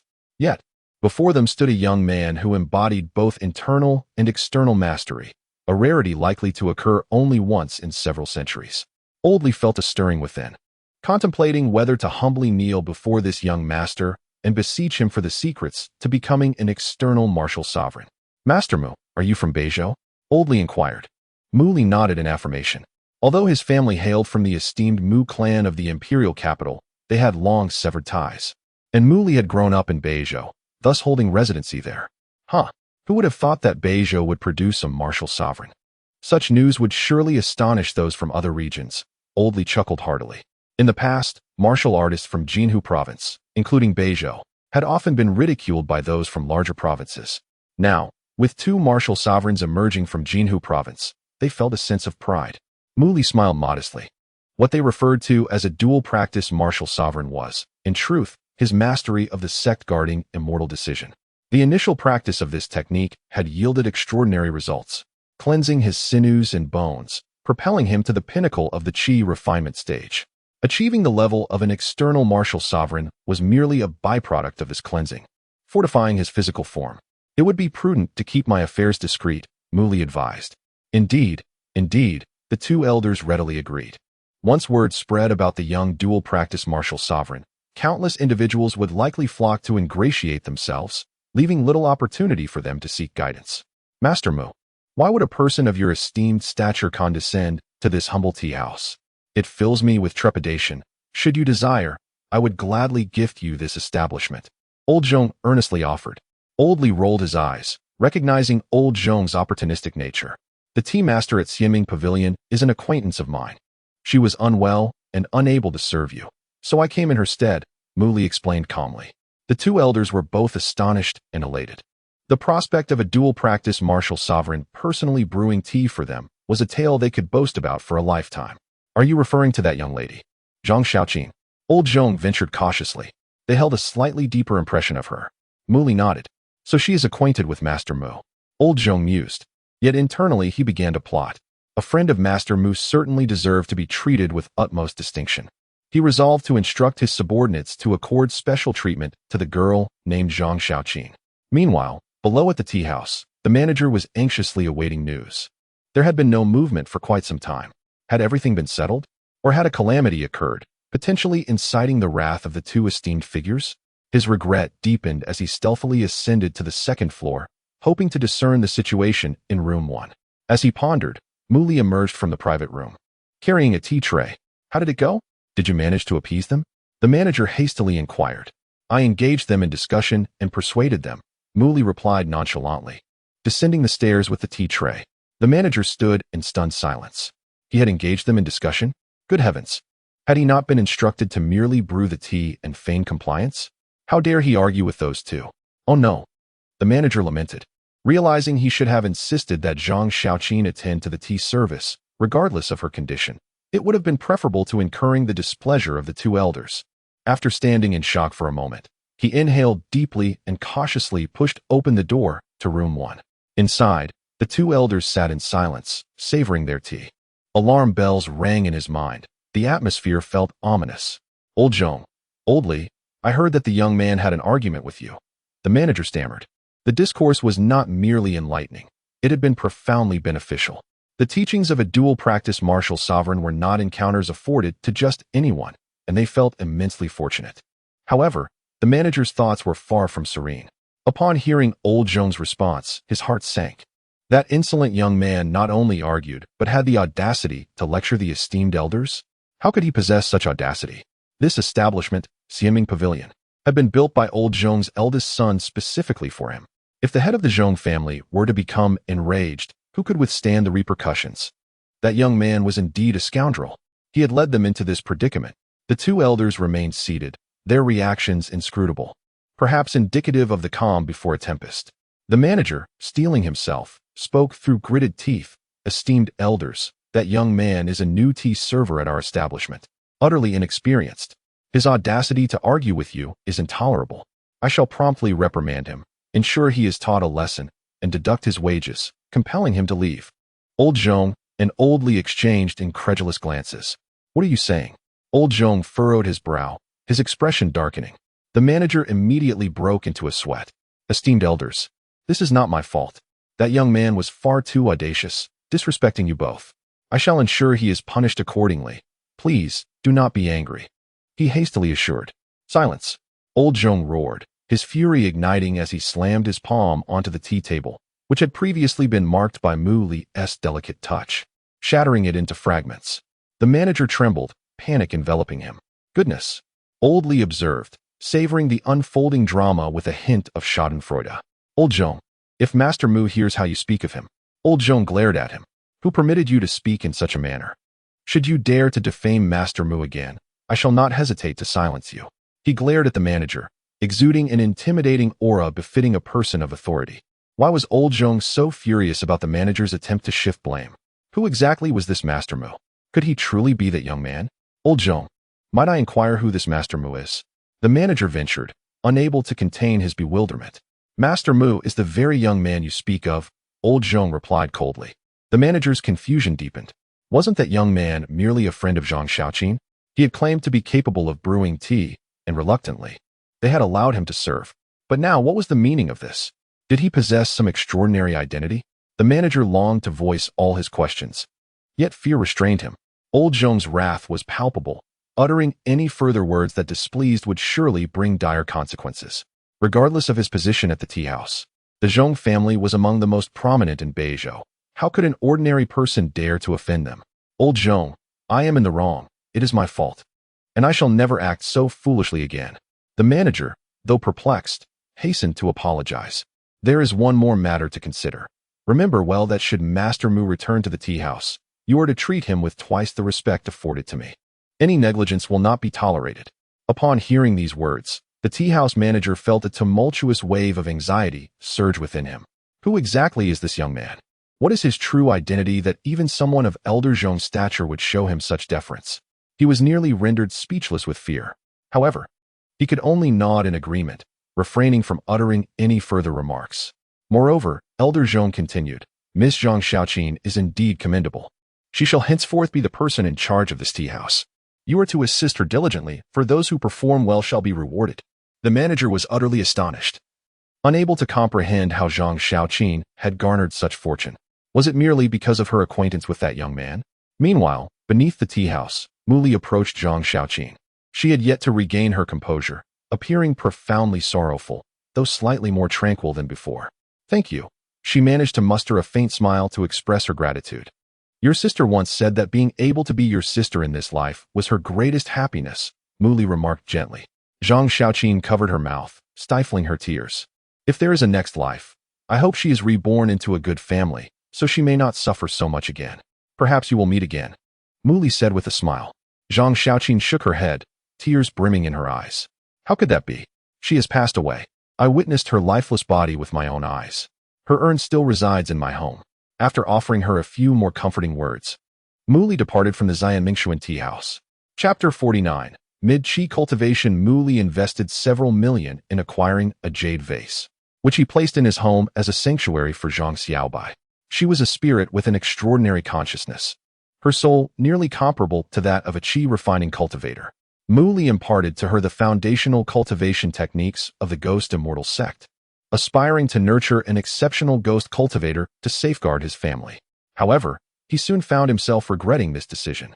From the very beginning, he had cautioned Zhang Xiaobai to remain hidden within the confines of their home and to avoid appearing casually, lest she frighten his family. She had agreed, but now she began to trouble Muli incessantly. Having spent her days as a ghost in solitude, she longed for conversation. Floating beside Muli, she chattered endlessly. Wow, your home is so large and beautiful. I've never lived in such a splendid place. Her incessant questions seemed to multiply. Muli, who are you? How did you acquire such formidable abilities? Where did you learn them? I'm quite curious. Can I learn too? Or perhaps you could teach me. In exasperation, Muli stuffed 2 cotton balls into his ears. Muli, I've heard that men often hide unspeakable things in their rooms. The recluse across the hall has several adult books under his bed. Do you have anything like that here? Zhang Xiaobai asked with keen interest. Ignoring her, Muli turned his back. Let me search for it, she persisted, rummaging through his belongings. Moments later, she reappeared before Muli. Your bathroom is enormous too, and there's a large bathtub. I wish I could take a bath, but alas, I cannot, she lamented, floating above him. Muli's face darkened. You may be chatty and inquisitive, but could you refrain from appearing at this moment? I'm on the toilet. He extended his finger, which ignited with violet flames. Is there really nothing to hide? Zhang Xiaobai pouted reluctantly as she exited. Get back in, Muli commanded, pointing at the jade vase. Absolutely not. It's dark and unpleasant inside. I want to go in, or else I'll set you ablaze. Whoa, you're so fierce. You're being cruel to a beautiful and lovely ghost. It's already pitiful enough that I died young. Muli's expression turned grim. He realized he should have established a clearer boundary from the start, defining their master-servant relationship. It was utterly vexing. Knock, knock, knock. At that moment, a knock echoed through the room. Come in, Muli said sternly, glancing at Zhang Xiaobai without a hint of jest. She floated in reluctantly. Once she entered, Muli hastily sealed the vase tightly and placed it atop the cabinet before opening the door. Upon opening it, he found Mu Xin standing at the threshold. Sister, what brings you here? Muli asked nonchalantly. Mu Xin eyed him suspiciously as she stepped inside, scanning the room. Finding nothing amiss, she brazenly opened Muli's wardrobe and then knelt to peer under the bed. What are you looking for? Muli chuckled, feigning ignorance. Having found nothing, Mu Xin relented. Brother, be mindful of your reputation, she said, her tone icy. Muli chuckled awkwardly, unable to refute her. I won tea, he replied sheepishly. Mu Xin cast him a glance, said nothing further, and exited, slamming the door behind her. Contemplating, Muli decided to place the jade vase into a larger flower vase and sealed that as well, feeling a sense of relief. At midday, visitors arrived at the Mu residence. Yu Xiaoxiong presented a finely crafted rectangular wooden box. Upon seeing Mu Xin open the door, he was momentarily taken aback by her beauty but quickly composed himself, respectfully requesting an audience with Mr. Mu. Mu Li emerged to greet him, and Yu Xiaoxiong reverently offered the wooden box. Mr. Mu, this is the first-century-old medicinal herb our Yu family has procured for you. Please have a look. Mu Li opened the box gently, and his eyes brightened immediately. Inside lay a half-foot-long ginseng, exquisitely preserved. From his estimation, this ginseng was likely over 200 years old, possessing potent medicinal properties and even a hint of spiritual essence. In this modern world where spiritual energy was sparse, such a treasure was invaluable. Medicinal herbs over 100 years old possessed formidable qualities unattainable by ordinary herbs, greatly benefiting even the most common martial artists. While the Ziwei star boasted abundant spiritual energy, such herbs were rare on Earth. This ginseng could be classified as a low-grade, semi-spiritual herb. Excellent. This is beneficial to me. Thank you. You family. Mu Li accepted graciously. Master Mu, you are too kind. You saved my grandfather, thereby saving our entire family. It is only right that we assist you in this small matter. Yu Xiaoxiong humbly replied. Mu Li nodded, acknowledging that the Yu family's elder had not been saved in vain. We have dispatched personnel throughout Huaxia to acquire more century-old medicinal herbs. Once we secure them, we will deliver them to you. Very well, I appreciate your assistance. I will purchase them at a premium, Mu Li affirmed. Master Mu, you are too formal.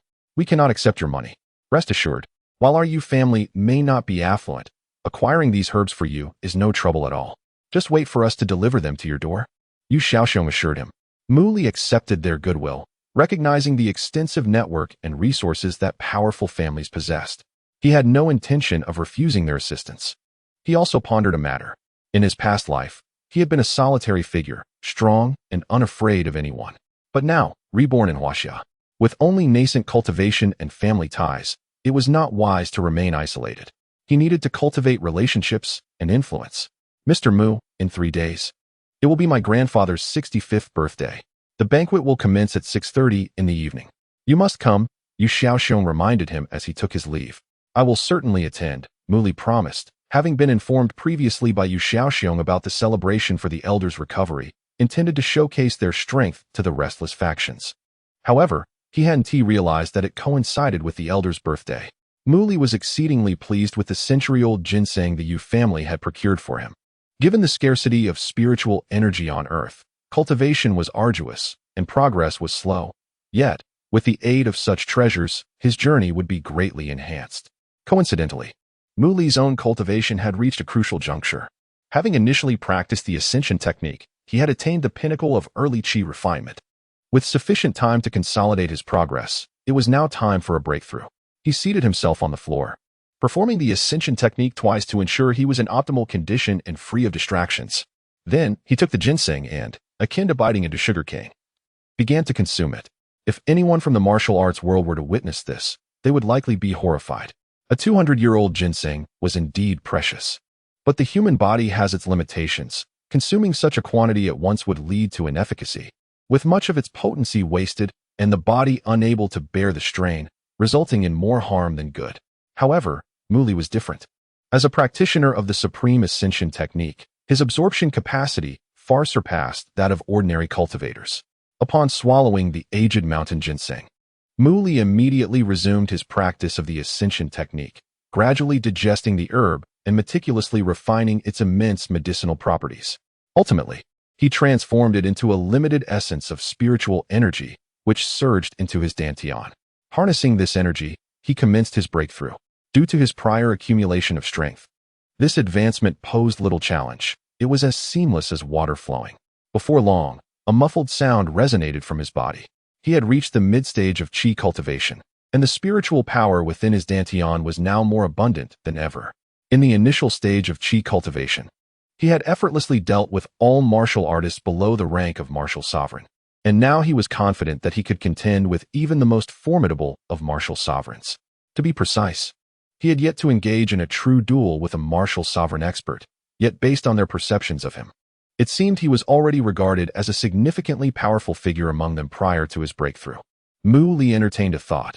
Once he reached the late stage of qi cultivation, he intended to journey to the imperial capital, a realm teeming with concealed talents, to witness firsthand the prowess of the mightiest martial artists in China, and perhaps to extend greetings to certain individuals. Thus, He believed that he need not wait until reaching the origin elixir stage to navigate freely throughout China. At least, that was his impression. If there were any lurking terrors concealed within the nation, that would be an entirely different matter. Chapter 50. Gathering of the young generation in the north. Having achieved a breakthrough to the mid-stage of qi refinement, Mu Li felt invigorated. Mom, Xiaoxin, let's not dine at home tonight. Instead, I wish to treat you to a sumptuous meal at the most renowned restaurant in Beizhou, he proposed at home. It dawned on him that he had yet to take his family out for a meal. Have you grown weary of the meals prepared by me and Xiaoxin? Chen Yuan teased with a smile. Not at all. Mu Li quickly shook his head. The dishes made by you and my sister are the best. I merely heard that Guyu restaurant is quite famous in Beizhou, offering a plethora of exquisite delicacies. I thought it would be delightful to take you both there. Brother, you've become quite the charmer, Mu Xian remarked with a playful wink, a rare smile gracing her lips. It was evident that Mu Li's words brought her joy, though her demeanor remained cool. You little rascal, when did you become so sweet-tongued? Chen Yuan chuckled, though she agreed. That Guyu restaurant does have quite the reputation. I've often heard people speak highly of it, and I too am eager to taste its renowned dishes. After making plans, the trio tidied up a bit before heading out. Guyu restaurant was not particularly close to Zhongbin Garden, so they took a taxi. The traffic was congested, and they arrived at the restaurant just past 5 o'clock. The restaurant boasted 5 stories, its exterior exuding an ancient charm steeped in history. It was said that Guyu restaurant had been established over 200 years ago, tracing its origins back to ancient times. And it could be considered one of the historical landmarks of Beizhou. Its fame was not solely due to its history, but rather its exquisite cuisine. The chefs, trained in-house, had inherited traditional culinary skills, creating a unique style that even the most discerning gourmets praised. Naturally, such a storied establishment with delectable dishes commanded a high price. Historically favored by the elite for lavish banquets, today, Guyu restaurant had become synonymous with fine dining in Beizhou, frequented by those of wealth and high status. A meal there could easily start at several thousand yuan. Mu Li, unbothered by the expenses, wished to provide his mother and sister with a better life after their years of hardship. However, just as they stepped out of the taxi and approached the restaurant, Chen Yuan paused. She had received a flyer for a supermarket and, after glancing at it, found herself rooted to the spot. How can things be so cheap? She murmured, astonished. Xiao Xian, you two go ahead and reserve a table while I check out this supermarket. They're having a grand opening nearby. And many items are on sale. We just moved into a new house, and there are plenty of things we need to buy. I'll catch up with you shortly, she instructed her children. Mu Li wore a helpless expression. Mom, why go all the way here to shop? There's a shopping center near our home. We came out to eat. But the prices are astonishingly low. It would be a shame not to take advantage of such offers. Go on. I'll join you soon, she insisted. Mu Li could only sigh, realizing he had no argument left. This was the prowess of a housewife. Watching his mother scold his brother, Mu Xian stifled a laugh, her amusement evident though she fought to suppress it. With Chen Yuan off to the supermarket, Mu Li and Mu Xian proceeded into Guyu restaurant. The exterior was steeped in ancient elegance, while the interior, although maintaining a classic style, embraced modern renovations that blended harmoniously, creating a unique ambience. Guyu restaurant featured private dining rooms, and the first floor was nearly full. Mu Li approached the front desk to secure a table, receiving a number for table 89. A glance suggested they might be seated on the 5th floor. Taking the elevator directly to the 5th floor, they found the atmosphere quite different. It was spacious and devoid of private rooms. The DCOR was elegant and vintage, exuding a sense of luxury, with only 4 large tables arranged in the grand hall. At the entrance stood 2 waitstaff, who greeted Mu Li and Mu Xian with smiles and bows. They made their way to table 89, which could accommodate 6 or 7 people. Mu Li frowned slightly, pondering if the lower levels were indeed full. Perhaps that's why it's so empty up here, Mu Xian suggested. If the lower floors were fully occupied, it made sense for the 3 of them to be seated at a large table. Mu Li nodded in agreement and took a seat with his sister. He ordered one of the restaurant's most expensive set meals, which included 6 or 7 dishes, knowing that his mother would likely scold him for such extravagance. Before long, several waiters began to serve the dishes, filling their table as well as the others with identical offerings. It was then that Mu Li realized something was amiss when he checked the number on the table. Flipping the number card, he saw 68. Realizing they had mistakenly occupied the wrong table, he felt a flush of embarrassment. "We got to go. We're in the wrong place," he whispered to Mu Xian. However, Before they could rise, a commotion at the entrance caught their attention as a group of well-dressed young people entered, exuding an air of sophistication. There were about 10 of them, and they appeared to be part of an elite social circle. As they settled into 2 tables, only 2 young men remained, who joined Mu Li and Mu Xian at their table. The group was animatedly discussing their recent accomplishments. Lu Feng, I heard your family is grooming you to take over the business. How's it been since you assumed your role? Have you brought in millions yet? One asked. You underestimate me. Just the other day, I closed a deal worth over 10 million. My grandfather is thrilled and says our family will let me take the reins. Lu Feng replied confidently. Zhuang, how's your research project coming along? Another inquired. Successful. The old professor is singing my praises. Apparently, city officials are now aware of my work. The professor told me to expect recognition soon, and he believes I'm a shoo-in for this year's Outstanding Scientific Award in Jinhu Province. Come on now. The Zhou family heir merely danced with you. It's not like you've married into the Zhou family. If that were the case, we'd all have to speak to you with the utmost respect, another teased. Please, the likes of Wu Qiming and U.S. Little Sorceress Haven T even arrived yet. They are both considered prodigies in martial arts by the older generation. If they were here, you wouldn't dare act so cocky, came the retort. As they exchanged banter, Mu Li overheard a mention of the Zhou family, causing a stir within him. The name brought back memories of the Zhou family heir he could never forget. Excuse me, young lady, one of the young men, noticing the striking Mu Xian, asked, which family do you come from? I hail from the He family in Beizhou, known for our service industry. I hope it's not too much trouble to get acquainted, Mu Xian replied, remaining silent for a moment before speaking. She cast a glance at Mu Li, her eyes questioning. It appeared that a gathering of notable individuals was underway, and the siblings, through an unfortunate twist of fate, had inadvertently intruded upon their assembly, clearly not belonging to their circle. Mu Li grasped Mu Xian's hand and rose to his feet. My apologies. We seem to have taken a wrong turn, he uttered, and with that, he guided Mu Xian away from their seats amidst the astonished gazes of the crowd. Just as they reached the threshold, they collided with another person. The newcomer possessed striking features, a tall stature, and an impressive presence. Young Master Wu. Young Master Wu, greetings. The distinguished young men and women all rose to their feet, extending their salutations to this individual at the entrance. My dear friends, where are you in such haste? Wu Qiming inquired, glancing at the Mu siblings who had nearly bumped into him. Chapter 51. Invitation and indifference. My apologies. We seem to have taken a wrong turn. I mistook table 68 for 89, Mu Li remarked. Which family do you hail from? Wu Qiming inquired further. We are merely ordinary folk, without any notable lineage, Mu Li replied, wishing to disengage from the conversation. She tugged at Mu Xian, signaling their departure. Wait a moment. Wu Qiming interjected, extending a hand to halt them. I am hosting this gathering today for the young heirs of the prominent families of Beizhou, to foster connections and camaraderie. It would be a fortuitous coincidence for you both to join us, as fellow youths. Please, allow me the pleasure of your company. He smiled warmly, believing that these two must belong to some lesser family, albeit one of a similar ilk to those present. After all, it was improbable for commoners to afford such an establishment. A pair of young individuals could only arrive here with some form of background. This banquet was organized to cultivate relationships among the influential youth of Beizhou, and even if these two were of a slightly lower stature, they would still contribute to the numbers and enhance his reputation.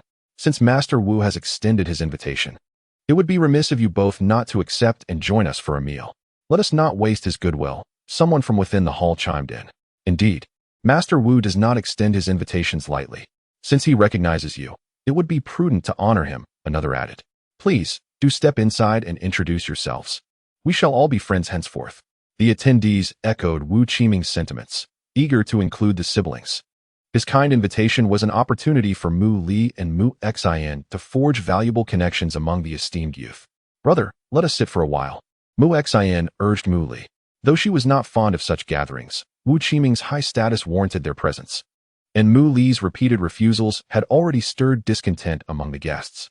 A brief stay would suffice to avert any further complications.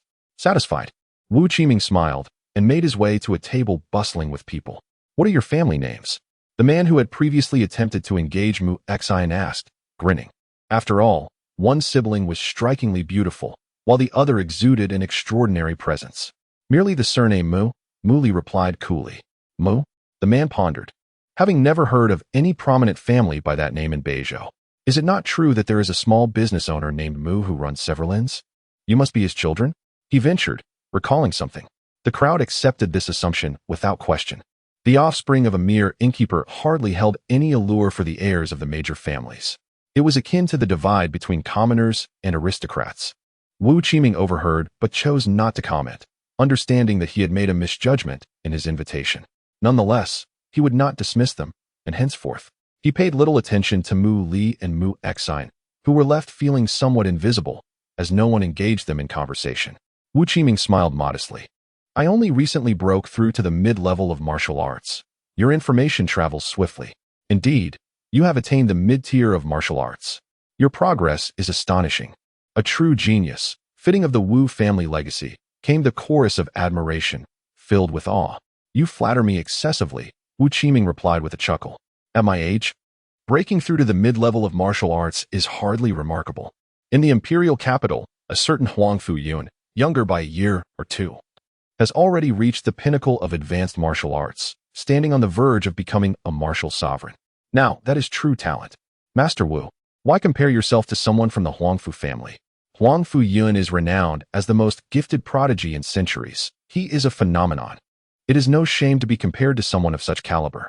In Beizhou, your prowess is already enough to stand proudly among the youth, one person remarked.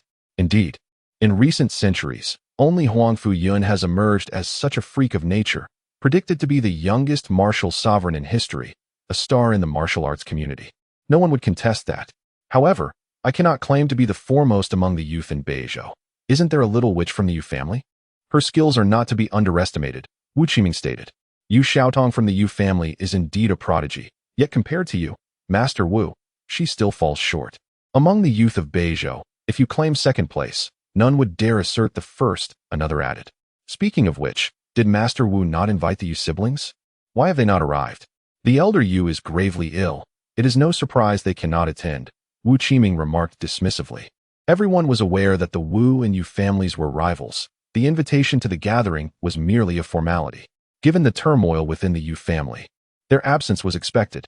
As the heirs of Beizhou's prominent families engaged in jovial discourse, Mu Li and Mu Exine found themselves sidelined, ignored by all. Once their background was revealed, the interest in them dissipated entirely. Ordinary young people, lacking the stature to forge connections with them.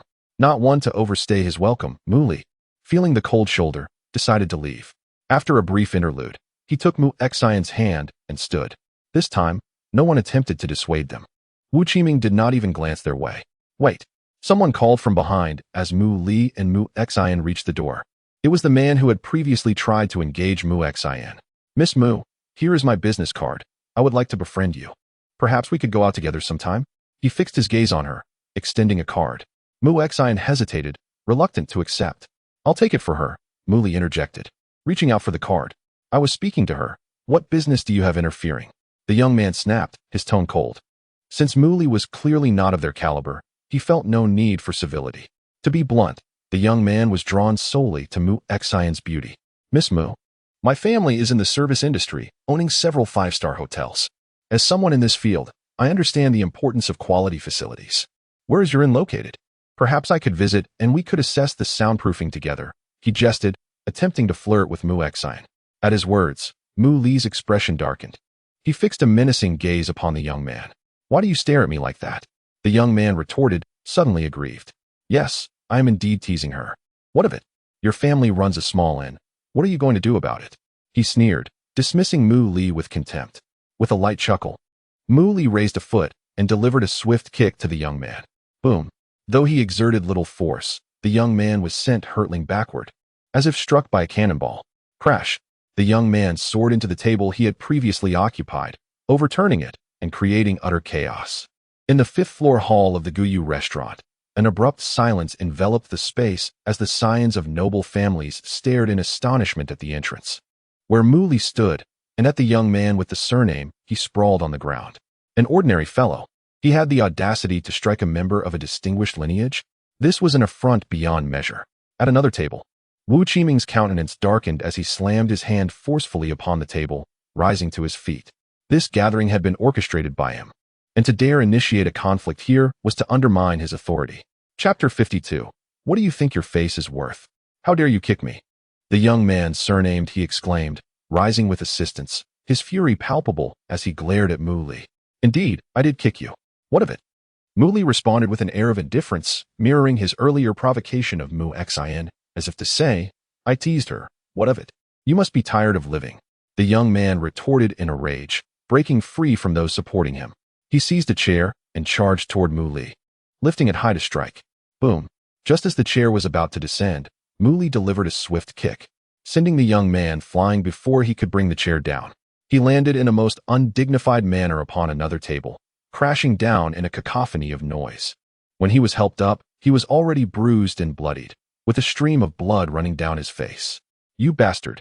I will kill you, he seethed, his eyes filled with murderous intent, though he dared not advance further. Your father merely runs a few small inns, and yet you dare to act so arrogantly.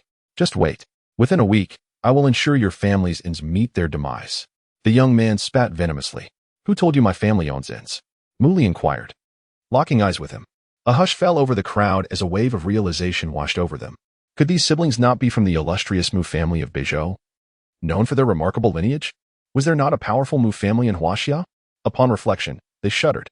Indeed, there existed a formidable Mu family, one of the prestigious clans in the imperial capital, boasting a revered martial expert among their ranks, ranking among the elite.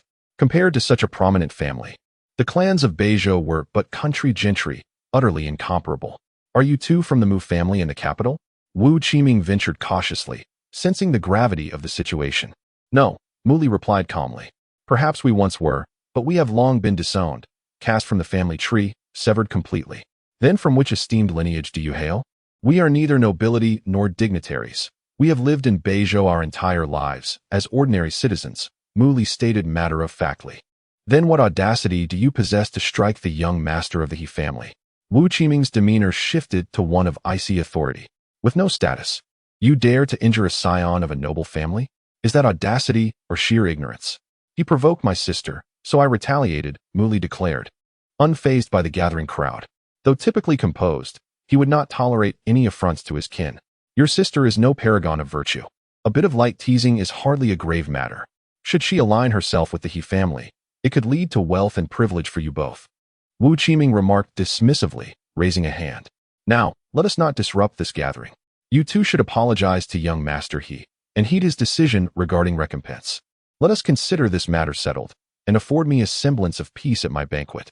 Though the young man surnamed he felt displeased, he refrained from immediate outburst, casting a cold smile at Mu Li. Since young Master Wu has spoken, I must grant him his due.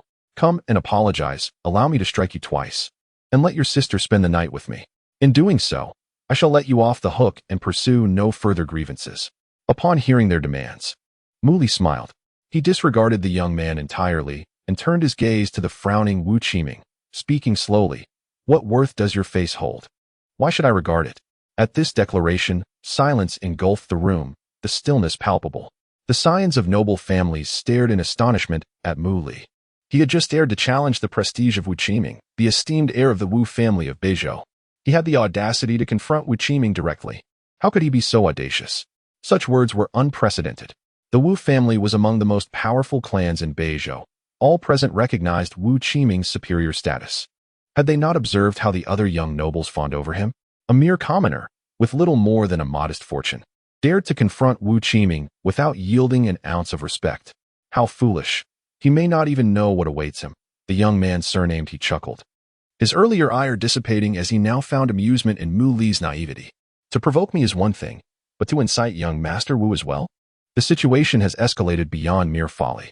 As Mu Li uttered those words, Wu Qiming's expression darkened, the tension palpable among those around him. Am I, Wu Qiming, not worthy of your respect?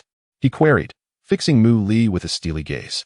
You have yet to earn the right for me to regard you, Mu Li replied, maintaining his calm demeanor, firmly asserting his stance. What worth did a mere scion of a noble family hold that would compel him to offer respect?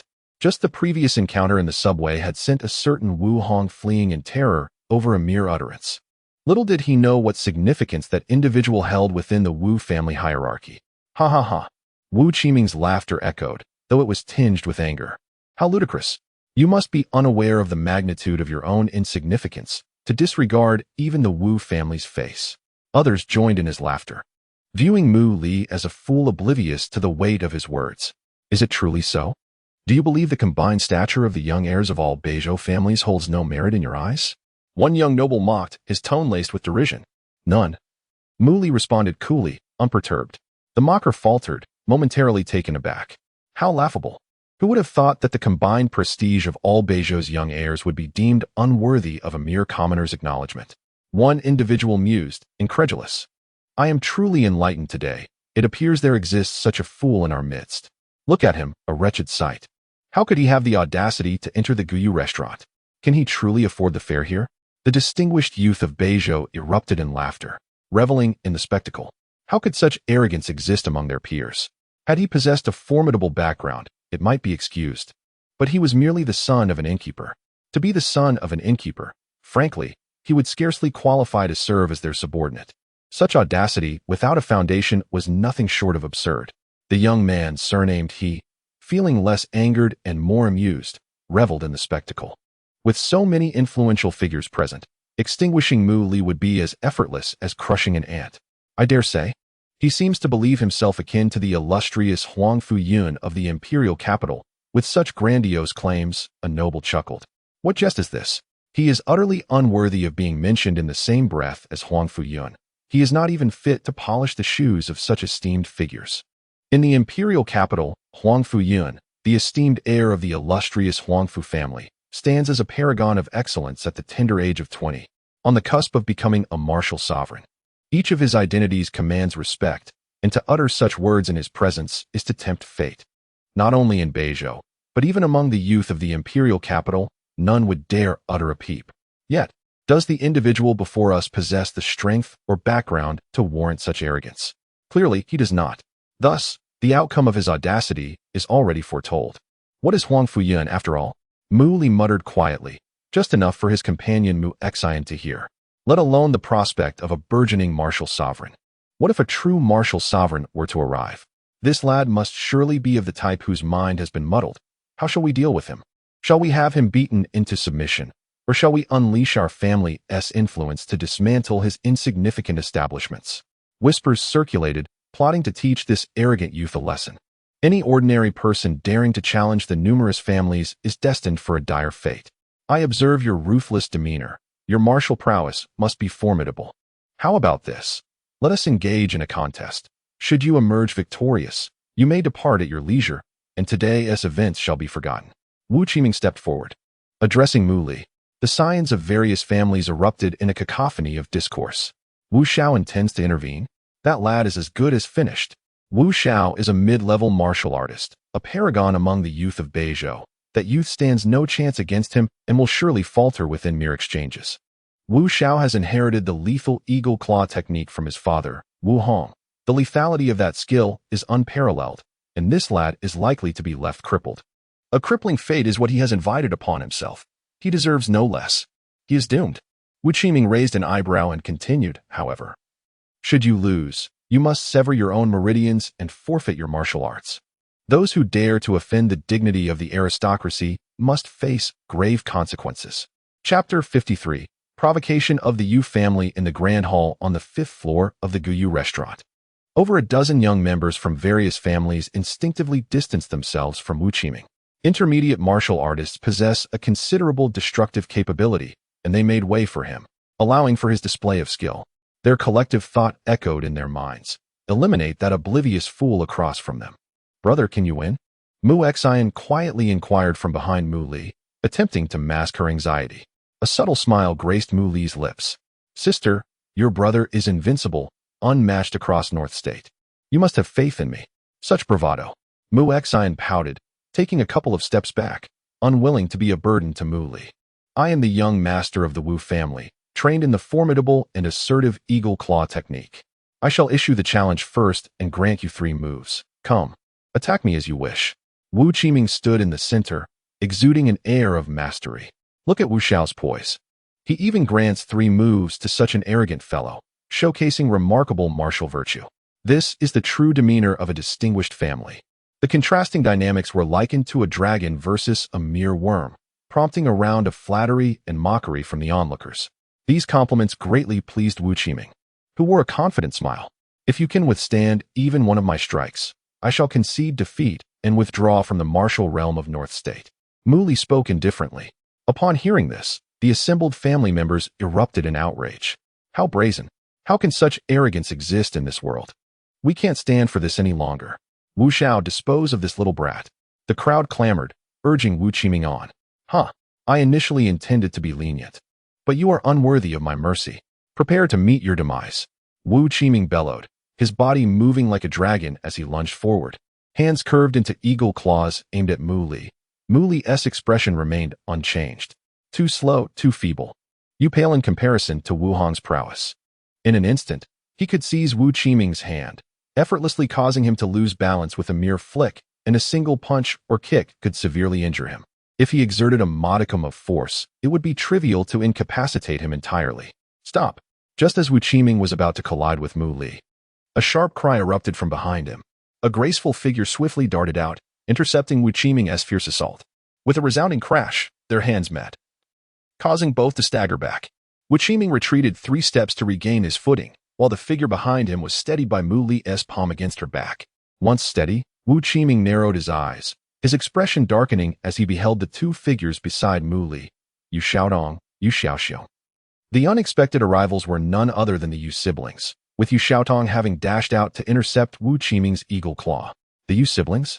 The onlookers were taken aback, their surprise palpable. Shouldn't they have refrained from coming? Yu Xiaodong, isn't your grandfather still bedridden, clinging to life? What brings you here? Wu Qiming glowered at the Yu siblings. Who told you my grandfather is unwell? He is quite healthy and will joyously celebrate his 65th birthday in just a couple of days, Yu Xiaotong retorted with a cold smirk. What? Wu Qiming's shock was evident. The 2 leading families in North State had always been at odds, and it was rumored that Yu Xiaodong had secretly sought medicine in the imperial capital, where her father had even led a team to thwart her. It was later said that the medicine had been destroyed, leaving the Yu family patriarch awaiting death. Was this merely a ruse to mislead them? Wu Qiming's thoughts raced, realizing the urgency of relaying this news to his family. The Yu patriarch was the cornerstone of their clan. His presence altered the dynamics entirely. The expressions of the surrounding family members mirrored his astonishment. The Yu patriarch was still alive. Not long ago, rumors suggested he was on the brink of death, leading many to curry favor with the Wu family. Yet, the current situation was far from optimistic. With the patriarch's survival, the outcome of the ongoing feud between the Yu and Wu families was uncertain. Unexpectedly, the Yu patriarch had endured, proving that fortune favors the prepared. Congratulations, Miss Yu. Young Master Yu. A more neutral family member offered congratulations with a smile. Thank you, Yu Xiaotong replied graciously. Humph. Wu Qiming scoffed. Even if your patriarch has survived, what does it signify? You step in to shield me, but what does that imply? Yu Xiaodong glanced at Mu Li. Mr. Mu is the most esteemed friend of my family. Why should I not intervene to protect him from your attack? That young man is associated with the Yu family? The young members of North State's families were taken aback. They had previously assumed he had no backing. The audacity of someone without connections to act so arrogantly had incited their ire. However, if he were indeed a significant figure within the Yu family, the situation was fundamentally different. The Yu family stood on equal footing with the Wu family, and they were not to be trifled with. Mr. Mu, my apologies for our tardiness. It is our fault that you were affronted by this scoundrel, Yu Xiaoxiong said softly to Mu Li. Not at all, Mu Li replied nonchalantly. Rather than arriving late, their timing was fortuitous. Had they arrived even a moment later, Wu Qiming might have already been incapacitated on the ground. What is this person's status? How can he warrant such regard from the Yu family? Wu Qiming inquired, furrowing his brow. To have Yu Xiaodong intervene personally on his behalf suggested a significant connection. It would be prudent to investigate further. That is none of your concern, Yu Xiaotong replied, rolling her eyes. You. Wu Qiming's face darkened with anger. Yet he found himself powerless against her. Yu Xiaodong was revered as a martial prodigy, and their recent clash had made Wu Qiming acutely aware of her capabilities. She, too, was an intermediate martial artist. The atmosphere had reached a stalemate. With the Yu siblings backing him, the other family members hesitated to launch further insults. Even if this young man is a guest of the Yu family, his arrogance knows no bounds. He dares to challenge all families in North State. It is only right for Wu Xiao to teach him a lesson. Does the Yu family not uphold reason?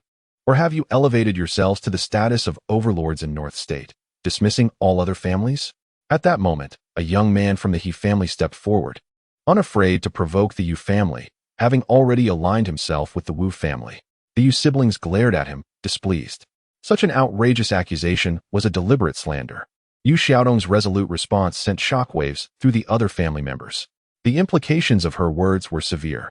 Any aggression toward Mu Li would invite the full wrath of the Yu family, a threat of annihilation. Who exactly is that Mu fellow? What extraordinary connection does he share with the Yu family? The young man from the He family turned pale, rattled by Yu Xiaodong's retort. Wu Qiming's expression fluctuated between uncertainty and anger. The Yu family's evident regard for this young man suggested there were hidden depths to his significance, and they were determined to protect him at all costs. Regardless of the nature of his relationship with you, he has consented to duel with me. With life and death at stake, would it not be unethical for you to intervene? He stated with a composed expression. You intend to compete with Mr. Mu? To his surprise, Yu Xiaotong regarded him with an expression of utter incredulity.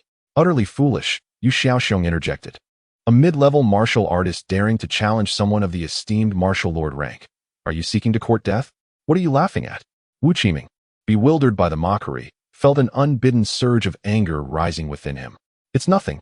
I merely find it amusing. Yu Xiaotong continued to chuckle, showing no inclination to elaborate. That day on the subway, your father was rendered utterly humiliated by a mere word. With each laugh, Wu Qiming's fury intensified. Boy, do you dare to fight? Stop wasting time. He could only cast a derisive glance at Mu Li, just as Mu Li was about to respond. The ringing of a phone interrupted from nearby, belonging to his sister, Mu Xian. Hello? After hanging up, Mu Xian approached Mu Li. Brother, let us head downstairs. It wouldn't be right to keep mother waiting too long, she said softly. Mu Li also perceived the futility in battling a mid-level martial artist and nodded in agreement. He stepped out from behind Yu Xiaotong and walked towards the group of young heirs. What do you intend to do?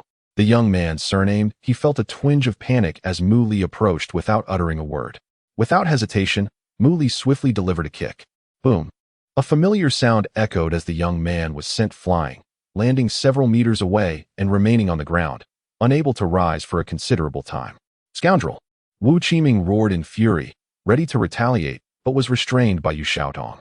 The young man lay on the ground, groaning pathetically, unable to lift his head, clearly suffering from significant injury.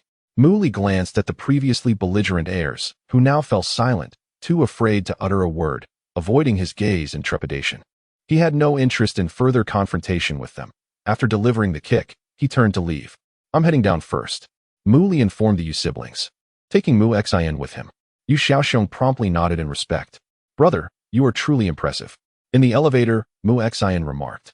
Mu Li displayed a look of exasperation. Mu Xian, could you not infuse a bit more emotion into that statement?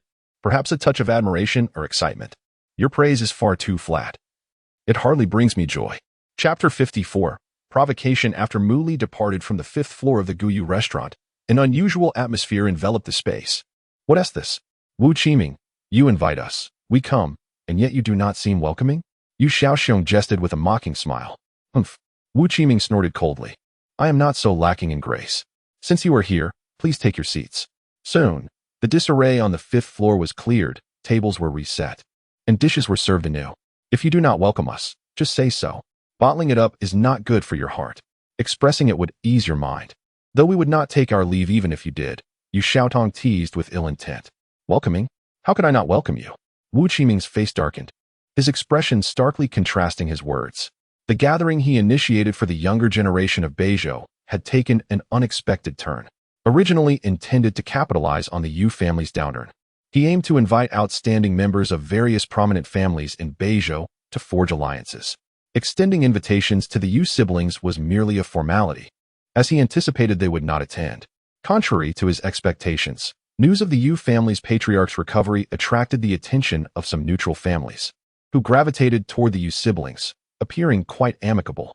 Before long, a division emerged within the gathering. One table, led by Wu Qiming, contrasted sharply with another led by the Yu siblings, leaving a few individuals caught in between, uncertain of their stance. Conversations ensued, splitting the attendees into two camps. This peculiar gathering continued in such a manner. At a certain moment, Two individuals entered through the front door of the Guyu restaurant. One was elderly and stern, trailing behind a youthful companion, who appeared to be in his 20s, gracefully wielding an ink-painted fan and exuding charm. The young man approached the front desk with the elder in tow. "Greetings, I am here to attend the gathering hosted by young Master Wu Qiming. May I inquire as to which floor it is held?" he asked the receptionist with a gentle smile. The receptionist, taken by the young man's elegance, blushed and dazedly directed him to the appropriate floor. "Thank you," he graciously replied, leading the elder to the 5th floor. On the 5th floor of the Guyu restaurant, the venue had been exclusively reserved by Wu Qiming, accommodating only 2 tables. Each table had its own focal point and engaged in distinct discussions. Suddenly, the door swung open to reveal the elderly and youthful pair. The young man, fanning himself, surveyed the assembly of Beizhou's elites, a smile curling at his lips.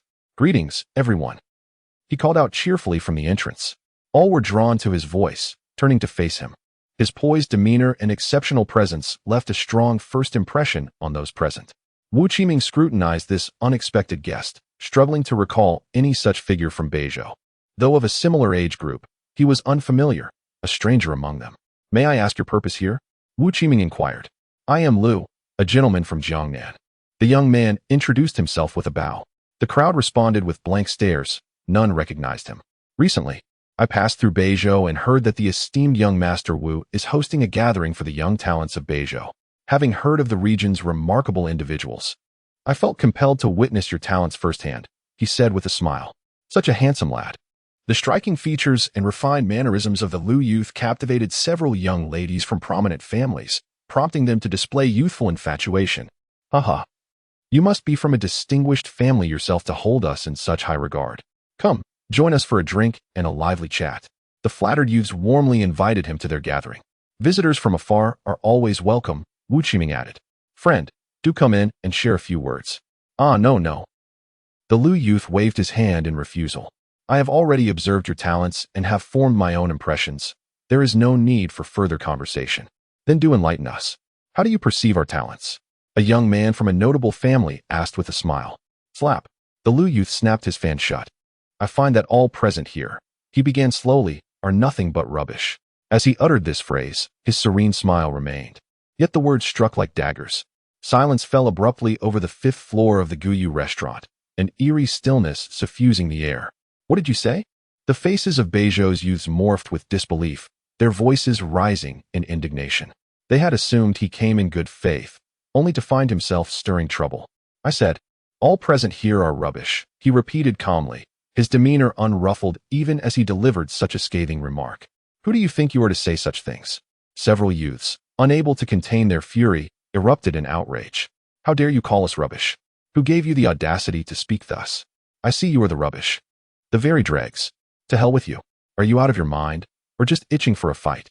A few were already rolling up their sleeves, seemingly ready to engage in a brawl. Yet the Lu youth remained unfazed, his gaze sweeping across the assembly. "If all present are indeed the pinnacle of the younger generation in the martial world of Beizhou, then I have not misspoken. You are all rubbish." His tone remained placid, as if he were merely stating an ordinary fact. "What is wrong with today's youth? One more arrogant than the last." Someone murmured, perplexed. Having just encountered a man named Mu, now a Lu had appeared. Were they toying with them? Speculation arose that the Lu youth might be allied with the previous troublemaker, both exhibiting the same boundless arrogance. Moreover, both spoke in a dispassionate manner, suggesting that the youths of Beizhou failed to impress them in the least. "Who are you truly? What is your purpose in causing a ruckus here?" Wu Qiming demanded, his expression darkening. "Why do troublemakers keep arriving one after another?" "I have already stated. My surname is Lu, a gentleman from Jiangnan. I have long admired the reputation of Beizhou's young talents, journeying here to broaden my horizons. Regrettably, the rumors seem exaggerated. I am left disappointed, and I merely expressed my sentiments," the Lu youth replied earnestly. The young heirs of Beizhou's families were nearly seething. "You dare to call us rubbish? Yet you claim you are not here to provoke? Huh, from Jiangnan you say? You assert that the martial stars of Beizhou are rubbish. So does that make your Jiangnan's youth geniuses?" Wu Qiming retorted with a cold laugh. The Lu youth nodded in affirmation. "It is no exaggeration to state that the young talents from Jiangnan indeed surpass you by a considerable margin. Without delving into others, I alone surpass everyone present here." He declared this with no hint of embarrassment. How audacious! It is utterly astonishing to claim that the northern states pale in comparison to Jiangnan, and that a single individual from your ranks surpasses us all. The young scions of the northern states seethed with indignation, their teeth grinding in frustration at the flamboyant youth wielding a fan. Indeed, the northern states, including the entirety of Jinhu province, cannot hold a candle to us from Jiangnan. Even the younger generation from Baiyang, near northern city, stands above you. A youth from the Lu family interjected. Damn it, I can't tolerate this any longer. A furious young scion leaped forth, exclaiming, I'm eager to witness just how formidable this interloper from Jiangnan truly is. I can't hold back either. Another young scion followed suit. Let us take him down. The two exchanged a glance and nodded in agreement, launching a fierce assault against the Lu youth. Though their tempers flared, they had not succumbed to madness, skillfully coordinating their attacks to outmaneuver the Lu youth, aiming to overwhelm him from both sides.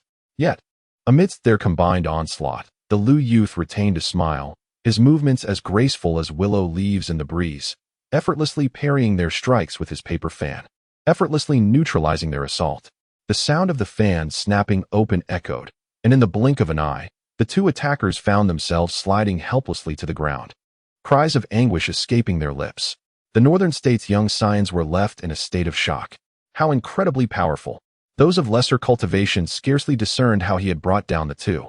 Wu Qiming and the Yu siblings wore grave expressions. This individual is a formidable martial artist. His boasts are not mere words. He possesses genuine strength. The two still groaned in pain, and someone crouched down to examine them. Both had suffered broken ribs. He grimly reported. As the crowd turned their gaze back to the Lu youth, their eyes brimmed with apprehension. He stood there, still holding his ink and wash fan, smiling as though he had merely accomplished a trivial task. However, the young scions of the northern states regarded him with the gravitas of a formidable adversary. Not daring to exhale. Chapter 55. The martial arts champion candidate, who exactly are you? Wu Qiming's expression darkened as he regarded the young man with the surname Lu warily. This newcomer was a formidable young master, clearly not here with good intentions. I have already stated, I hail from Jiangnan and my surname is Lu. Wu Qiming signaled to a few individuals behind him. They understood and stepped forward to confront the young man. Not enough. The young man with the surname Lu shook his head, displaying a disinterested demeanor. Why not all of you come at once? You might stand a chance. Such arrogance. Defeat us first, then you can boast. The few noble scions who stepped forward shouted angrily as they charged at him, some throwing punches while others kicked, attacking with fierce intent from the outset. The young man with the surname Lu displayed no sign of panic. His movements were graceful, effortlessly dodging their assaults with remarkable agility. He swiftly closed his fan and unleashed a palm strike, causing several cries of pain as those who had encircled him fell to the ground. His evasive maneuvers were superior, and his strikes executed with astonishing speed. It was evident that his strength was leagues apart from these ordinary noble youths. They were not even on the same plane of existence. After dispatching several of them, the young man with the surname Lu turned his attention to Wu Qiming. Now that the small fry are dealt with, when will the leader step forward? Humph, let me, Wu, experience your prowess. Wu Qiming felt his pride wounded but uttered a few formalities before taking a stance. Eagle Claw? The young man with the surname Lu glanced at him, raising an eyebrow. Come then. Wu Qiming's face flushed with anger as he let out a low growl, executing the eagle's wing attack, leaping high into the air and diving ferociously towards the young man. As he charged downwards, a whistling sound accompanied his movement. The young man with the surname Lu chuckled lightly, his legs tensed as he stood upright. Just as Wu Qiming descended to strike with his claw, the young man shifted his left foot back and unleashed a powerful kick with his right leg. Quick, accurate, fierce.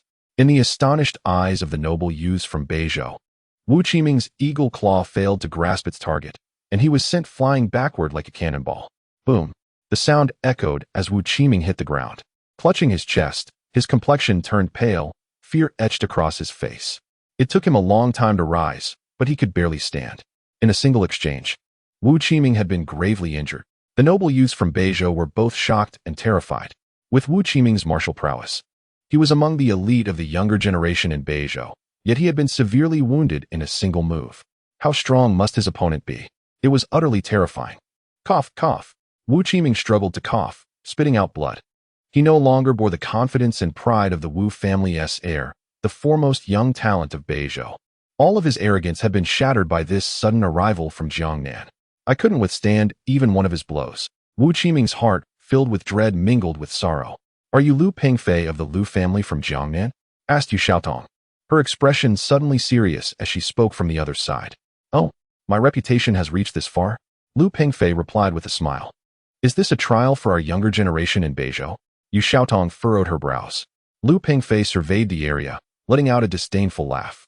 "I traveled westward, traversing the cities of Jiangnan, entering Jinhu, and fought my way from the east of Jinhu to arrive here in Beizhou. I am thoroughly disappointed." Yu Xiaotong's displeasure was palpable, yet she could not refute him. "Miss Yu, who exactly is this person? Why has he come to provoke us?" inquired one of the noble youths nearby. "Such a strong young man. He completely overwhelms the younger generation of Beizhou.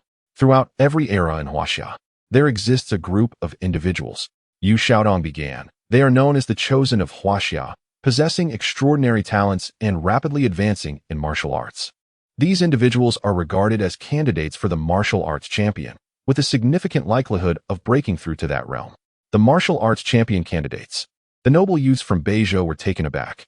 The path to the martial arts realm is notoriously challenging. Yet some individuals possess a high probability of breaking through to that level. Countless high-level martial artists throughout history have faltered at this final step, unable to advance and thus living in disappointment. These candidates for the martial arts champion all possess high realms. The weakest among them is at least a high-level martial artist. Yu Xiaotong continued. High-level martial artist. The noble youths from Beizhou were left speechless. To achieve the status of a high-level martial artist at such a young age. A high-level martial artist. Even the strongest among their families barely reached that level. And yet, this was a group of them. My goodness, are they monsters? The Huangfu family from the imperial capital of Huaxia produced a Huangfu Yun, considered by the martial arts community to have a high chance of becoming the youngest martial arts champion in centuries. Alone, he had already gained renown throughout the martial arts world of Huaxia, and now they discovered there were many of this caliber. Indeed, I am Lu Pingfei, the 10th-ranked candidate for the martial arts champion. The young man with the fan opened it with a smile. A month ago, news had spread that Lu Pingfei from the Lu family in Jiangnan had left his family, accompanied by an old man, defeating all young masters across Jiangnan and Jiangbei. Little did they expect he would now arrive in Beizhou. Being a candidate for the martial arts champion is no easy feat. Who among them has not progressed through endless battles? Lu Pingfei reflected, noting that the first-ranked candidate, Huangfu Yun, was already at the peak of the high-level martial artist realm. If they, as early-stage high-level martial artists, did not strive harder, they would soon find themselves relegated to the position of mere spectators. Candidates for the martial arts champion continuously seek breakthroughs through trials and challenges. So you came to Beizhou to challenge and humiliate us? Is that truly entertaining? Yu Xiaotong's expression turned icy as she questioned him. Lu Pingfei shrugged helplessly. I traveled west, defeating one city after another, reaching Beizhou. Upon hearing about your gathering, I came over. However, I did not expect the younger generation of Beizhou to be so weak. Your strongest member barely reached the mid-level martial artist stage. You could not withstand even one of my strikes. I find it quite disappointing, and had I known, I certainly would not have come. He spoke sincerely. Yu Xiaotong glared at him in anger, but found herself unable to refute his words. For it was indeed a fact. Wu Qiming had not withstood even one of his strikes, suffering grievous injury in an instant. Her own cultivation was on par with Wu Qiming's, and she was certainly no match for this gifted candidate for the martial arts champion. Lu, do not be overly arrogant. The noble youths from Beizhou felt greatly displeased. Even if you are a candidate for the martial arts champion, do you dare to belittle all martial artists? Anger radiated from the noble youths of Beizhou, their frustration boiling within them. Yet, the young man possessed the strength to back his words. As a high-level martial artist, their strongest individual was merely a mid-level martial artist. How could they compete? Frustration, anger, and a sense of helplessness surged within them. They longed to possess formidable martial arts skills to charge forward and beat the young man with the surname Lu into a pulp. I just arrived from Baiyang City yesterday. The martial arts there is also lacking, yet still surpasses Beizhou. There are 4 young, mid-level martial artists, all with stable realms. In my travels, the younger generation of Beizhou has been the weakest I have encountered so far, he stated calmly. The noble youths from Beizhou glared at him. filled with indignation, yet unable to voice their discontent. Their hearts seethed with frustration, and the oppressive sense of helplessness was unbearable. Why? Why could Beizhou not produce even one young martial artist of the caliber of a candidate for the martial arts champion? In their hearts, they lamented bitterly. Even having one individual capable of withstanding a few of his strikes would suffice. Yu Xiaotong silently tensed her body, poised to spring into action. What? Do you wish to fight me? Lu Pengfei cast a glance at her, asserting that he had no inclination to crush delicate blossoms. I am aware that I am no match for you, yet I cannot stand idly by as you insult the young warriors of Beizhou, Yu Xiaotong stated gravely. Well done, Miss Yu. A woman of valor equal to any man. Go forth, Miss Yu. The young scions behind her fervently shouted, rallying in her support. We may lack strength, yet we possess a noble spirit of martial arts. Then come forth, Lu Pengfei remarked with a disdainful chuckle. Amidst the fervent cheers, Yu Xiaotong clashed with the candidate for martial arts master, Lu Pengfei. However, the outcome was foreordained. A senior martial artist against a middle tier one, there was no contest. In a mere exchange, Yu Xiaotong was sent reeling, blood spilling forth, her complexion ashen. Sister, Yu Xiaoxiong exclaimed in shock, hastily supporting her. Lu Pengfei shook his head in disappointment. Too weak, far too weak.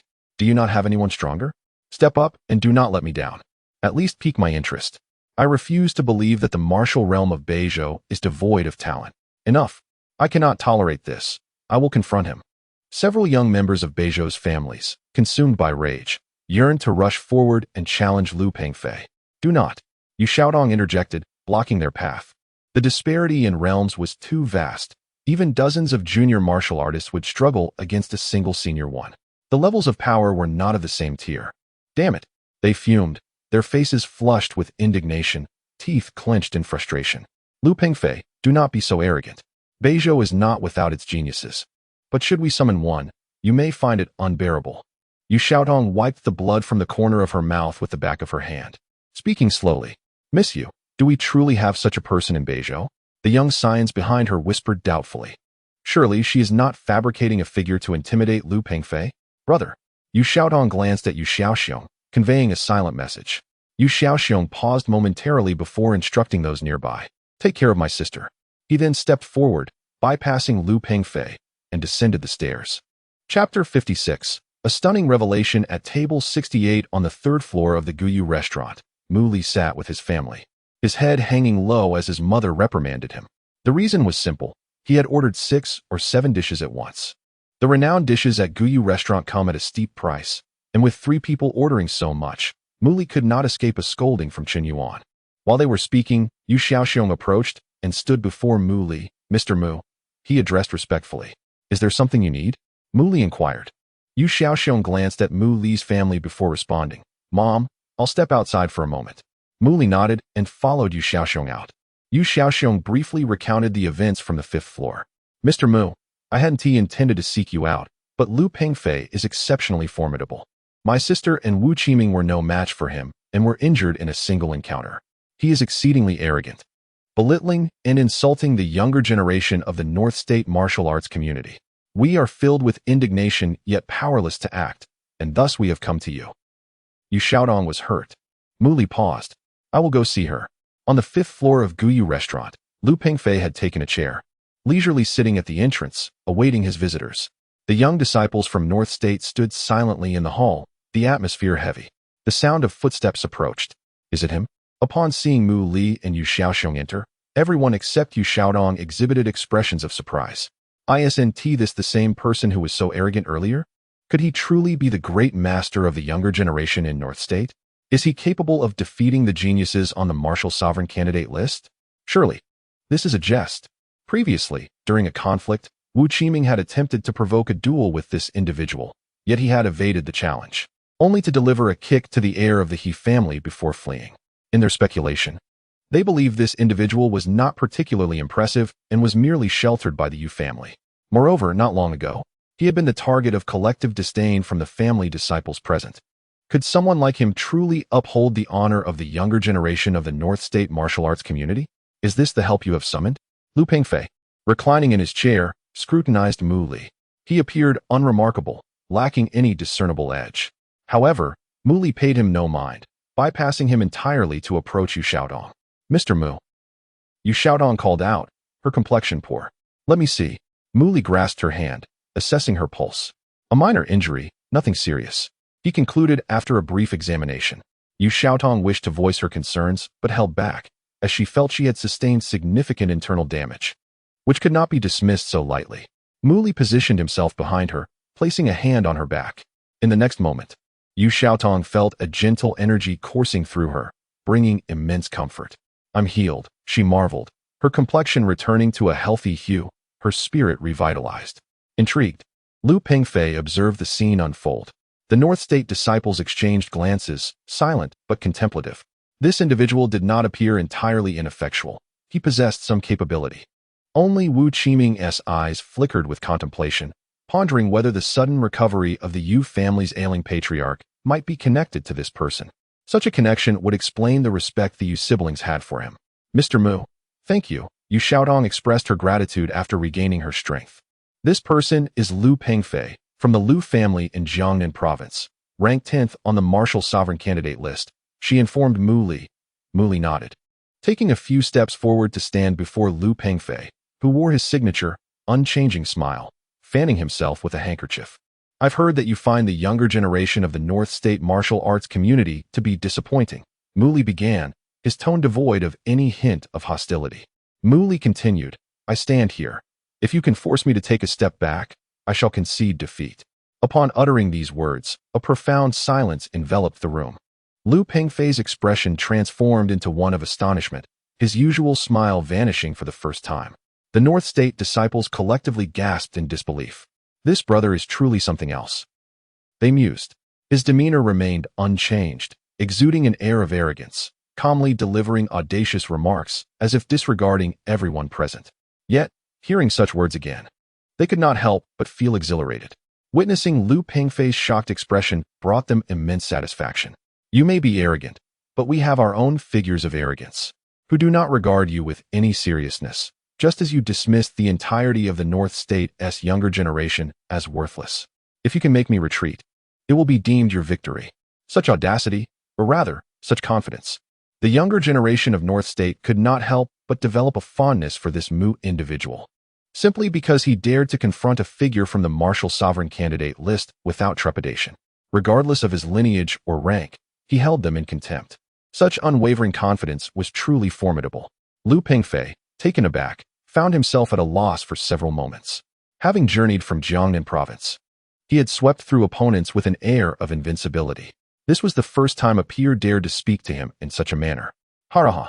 In the midst of his astonishment, Lu Pengfei burst into laughter.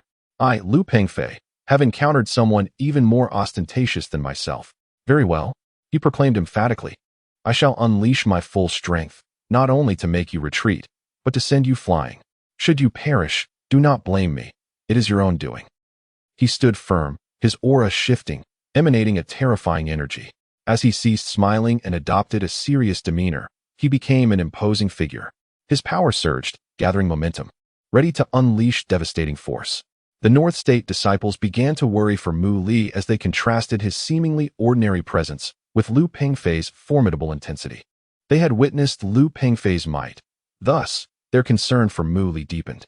Despite Lu Pengfei's unpopularity, his strength was undeniable. The prowess of a martial sovereign candidate was beyond question. With a grave expression, Lu Pengfei's power reached its zenith, and in an instant, he launched himself forward like a ferocious beast, creating a whirlwind in his wake. His presence arrived before his body did, and several of the North State disciples struggled to remain upright against the onslaught of his energy. It felt as though Lu Pengfei was a nuclear bomb, poised to explode with catastrophic force upon impact. They held their breath, fixated on Lu Pengfei as he charged toward Mu Li, the impending clash palpable. In the face of such overwhelming might, Mu Li maintained his composure until the very moment Lu Pengfei reached him, at which point he extended a hand and delivered a punch. A glint of ferocity flashed in Lu Pengfei's eyes. "I will break your bones," he declared. In a blur, Lu Pengfei retaliated with a punch of his own. Boom! A thunderous roar erupted as the shockwave radiated outward. The force of their clash sent the onlookers staggering. They were astonished by the overwhelming power on display. In an astonishing spectacle, it was Lu Pengfei, the one of considerable renown, who was sent reeling. Not Mu Li. Under the watchful eyes of the crowd, Lu Pengfei was launched outwards without a trace of self-restraint, soaring through the hall and beyond the entrance. With a resounding thud, a heavy object struck the ground outside the fifth-floor hall of the Guyu restaurant. Meanwhile, Mu Li stood motionless, not a single muscle twitching. A profound silence enveloped the entire fifth-floor hall. "Young master," cried the elderly man who had accompanied Lu Pengfei, rushing outside in alarm. His shout jolted the spectators back to reality. They exchanged incredulous glances, their faces painted with expressions of sheer astonishment. To their disbelief, he had knocked the esteemed Lu Pengfei, a candidate for the title of martial sovereign, clean out of the venue, sending him flying a considerable distance. Who, aside from the Yu siblings, could have anticipated such an outcome? It was utterly shocking, profoundly impactful. Except for a select few who were in the know, no one had believed Mu Li could triumph. They had merely thought it remarkable that he could withstand Lu Pengfei's assault, for the latter was a prodigious talent, poised to become a martial sovereign in the future. Yet, to their utter astonishment, Mu Li not only defended against him, but also sent him sprawling. He had won. He had vanquished Lu Pengfei. What exhilaration! The youth from the northern state surged with fervor. We, the younger generation of the northern state martial arts community, are far from worthless. We have produced a dragon among us, they proclaimed with enthusiasm. The previous weight of being overshadowed by the martial sovereign candidates, often belittled as worthless, was instantly lifted. Their frustration transformed into exhilaration, compelling them to roar. What a thrill! We too have geniuses in the northern state. We are not worthless. In that moment, Mu Li's image was irrevocably altered. The onlookers regarded him with newfound reverence. He was their northern state's supertalent, a formidable individual capable of easily overpowering even a candidate for martial sovereign. He belonged to them. The Yu siblings exchanged smiles, having anticipated this outcome long before. When a true martial sovereign-level figure intervenes, how could a mere candidate hope to withstand it? Wu Qiming felt an overwhelming shock, his mind reeling with disbelief, coupled with a wave of trepidation. He recalled how he had repeatedly boasted about challenging Mu Li to a duel. Had Mu Li truly decided to engage, what would the result have been? If he could send a martial sovereign candidate flying with a single punch, he, Wu Qiming, would hardly have known what hit him. Fortunately, it had not come to pass. Chapter 57. Conviction and Compliance. The young members of the Beizhou family were overwhelmed with excitement, feeling as though they had personally triumphed over a candidate for the title of martial sovereign. Once upon a time, they had been oppressed, struggling to breathe under the weight of their adversaries, with even their strongest unable to withstand a single strike from the top contenders on the martial sovereign candidate list. However, with the emergence of Mu Li, they found an outlet for their pent-up frustrations and could hardly contain their exhilaration. The fact that the 10th-ranked candidate on the martial sovereign candidate list could not even fend off a single attack from the strongest of the younger generation in Beizhou would undoubtedly send shockwaves through the martial arts community. The reputation of the Beizhou youth would surely ascend several levels. This was a matter of great pride. Previously, many in this place had harbored disdain for Mu Li, but times had changed. Mu Li had transformed into a hero in their eyes, a pioneer and leader among the younger generation of Beizhou. At the entrance, Lu Pengfei, supported by an elder, slowly made his way inside. His gaze upon Mu Li was filled with disbelief. As the 10th-ranked candidate on the martial sovereign candidate list, he had journeyed from Jiangnan province, continuously challenging the most exceptional youths from various regions, and he had not encountered a single defeat until today. He had fallen, and in an unexpected place, a city he had deemed third-rate, where he had previously dismissed the younger generation as insignificant, to be vanquished so effortlessly. How could such a formidable figure arise from a seemingly inconsequential location like Beizhou? The 10th rank on the list was not merely a title. How could he fail to withstand even a single blow? What level of existence was Mu Li? With your immense strength, why is your name not on the martial sovereign candidate list? With your prowess, you should certainly be in contention with Huang Fuyun from the imperial capital for the top position, Lu Pengfei inquired, his eyes fixed on Mu Li. It was the first time Mu Li had heard of the martial sovereign candidate list, as he was not well versed in the intricacies of the martial arts world in Huaxia. This was due to the list's creator not recognizing Mr. Mu's existence, thus excluding him from the rankings. Yu Xiaotong interjected, a smirk gracing her lips. Even if the list creator were to notice him, he would not place Mr. Mu on it. Why not? Lu Pingfei pressed for clarification. I won't tell you. Yu Xiaotong retorted, her head turning away haughtily, clearly still aggrieved by his earlier actions. Supported by the elder, Lu Pingfei stood in silence for a moment, before a bitter smile crept onto his face, accompanied by a hint of relief. I, Lu Pingfei, have trained in martial arts since childhood, hailed as a genius by those around me, and have attained the 10th rank on the martial sovereign candidate list at a young age, basking in glory. The accolades and flattery led me to pride, causing me to gradually lose my way in martial arts. When news of Huang Fuyun's impending breakthrough to martial sovereign reached the imperial capital, many candidates were spurred into intense training. I journeyed from Jiangnan province, undefeated until now, only to stumble in this unforeseen place. I was too arrogant. There are always greater talents beyond one's own. Martial arts has no ultimate destination. This fall has awakened me. Lu Pingfei released the elder's support and, albeit unsteadily, approached Mu Li. Thank you for helping me see myself clearly, he said, bowing slightly in respect. Mu Li was somewhat taken aback.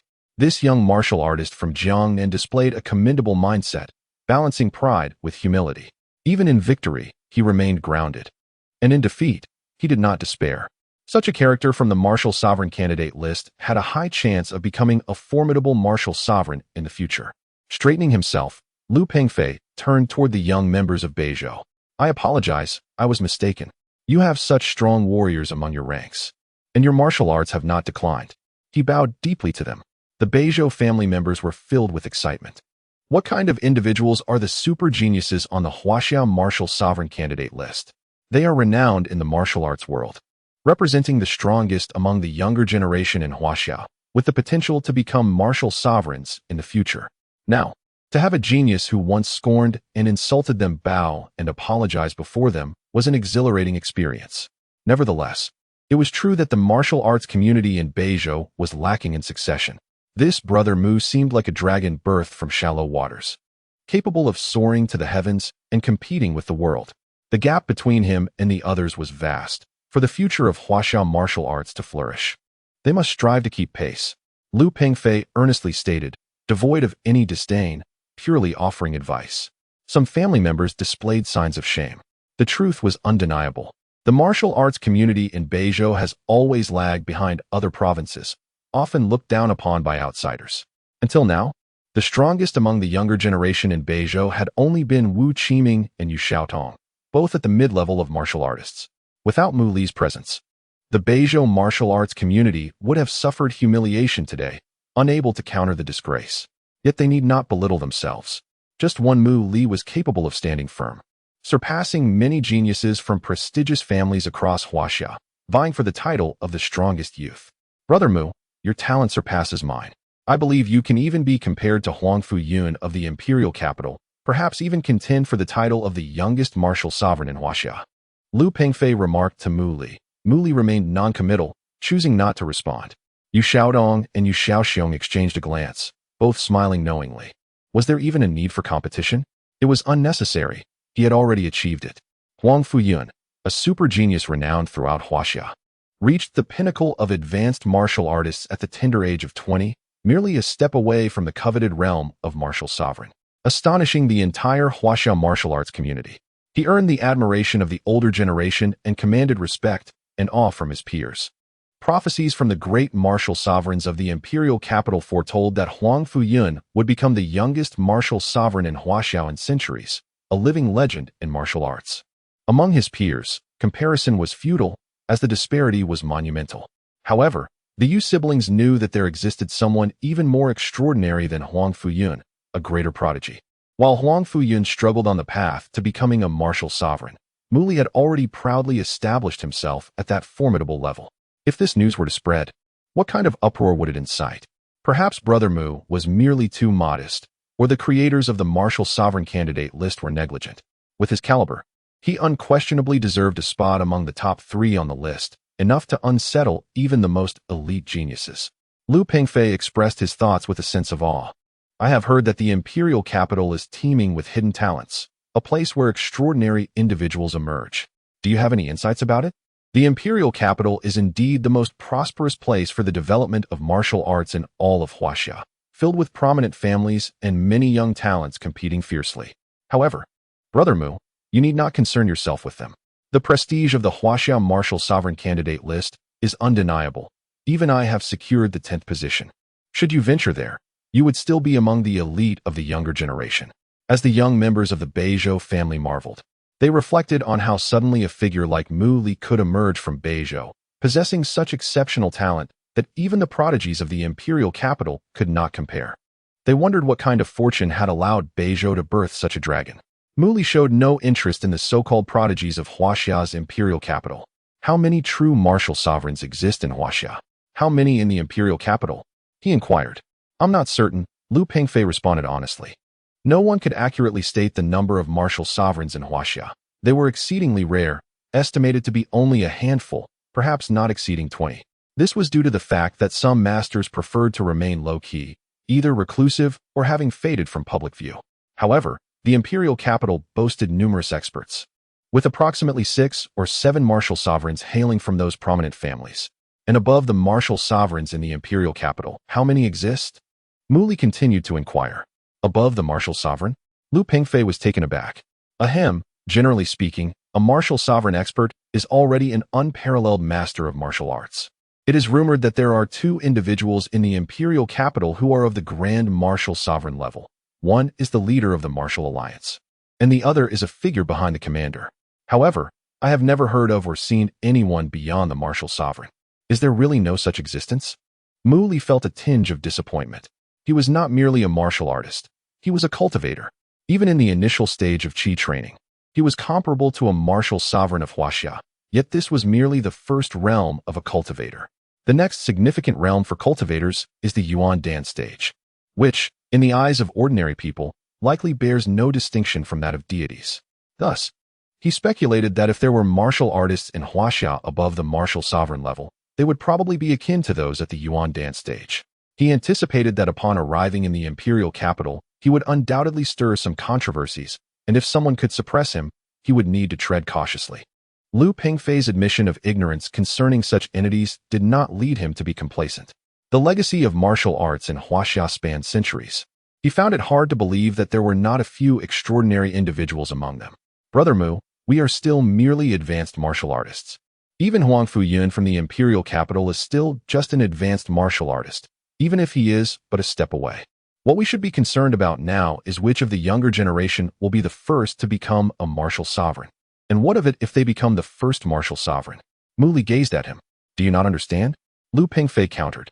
The first among the younger generation to attain the status of martial sovereign will garner immense attention from the upper echelons of the martial arts community in Huaxia. Every martial alliance leader has emerged from such ranks.